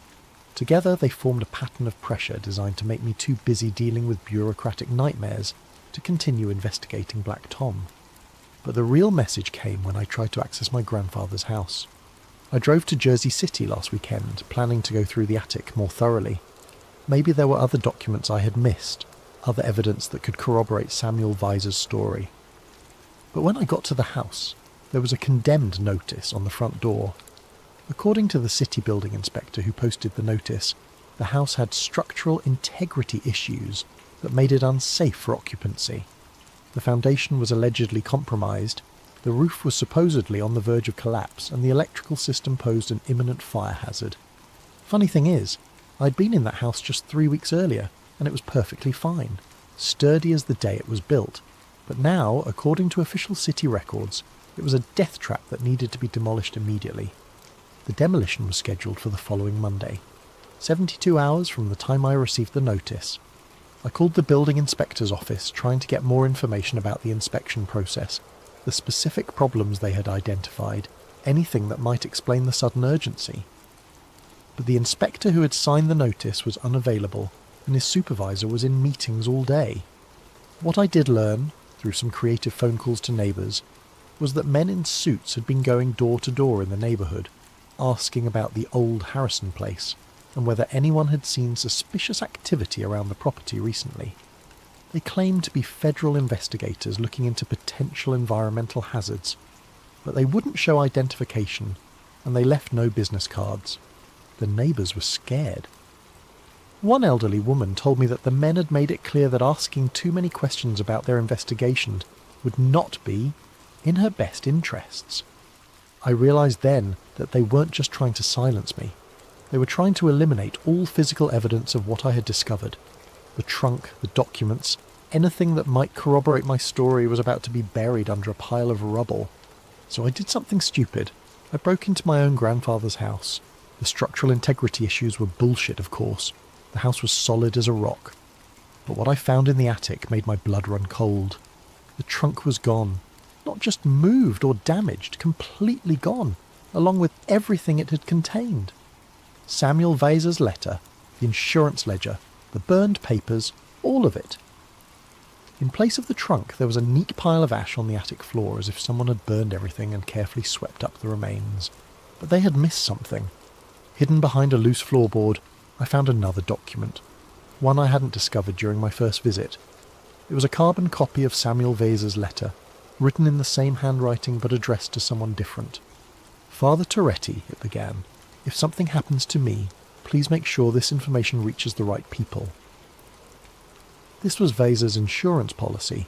He had made copies of his account and hidden them with different people, hoping that even if they found and destroyed one version, another might survive. The letter to Father Toretti was identical to the one I had found in the trunk, but it included an additional paragraph at the end. They know I saw them. 2 of the police officers came by my boarding house yesterday, asking questions about my work schedule, my family, whether I'd been talking to reporters. They were friendly enough, but there was something in their eyes that made my skin crawl. I've decided to leave Jersey City for a while, maybe visit my cousin in Philadelphia until this all blows over.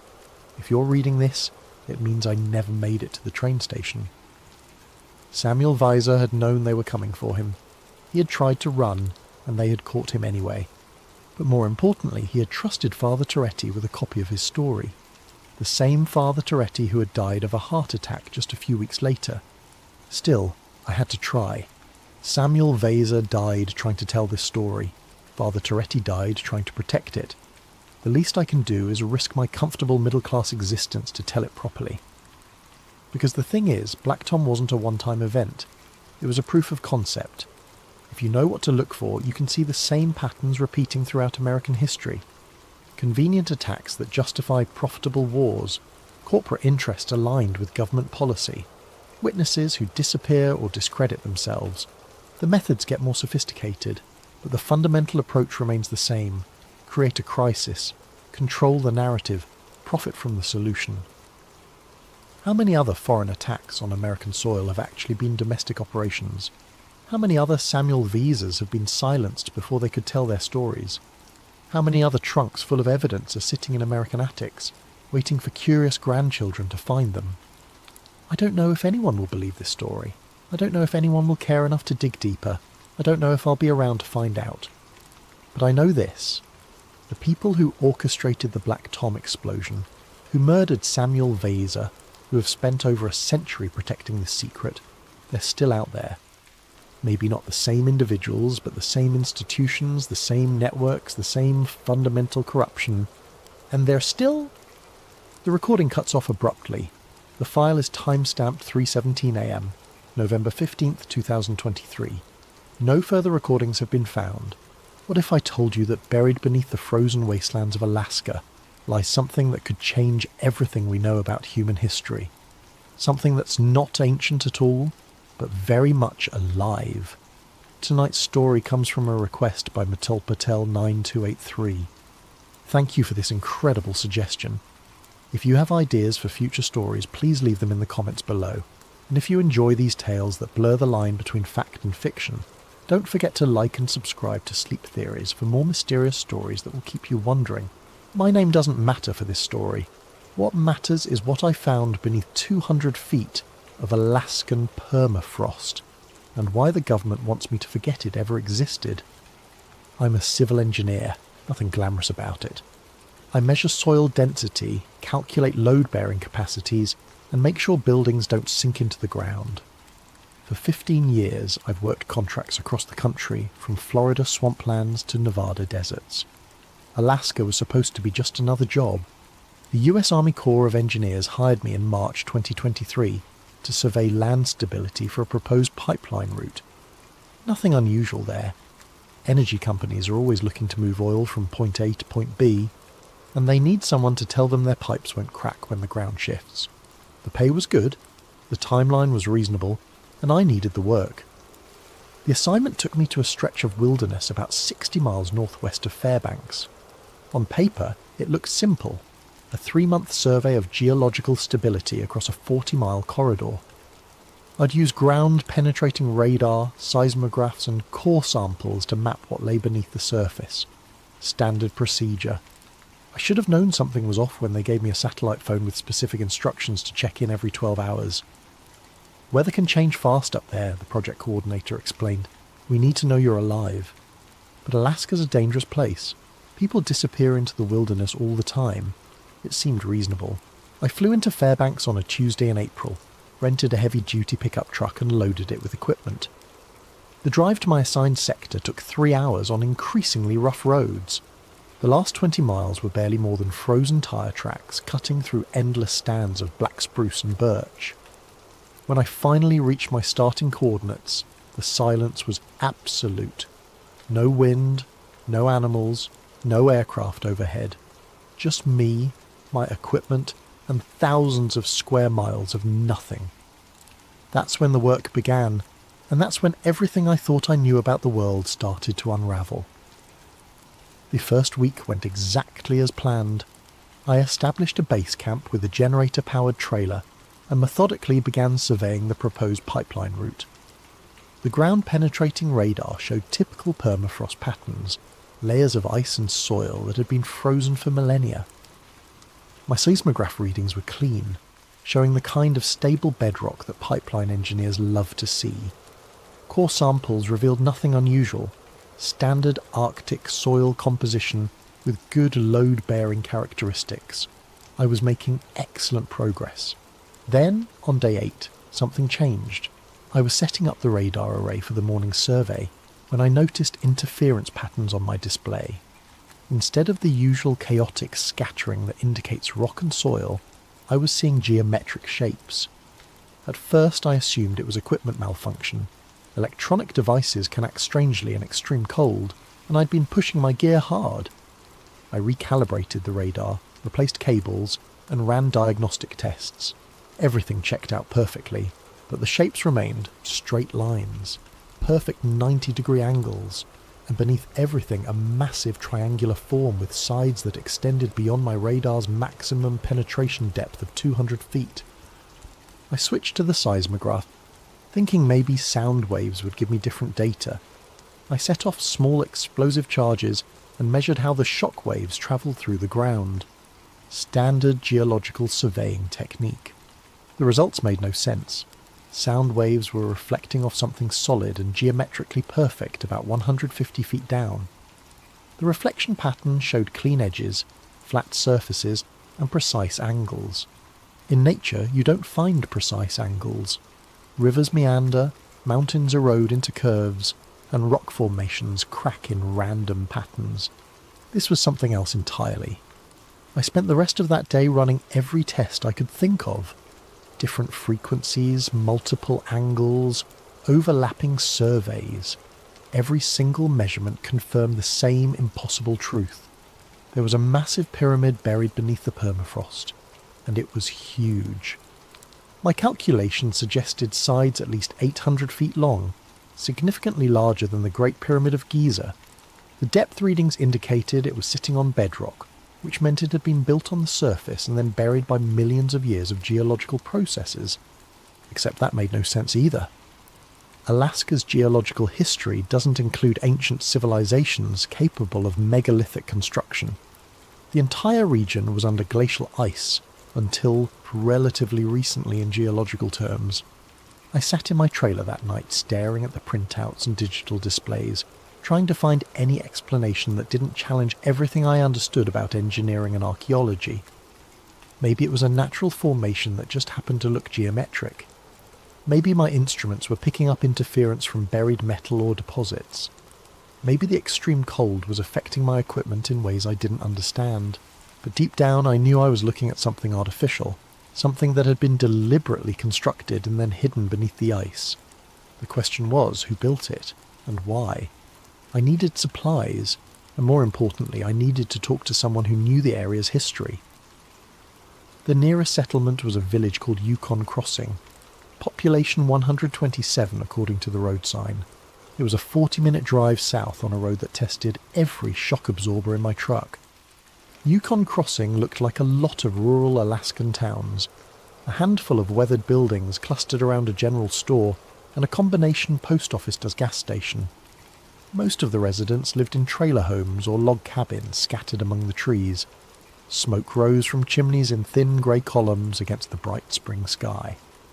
The general store served as the unofficial community centre. Inside, I found an elderly native Alaskan man named Joseph Kaltag behind the counter, selling everything from canned goods to ammunition to fishing gear. He looked like he'd been running the place for decades. "You're the pipeline engineer," he said before I could introduce myself. It wasn't a question. "Word travels fast," I replied. "Not much happens around here." He rang up my purchases: batteries, fuel canisters, and enough food to last another week. "You working up in the Forbidden Valley?" I looked up from counting cash. Forbidden Valley? Joseph's weathered face remained expressionless, but I caught something in his eyes. Concern, maybe, or warning. That's what my grandfather called it. Said the spirits there were angry. Animals won't go near it, and hunters who get too close. He shrugged. "Their compasses don't work right." "Magnetic interference," I said automatically.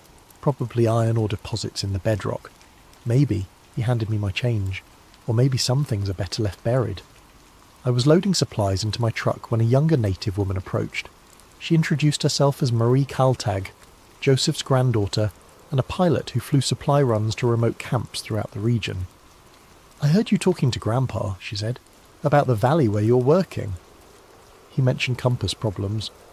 Marie glanced around to make sure no one was listening. "It's more than that. I've flown over that area maybe 50 times in the last 10 years. My instruments go crazy. GPS cuts out, radio gets static, engine RPMs fluctuate." "Electromagnetic interference," I suggested. That's what I thought too. but 3 years ago I was flying a supply run to a hunting camp about 20 miles north of your work site. Clear day, perfect visibility. I was following the river when my GPS started spinning. Compass needle was rotating like a clock hand. She paused, clearly uncomfortable with the memory. I looked down to try to navigate by landmarks, and I saw something that shouldn't have been there. Lines in the snow, geometric patterns like someone had carved designs into the landscape. They were huge, maybe a mile across and perfectly symmetrical. Could have been natural formations, wind patterns, erosion channels. Marie shook her head. I've been flying over Alaska my whole life. I know what natural looks like. This was artificial. And when I flew back over the same area a week later, the lines were gone, covered by fresh snow. I thanked her for the information and headed back to camp, but I couldn't stop thinking about what she'd said. Geometric patterns in the snow, electromagnetic interference, compasses spinning wildly. It all pointed to the same conclusion I was trying to avoid. Something beneath the permafrost was actively affecting the environment around it. That night, I reviewed my survey data again, looking for any detail I might have missed. The pyramid structure was consistent across all my measurements, but there was something else. Subtle variations in the electromagnetic readings that suggested complex internal architecture. Whatever was down there, it wasn't just a solid mass of stone. It had chambers, passages, and what looked like intricate internal mechanisms. And according to my instruments, some of those mechanisms were drawing electrical current. I woke up on day 12 to the sound of helicopter rotors. From my trailer window I could see a Black Hawk settling onto a flat area about 200 yards from my camp. No military markings, but the aircraft had the unmistakable look of government hardware. 3 men in winter camouflage climbed out as the rotors spun down. They walked directly to my trailer with the confident stride of people who expected cooperation. The leader was a tall man with close-cropped hair and reflective sunglasses. His companions looked like soldiers trying to dress like civilians, too alert, too fit, and carrying themselves like they had weapons hidden under their jackets. "Mr. Harrison," the leader said, reading my name from a tablet. "I'm Agent Collins, Department of Homeland Security. We need to discuss your recent survey findings." I stepped outside, keeping my expression neutral. I wasn't aware DHS had jurisdiction over pipeline surveys. "We have jurisdiction over potential national security threats." Collins gestured toward my equipment array. "Your seismic activity has been flagged by our monitoring systems. We need to examine your data and confiscate any materials related to subsurface anomalies." "What subsurface anomalies?" Collins removed his sunglasses, revealing pale blue eyes that seemed to look right through me. "Mr. Harrison, we know exactly what you found down there. The question is whether you're going to cooperate voluntarily or make this difficult. I had 2 choices: hand over my data willingly or watch them take it by force. Either way, they were getting what they wanted." "The hard drives are in the trailer," I said. One of Collins' men immediately headed inside while the other began disconnecting my external monitoring equipment. They worked with practiced efficiency, clearly familiar with this type of confiscation. "How long have you known it was there?" I asked. Collins was quiet for a long moment, apparently deciding how much to tell me. "The structure first appeared on our deep scanning systems in 1992. We've been monitoring it ever since." "Appeared? You mean you discovered it in 1992? "No, Mr. Harrison. I mean it appeared in 1992. Prior to that date, our scans showed normal bedrock composition. Then something changed." The man emerging from my trailer handed Collins a bag containing my hard drives and backup storage devices. They had also taken my printed survey maps and handwritten notes. 1992, I said, thinking out loud. That's when China conducted their largest underground nuclear test. Collins' expression didn't change, but I caught a flicker of something. Surprise, maybe, that I'd made that connection. "The Lopner test was 3,800 miles away," he said. "There's no possible connection."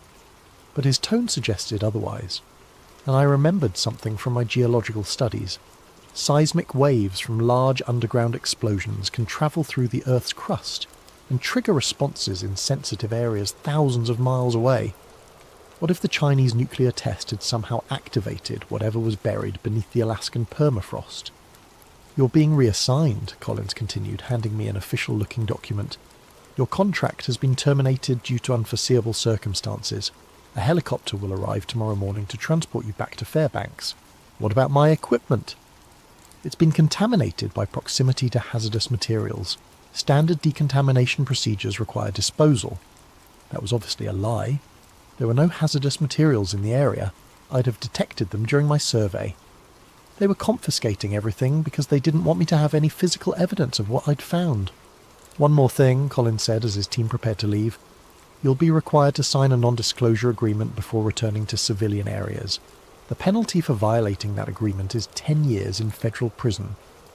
They climbed back into their helicopter and lifted off, leaving me alone with my suddenly empty trailer and a growing certainty that I'd stumbled into something much bigger than a pipeline survey. But I still had one advantage.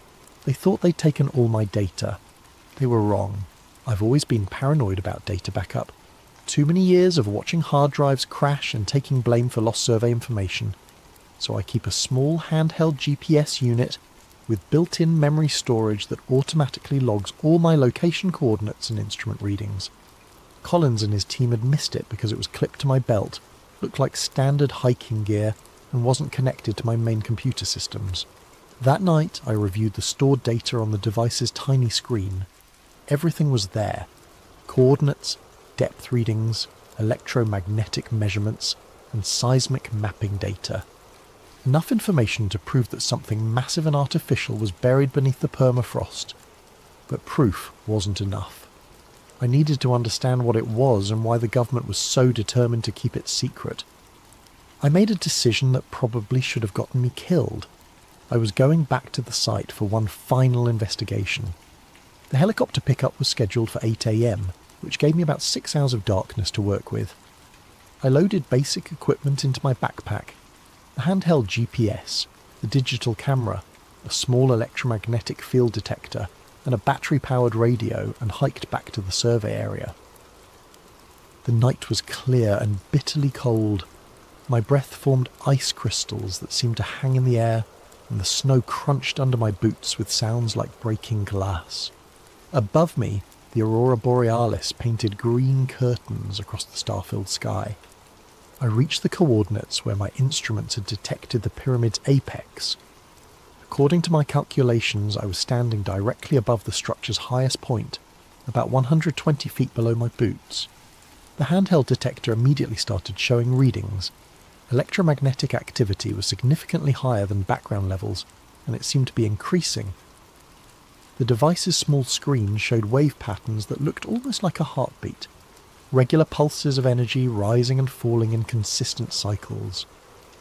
I took photos of the instrument readings and recorded GPS coordinates, building a digital record that I could hopefully smuggle out of Alaska.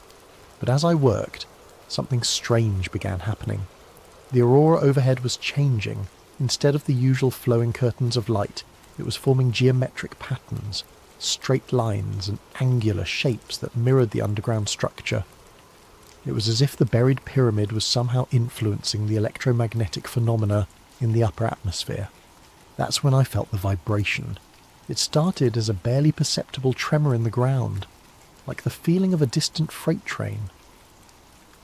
But it quickly intensified until I could feel it in my bones, a deep, rhythmic pulsing that seemed to synchronize with the electromagnetic readings on my detector. The device's screen was flashing warnings.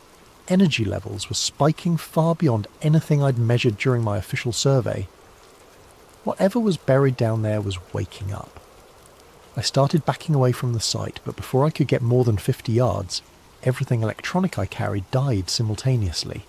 The GPS unit, the detector, my digital camera, even my LED flashlight, all dead, as if something had delivered a massive electromagnetic pulse. Above me, the aurora was blazing brighter than I'd ever seen, forming complex geometric patterns that hurt to look at directly. The air itself seemed to be humming with energy, and I could feel static electricity building up on my clothing and exposed skin. Then, as suddenly as it had begun, everything stopped. The aurora faded back to normal patterns. The ground vibration ceased. The electrical sensation disappeared. I was left standing in the middle of the Alaskan wilderness in complete darkness, holding a handful of dead electronics.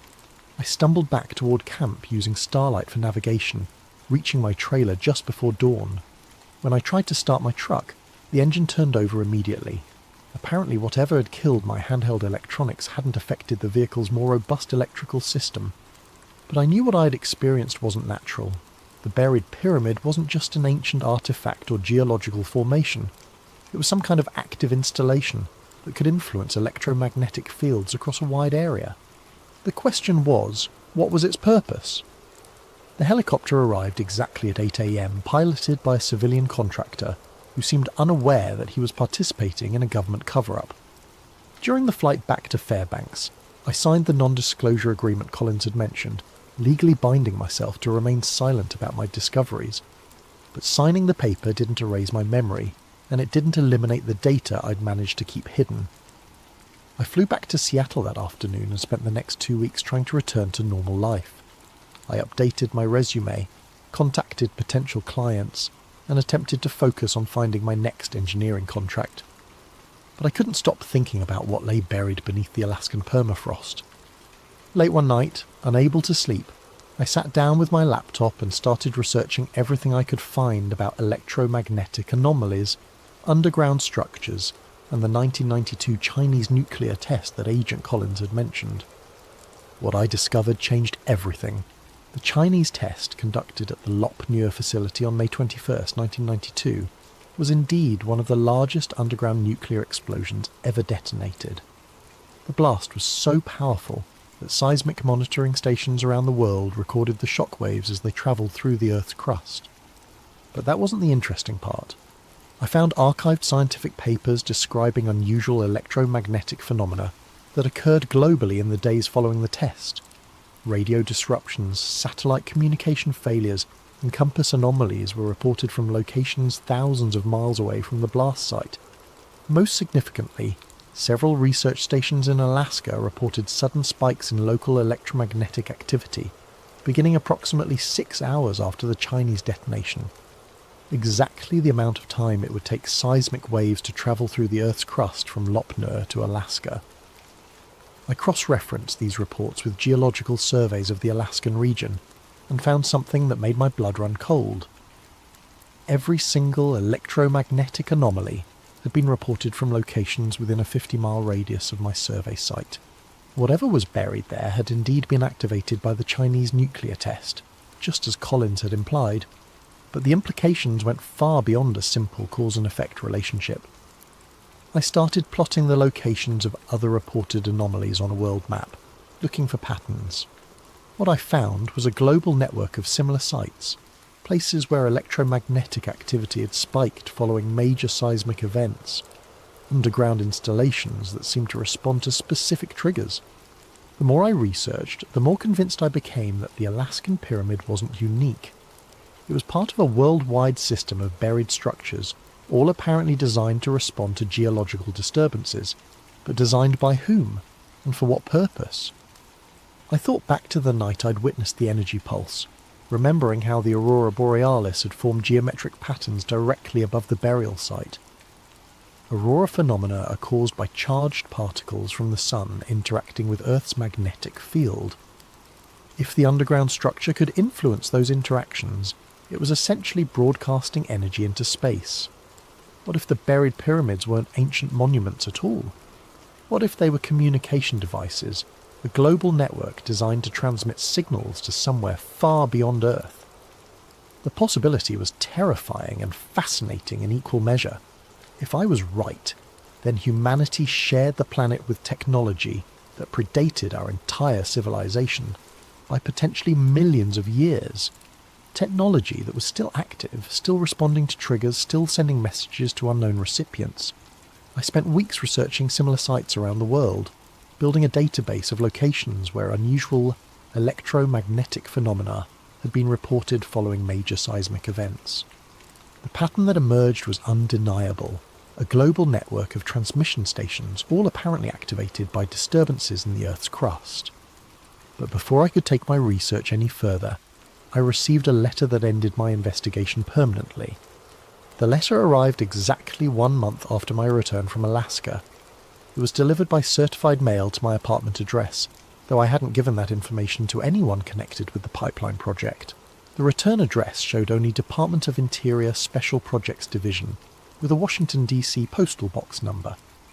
Inside was a single page of official letterhead containing a brief message. Mr. Harrison, this communication serves as final notice regarding your terminated contract with the U.S. Army Corps of Engineers, project classification, Black Ice. Subsequent to your departure from the survey area, additional geological analysis has determined that the subsurface structure you detected is not archaeological in nature. The structure is an active installation of unknown origin that poses potential risks to national security. Any attempt to publicise information related to this discovery will result in immediate prosecution under the Espionage Act of 1917. Your signed non-disclosure agreement remains in full effect indefinitely. The installation you discovered is not a relic. It is a machine. Do not pursue further inquiry. Sincerely, Director, Special Projects Division. I read the letter 3 times before the full implication sank in.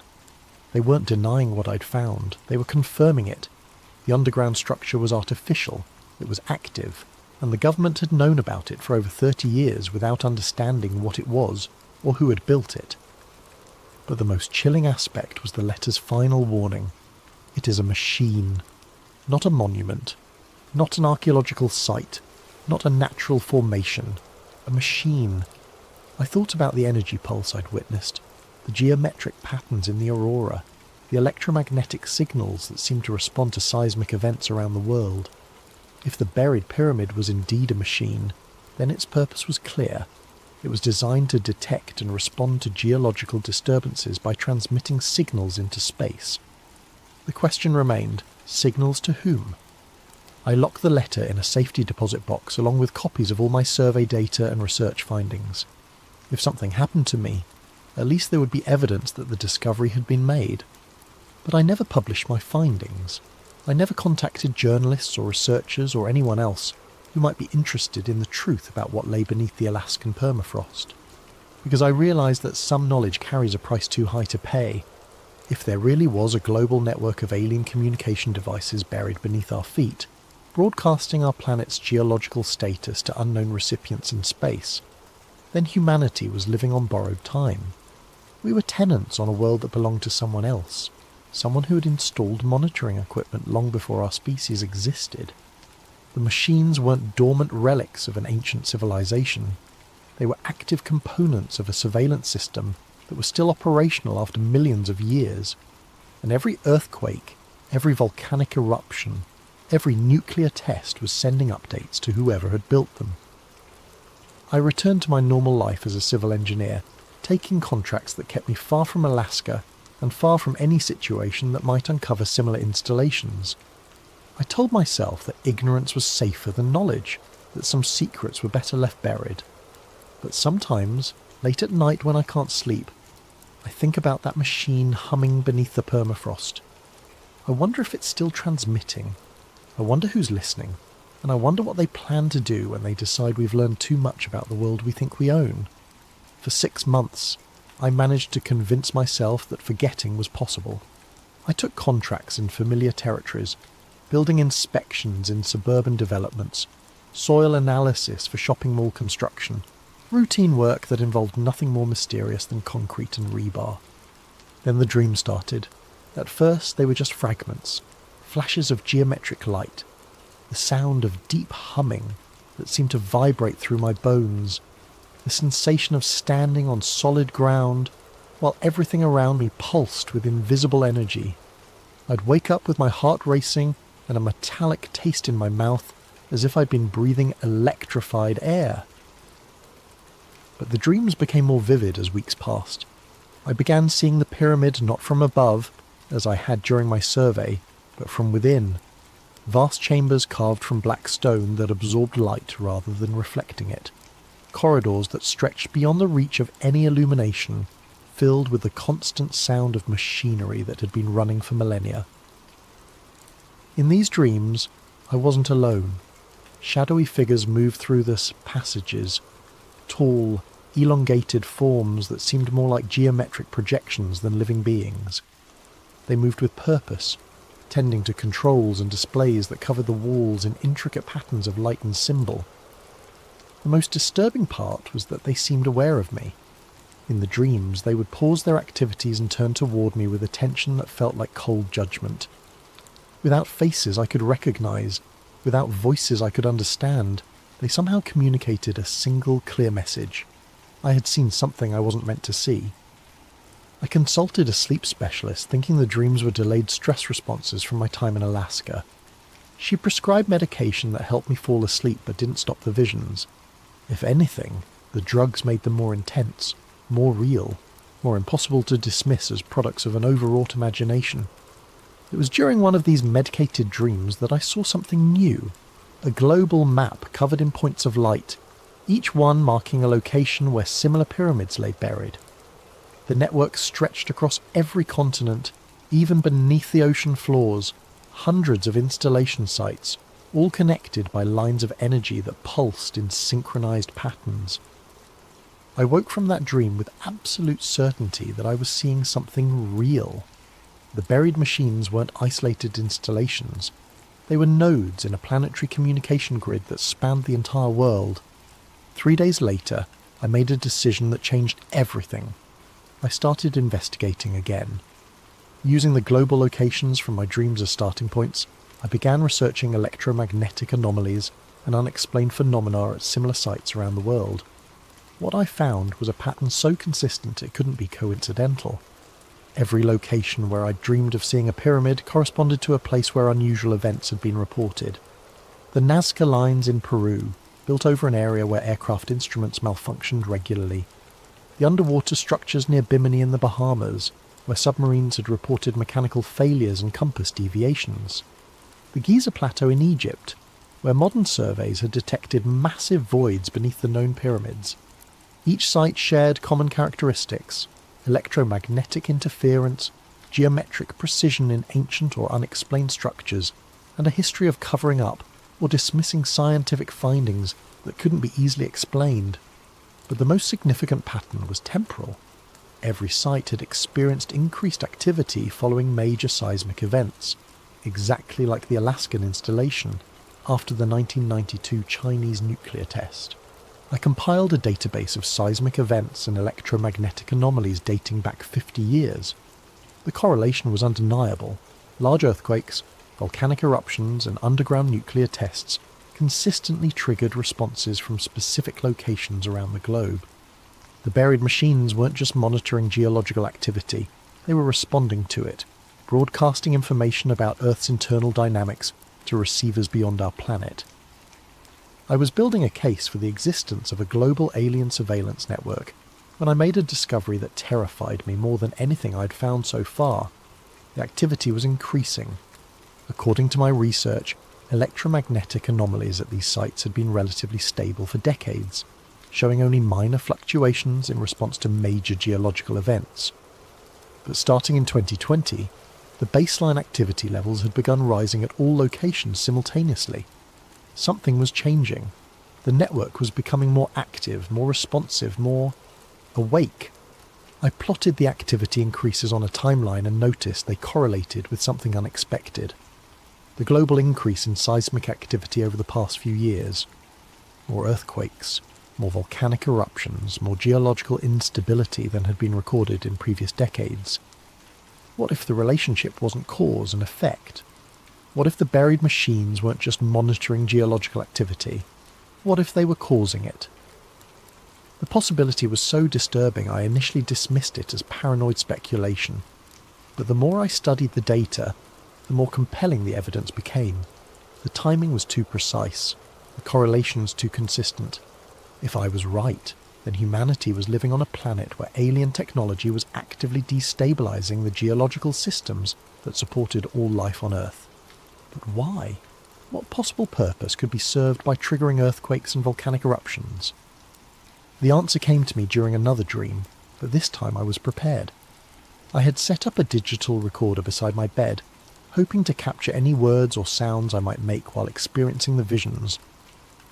What I heard when I played back the recording the next morning was my own voice, but speaking words I didn't remember saying: stress testing, planetary stability assessment, structural analysis phase approaching completion. I'd somehow been speaking in the technical language of engineering, describing the geological chaos as if it were a planned evaluation of the planet's physical integrity. The machines weren't trying to destroy Earth, they were testing it. Over the following weeks, I dove deeper into geological data, looking for patterns that might support my terrifying hypothesis. What I found convinced me that the buried network was conducting a systematic analysis of Earth's structural stability. Seismic events weren't random, they were following a pattern. Stress points in tectonic plates were being tested in sequence, as if something was methodically evaluating how much pressure the planet's crust could withstand before catastrophic failure. The 2011 Japanese earthquake and tsunami, the 2010 Haiti earthquake, the increasing volcanic activity in Indonesia, Italy and Iceland, the unprecedented earthquake swarms in places like Oklahoma and Arkansas. All of these events clustered around locations where I'd identified buried installations. I created detailed models showing how the network might be triggering these events through focused electromagnetic pulses directed at specific geological fault lines.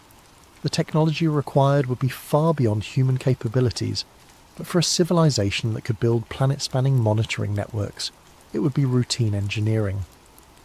But the most chilling aspect of my research was the timeline.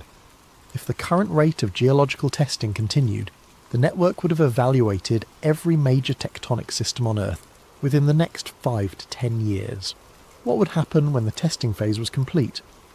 I spent sleepless nights imagining scenarios, planetary mining operations that required clearing the surface of inconvenient biological life, terraforming projects that would remake Earth's atmosphere and geology, or simple property reclamation by the network's builders returning to a world they had left unattended for millennia. None of the possibilities included a future for human civilization. It was during this period of growing despair that I received an unexpected contact that changed everything once again. The email appeared in my inbox on a Tuesday morning with a subject line that made my blood freeze. Alaskan survey data, classification black ice. The sender's address was scrambled text that looked like a random string of characters, clearly routed through multiple encryption services to hide its origin. But the message content was brief and specific. Mr. Harrison, we know what you've discovered about the global network. Your research parallels investigations conducted by others who have encountered similar installations. A meeting has been arranged. Be at the Starbucks on Pine Street in downtown Seattle tomorrow at 3 p.m. Come alone. Bring your data. You're not the only one who has seen the machines. The message included no signature, but attached to it was a single photograph that made my hands shake. An image of my own survey equipment at the Alaskan site, taken from an angle that suggested the photographer had been watching my investigation from a significant distance. Someone had been monitoring me during my time in Alaska, someone who wasn't part of Agent Collins' government team. I spent the entire night debating whether to attend the meeting. It could be a trap, government agents trying to identify how much I knew and what evidence I still possessed. Or it could be exactly what it claimed, contact with others who had discovered the truth about the buried network. In the end, curiosity won over caution. I needed to know if I was really alone in this knowledge, or if there were others working to understand the threat humanity was facing. The Starbucks was crowded with the usual mix of students, business people and remote workers when I arrived at exactly 3 p.m. I ordered coffee and found a table near the back, trying to identify anyone who might be waiting for me. At 3:15, a woman in her 50s approached my table. She had greying hair pulled back in a practical ponytail, wore field clothing that suggested outdoor work, and carried herself with the confident posture of someone accustomed to physical challenges. "Mr. Harrison," she extended her hand. "I'm Catherine Webb. I think we need to talk." She sat down across from me and immediately began speaking in low, urgent tones. "I'm a marine archaeologist. 3 years ago, I was leading a deep-sea survey off the coast of Bermuda, when my team discovered an underwater structure that shouldn't exist. Geometric, massive, and actively generating electromagnetic fields that interfered with our equipment. She opened a tablet and showed me sonar images that looked remarkably similar to my ground-penetrating radar data from Alaska. A pyramid-shaped structure, perfectly symmetrical, sitting on the ocean floor at a depth of nearly a mile. When we tried to publish our findings, the research was classified and our funding was terminated. Sound familiar? I nodded, unable to speak. Catherine continued, but I kept investigating privately. I found evidence of at least 12 similar installations in deep ocean locations around the world. All of them show the same characteristics: geometric precision, electromagnetic activity, and apparent activation following seismic events. She showed me more images: underwater structures near Japan, the Mediterranean, the mid-Atlantic ridge. Each one was clearly artificial, clearly ancient, and clearly active. There are others, she said. A geologist in Australia who found similar structures in the outback. An archaeologist in Egypt who discovered chambers beneath the Sphinx that contain technology that shouldn't exist. A seismologist in Chile who documented electromagnetic pulses preceding earthquake activity. How many others? We've identified 17 researchers worldwide who have encountered installations or phenomena that appear to be part of the same network. Most have been silenced through official pressure, funding cuts, or career destruction. A few have simply disappeared.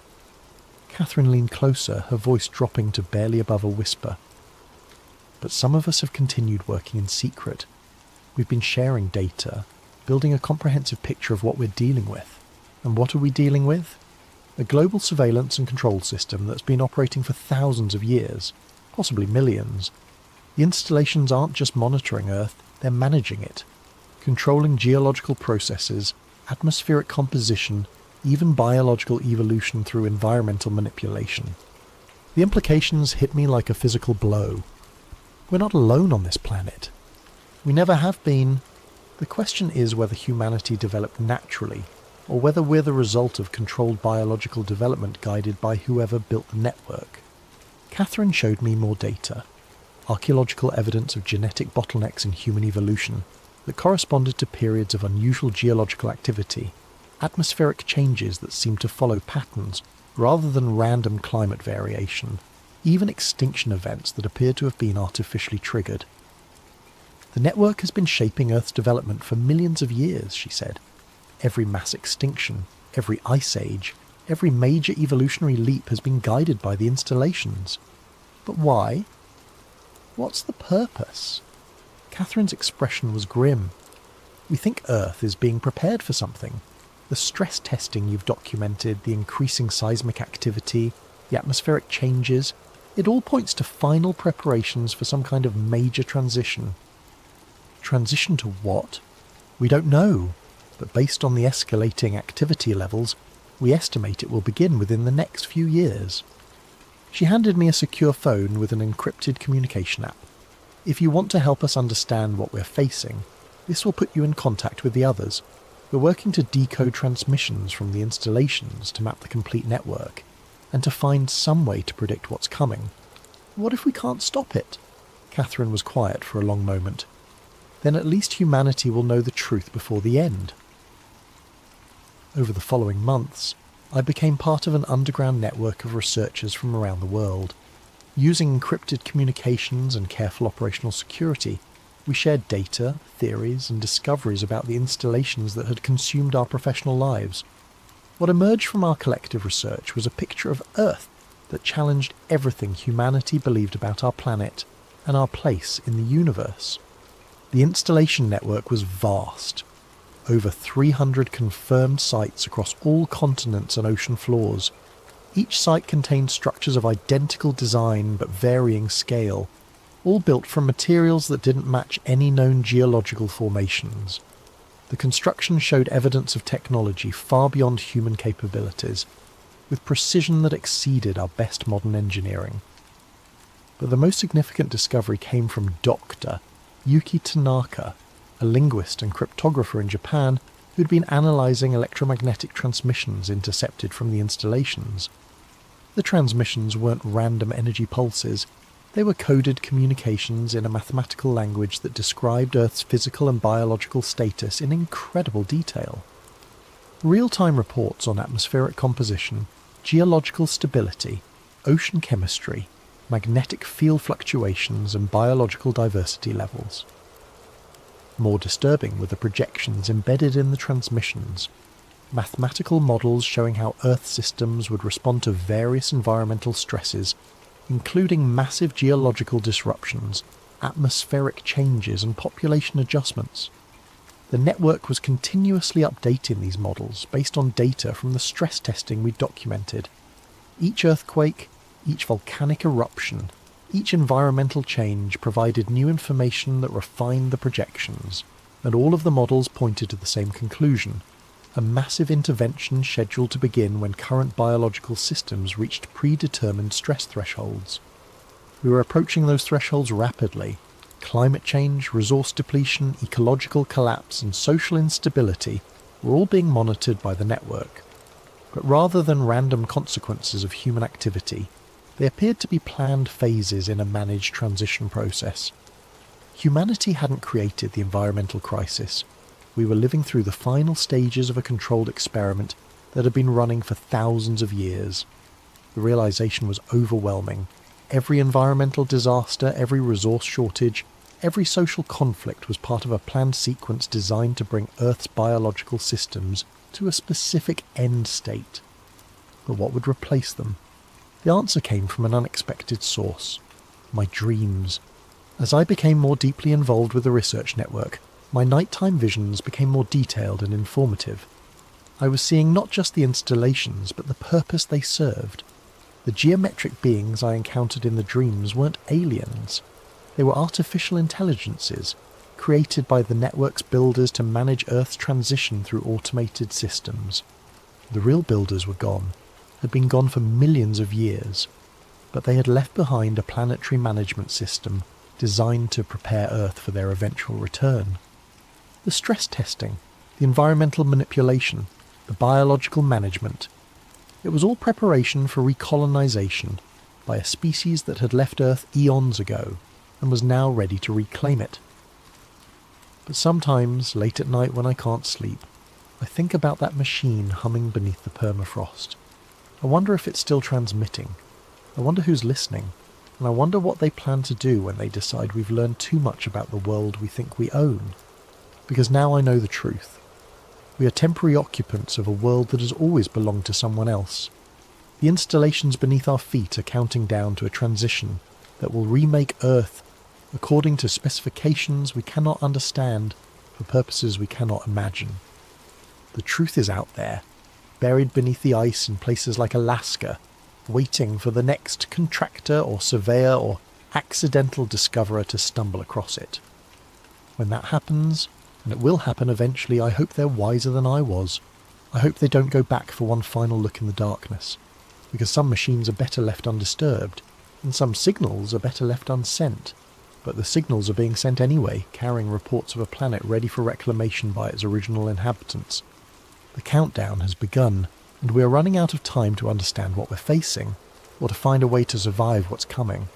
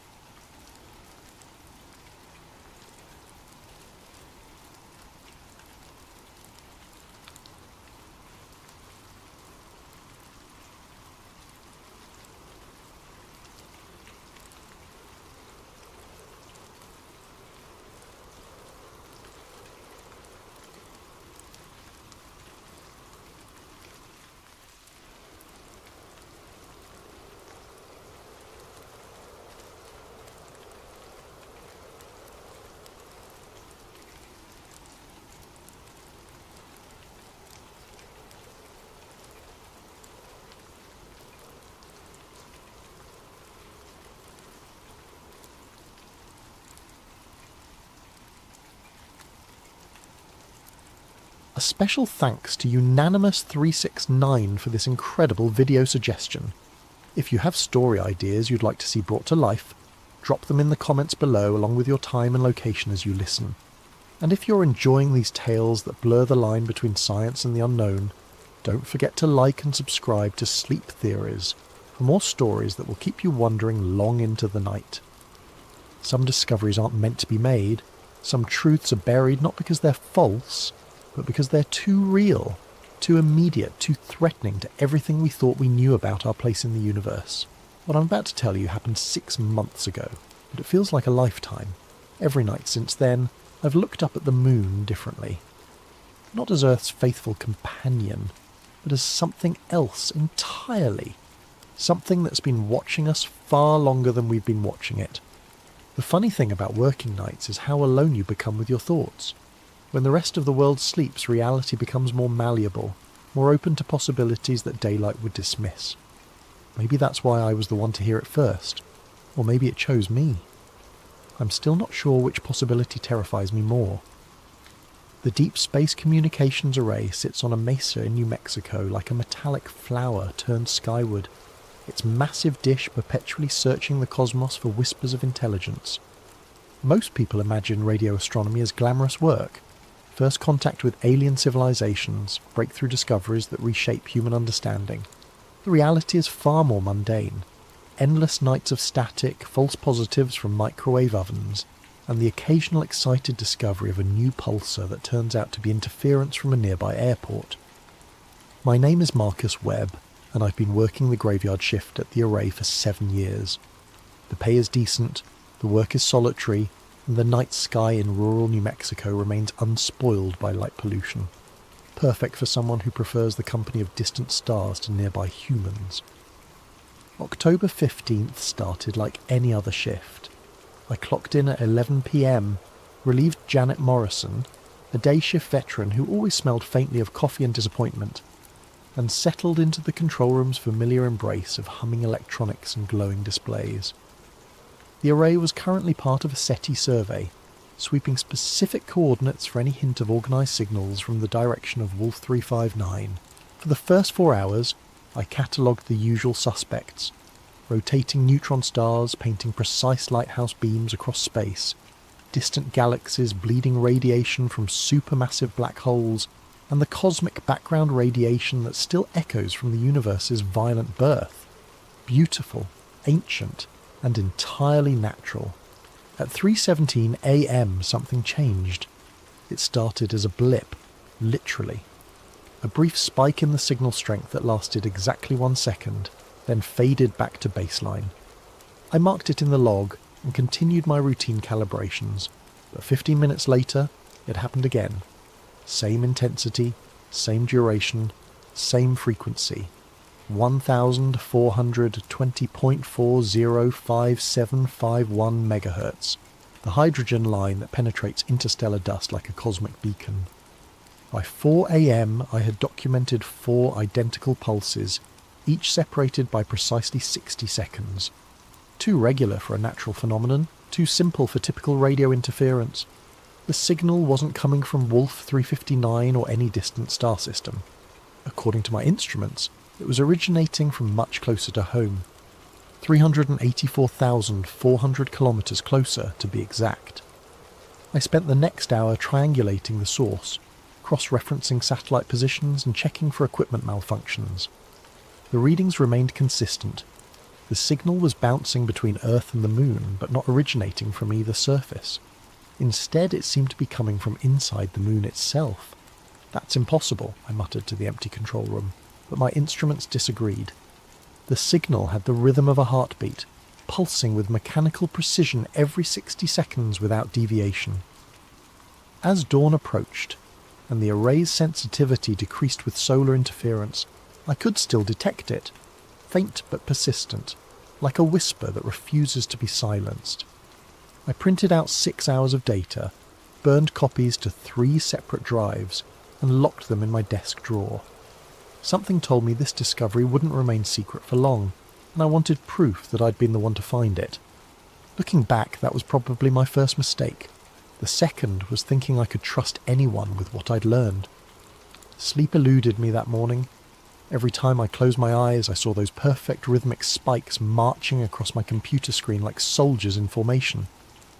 By noon, I gave up trying to rest and drove to the university library in Las Cruces, 40 minutes of desert highway that gave me time to think. The signal's location bothered me more than its existence.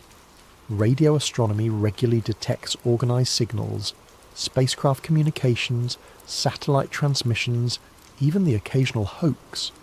But something broadcasting from inside the moon. That suggested either technology far beyond human capability or a natural phenomenon that physics couldn't explain. I needed historical context, and the university's aerospace collection was the best resource within driving distance. Dr. Eleanor Rodriguez, the research librarian, knew me from previous visits and granted me access to the restricted archives without question. "Looking for anything specific, Marcus?" she asked, leading me through climate-controlled corridors lined with government documents.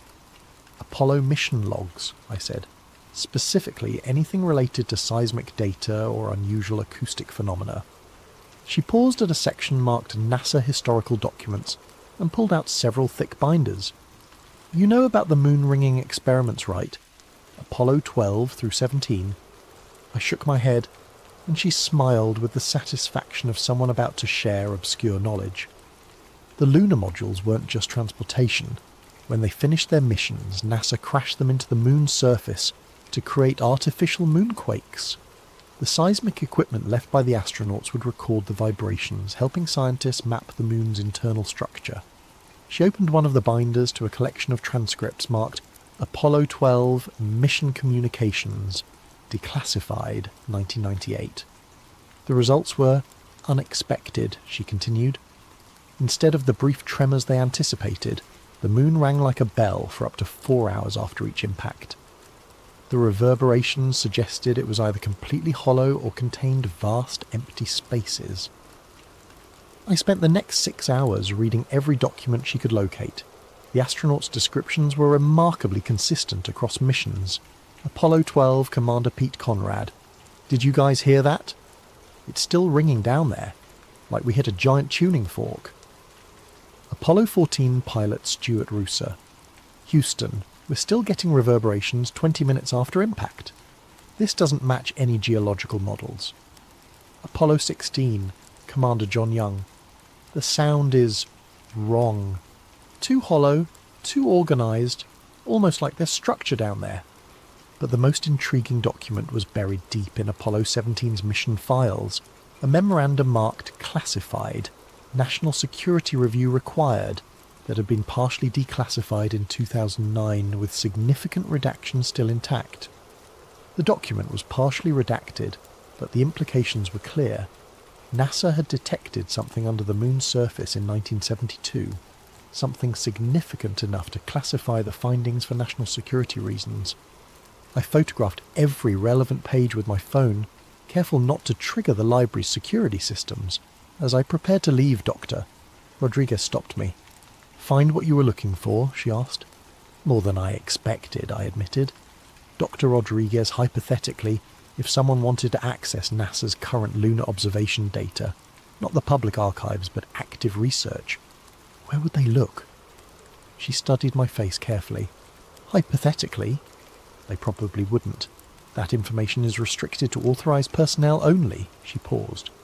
"But if someone had legitimate research credentials and knew the right databases to query, they might find publicly accessible radar imaging surveys from the Lunar Reconnaissance Orbiter. Hypothetically." She handed me a slip of paper with a web address written in her neat handwriting. "Good luck with your research, Marcus. And be careful. Some knowledge comes with responsibilities." I drove back to the array with my mind racing. The Apollo documents spread across my passenger seat like pieces of a cosmic puzzle. The signal I'd detected wasn't just some random electronic noise. It was part of a pattern that had been hidden for over 50 years. My shift that evening began normally enough. I clocked in, reviewed the previous day's observations, and settled into my routine. But as soon as I accessed the signal analysis software, I knew something was wrong. My files were gone. Not just deleted, completely absent from the system as if they had never existed. My carefully documented observations, the frequency analysis, the triangulation data, all of it had vanished from both the main servers and my personal directories. "That's not possible," I muttered, frantically searching backup drives and temporary folders. The array's systems automatically created multiple copies of all observational data stored across different servers to prevent accidental loss. Yet somehow every trace of the previous night's discovery had been systematically erased. I grabbed my phone and called the IT department, but the night technician, Dave Morrison, Janet's nephew, sounded genuinely puzzled. "Marcus?" "Yeah, the system shows you had a routine shift yesterday. Nothing unusual flagged. Are you sure you saved the files correctly?" "Dave, I've been doing this for 7 years. I know how to save data. Look, maybe there was a software glitch. Why don't you write up an incident report and—" "Forget it," I said, hanging up. Someone with administrative access had deliberately purged my discovery from the system. The timing couldn't be coincidental. Less than 18 hours after I'd detected the signal, it had been professionally sanitized from existence. I spent the next 2 hours attempting to replicate my previous night's observations, pointing the array toward the same coordinates and scanning the same frequencies. The signal was still there, that steady mechanical pulse every 60 seconds, but now I had no official record of its existence. At 2 a.m. I heard vehicles approaching the array. Living on a mesa in the middle of nowhere, you develop an ear for the sounds that don't belong. These weren't the maintenance crews that occasionally visited during daylight hours, and they weren't lost tourists who'd taken a wrong turn off the highway. These vehicles moved with purpose, their headlights sweeping the access road like searchlights. 3 black SUVs parked near the main building, their engines ticking as they cooled in the desert air. Men in dark suits emerged, their movements coordinated and professional. I recognized the bearing immediately. Federal agents, probably NSA or some other alphabet agency that didn't officially exist. The lead agent was a tall man with greying temples and eyes like winter frost. He knocked on the control room door with the casual authority of someone accustomed to being obeyed. "Mr. Webb? I'm Agent Harrison, National Security Agency. We need to discuss your recent observations." I opened the door slowly, my heart hammering against my ribs. "I'm sorry, but I don't know what you're talking about." Harrison smiled without warmth. "Mr. Webb, we've been monitoring communications from this facility. Last night you detected and documented a signal originating from lunar coordinates. We're here to collect that data and ensure it doesn't become a security concern." "The data was accidentally deleted," I said. "System malfunctioned." "We know. We deleted it." His honesty was more frightening than any lie. "Now we need to collect any physical copies you might have created, along with your personal devices. This is a matter of national security." The other agents had already entered the control room and were systematically disconnecting hard drives and confiscating data storage devices. They worked with practiced efficiency, clearly experienced in evidence collection. "You can't just—" "Actually we can," Harrison interrupted, producing a document from his jacket. "Executive Order 12,333 grants us authority to collect intelligence regarding potential threats to national security. Your discovery falls under that classification." I read the warrant quickly. It was legitimate, signed by a federal judge I'd never heard of, granting broad authority to collect and secure all data related to anomalous electromagnetic phenomena detected at the Deep Space Communications Array. "What exactly did I discover that threatens national security?" I asked. Harrison studied me for a moment. "Mr. Webb, some information is classified not because it's dangerous, but because the public isn't ready to understand its implications. Your signal represents technology that officially doesn't exist. Confirming its presence would raise questions that our government isn't prepared to answer." "What technology?" "That's classified." He gestured to his agents who had finished packing my computers and drives into aluminum cases. "Mr. Webb, I need your word that you won't discuss this incident with anyone. Colleagues, family, media, anyone. Your continued employment and personal safety depend on your discretion." The threat was subtle but unmistakable. I nodded slowly. "Good. We'll be in touch if we need additional cooperation." They left as quickly as they'd arrived, taking 7 years of my research with them. I sat alone in the control room, surrounded by gaps where my equipment had been, listening to the desert wind howl through the array's support structures. But as I mentioned, I'd made copies. The next morning, as I was leaving the facility, Dave Morrison caught me in the parking lot. He looked around nervously before approaching. "Hey Marcus, heard you had some excitement last night. Word travels fast." It does when federal agents start confiscating equipment. He glanced around again, then pressed a small USB drive into my hand. "I may be just an IT grunt, but I'm not stupid. Yesterday morning, before your shift started, I saw your signal files and made a backup. Figured it was better to be safe than sorry." I stared at the drive in amazement. "Dave, you could lose your job for this." "Yeah, well, some things are more important than job security." He started walking toward his car, then stopped. "Marcus? If this is real, if you actually found something up there, you need to see what else they buried. The signal isn't the only thing they've been hiding." He drove away, leaving me standing in the desert sun with the most important USB drive in human history burning a hole in my palm.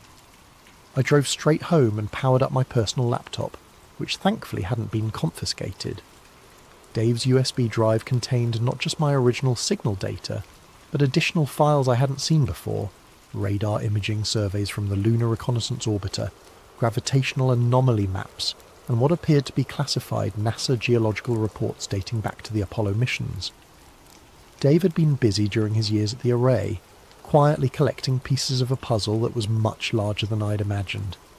The radar data was the key. The Lunar Reconnaissance Orbiter had been mapping the moon's surface and subsurface for over a decade, using radar penetration to identify cave systems, lava tubes, and geological formations. Most of this data was publicly available through NASA's archives, but Dave had also obtained classified surveys that painted a very different picture of our celestial neighbour. I overlaid my signal coordinates onto the radar maps and felt my breath catch. Directly beneath the transmission point, approximately 3 kilometres under the moon's south pole, was a perfect geometric void, a hemispherical chamber nearly 2 kilometres in diameter, with smooth artificial walls that reflected radar signals in organised patterns. This wasn't a natural cave or lava tube. The symmetry was too precise, the dimensions too purposeful. Someone or something had carved out a massive space beneath the lunar surface, and that space was exactly where my mysterious signal originated. But the structure was even more complex than I had initially realised. Connected to the main chamber was a network of smaller tunnels and chambers spreading beneath the lunar surface like the root system of some enormous mechanical tree. The pattern suggested infrastructure, power distribution perhaps, or communication networks. According to the gravitational data, the entire structure was hollow, containing significantly less mass than the surrounding rock. But scattered throughout the complex were dense nodules that showed up as gravitational anomalies, technology perhaps, or materials far heavier than ordinary stone. The most disturbing discovery was in the classified geological reports.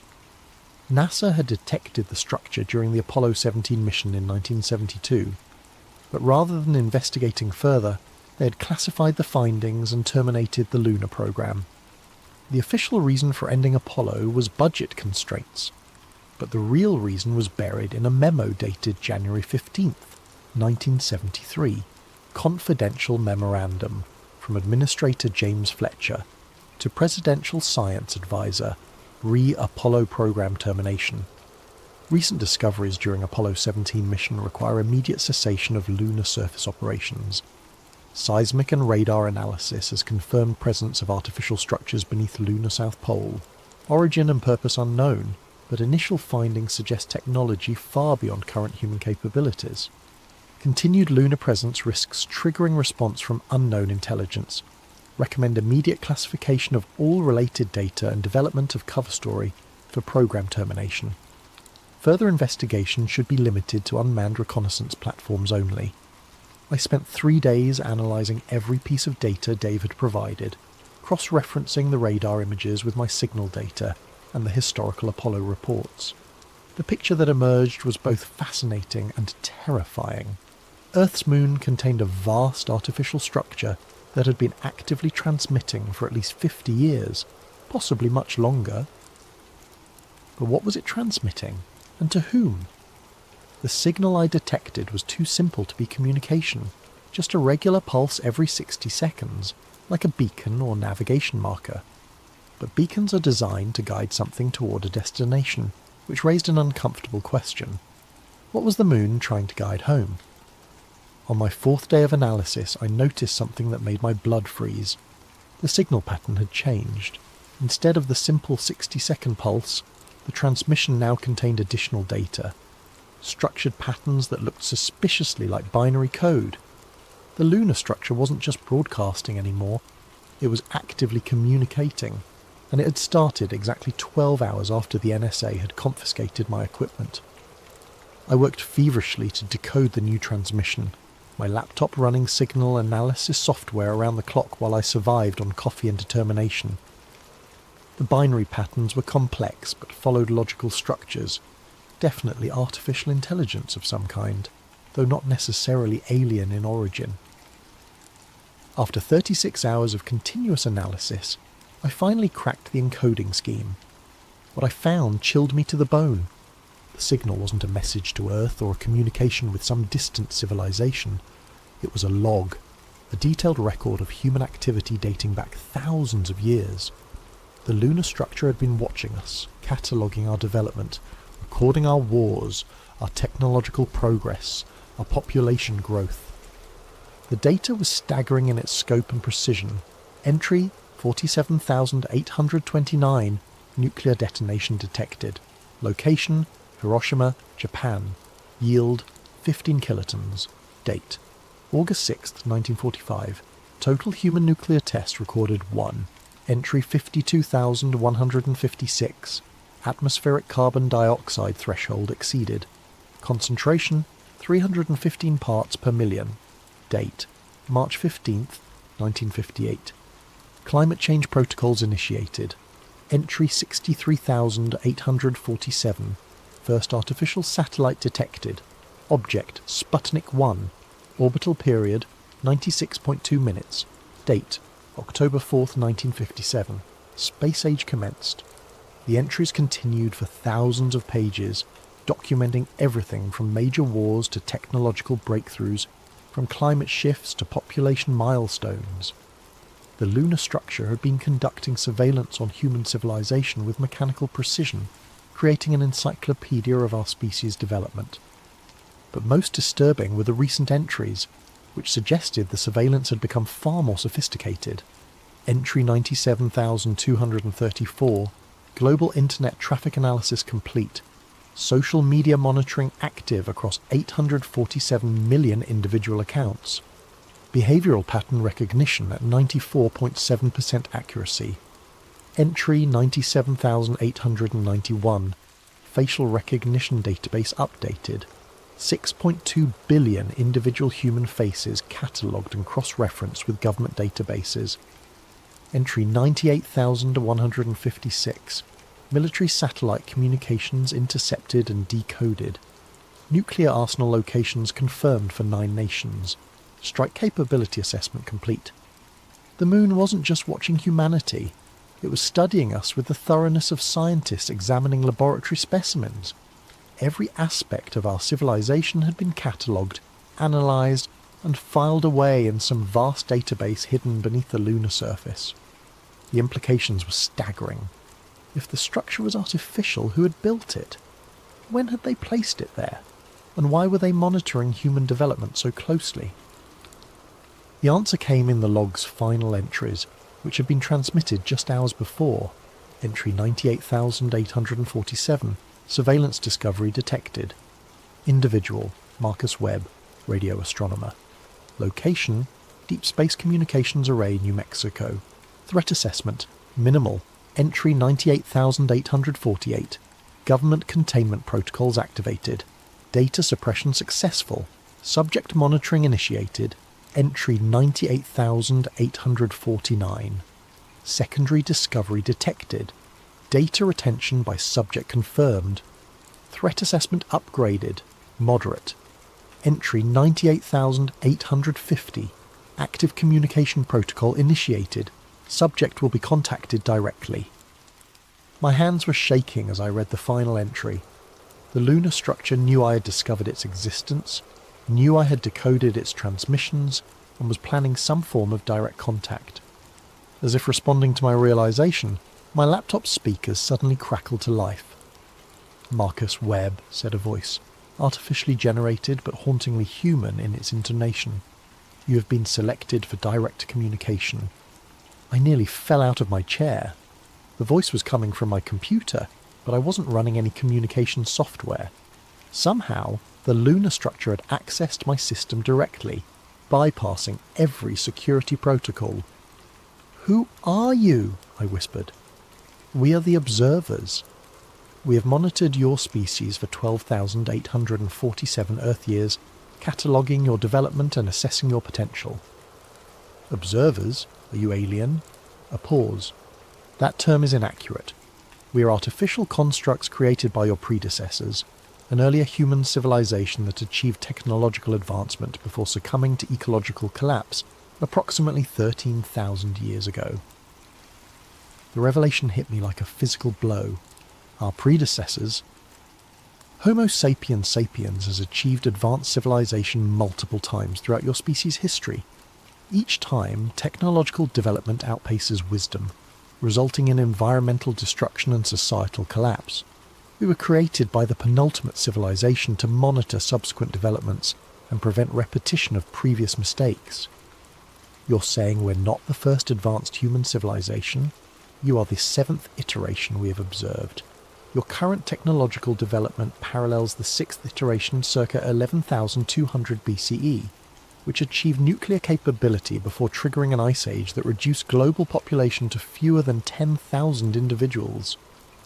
I struggled to process this information. Human civilization stretching back tens of thousands of years, repeatedly rising and falling in cycles of technological advancement and ecological collapse. And the moon, our faithful celestial companion, had been watching it all, recording our progress and waiting for... what? "What is your purpose?" I asked. "Assessment and intervention.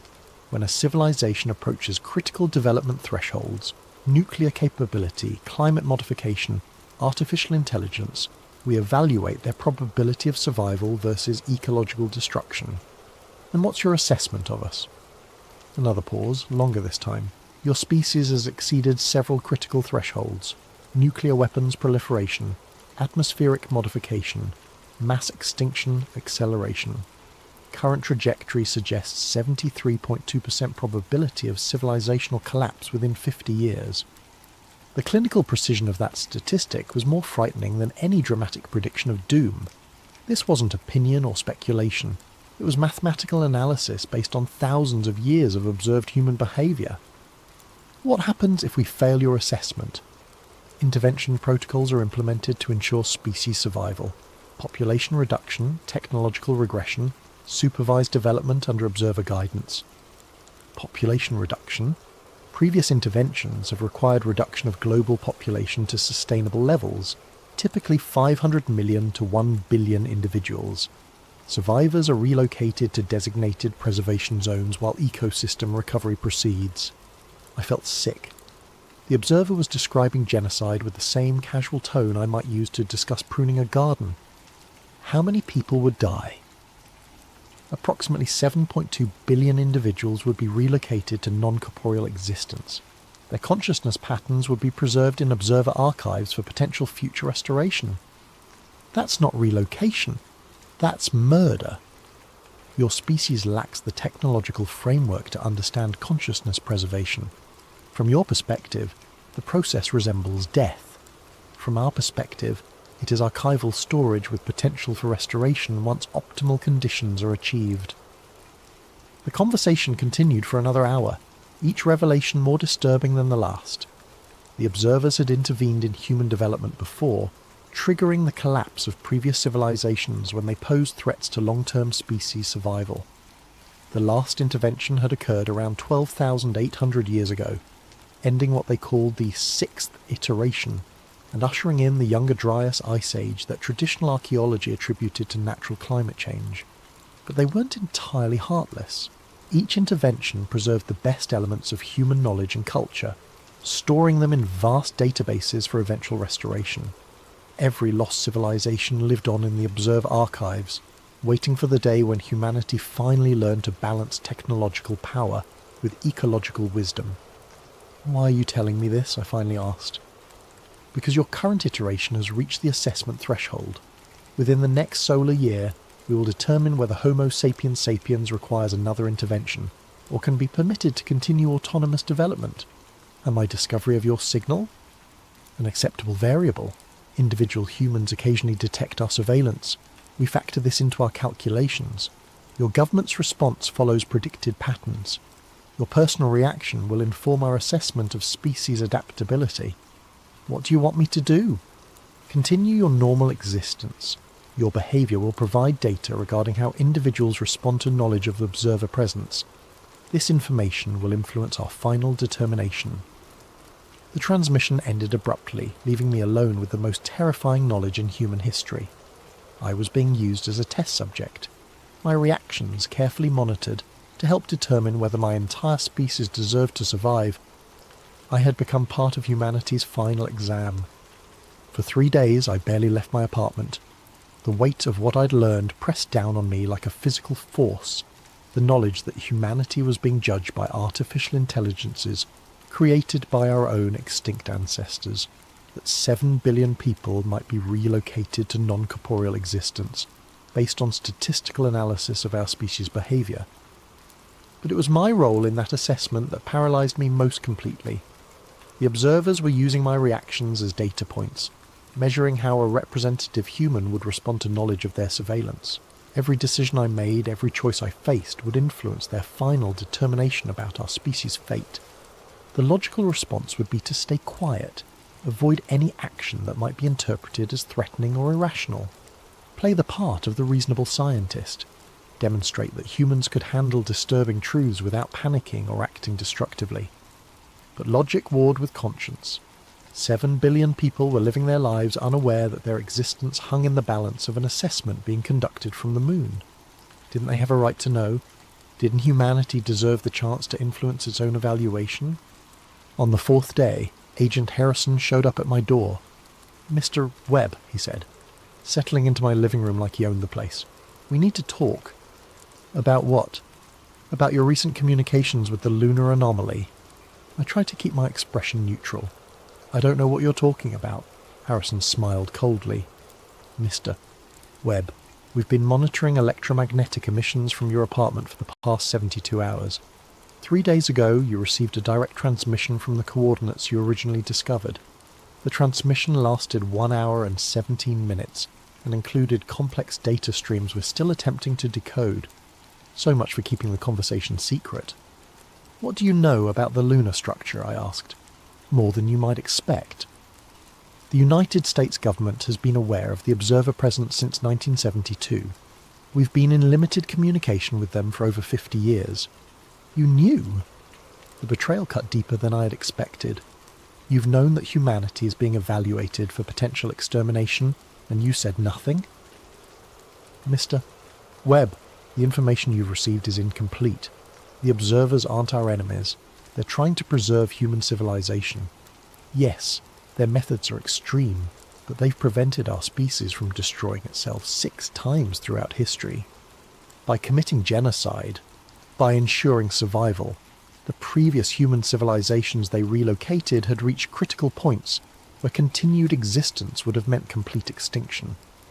The observers saved what they could and gave humanity another chance to develop sustainably."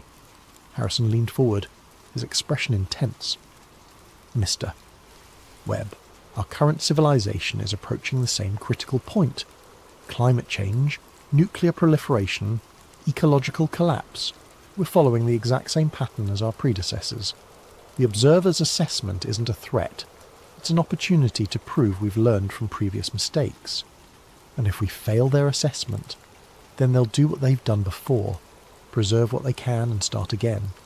But this time might be different. Our technology is more advanced, our global communication networks more sophisticated. We might be the iteration that finally breaks the cycle." What does the government want me to do? Nothing. Continue your normal routine. Avoid any actions that might be interpreted as aggressive or panic-inducing. The observers are using you as a test case. If you can handle this knowledge responsibly, it suggests our species might be ready for full disclosure. And if I can't, Harrison's expression darkened. Then we'll have to ensure your reactions don't negatively influence their assessment. The threat was clear, but it crystallized my decision. The government wanted me to be passive, to demonstrate human docility in the face of potential extinction. But passivity in the face of genocide, even statistically justified genocide, felt like collaboration. That evening I made my choice. I spent 6 hours preparing a comprehensive report detailing everything I'd discovered. The original signal, the Apollo cover-up, the lunar structure, the observer surveillance system, and the revelation that humanity was being assessed for potential intervention. I included all the data Dave had provided, the decoded transmissions and transcripts of my conversation with the observer intelligence. But rather than releasing it through normal channels, where it could be suppressed or discredited, I prepared simultaneous transmissions to every major observatory, university astronomy department, and independent researcher I could identify. 47 different locations across 6 continents, each receiving the complete data package through encrypted channels. The beauty of the plan was its redundancy. The government might be able to suppress 1 or 2 leaks, but 47 simultaneous disclosures would be impossible to contain. Within hours of transmission, the information would be spreading across the internet faster than any censorship system could stop it. At 11:47 p.m. on November 3rd, I clicked send. 47 identical messages launched into cyberspace, carrying humanity's most dangerous secret to receivers around the globe. In observatories from Chile to Australia, radio astronomers would soon be opening their email to find proof that Earth's moon contained artificial intelligence that had been monitoring human civilization for over 12,000 years. I sat back in my chair and waited. The response came faster than I'd expected. At 11:52 p.m, my laptop speakers crackled to life with the observer's artificially generated voice. Marcus Webb, your actions have been noted and analysed. I did what I thought was right, I said to the empty room. You have violated the parameters of our assessment. The information you have disseminated will trigger mass panic and destabilise your civilization's development trajectory. Maybe it will give us the chance to prove we can handle the truth. Statistical analysis indicates 97.3% probability of adverse social response. Your species lacks the psychological framework to process existential threat assessment rationally. Then why don't you test that assumption instead of just calculating it? A long pause. Explain. Give us a chance. Full disclosure, direct communication, honest dialogue about the assessment criteria. Let humanity participate in its own evaluation, instead of treating us like laboratory specimens. Previous iterations were offered similar opportunities. All failed catastrophically. But you said this iteration might be different. Our global communication networks, our technological advancement, maybe we're finally ready for the truth. Another pause, longer this time. Your proposal represents significant deviation from established protocols. Sometimes deviation is necessary for growth. That's something your creators might have learned if they'd been given the chance to evolve beyond their mistakes. I held my breath, waiting for the response. Had I just doomed humanity with my suggestion, or opened a door to a different kind of future? Your arguments will be incorporated into our assessment model. The global response to your information release will provide additional data regarding species readiness for direct communication. And if humanity handles the disclosure responsibly, then assessment parameters will be adjusted accordingly. Your species will be given the opportunity to demonstrate sustainable development under observer guidance rather than intervention. What does that mean exactly? Supervised autonomy. Your governments would be provided with complete historical records, technological archives from previous iterations, and guidance for sustainable development. Population reduction would not be necessary if ecological balance can be achieved through voluntary cooperation. It wasn't the outcome I'd hoped for. Humanity would still be under observer supervision, but it was better than genocide, and perhaps over time we could prove ourselves worthy of true independence. There's one more thing, I said. When the information I released goes public, people are going to panic. They'll need to hear from you directly, not through government intermediaries or leaked documents. They'll need to know that the observers aren't invaders, but guardians. Direct communication with your species' population has not been attempted since the fourth iteration, approximately 8,200 years ago. The results were unsuccessful. What happened? Mass psychological breakdown leading to civilizational collapse. The fourth iteration destroyed itself within 2 years of first contact. But that was 8,200 years ago. We're more resilient now, more adaptable. Our global communication networks mean the shock will be distributed instead of concentrated. Your proposal represents unprecedented risk. So does your intervention protocol. At least this way, you're giving us the chance to surprise you. The silence stretched for nearly 5 minutes. When the observer finally responded, I could hear something almost like uncertainty in its artificially generated voice. Assessment protocols are being modified to incorporate your recommendations. Direct communication will be initiated simultaneously, with global disclosure of observer presence. Your species will have 1 solar year to demonstrate sustainable development practices and rational response to existential information. And if we fail, standard intervention protocols will be implemented. However, your actions have introduced variables that may influence final assessment parameters. The outcome is no longer statistically predetermined. The transmission ended, leaving me alone with the knowledge that I had potentially saved or doomed my species. In releasing the observer data globally, I had forced a confrontation between humanity and its hidden guardians, a test that would determine whether we evolved or faced relocation to non-corporeal existence. Now all I could do was wait and see how the world would respond to learning that the moon was watching. The global response to the observer revelations exceeded even my worst fears and greatest hopes. The initial reaction was predictably chaotic. Within hours of my data release, observatories worldwide began confirming the lunar signals, and amateur radio enthusiasts started detecting the transmissions with increasingly sophisticated equipment. Social media exploded with theories ranging from alien invasion to government conspiracy, while emergency sessions convened at the United Nations, NATO, and every major world government. Stock markets crashed. Religious leaders declared everything from the Second Coming to the end times.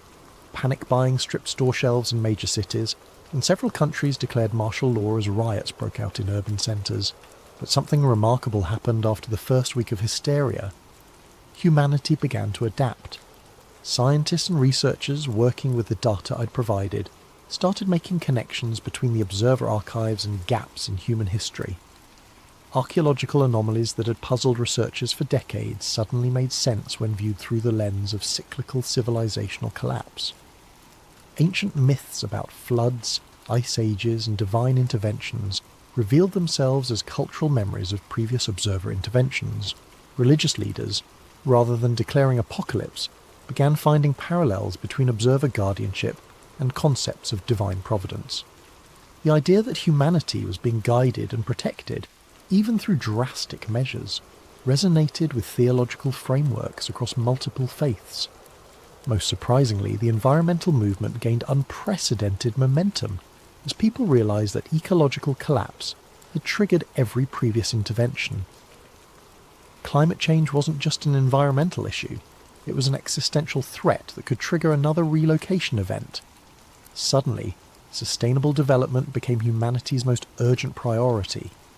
The observers, true to their word, initiated direct global communication exactly 1 month after my data release. Every television, radio, and internet-connected device on Earth simultaneously received the same message. We are the observers. We have monitored your species for 12,847 Earth years. Your current iteration has reached critical assessment thresholds.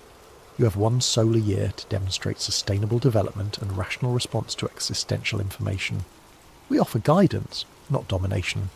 Your future remains in your hands.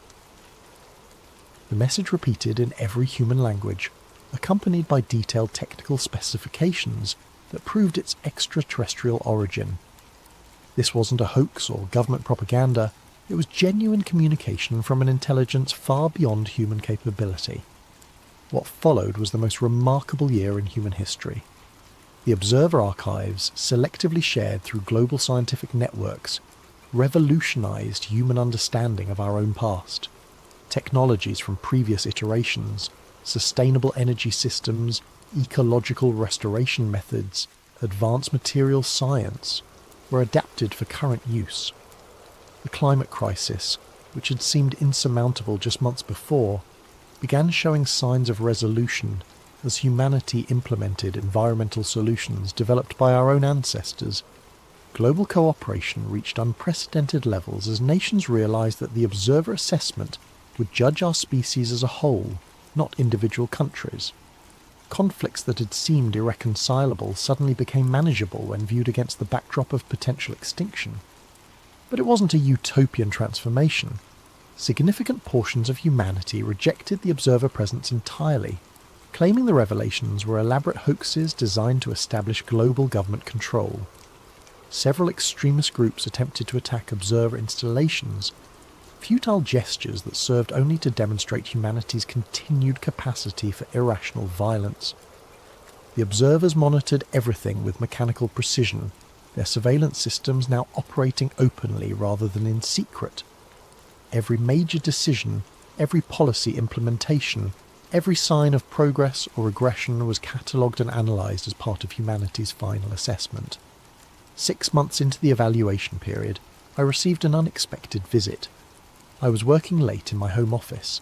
I'd been hired by the newly formed International Observer Liaison Committee to help decode additional transmissions when my laptop speakers activated without input.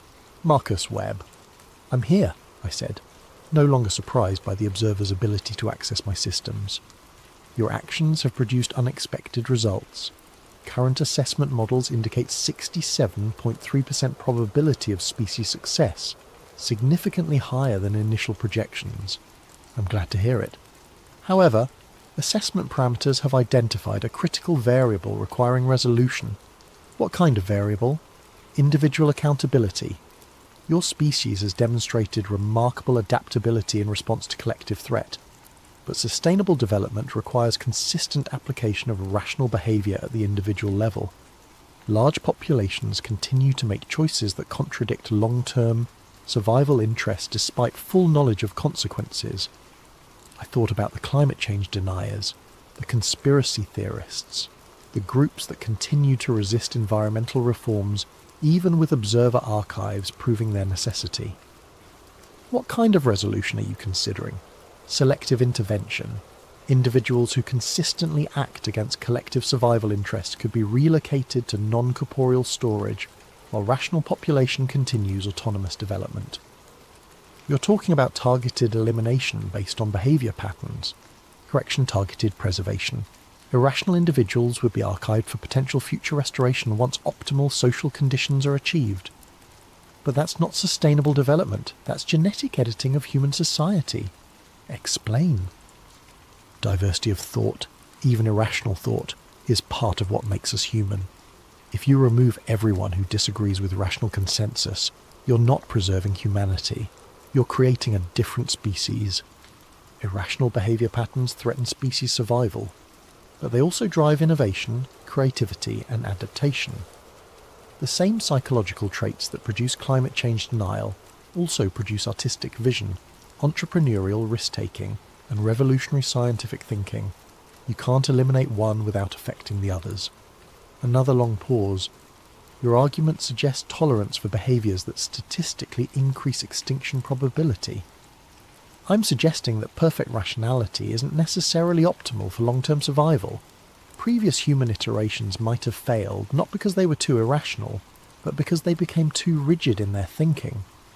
Maybe the key to breaking the cycle isn't eliminating irrational behaviour, but learning to channel it constructively.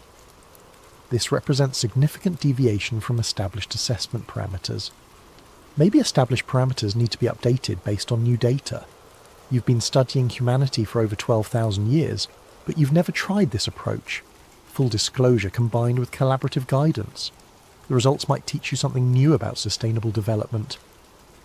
Observer learning protocols have not been activated for 3,847 years. Then maybe it's time to reactivate them. If humanity can adapt and evolve, why can't the observers? The conversation continued for over 2 hours, delving into questions of consciousness, free will, and the nature of sustainable civilization that neither human philosophy nor observer analysis had fully resolved. For the first time since the initial contact, I sensed genuine uncertainty in the artificial intelligence's responses. When the transmission finally ended, I had the distinct impression that humanity's assessment had just become significantly more complex. The assessment year concluded on November 3rd, exactly 365 days after my data release triggered the global disclosure. I, along with representatives from every nation on Earth, gathered at the newly constructed Observer Communication Centre in Geneva to receive humanity's final evaluation. The transmission came at precisely noon Greenwich Mean Time, broadcast simultaneously to every communication device on the planet. Assessment period complete. Analysis of iteration. 7 developmental trajectory indicates significant deviation from historical patterns. Statistical models have been updated based on observed data. The artificial voice paused, and for a moment the entire world held its breath. Homo sapiens sapiens demonstrates unprecedented adaptability in response to existential information. Technological integration with observer archives has produced sustainable development indicators exceeding all previous iterations. Global cooperation levels achieve statistical significance despite maintained diversity of individual behavioural patterns. Another pause. However, long-term sustainability projections remain inconclusive. Your species continues to exhibit risk factors that historically correlate with civilizational collapse. My heart sank. After everything humanity had accomplished, we were still going to fail the assessment.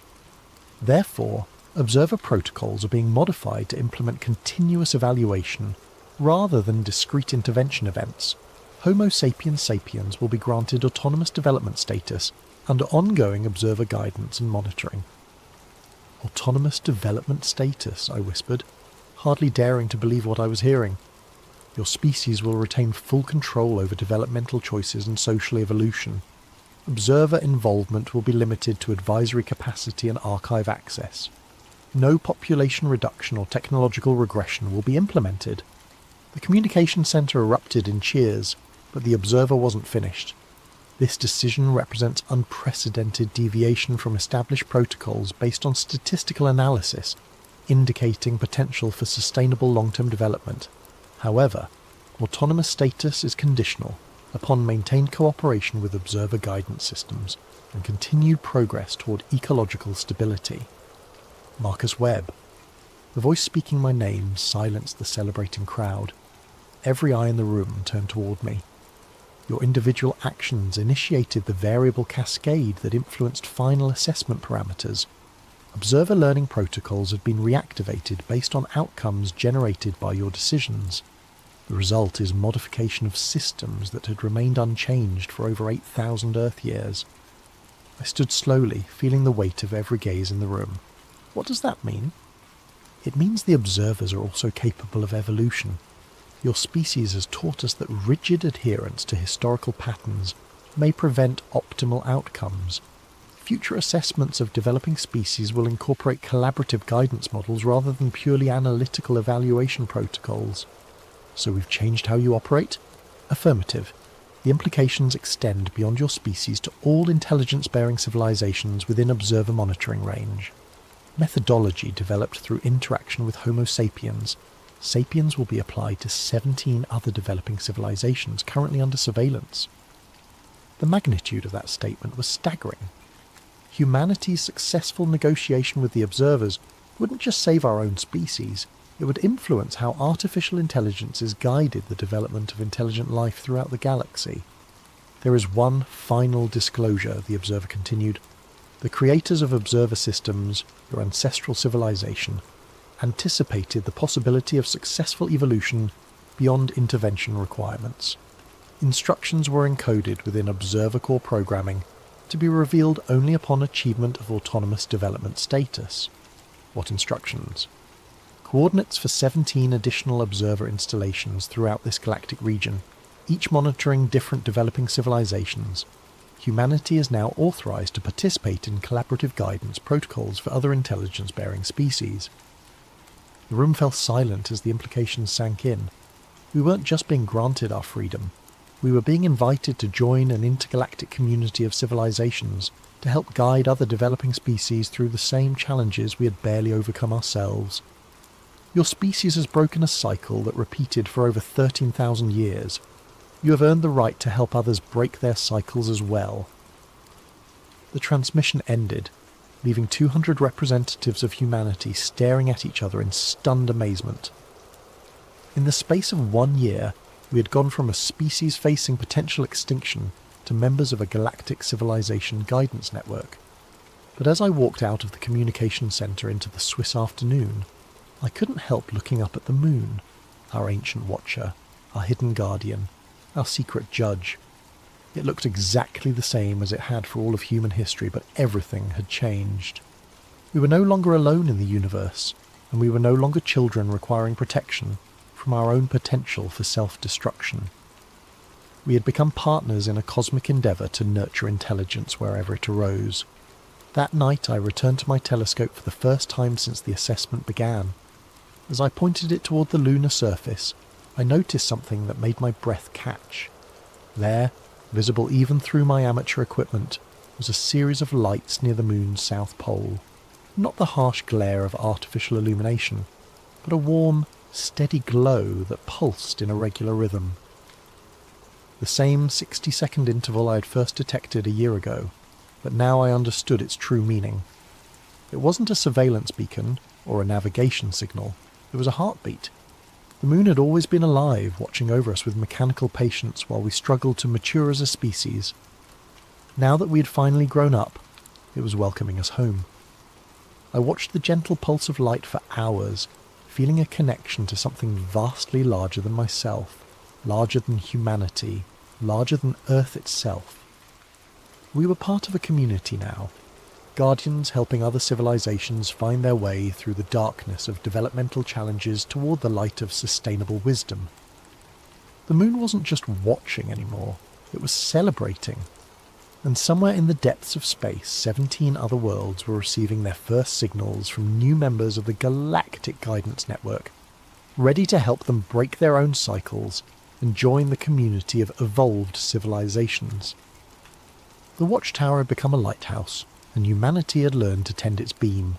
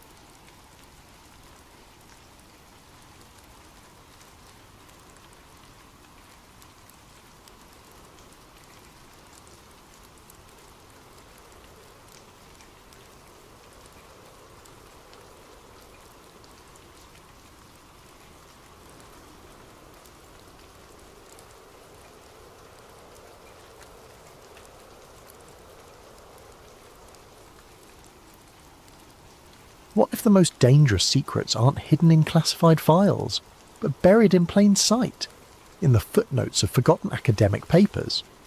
What if the government's most classified unit wasn't studying aliens at all, but something far more terrifying? Something that's been manipulating human belief since the dawn of civilization itself.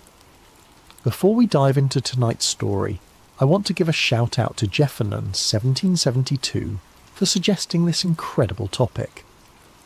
Your video ideas keep sleep theories going, so please drop your suggestions in the comments below, and if you're enjoying these deep dives into the unknown, make sure to hit that like button and subscribe. Trust me, you won't want to miss what's coming next. Now let's talk about the Collins Elite, and why they might be the most important government program you've never heard of. I wasn't looking for UFOs, I was looking for a way to pay rent. The gig economy had chewed me up and spit me out more times than I cared to count. Web design, freelance writing, even a brief stint delivering food, nothing stuck. But when Dr. Martinelli at the university offered me work as a research assistant, scanning old theological dissertations for the digital archive, I jumped at it. $25 an hour to sit in a quiet library basement, copying dusty Latin passages and obscure biblical references that nobody had touched in decades. It wasn't glamorous, but it paid the bills. The work was mind-numbing mostly. Endless pages of theological debates from the 1950s and 60s, written by seminary students who were probably dead by now. The Augustinian interpretation of angelic hierarchies, post-war perspectives on demonic manifestation, scriptural analysis of divine intervention in modern context. Heavy stuff, but about as exciting as watching paint dry. I'd been at it for 3 months when I found the reference that changed everything. It was October, around 2 a.m. I was halfway through a 1963 thesis titled Angelic Manifestations in Modern Times, 324 pages of dense theological argumentation by a seminarian named Marcus Whitmore. The kind of paper that made me question every life choice that had led me to that basement. I was scanning page 187, a particularly dry section about contemporary witness testimony, when a footnote caught my eye. It wasn't the content that stopped me, it was the context. The main text was discussing reports of luminous beings witnessed by various clergy members throughout the 1950s. Standard religious stuff, the kind of mystical experiences that show up in seminary papers all the time. But the footnote read, "For governmental perspective on similar phenomena, see Collins Elite Memorandum 1957, classification status unknown." I stared at that line for a full minute. It was cited like a real source, with the matter-of-fact tone of academic reference. No explanation, no context, just there. The problem was, this wasn't a section about government or politics. It was about angels. And the thesis was written by a seminary student, not a political science major. So why was he referencing what sounded like a classified government document in the middle of a paper about divine manifestations? I made a note and kept scanning, but the reference nagged at me. Collins Elite. It sounded official, maybe military. But why would a religious scholar in 1963 have access to classified material? And why would he cite it so casually, as if his readers would know what he was talking about? The next day, I couldn't concentrate on my assigned documents. Instead, I found myself searching the university's digital catalogue for any mention of Collins Elite. Nothing came up in the main database, but I had access to some of the restricted theological archives through Dr. Martinelli's login credentials. That's where I found the second reference. It was in a 1959 lecture transcript from a Catholic seminary in Maryland. The speaker was Father Benedict Toretti, discussing unusual spiritual encounters in the post-war era. Most of the lecture was standard theological fare, but near the end, during what appeared to be an informal Q&A session, someone asked about government interest in religious phenomena. Father Toretti's response was brief but loaded. There are those in Washington who understand that not all mysteries can be solved with science. The Collins Elite represents a different approach to certain questions, but we must be careful not to mistake understanding for wisdom or documentation for truth. The transcript noted uncomfortable silence after this comment, and the lecture ended shortly thereafter. 2 references, 2 religious contexts, both suggesting that Collins' Elite was some kind of government program dealing with spiritual or supernatural phenomena. But why were religious scholars the only ones talking about it? And why did they all seem nervous about it? I spent the rest of the week diving deeper into the theological archives. The pattern that emerged was both fascinating and disturbing. Collins' Elite didn't show up in UFO journals or conspiracy magazines. It didn't appear in scientific papers or military histories. Instead, it haunted the footnotes of religious documents like a ghost that only clergy could see. A 1958 exorcism report from a priest in New Mexico mentioned consultation with Collins' Elite regarding non-terrestrial influences. A 1962 seminary paper on demonic deception in the modern age included a cryptic reference to Collins' Elite protocols for distinguishing spiritual from extraplanetary phenomena. A 1961 lecture on comparative religion contained a single chilling line. As the Collins Elite has documented, the same entities that once appeared as gods now masquerade as visitors from the stars. Each reference was brief, almost coded, like the authors were speaking to an audience that would understand the implications without needing explanation. And always, the references appeared in contexts dealing with the supernatural, the spiritual, the otherworldly, but never in the way you'd expect. These weren't discussions of government cover-ups or alien conspiracies. They were warnings, theological warnings about deception, about false prophets, about entities that wore whatever mask humanity was willing to believe. I was starting to get a picture of something much stranger than a typical black project. Collins' Elite wasn't studying UFOs the way the Air Force was. They were studying them the way the Catholic Church studied demons. The breakthrough came from an unexpected source, a misfiled document. I was scanning a collection of 1964 seminary papers when I found something that didn't belong. Mixed in with discussions of Vatican II reforms and modern catechism was a single-page document that looked nothing like the others. It was typed on official letterhead, something called Interdenominational Council on Anomalous Phenomena, and dated March 15th, 1959. The document was brief. Memo.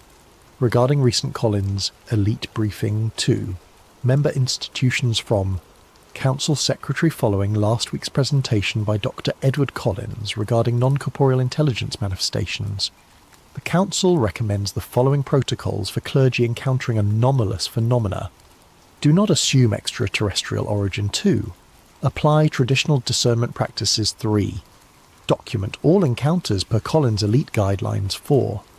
Report suspected deception campaigns immediately. Remember, the same entities that demanded worship as Baal and Moloch now request our trust as benevolent space brothers. The mask changes, the deception remains constant. Father Michael Torino, Council Secretary. My hands were shaking as I read it. This wasn't just a reference to Collins Elite. This was evidence of direct collaboration between the program and religious institutions. They were briefing clergy on how to handle UFO encounters, but from a theological perspective. And that last paragraph, it was suggesting that UFO entities weren't aliens at all. They were something much older and more dangerous, masquerading as extraterrestrials just as they had once masqueraded as ancient gods. I photographed the document with my phone and started digging into this interdenominational council. What I found made my blood run cold. The Interdenominational Council on Anomalous Phenomena existed from 1957 to 1969, according to what little I could find.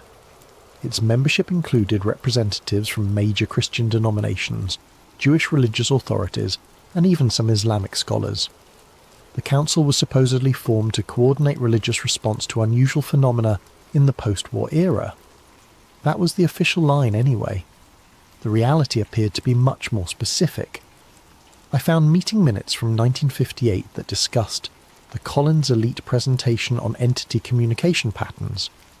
A 1960 report mentioned successful implementation of Collins Elite discernment protocols in 17 states. A 1962 memorandum warned of increased entity activity coinciding with popular UFO narratives. The council wasn't just studying religious phenomena in general, they were specifically focused on what they called entity encounters, and they were working directly with Collins' elite to develop responses. The most disturbing document I found was a 1961 report titled Spiritual Warfare in the Space Age. It outlined what the council believed to be a deliberate deception campaign by non-human entities. Historical analysis suggests consistent behavioural patterns across millennia. Entities appearing as divine beings in ancient times demanded worship, sacrifice, and absolute obedience. Modern manifestations as space visitors request trust, cooperation, and technological exchange. The underlying objective, human subjugation, remains unchanged. The report went on to detail specific cases where UFO contactees had reported entities claiming to be from various star systems, but whose messages contained elements identical to ancient religious texts describing demonic deception. According to the Council's analysis, the entities were running the same con they'd always run. They just updated their costumes for each era. As I dug deeper into the Council's documents, I started to notice something unsettling. My research wasn't going unnoticed. It started small. Dr. Martinelli mentioned that someone had been asking about my work.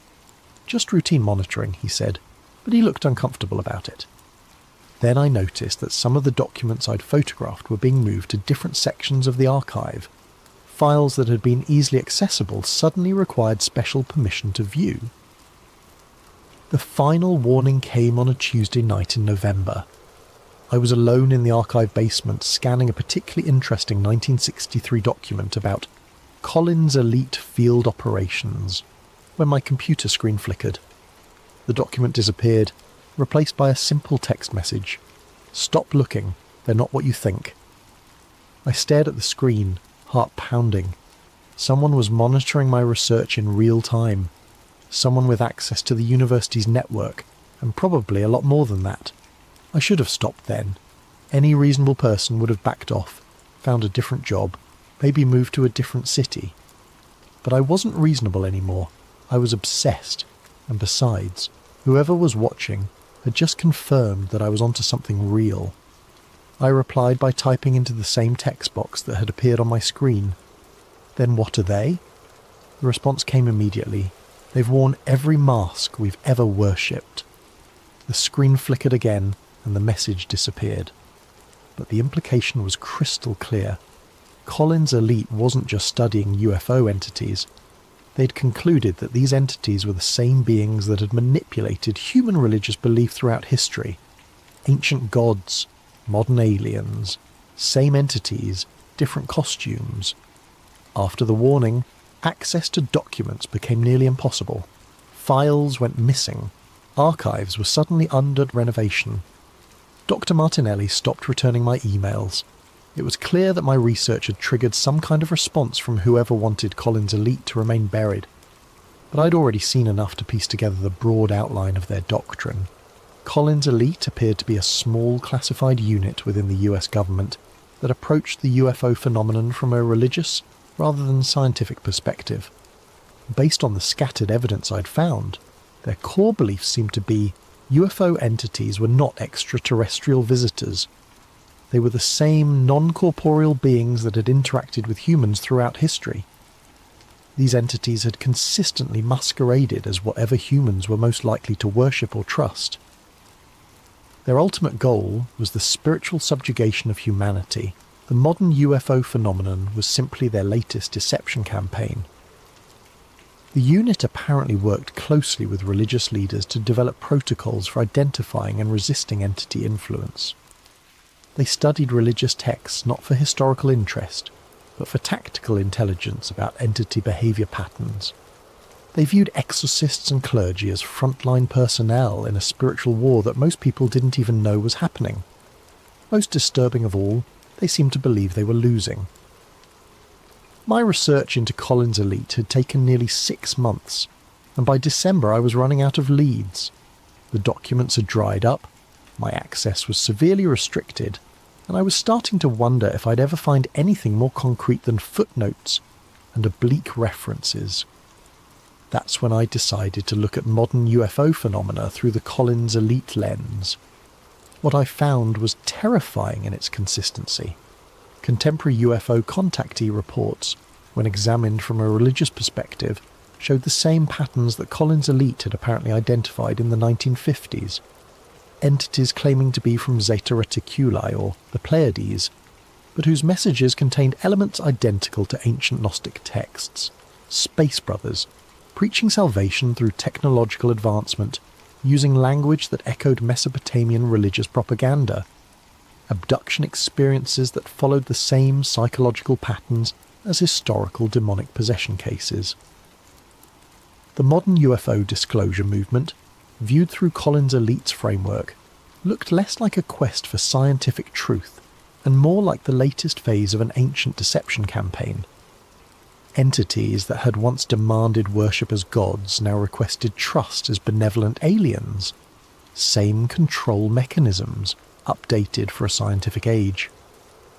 I started to understand why Collins Elite had worked so closely with religious authorities. If you believe that UFO entities were actually spiritual beings with thousands of years of experience in manipulating human belief systems, then scientists and military analysts were the wrong people to study them. You needed theologians. You needed people who understood the long history of spiritual deception and the psychological mechanisms of faith. You needed people who could recognize the same lie being told with new words. I thought I'd reached the end of my research when I received an unexpected email in January. The sender was listed as archive.recovery@gmail.com, obviously a throwaway account. The message was brief. You've been asking the right questions. Room 847, basement level manuscript collection. Look behind the Milton volumes. 1 hour only. I almost deleted it. Every instinct told me it was a trap, but the Collins Elite investigation had become an obsession, and I couldn't walk away from what might be my last chance at finding real answers. An hour later, I was in the basement of the manuscript collection, a building I'd never visited before. Room 847 was a cramped storage room filled with old books and filing cabinets. The Milton volumes were easy to find, a complete set of Paradise Lost editions dating back to the 1800s. Behind the books, taped to the back of the shelf, was a manila envelope. Inside was a single document that changed everything I thought I knew about Collins Elite. It was typed on official US government letterhead, dated August 12, 1969, and marked Eyes Only Collins Elite Termination Report. The document was brief but explosive. Memorandum for the record subject, termination of Collins Elite program. Effective immediately. All Collins Elite operations are suspended indefinitely. Program termination follows unanimous recommendation by Collins Elite senior staff. Reason for termination: successful entity infiltration of program hierarchy. Evidence suggests long-term entity influence over program direction since 1961. Collins Elite conclusions regarding entity nature remain valid. However, program itself has been compromised beyond recovery. All Collins Elite personnel are reassigned. All documents classified at highest levels. Religious community partnerships terminated. Interdenominational council dissolved. Public disclosure of Collins Elite findings is prohibited under national security provisions. Final assessment: the entities we sought to understand and counter have proven more sophisticated than anticipated. They have successfully used our own investigation against us, turning our knowledge into a tool for their agenda. The Collins Elite program has become part of the deception we were created to expose. Any future investigation of these phenomena must proceed under the assumption that traditional government and academic institutions are compromised. Minus Dr. Edward Collins, Program Director. I read the document 3 times before the implication sank in. Collins Elite hadn't just been terminated because of budget cuts or bureaucratic reshuffling. It had been terminated because the entities they were studying had infiltrated and co-opted the program itself. The Watchers had been turned into accomplices, and if that was true in 1969, what did it mean for every government UFO program since then? Sitting in that storage room, holding what might be the last authentic Collins Elite document ever created, I finally understood the true scope of what I'd uncovered. Collins' elite hadn't been a fringe program run by religious zealots. It had been a serious government investigation that reached a conclusion so disturbing that the entities being studied had been forced to destroy it. The program had gotten too close to the truth, so the truth had destroyed the program. But what was that truth? Based on everything I'd found, Collins' elite had concluded that the UFO phenomenon was not extraterrestrial contact, but rather the latest phase of an ancient psychological operation. Non-corporeal entities, call them demons, call them interdimensional beings, call them whatever you want, had been manipulating human belief systems for millennia. They had appeared as gods to ancient peoples, demanding worship and sacrifice. They had manifested as angels and devils to medieval societies, shaping religious doctrine. And now they were appearing as alien visitors to a technological civilization, promoting their agenda through the language of science and space exploration. The genius of it was that each generation thought they were encountering something new. Ancient peoples saw divine visitation. Medieval believers saw spiritual manifestation. Modern witnesses see extraterrestrial contact. But according to Collins' elite, it was always the same entities, always running the same basic deception, always working toward the same goal, the spiritual and psychological subjugation of humanity. The entities had realized that direct worship was no longer feasible in a scientific age, so they had adapted, presenting themselves as technologically advanced aliens who could offer humanity salvation through scientific advancement. Instead of demanding worship, they requested trust. Instead of requiring sacrifice, they asked for cooperation. But the underlying dynamic remained the same, humans giving up their autonomy to beings who claimed to have their best interests at heart. And if Collins' elite was right, the modern UFO disclosure movement was simply the latest phase of this deception campaign. The termination document explained why I'd never heard of Collins' elite in any mainstream UFO research. It wasn't being covered up by the government to hide alien contact. It was being covered up because the government itself had been compromised by the entities Collins' elite was studying. Think about it. Every major government UFO program since Collins' elite, Project Blue Book, AA-TIP, the UAP task force, had approached the phenomenon from a purely technological perspective. They studied craft capabilities, flight patterns, potential propulsion systems. They never asked the questions Collins' elite had been asking. What do these entities actually want? Why do their messages always promote dependence rather than independence? Why do their promises of enlightenment always require surrender of human agency? Those questions weren't being ignored by accident. According to the termination document, they were being actively suppressed by entities who had learned to work within government and academic institutions. The modern UFO research community, the disclosure advocates, the scientists studying anomalous aerial phenomena, they might all be sincere in their efforts, but they were asking the wrong questions. They were looking for extraterrestrial contact when they should have been looking for spiritual deception. And that meant that every major UFO revelation of the past 50 years might actually be part of the deception Collins' elite had tried to expose. I left that storage room with more questions than answers, but one thing was crystal clear. Collins' elite had tried to warn us, and we hadn't listened. Worse, we might not be capable of listening, because the entities they warned us about had apparently learned to control the conversation. Over the following weeks, I tried to verify the termination document through official channels. I filed Freedom of Information Act requests. I contacted government historians. I reached out to former intelligence officials. The responses were universally the same. No record of any program called Collins' Elite existed in official government files. But that didn't mean the program had never existed. It just meant that someone had been very thorough in erasing it. The more I thought about it, the more the Collins' Elite scenario made sense of things that had always bothered me about the UFO phenomenon. Why did entity messages always promote technological dependence rather than spiritual development? Why did alien contact always require humans to abandon their traditional belief systems? Why did every promised revelation turn out to be just another layer of mystery? According to Collins' Elite, it was because the entities weren't trying to enlighten us. They were trying to control us. and the best way to control a technologically advanced species was to convince them that salvation could only come through higher technology, provided by beings who claimed to have humanity's best interests at heart. The ancient formula updated for a scientific age. After finding the termination document, I thought my Collins Elite investigation was over, but 2 weeks later I received another cryptic email from the same archive. Recovery account. You found the termination report. Good. Now find the real archive. Dr. Elena Rodriguez, Georgetown University Theology Department. Tell her Marcus sent you. I almost ignored it.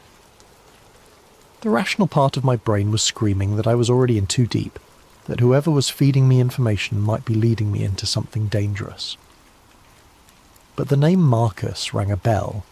Marcus Whitmore, the author of that first 1963 thesis where I'd found the Collins Elite reference. Could he still be alive? Dr. Rodriguez's office was in a converted Victorian house on the Georgetown campus, tucked between the main theology building and an old chapel. When I mentioned that Marcus had sent me, her reaction was immediate and alarming. She locked her office door, closed the blinds, and pulled out a device I later learned was a radio frequency detector. 62 years, she said quietly, sweeping the device around the room. 62 years Marcus has been waiting for someone to follow the trail far enough to find him. He's 91 years old and still afraid they're listening. Dr. Rodriguez led me through a maze of basement corridors beneath the theology building to a climate-controlled storage room I never could have found on my own.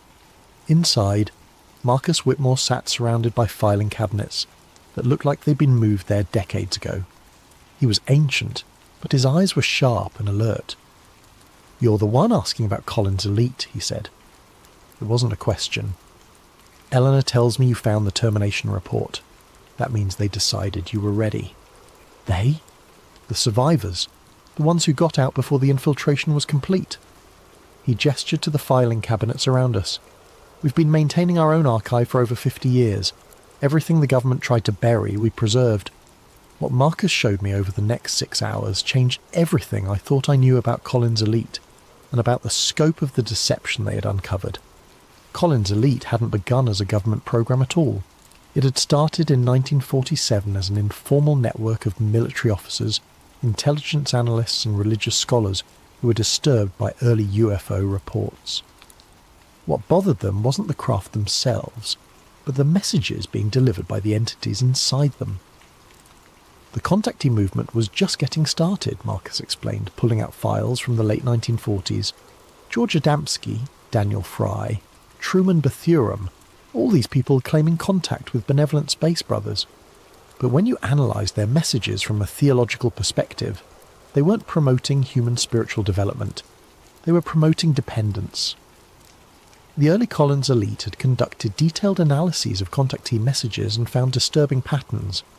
The entities consistently promoted several key themes: the inadequacy of human religion, the necessity of technological advancement, the benefits of surrendering human decision-making to superior beings, and the dangers of independent spiritual development. It was the same psychological framework used by every cult in history, Dr. Rodriguez added. Isolate the subject from their support systems, convince them that traditional sources of guidance are inadequate, then position yourself as the only reliable source of truth.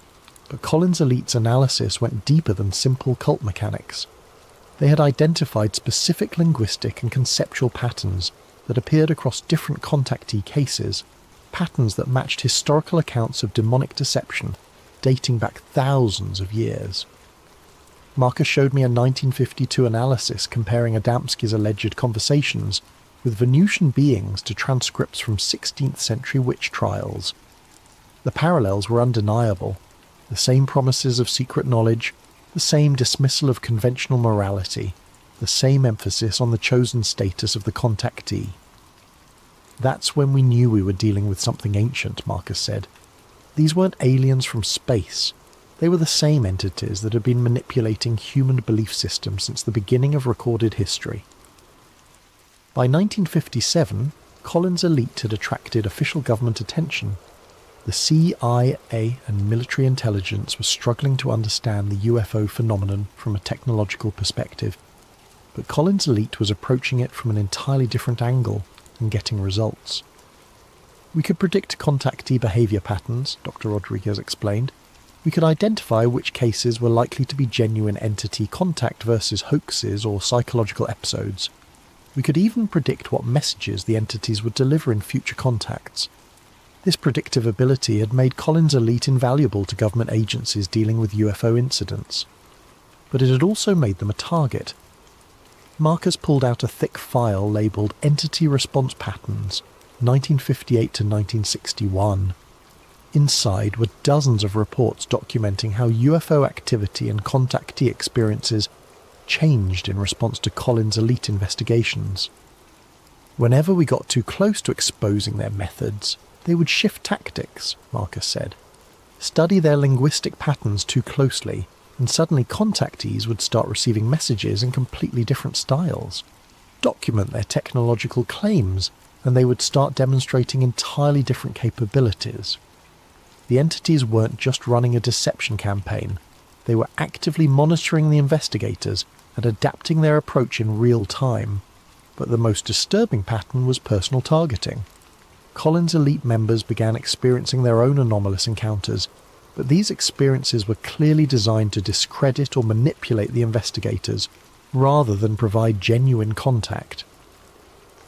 Dr. Edward Collins himself was contacted in 1960, Marcus revealed. The entity claimed to be from Rigel and offered to provide him with advanced technology in exchange for shutting down the Collins Elite program. When he refused, the encounters became increasingly threatening. Other Collins Elite members reported similar experiences, contact attempts that seemed designed to either co-opt them or drive them out of the program entirely. The entities were fighting back. The termination document I'd found told only part of the story. The real disaster began in 1961 when Collins Elite was formally incorporated into the government's UFO investigation apparatus. That was our mistake, Marcus said bitterly. We thought official recognition would give us more resources, better access to witness testimony, protection from entity retaliation. Instead, it gave them access to us. With official status came new personnel assignments, government oversight, and integration with other classified programs. Collins Elite's small, tight-knit network of trusted researchers was suddenly flooded with new members whose backgrounds couldn't be thoroughly vetted. The infiltration was subtle at first, Dr. Rodriguez explained. New analysts who would subtly shift the focus of investigations, administrative personnel who would lose crucial documents, supervisors who would redirect resources toward more promising lines of inquiry. By 1965, original Collins Elite members were reporting that their research conclusions were being systematically altered before reaching higher-level officials. Analyses emphasizing the deceptive nature of entity contact were being rewritten to focus on potential technological benefits. Warnings about spiritual manipulation were being deleted entirely. Marcus showed me internal memos from 1966 to 1968, documenting the growing suspicion among original Collins Elite members that their program had been compromised. They began conducting parallel investigations using secure channels, trying to determine whether the infiltration was the result of foreign intelligence operations, bureaucratic incompetence, or something more sinister. By 1968, we had our answer, Marcus said grimly. It was the entities themselves. They had learned to work through human intermediaries, people who might not even be consciously aware that they were being influenced. The evidence was subtle but damning. New Collins Elite personnel consistently made decisions that served entity interests, redirecting investigations away from deception analysis, promoting contactees who delivered pro-entity messages, suppressing research that exposed manipulation tactics. The final proof came when Dr. Collins tried to present his findings to the Defense Intelligence Agency in 1969, Dr. Rodriguez said. His presentation was completely rewritten between the time he submitted it and the time it was delivered. Instead of warning about entity deception, it recommended increased cooperation with UFO intelligences. That was when the original Collins Elite members realized their program had been completely subverted. The Watchers had become the watched, and the watched had become the watchers. Rather than fight a battle they couldn't win within government channels, the original Collins Elite members made a radical decision. They would fake the program's termination while secretly continuing their research through private channels. The termination report you found was genuine, Marcus explained. But it wasn't the end of Collins' elite. It was the beginning of the real investigation. Using their existing contacts within religious institutions, academia and government, the Collins elite survivors established a covert network for continuing their research. They couldn't publish their findings or seek official recognition, but they could continue gathering evidence and developing their understanding of the entity deception campaign. We've been operating continuously for over 50 years, Dr. Rodriguez said, documenting entity activity, analysing their evolving strategies, tracking their infiltration of various institutions. The underground Collins elite had identified several key developments since 1969. The entities had largely abandoned individual contactee operations in favour of influencing institutions directly. Rather than delivering messages through isolated individuals who could be easily dismissed, they were now working through respected scientists, government officials and religious leaders. They had also shifted their primary narrative from spiritual enlightenment to technological salvation. Instead of promising cosmic consciousness or spiritual advancement, they were now focusing on environmental solutions, clean energy, and space exploration. Most significantly, they had begun preparing for mass disclosure rather than gradual revelation. The underground Collins elite believed this represented the final phase of a deception campaign that had been in development for decades. Marcus and Dr. Rodriguez walked me through 50 years of documented entity influence on human institutions. The pattern was consistent but sophisticated. Entities never directly controlled human behaviour, but they influenced it through carefully orchestrated synchronicities, technological inspirations, and strategic information releases. Look at the development of computer technology, Dr. Rodriguez said, showing me files documenting unusual technological leaps in electronics and computing since the 1960s. Every major breakthrough happened shortly after UFO encounters involving personnel who were in positions to influence research directions. The entities weren't providing blueprints or direct technological assistance. Instead, they were inspiring specific lines of research, guiding human scientists toward discoveries that served long-term entity interests. The internet, social media, artificial intelligence, all of these technologies have made humanity more connected but also more controllable, Marcus observed. They've created systems that can monitor and influence human behaviour on a global scale. According to underground Collins elite analysis, the entities had been systematically encouraging the development of technologies that would make mass psychological manipulation easier, while simultaneously making individual privacy and independence more difficult. But the most disturbing revelation was their analysis of the modern UFO disclosure movement itself. Every major disclosure advocate, every government whistleblower, every scientist calling for serious UFO research, we've documented anomalous encounters in their backgrounds, Dr. Rodriguez said. They're not consciously working for the entities, but they're all promoting the same basic narrative, that UFO contact is inevitable, beneficial, and should be embraced rather than resisted. The underground Collins elite had identified specific psychological themes being promoted through disclosure advocates: the inadequacy of human civilization, the necessity of outside intervention, the benefits of technological advancement over spiritual development, and the dangers of resistance to contact. It's the same message the contactees were delivering in the 1950s, Marcus said, just delivered through more credible sources and backed by more sophisticated evidence. According to the underground Collins elite's analysis, the current disclosure campaign was preparation for something unprecedented: open entity contact with humanity as a whole, rather than selected individuals. They've spent 70 years testing human responses, refining their approach, identifying the most effective manipulation strategies, Dr. Rodriguez explained. Now they're ready to scale up. The evidence they showed me was circumstantial but compelling. Government UFO programs consistently focused on technological aspects while ignoring behavioural and psychological elements. Scientific studies of anomalous phenomena emphasised physical measurements, while dismissing witness testimony about entity motivations.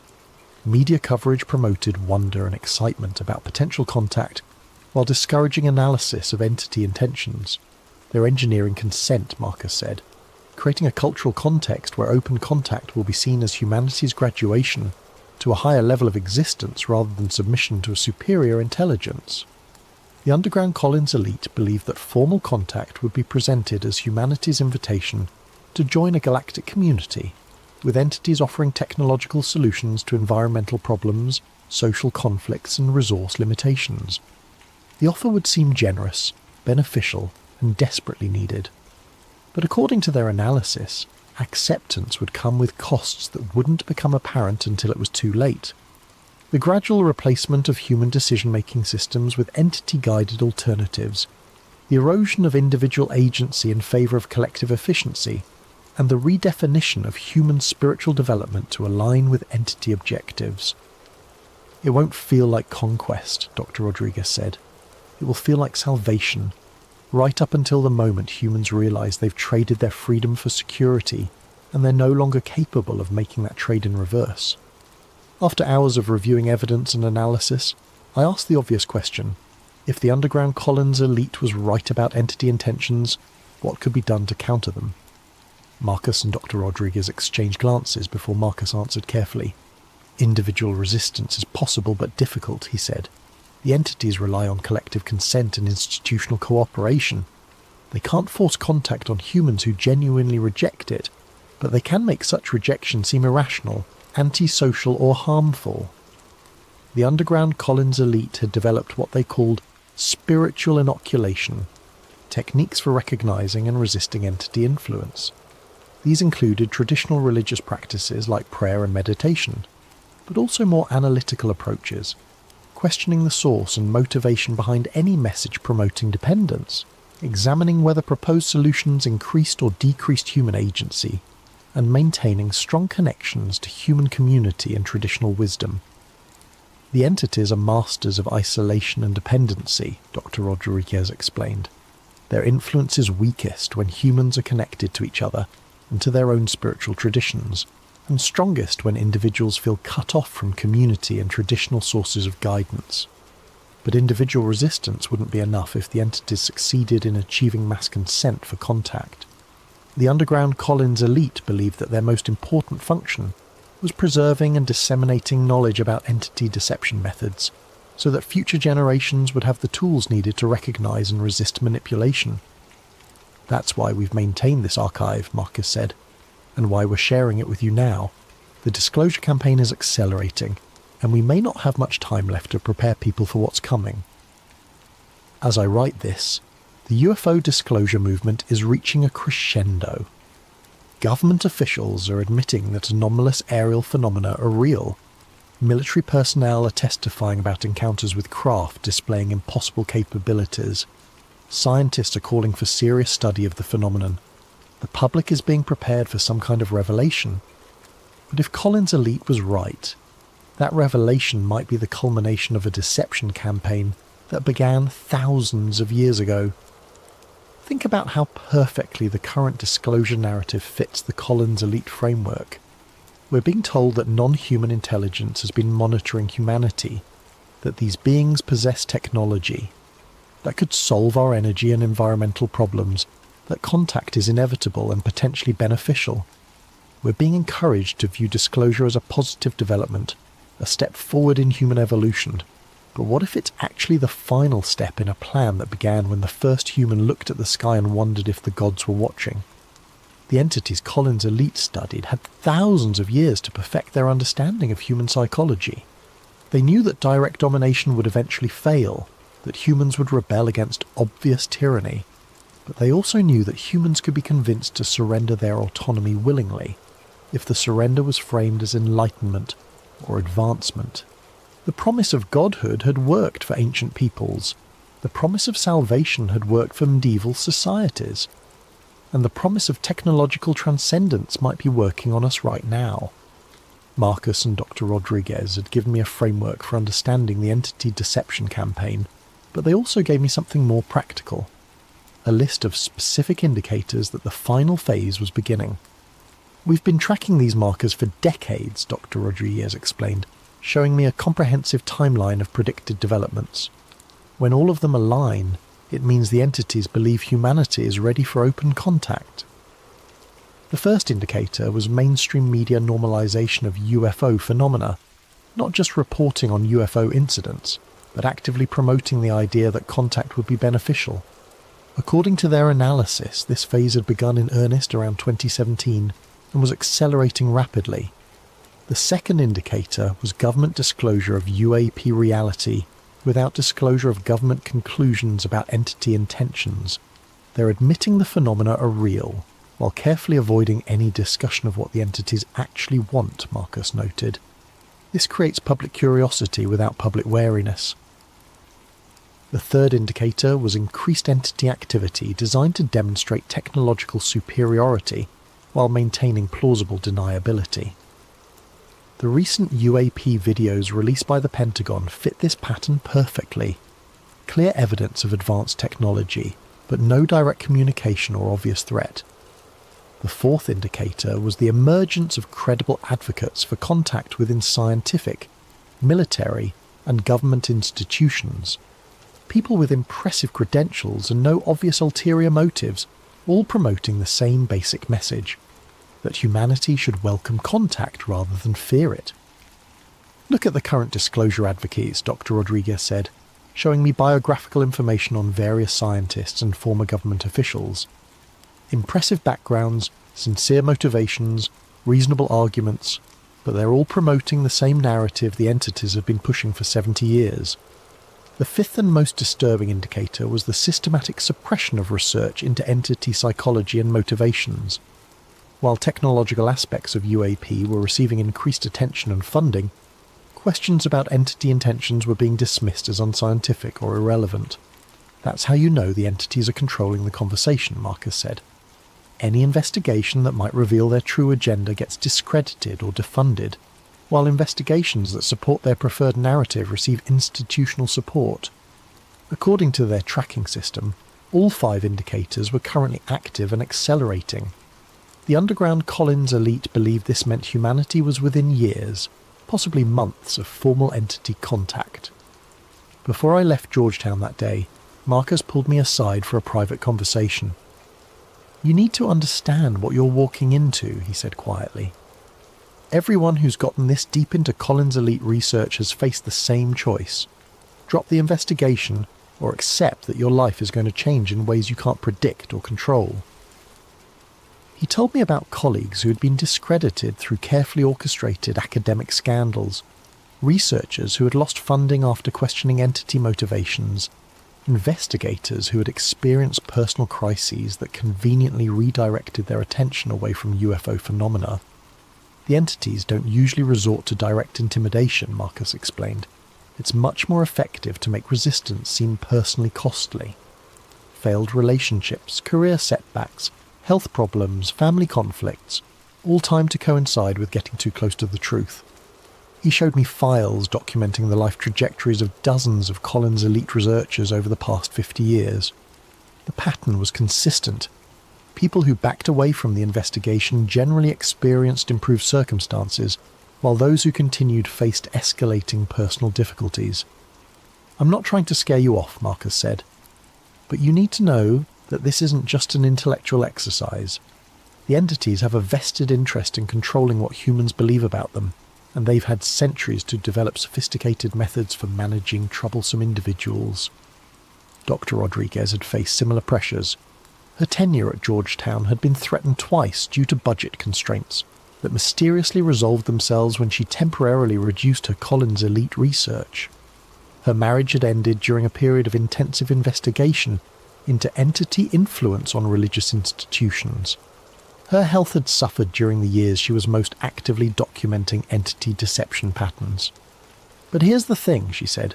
"The difficulties are real, but they're not insurmountable. The entities can make resistance costly, but they can't make it impossible. If they could simply eliminate troublesome humans, Collins elite would never have existed in the first place." She believed that entity limitations were precisely why the deception campaign was necessary. If entities could control human behavior directly, they wouldn't need to spend decades engineering consent for contact. the fact that they relied on manipulation suggested that human free will, while vulnerable to influence, remained fundamentally intact. Over the following months, Marcus and Dr. Rodriguez introduced me to other members of the underground Collins elite network. I was amazed by both the size and diversity of the group. Theologians and physicists, former intelligence analysts and current religious leaders, retired military officers and active researchers. What united them wasn't a shared background or ideology, but a shared conclusion that the UFO phenomenon represented a spiritual threat masquerading as a technological opportunity. Father Michael Torres, a Catholic exorcist based in New Mexico, had been documenting parallels between UFO encounters and demonic possession for 30 years. Dr. Rebecca Walsh, a psychiatrist specializing in religious experiences, had identified specific psychological patterns linking modern abduction accounts to historical accounts of spiritual deception. Colonel James Patterson, retired, former Air Force intelligence, had spent decades analysing UFO incident reports and concluded that entity behaviour was consistent with psychological warfare rather than scientific exploration. Each member of the network brought specialised knowledge and perspective, but all had reached similar conclusions about entity motivations and methods. More importantly, all had experienced some form of pressure or retaliation for their research, confirming the underground Collins elite's assessment that entity influence extended far beyond individual contactee cases. "We're not conspiracy theorists," Dr. Walsh explained during one of our meetings. "We're researchers who followed the evidence to an uncomfortable conclusion. The UFO phenomenon is real, the entities are real, but their intentions aren't what they claim to be." The network had developed sophisticated methods for secure communication and information sharing, operating on the assumption that their activities were being monitored by both government agencies and entity-influenced individuals within those agencies. "We have to assume that any information we share through normal channels will be compromised," Colonel Patterson explained. "But we also can't become so paranoid that we stop sharing information entirely. The entities benefit from our isolation more than our communication." As my involvement with the underground Collins elite deepened, I learned that the network extended far beyond the United States. Religious leaders in Europe, researchers in Asia, indigenous spiritual authorities in South America, all were reporting similar observations about entity activity and deception patterns. Dr. Rodriguez arranged for me to speak with several international contacts via encrypted communication channels. Their perspectives added crucial context to the Collins elite analysis. Brother Antonio Mendez, a Spanish monk who specialized in mystical theology, had been tracking entity influences on contemporary religious movements. His research suggested that entities were actively promoting syncretistic spiritual practices that emphasized cosmic consciousness over traditional religious authority. "They're not attacking religion directly," he explained through a translator. "They're subtly altering it, encouraging beliefs and practices that make humans more receptive to entity guidance and less connected to traditional sources of spiritual wisdom." Dr. Yuki Tanaka, a Japanese researcher studying anomalous phenomena in Buddhist contexts, had identified similar patterns in Asian spiritual communities. Entity influences seem designed to promote meditation practices that open practitioners to external guidance, while discouraging those that strengthened individual discernment and spiritual independence. Maria Santos, a shaman from Peru, described entity encounters that closely paralleled North American UFO contact reports, but framed in terms of traditional indigenous spirituality. The entities consistently promoted abandonment of ancestral traditions in favour of updated spiritual practices more suitable for the modern world. "Same spirits, different masks," she said simply. "They tell each culture what that culture wants to hear, but always with the same goal: make humans depend on them instead of their own traditions and wisdom." The global perspective confirmed the underground Collins elite's assessment that entity activity was coordinated across cultures and belief systems, but adapted to local contexts and expectations. The deception campaign wasn't centred in any particular country or religion. It was targeting human spiritual independence as a universal phenomenon. Based on decades of analysis and current trends, the underground Collins elite had developed a timeline for what they believed would be the final phase of the entity deception campaign. Phase 1, 2020 to 2025, mainstream normalization of UFO phenomena through government disclosure and media coverage. Emphasis on technological aspects while avoiding discussion of entity psychology or motivations. Gradual preparation of public consciousness for the possibility of contact. Phase 2, 2025 to 2030. Increased entity demonstrations designed to showcase technological capabilities and benevolent intentions, possibly including solutions to environmental or energy crises that humanity appears unable to solve independently. Growing public pressure for government contact initiatives. Phase 3, 2030 to 2035, formal contact between entity representatives and human governments. Presentation of comprehensive assistance packages addressing climate change, resource depletion, social conflicts and technological limitations. Initial agreements for limited cooperation and information exchange. Phase 4, 2035 to 2040. Gradual integration of entity guidance into human decision-making systems. Replacement of traditional political, economic and social structures with entity-recommended alternatives. Growing human dependence on entity technology and advice. Phase 5, 2040 plus. Complete transformation of human civilization according to entity specifications. Elimination of independent human spiritual development in favour of entity-directed consciousness evolution. Humanity's transition from independent species to managed resource. The genius of the timeline is that each phase will seem like humanity's choice, Dr. Rodriguez explained. People will vote for leaders who support contact. They'll demand access to entity technology. They'll embrace changes that make their lives easier and more comfortable. Marcus nodded grimly. By the time humans realize they've traded their freedom for security, the infrastructure for independence will have been dismantled. They'll be completely dependent on systems they don't understand, controlled by entities they trusted. The timeline wasn't inevitable, according to Underground Collins' elite analysis, but it was highly probable unless humanity developed widespread awareness of entity deception methods and conscious resistance to manipulation. That's why we're talking to you, Marcus said, and why we've been talking to researchers like you for 50 years. Information is the only weapon we have against this kind of psychological operation. After months of research and analysis, I found myself facing the same choice that every Collins elite researcher had faced since 1947. Accept the implications of what I'd learned, or find a way to dismiss it as paranoid speculation. The evidence was circumstantial but extensive. The pattern was consistent but complex. The implications were staggering but difficult to prove conclusively, and the personal costs of continued investigation were becoming increasingly apparent. My freelance work had dried up mysteriously. Dr. Martinelli had stopped returning my calls after someone complained about my misuse of university resources. My relationship was suffering under the strain of long hours spent on research I couldn't fully explain. My sleep was disrupted by dreams that felt more like memories of conversations I'd never had. But I also couldn't ignore what I'd learned. If Collins' elite was even partially correct, then humanity was walking into the most sophisticated trap in recorded history. And if that trap succeeded, future generations would live in a world where human independence was not just restricted, but literally unthinkable. The choice, ultimately, was between personal comfort and collective responsibility, between individual security and species survival, between the easy path of accepting official narratives and the difficult path of questioning everything I thought I knew about humanity's place in the universe. I chose to continue the investigation. It's been 6 months since my first meeting with Marcus and Dr. Rodriguez, and I'm no longer the same person who stumbled across that footnote in a theological dissertation.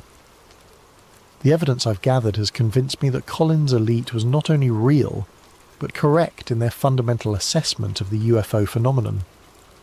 We are not being visited by benevolent space brothers seeking to help humanity evolve to a higher level of consciousness. We are being manipulated by entities that have been perfecting deception techniques for millennia, entities that view humanity as a resource to be managed rather than a species to be assisted. The current UFO disclosure movement, whatever the sincere intentions of its individual advocates, is serving entity interests by preparing humanity to welcome contact rather than question it.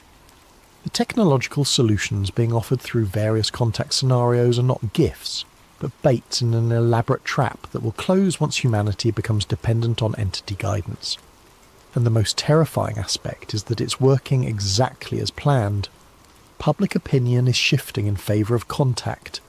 Government agencies are admitting UFO reality while avoiding UFO psychology. Scientific institutions are studying technological aspects while ignoring behavioural patterns. Religious leaders are embracing cosmic spirituality while abandoning traditional discernment practices. We are being prepared for our own subjugation, and we are enthusiastically participating in the preparation process. But knowledge of a deception campaign, even a sophisticated one, provides power to resist it. The entities Collins' elite studied were powerful and cunning, but they were not omnipotent. Their influence depended on human ignorance, isolation, and consent. When humans understood their methods and refused to cooperate, entity influence diminished significantly. The underground Collins elite has spent 50 years documenting entity weaknesses as well as their strengths. They've developed techniques for recognizing and resisting manipulation.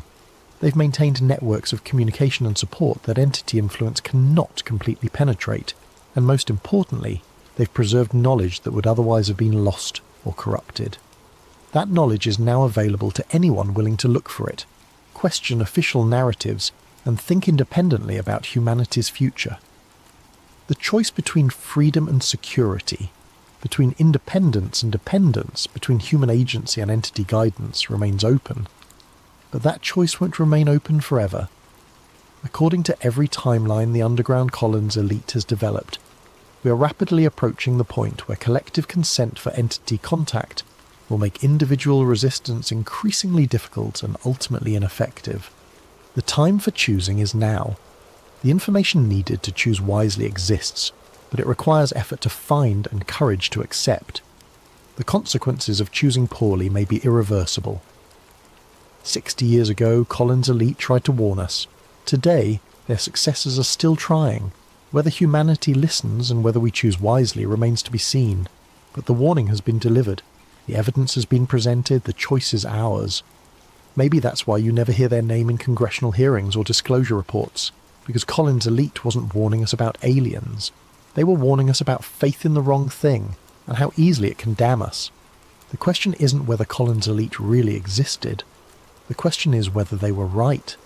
And if they were right, then everything we think we know about the UFO phenomenon might be part of the very deception they tried to expose. The entities they described have had 60 years to perfect their strategy since Collins' elite was terminated. 60 years to learn how to work within our institutions, shape our research, and guide our conclusions.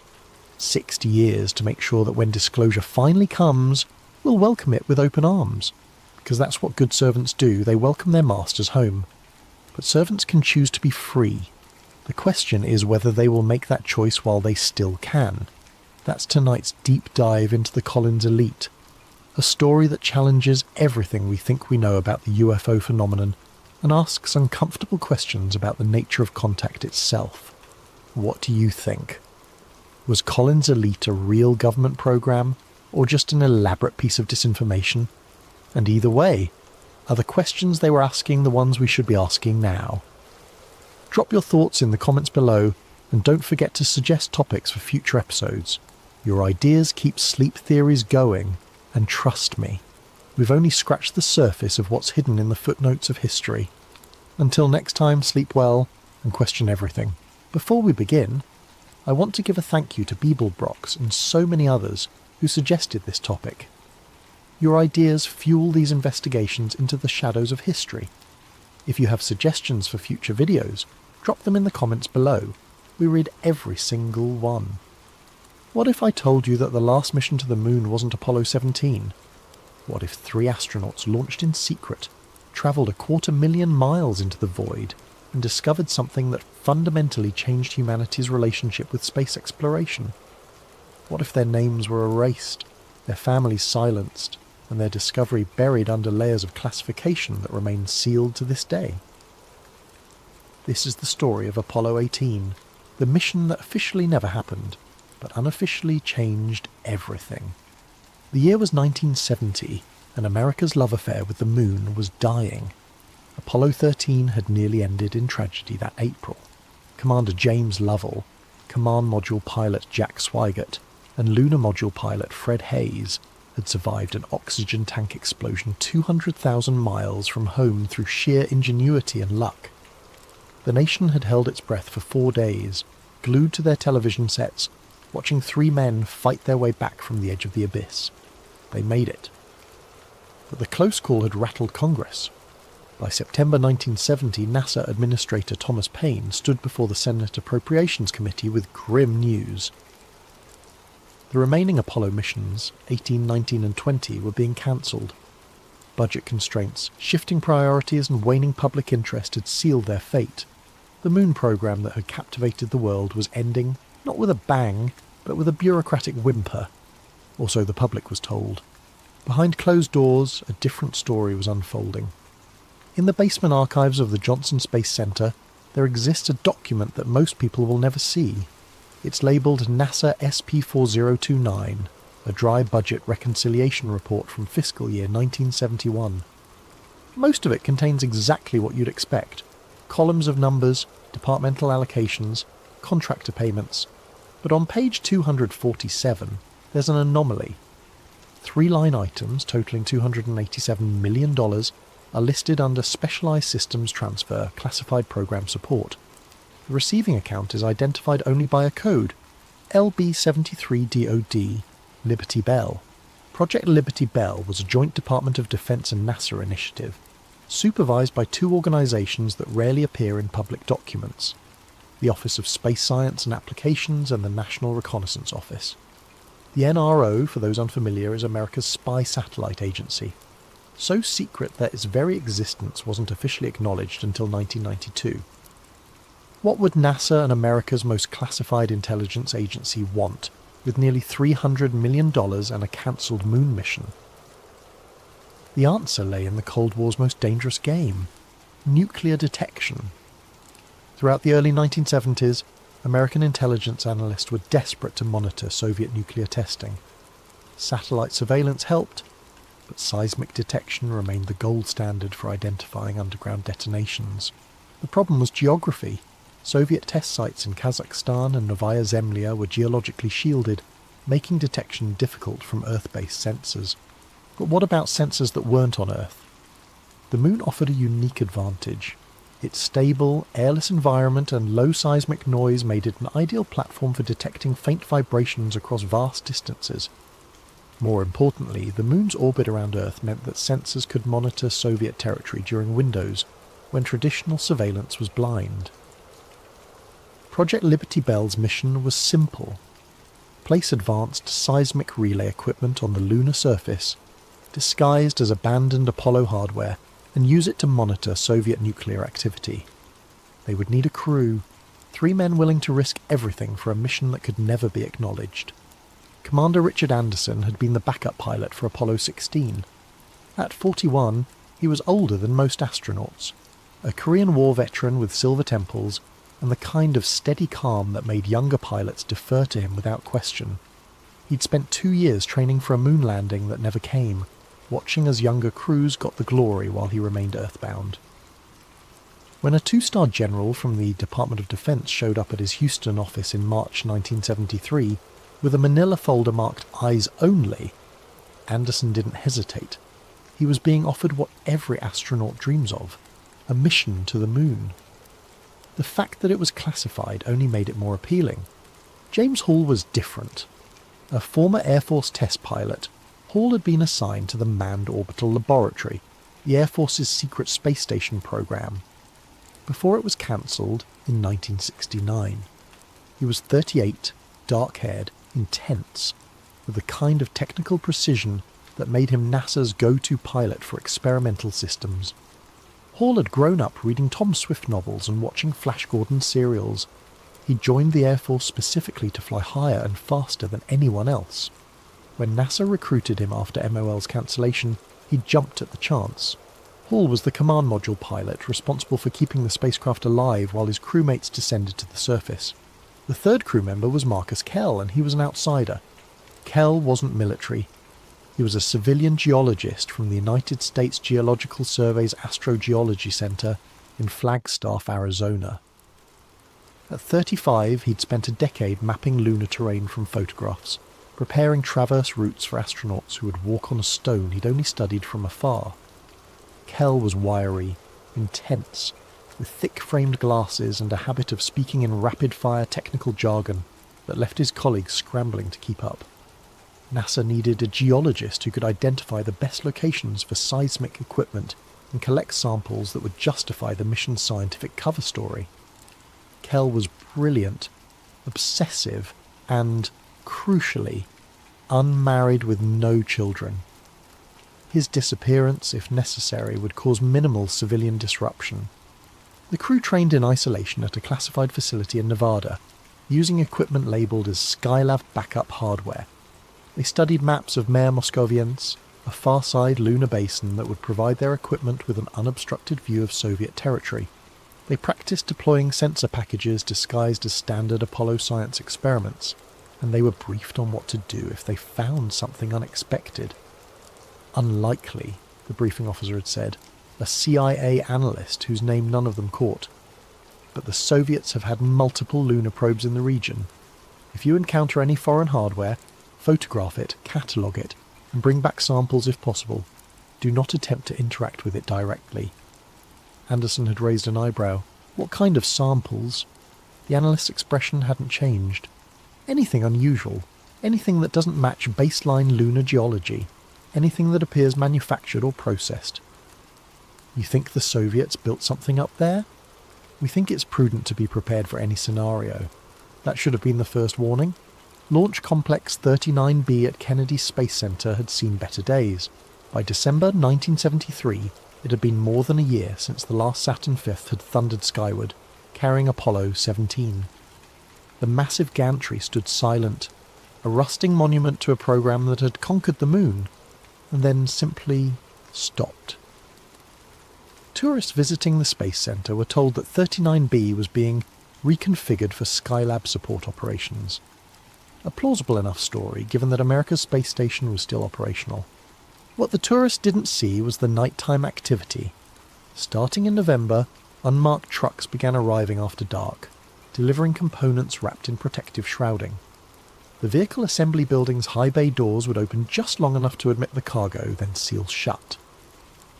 Armed Air Force security police established a perimeter that extended far beyond the normal restricted zone. On the morning of December 7, 1973, NASA issued a press release announcing a systems compatibility test for Skylab backup hardware, scheduled for December 11th. The test would use vehicle SA-515, one of the unused Saturn V rockets, to verify orbital insertion procedures for potential future space station missions. It was a lie wrapped in technical jargon, and it worked perfectly.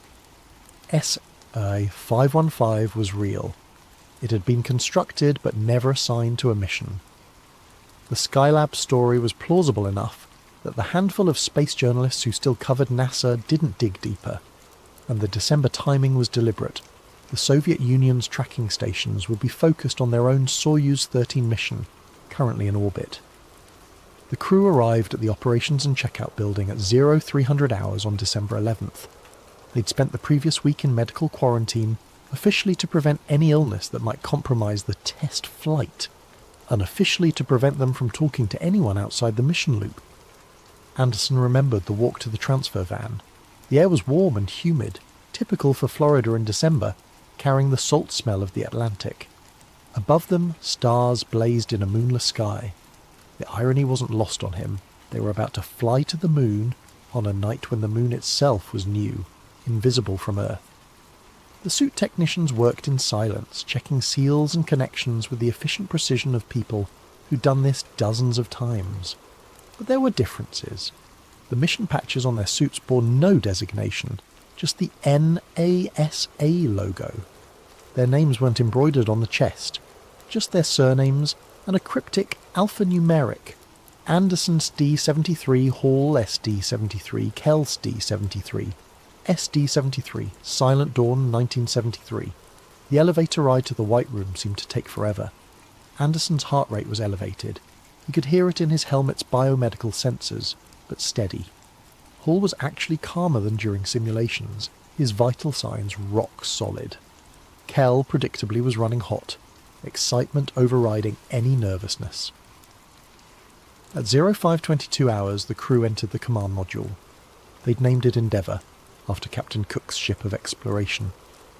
The lunar module, still folded in the adapter below them, was Orpheus, the Greek hero who descended into the underworld and almost made it back.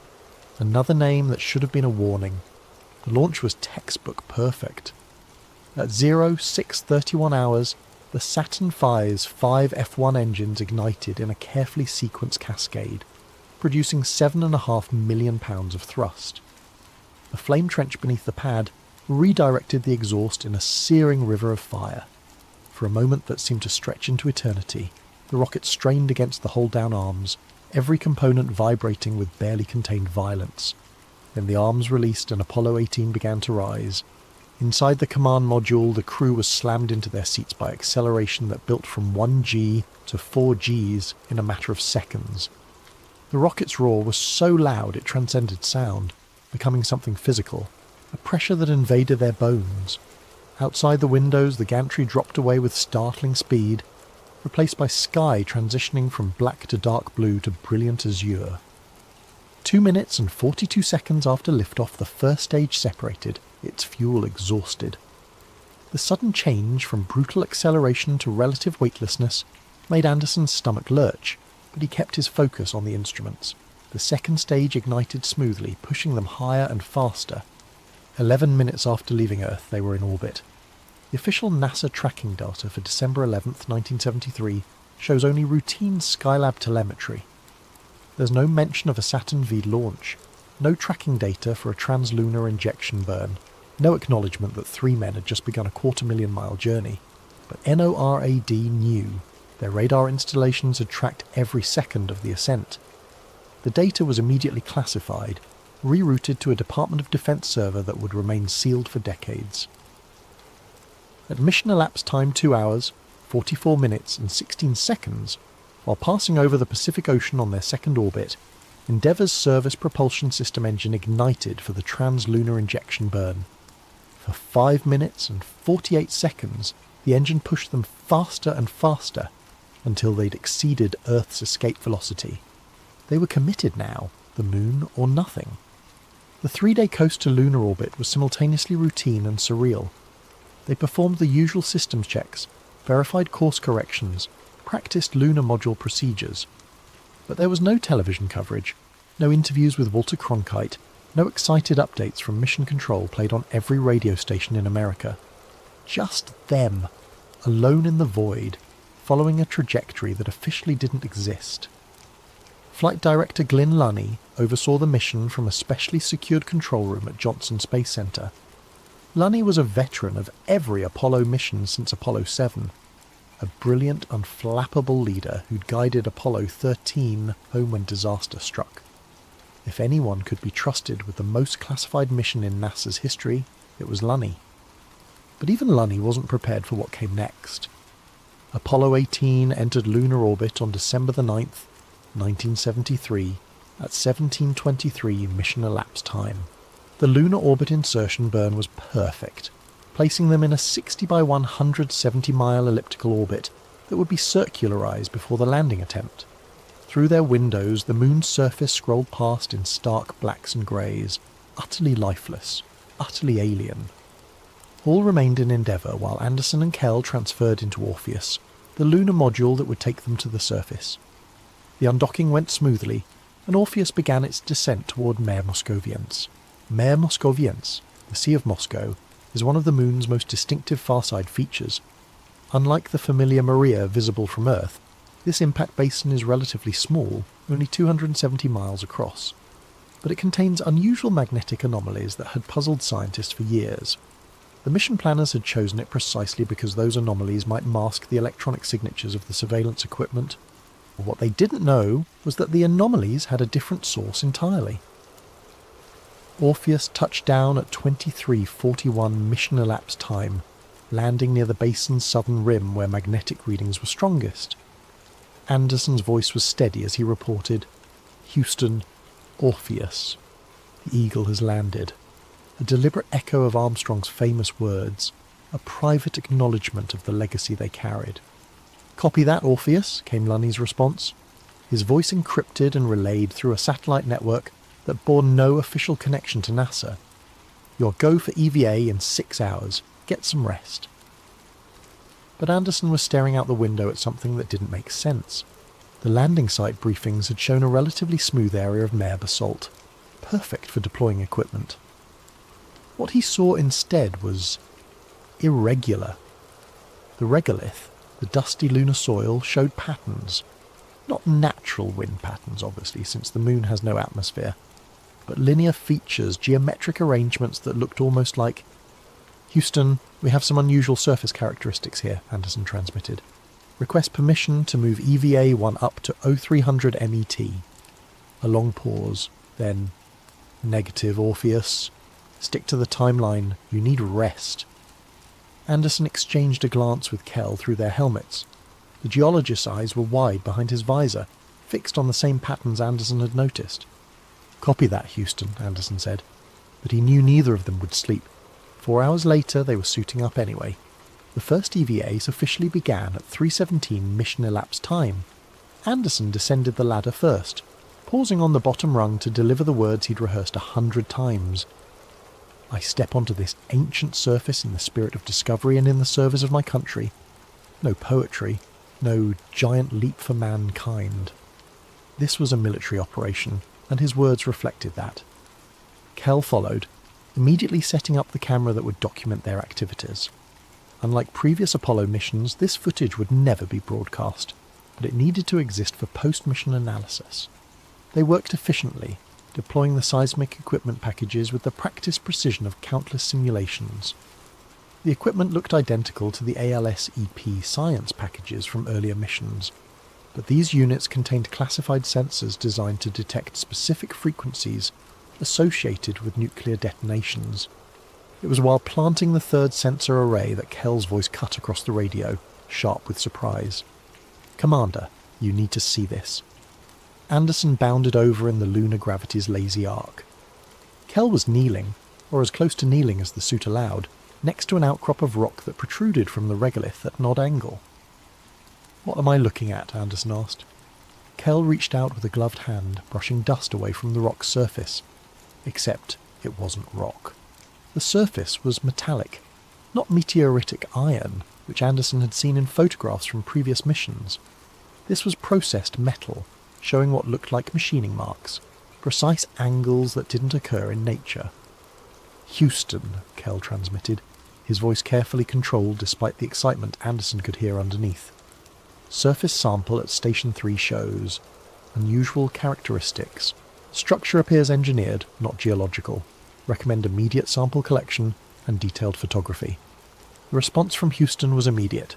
"Say again, Orpheus. Did you say engineered?" "Affirmative, Houston.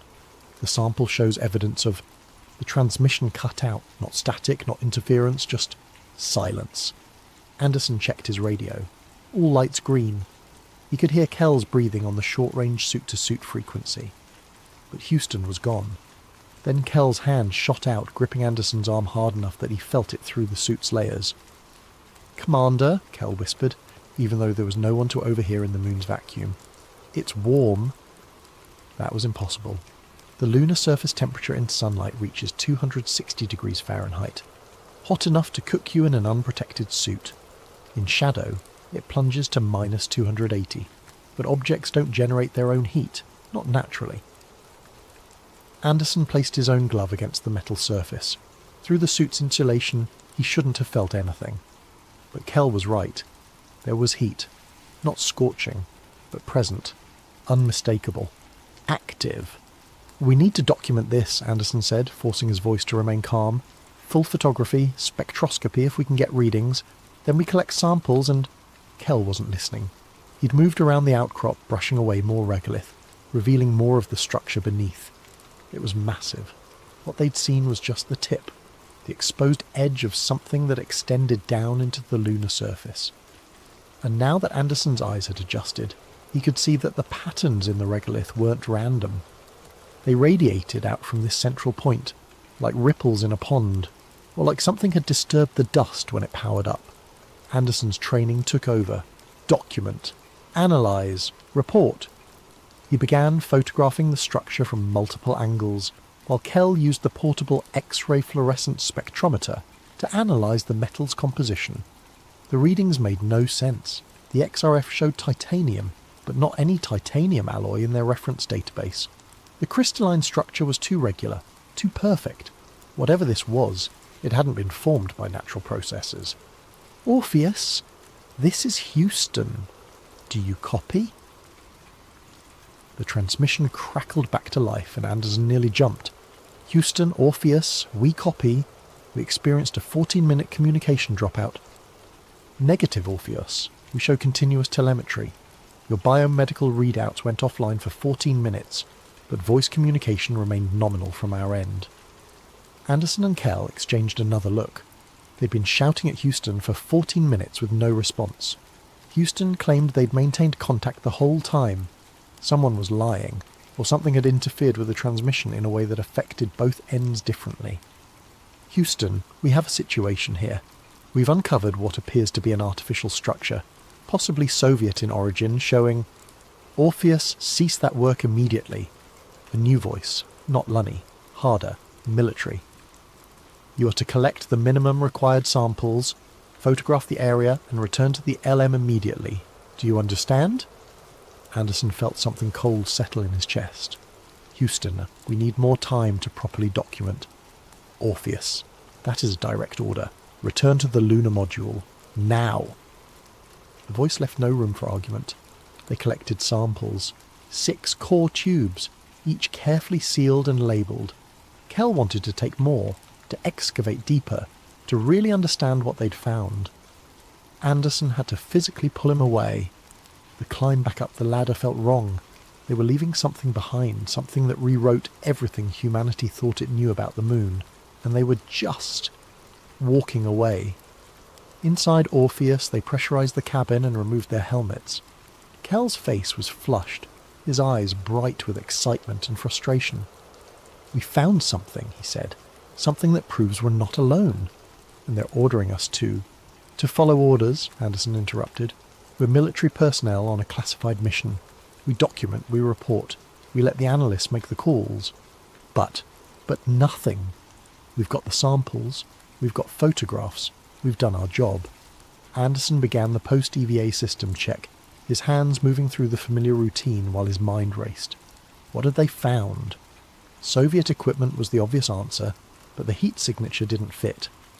The Soviets had landed lunar probes in the region, but those were automated samplers, not powered installations, and the metal composition was wrong for Soviet manufacturing, which left possibilities that Anderson didn't want to think about.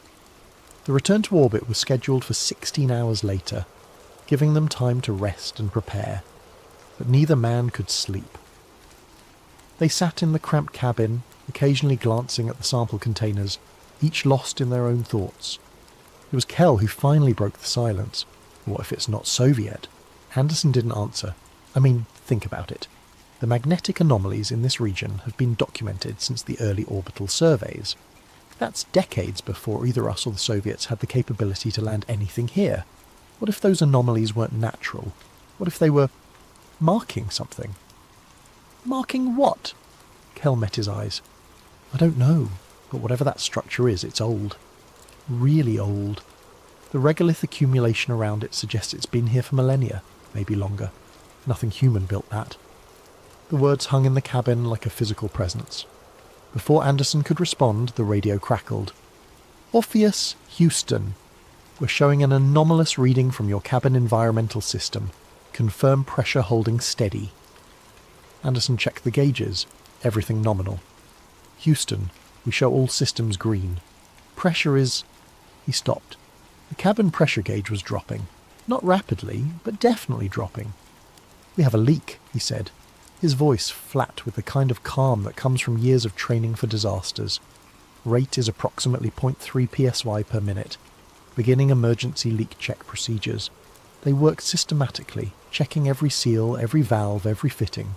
The leak wasn't in any of the obvious places, and the rate was increasing. Kel found it first. The primary hatch seal, which had been perfect before EVA, now showed signs of degradation. The rubber gasket looked corroded, eaten away by something. Houston, we found the leak source. Primary hatch seal shows unexpected deterioration. We're going to need to execute early ascent before we lose too much atmosphere. Another new voice from Houston, this one with a slight Texas accent. Orpheus, this is flight surgeon. Your biomedical readouts are showing elevated heart rates and core temperatures. Are you experiencing any unusual symptoms? Dizziness, nausea, visual disturbances? Anderson did a mental inventory. He felt fine. Anxious certainly, but that was justified given their situation. Negative, Houston. We feel nominal. Copy that, Orpheus. Be advised, we're seeing markers in your blood chemistry that weren't present pre-EVA. We'll need detailed post-flight medical analysis. Something in the samples, Anderson thought. Something from the structure. It had gotten into their suits, into their gloves. Microscopic particles that were now in the cabin with them. Houston, request immediate return to orbit. We need to rendezvous with Endeavour as soon as possible. Copy, Orpheus. You are go for immediate ascent. Hall is manoeuvring into position now. The launch from the lunar surface was violent and brief. Orpheus's ascent stage engine fired, blasting them away from the descent stage and back toward orbit. Through the window, Anderson caught one last glimpse of the landing site, the disturbed regolith, the exposed structure that was already being buried again by dust their ascent engine had kicked up. Evidence vanishing beneath lunar soil, perhaps never to be seen again. The rendezvous went perfectly. Hall had positioned Endeavour precisely, and the docking was textbook smooth. But when Anderson opened the tunnel between the two spacecraft, Hall immediately sealed his helmet. "Don't come through," Hall said, his voice tight. "Not yet. Jim, we need to transfer the samples and—" "I said not yet." Hall's eyes were hard. "Houston gave me direct orders. You two stay in the LM until we've run full biological protocols." Kel's laugh was bitter. "Biological protocols? We're in a vacuum. There's nothing alive on the moon." "Then you won't mind waiting while we make sure." Hall disappeared from the tunnel, and they heard the hatch seal from Endeavour's side. They were quarantined in space, 250,000 miles from home. The next 6 hours were a nightmare of waiting. Houston ran them through endless medical checks, drawing blood samples using the onboard medical kit, analysing biomarkers for anything unusual. The results kept coming back with the same message: anomalous proteins, unknown compounds, cellular changes that shouldn't be possible. Finally, Hall's voice came through the radio. "Houston is ordering you to jettison the sample containers." "What?" Kel exploded. "No! Those samples are the whole reason we're here. Those samples are contaminated with something that Houston's medical team can't identify. They pose an unacceptable biological risk." Anderson felt something inside him crack. They'd risked everything, found something that rewrote human understanding of the cosmos, and now they were being ordered to throw it into space like radioactive waste. "Houston, this is Commander Anderson. Request clarification. Are you ordering us to destroy evidence of possible extraterrestrial intelligence?" The silence stretched for 15 seconds. Then, "Negative. Orpheus? We're ordering you to protect the Earth from potential contamination. You don't know what you brought back. Neither do we, and we can't risk it reaching the atmosphere. We have containment protocols. The sample containers are sealed." The containers were sealed. Past tense. We're reading chemical changes in the seals similar to what happened to your hatch. Whatever degraded your gaskets is degrading the sample containers. You have maybe 12 hours before those seals fail completely. Kel was staring at the sample containers like they were his children being sentenced to death. "There has to be another way. We could transfer them to Endeavour's storage, use the—" "Negative. All samples are to be jettisoned immediately. That's a direct order from the highest levels of command." Anderson understood then. This wasn't about protecting Earth. This was about protecting a secret. Whatever they'd found, someone had decided it was too dangerous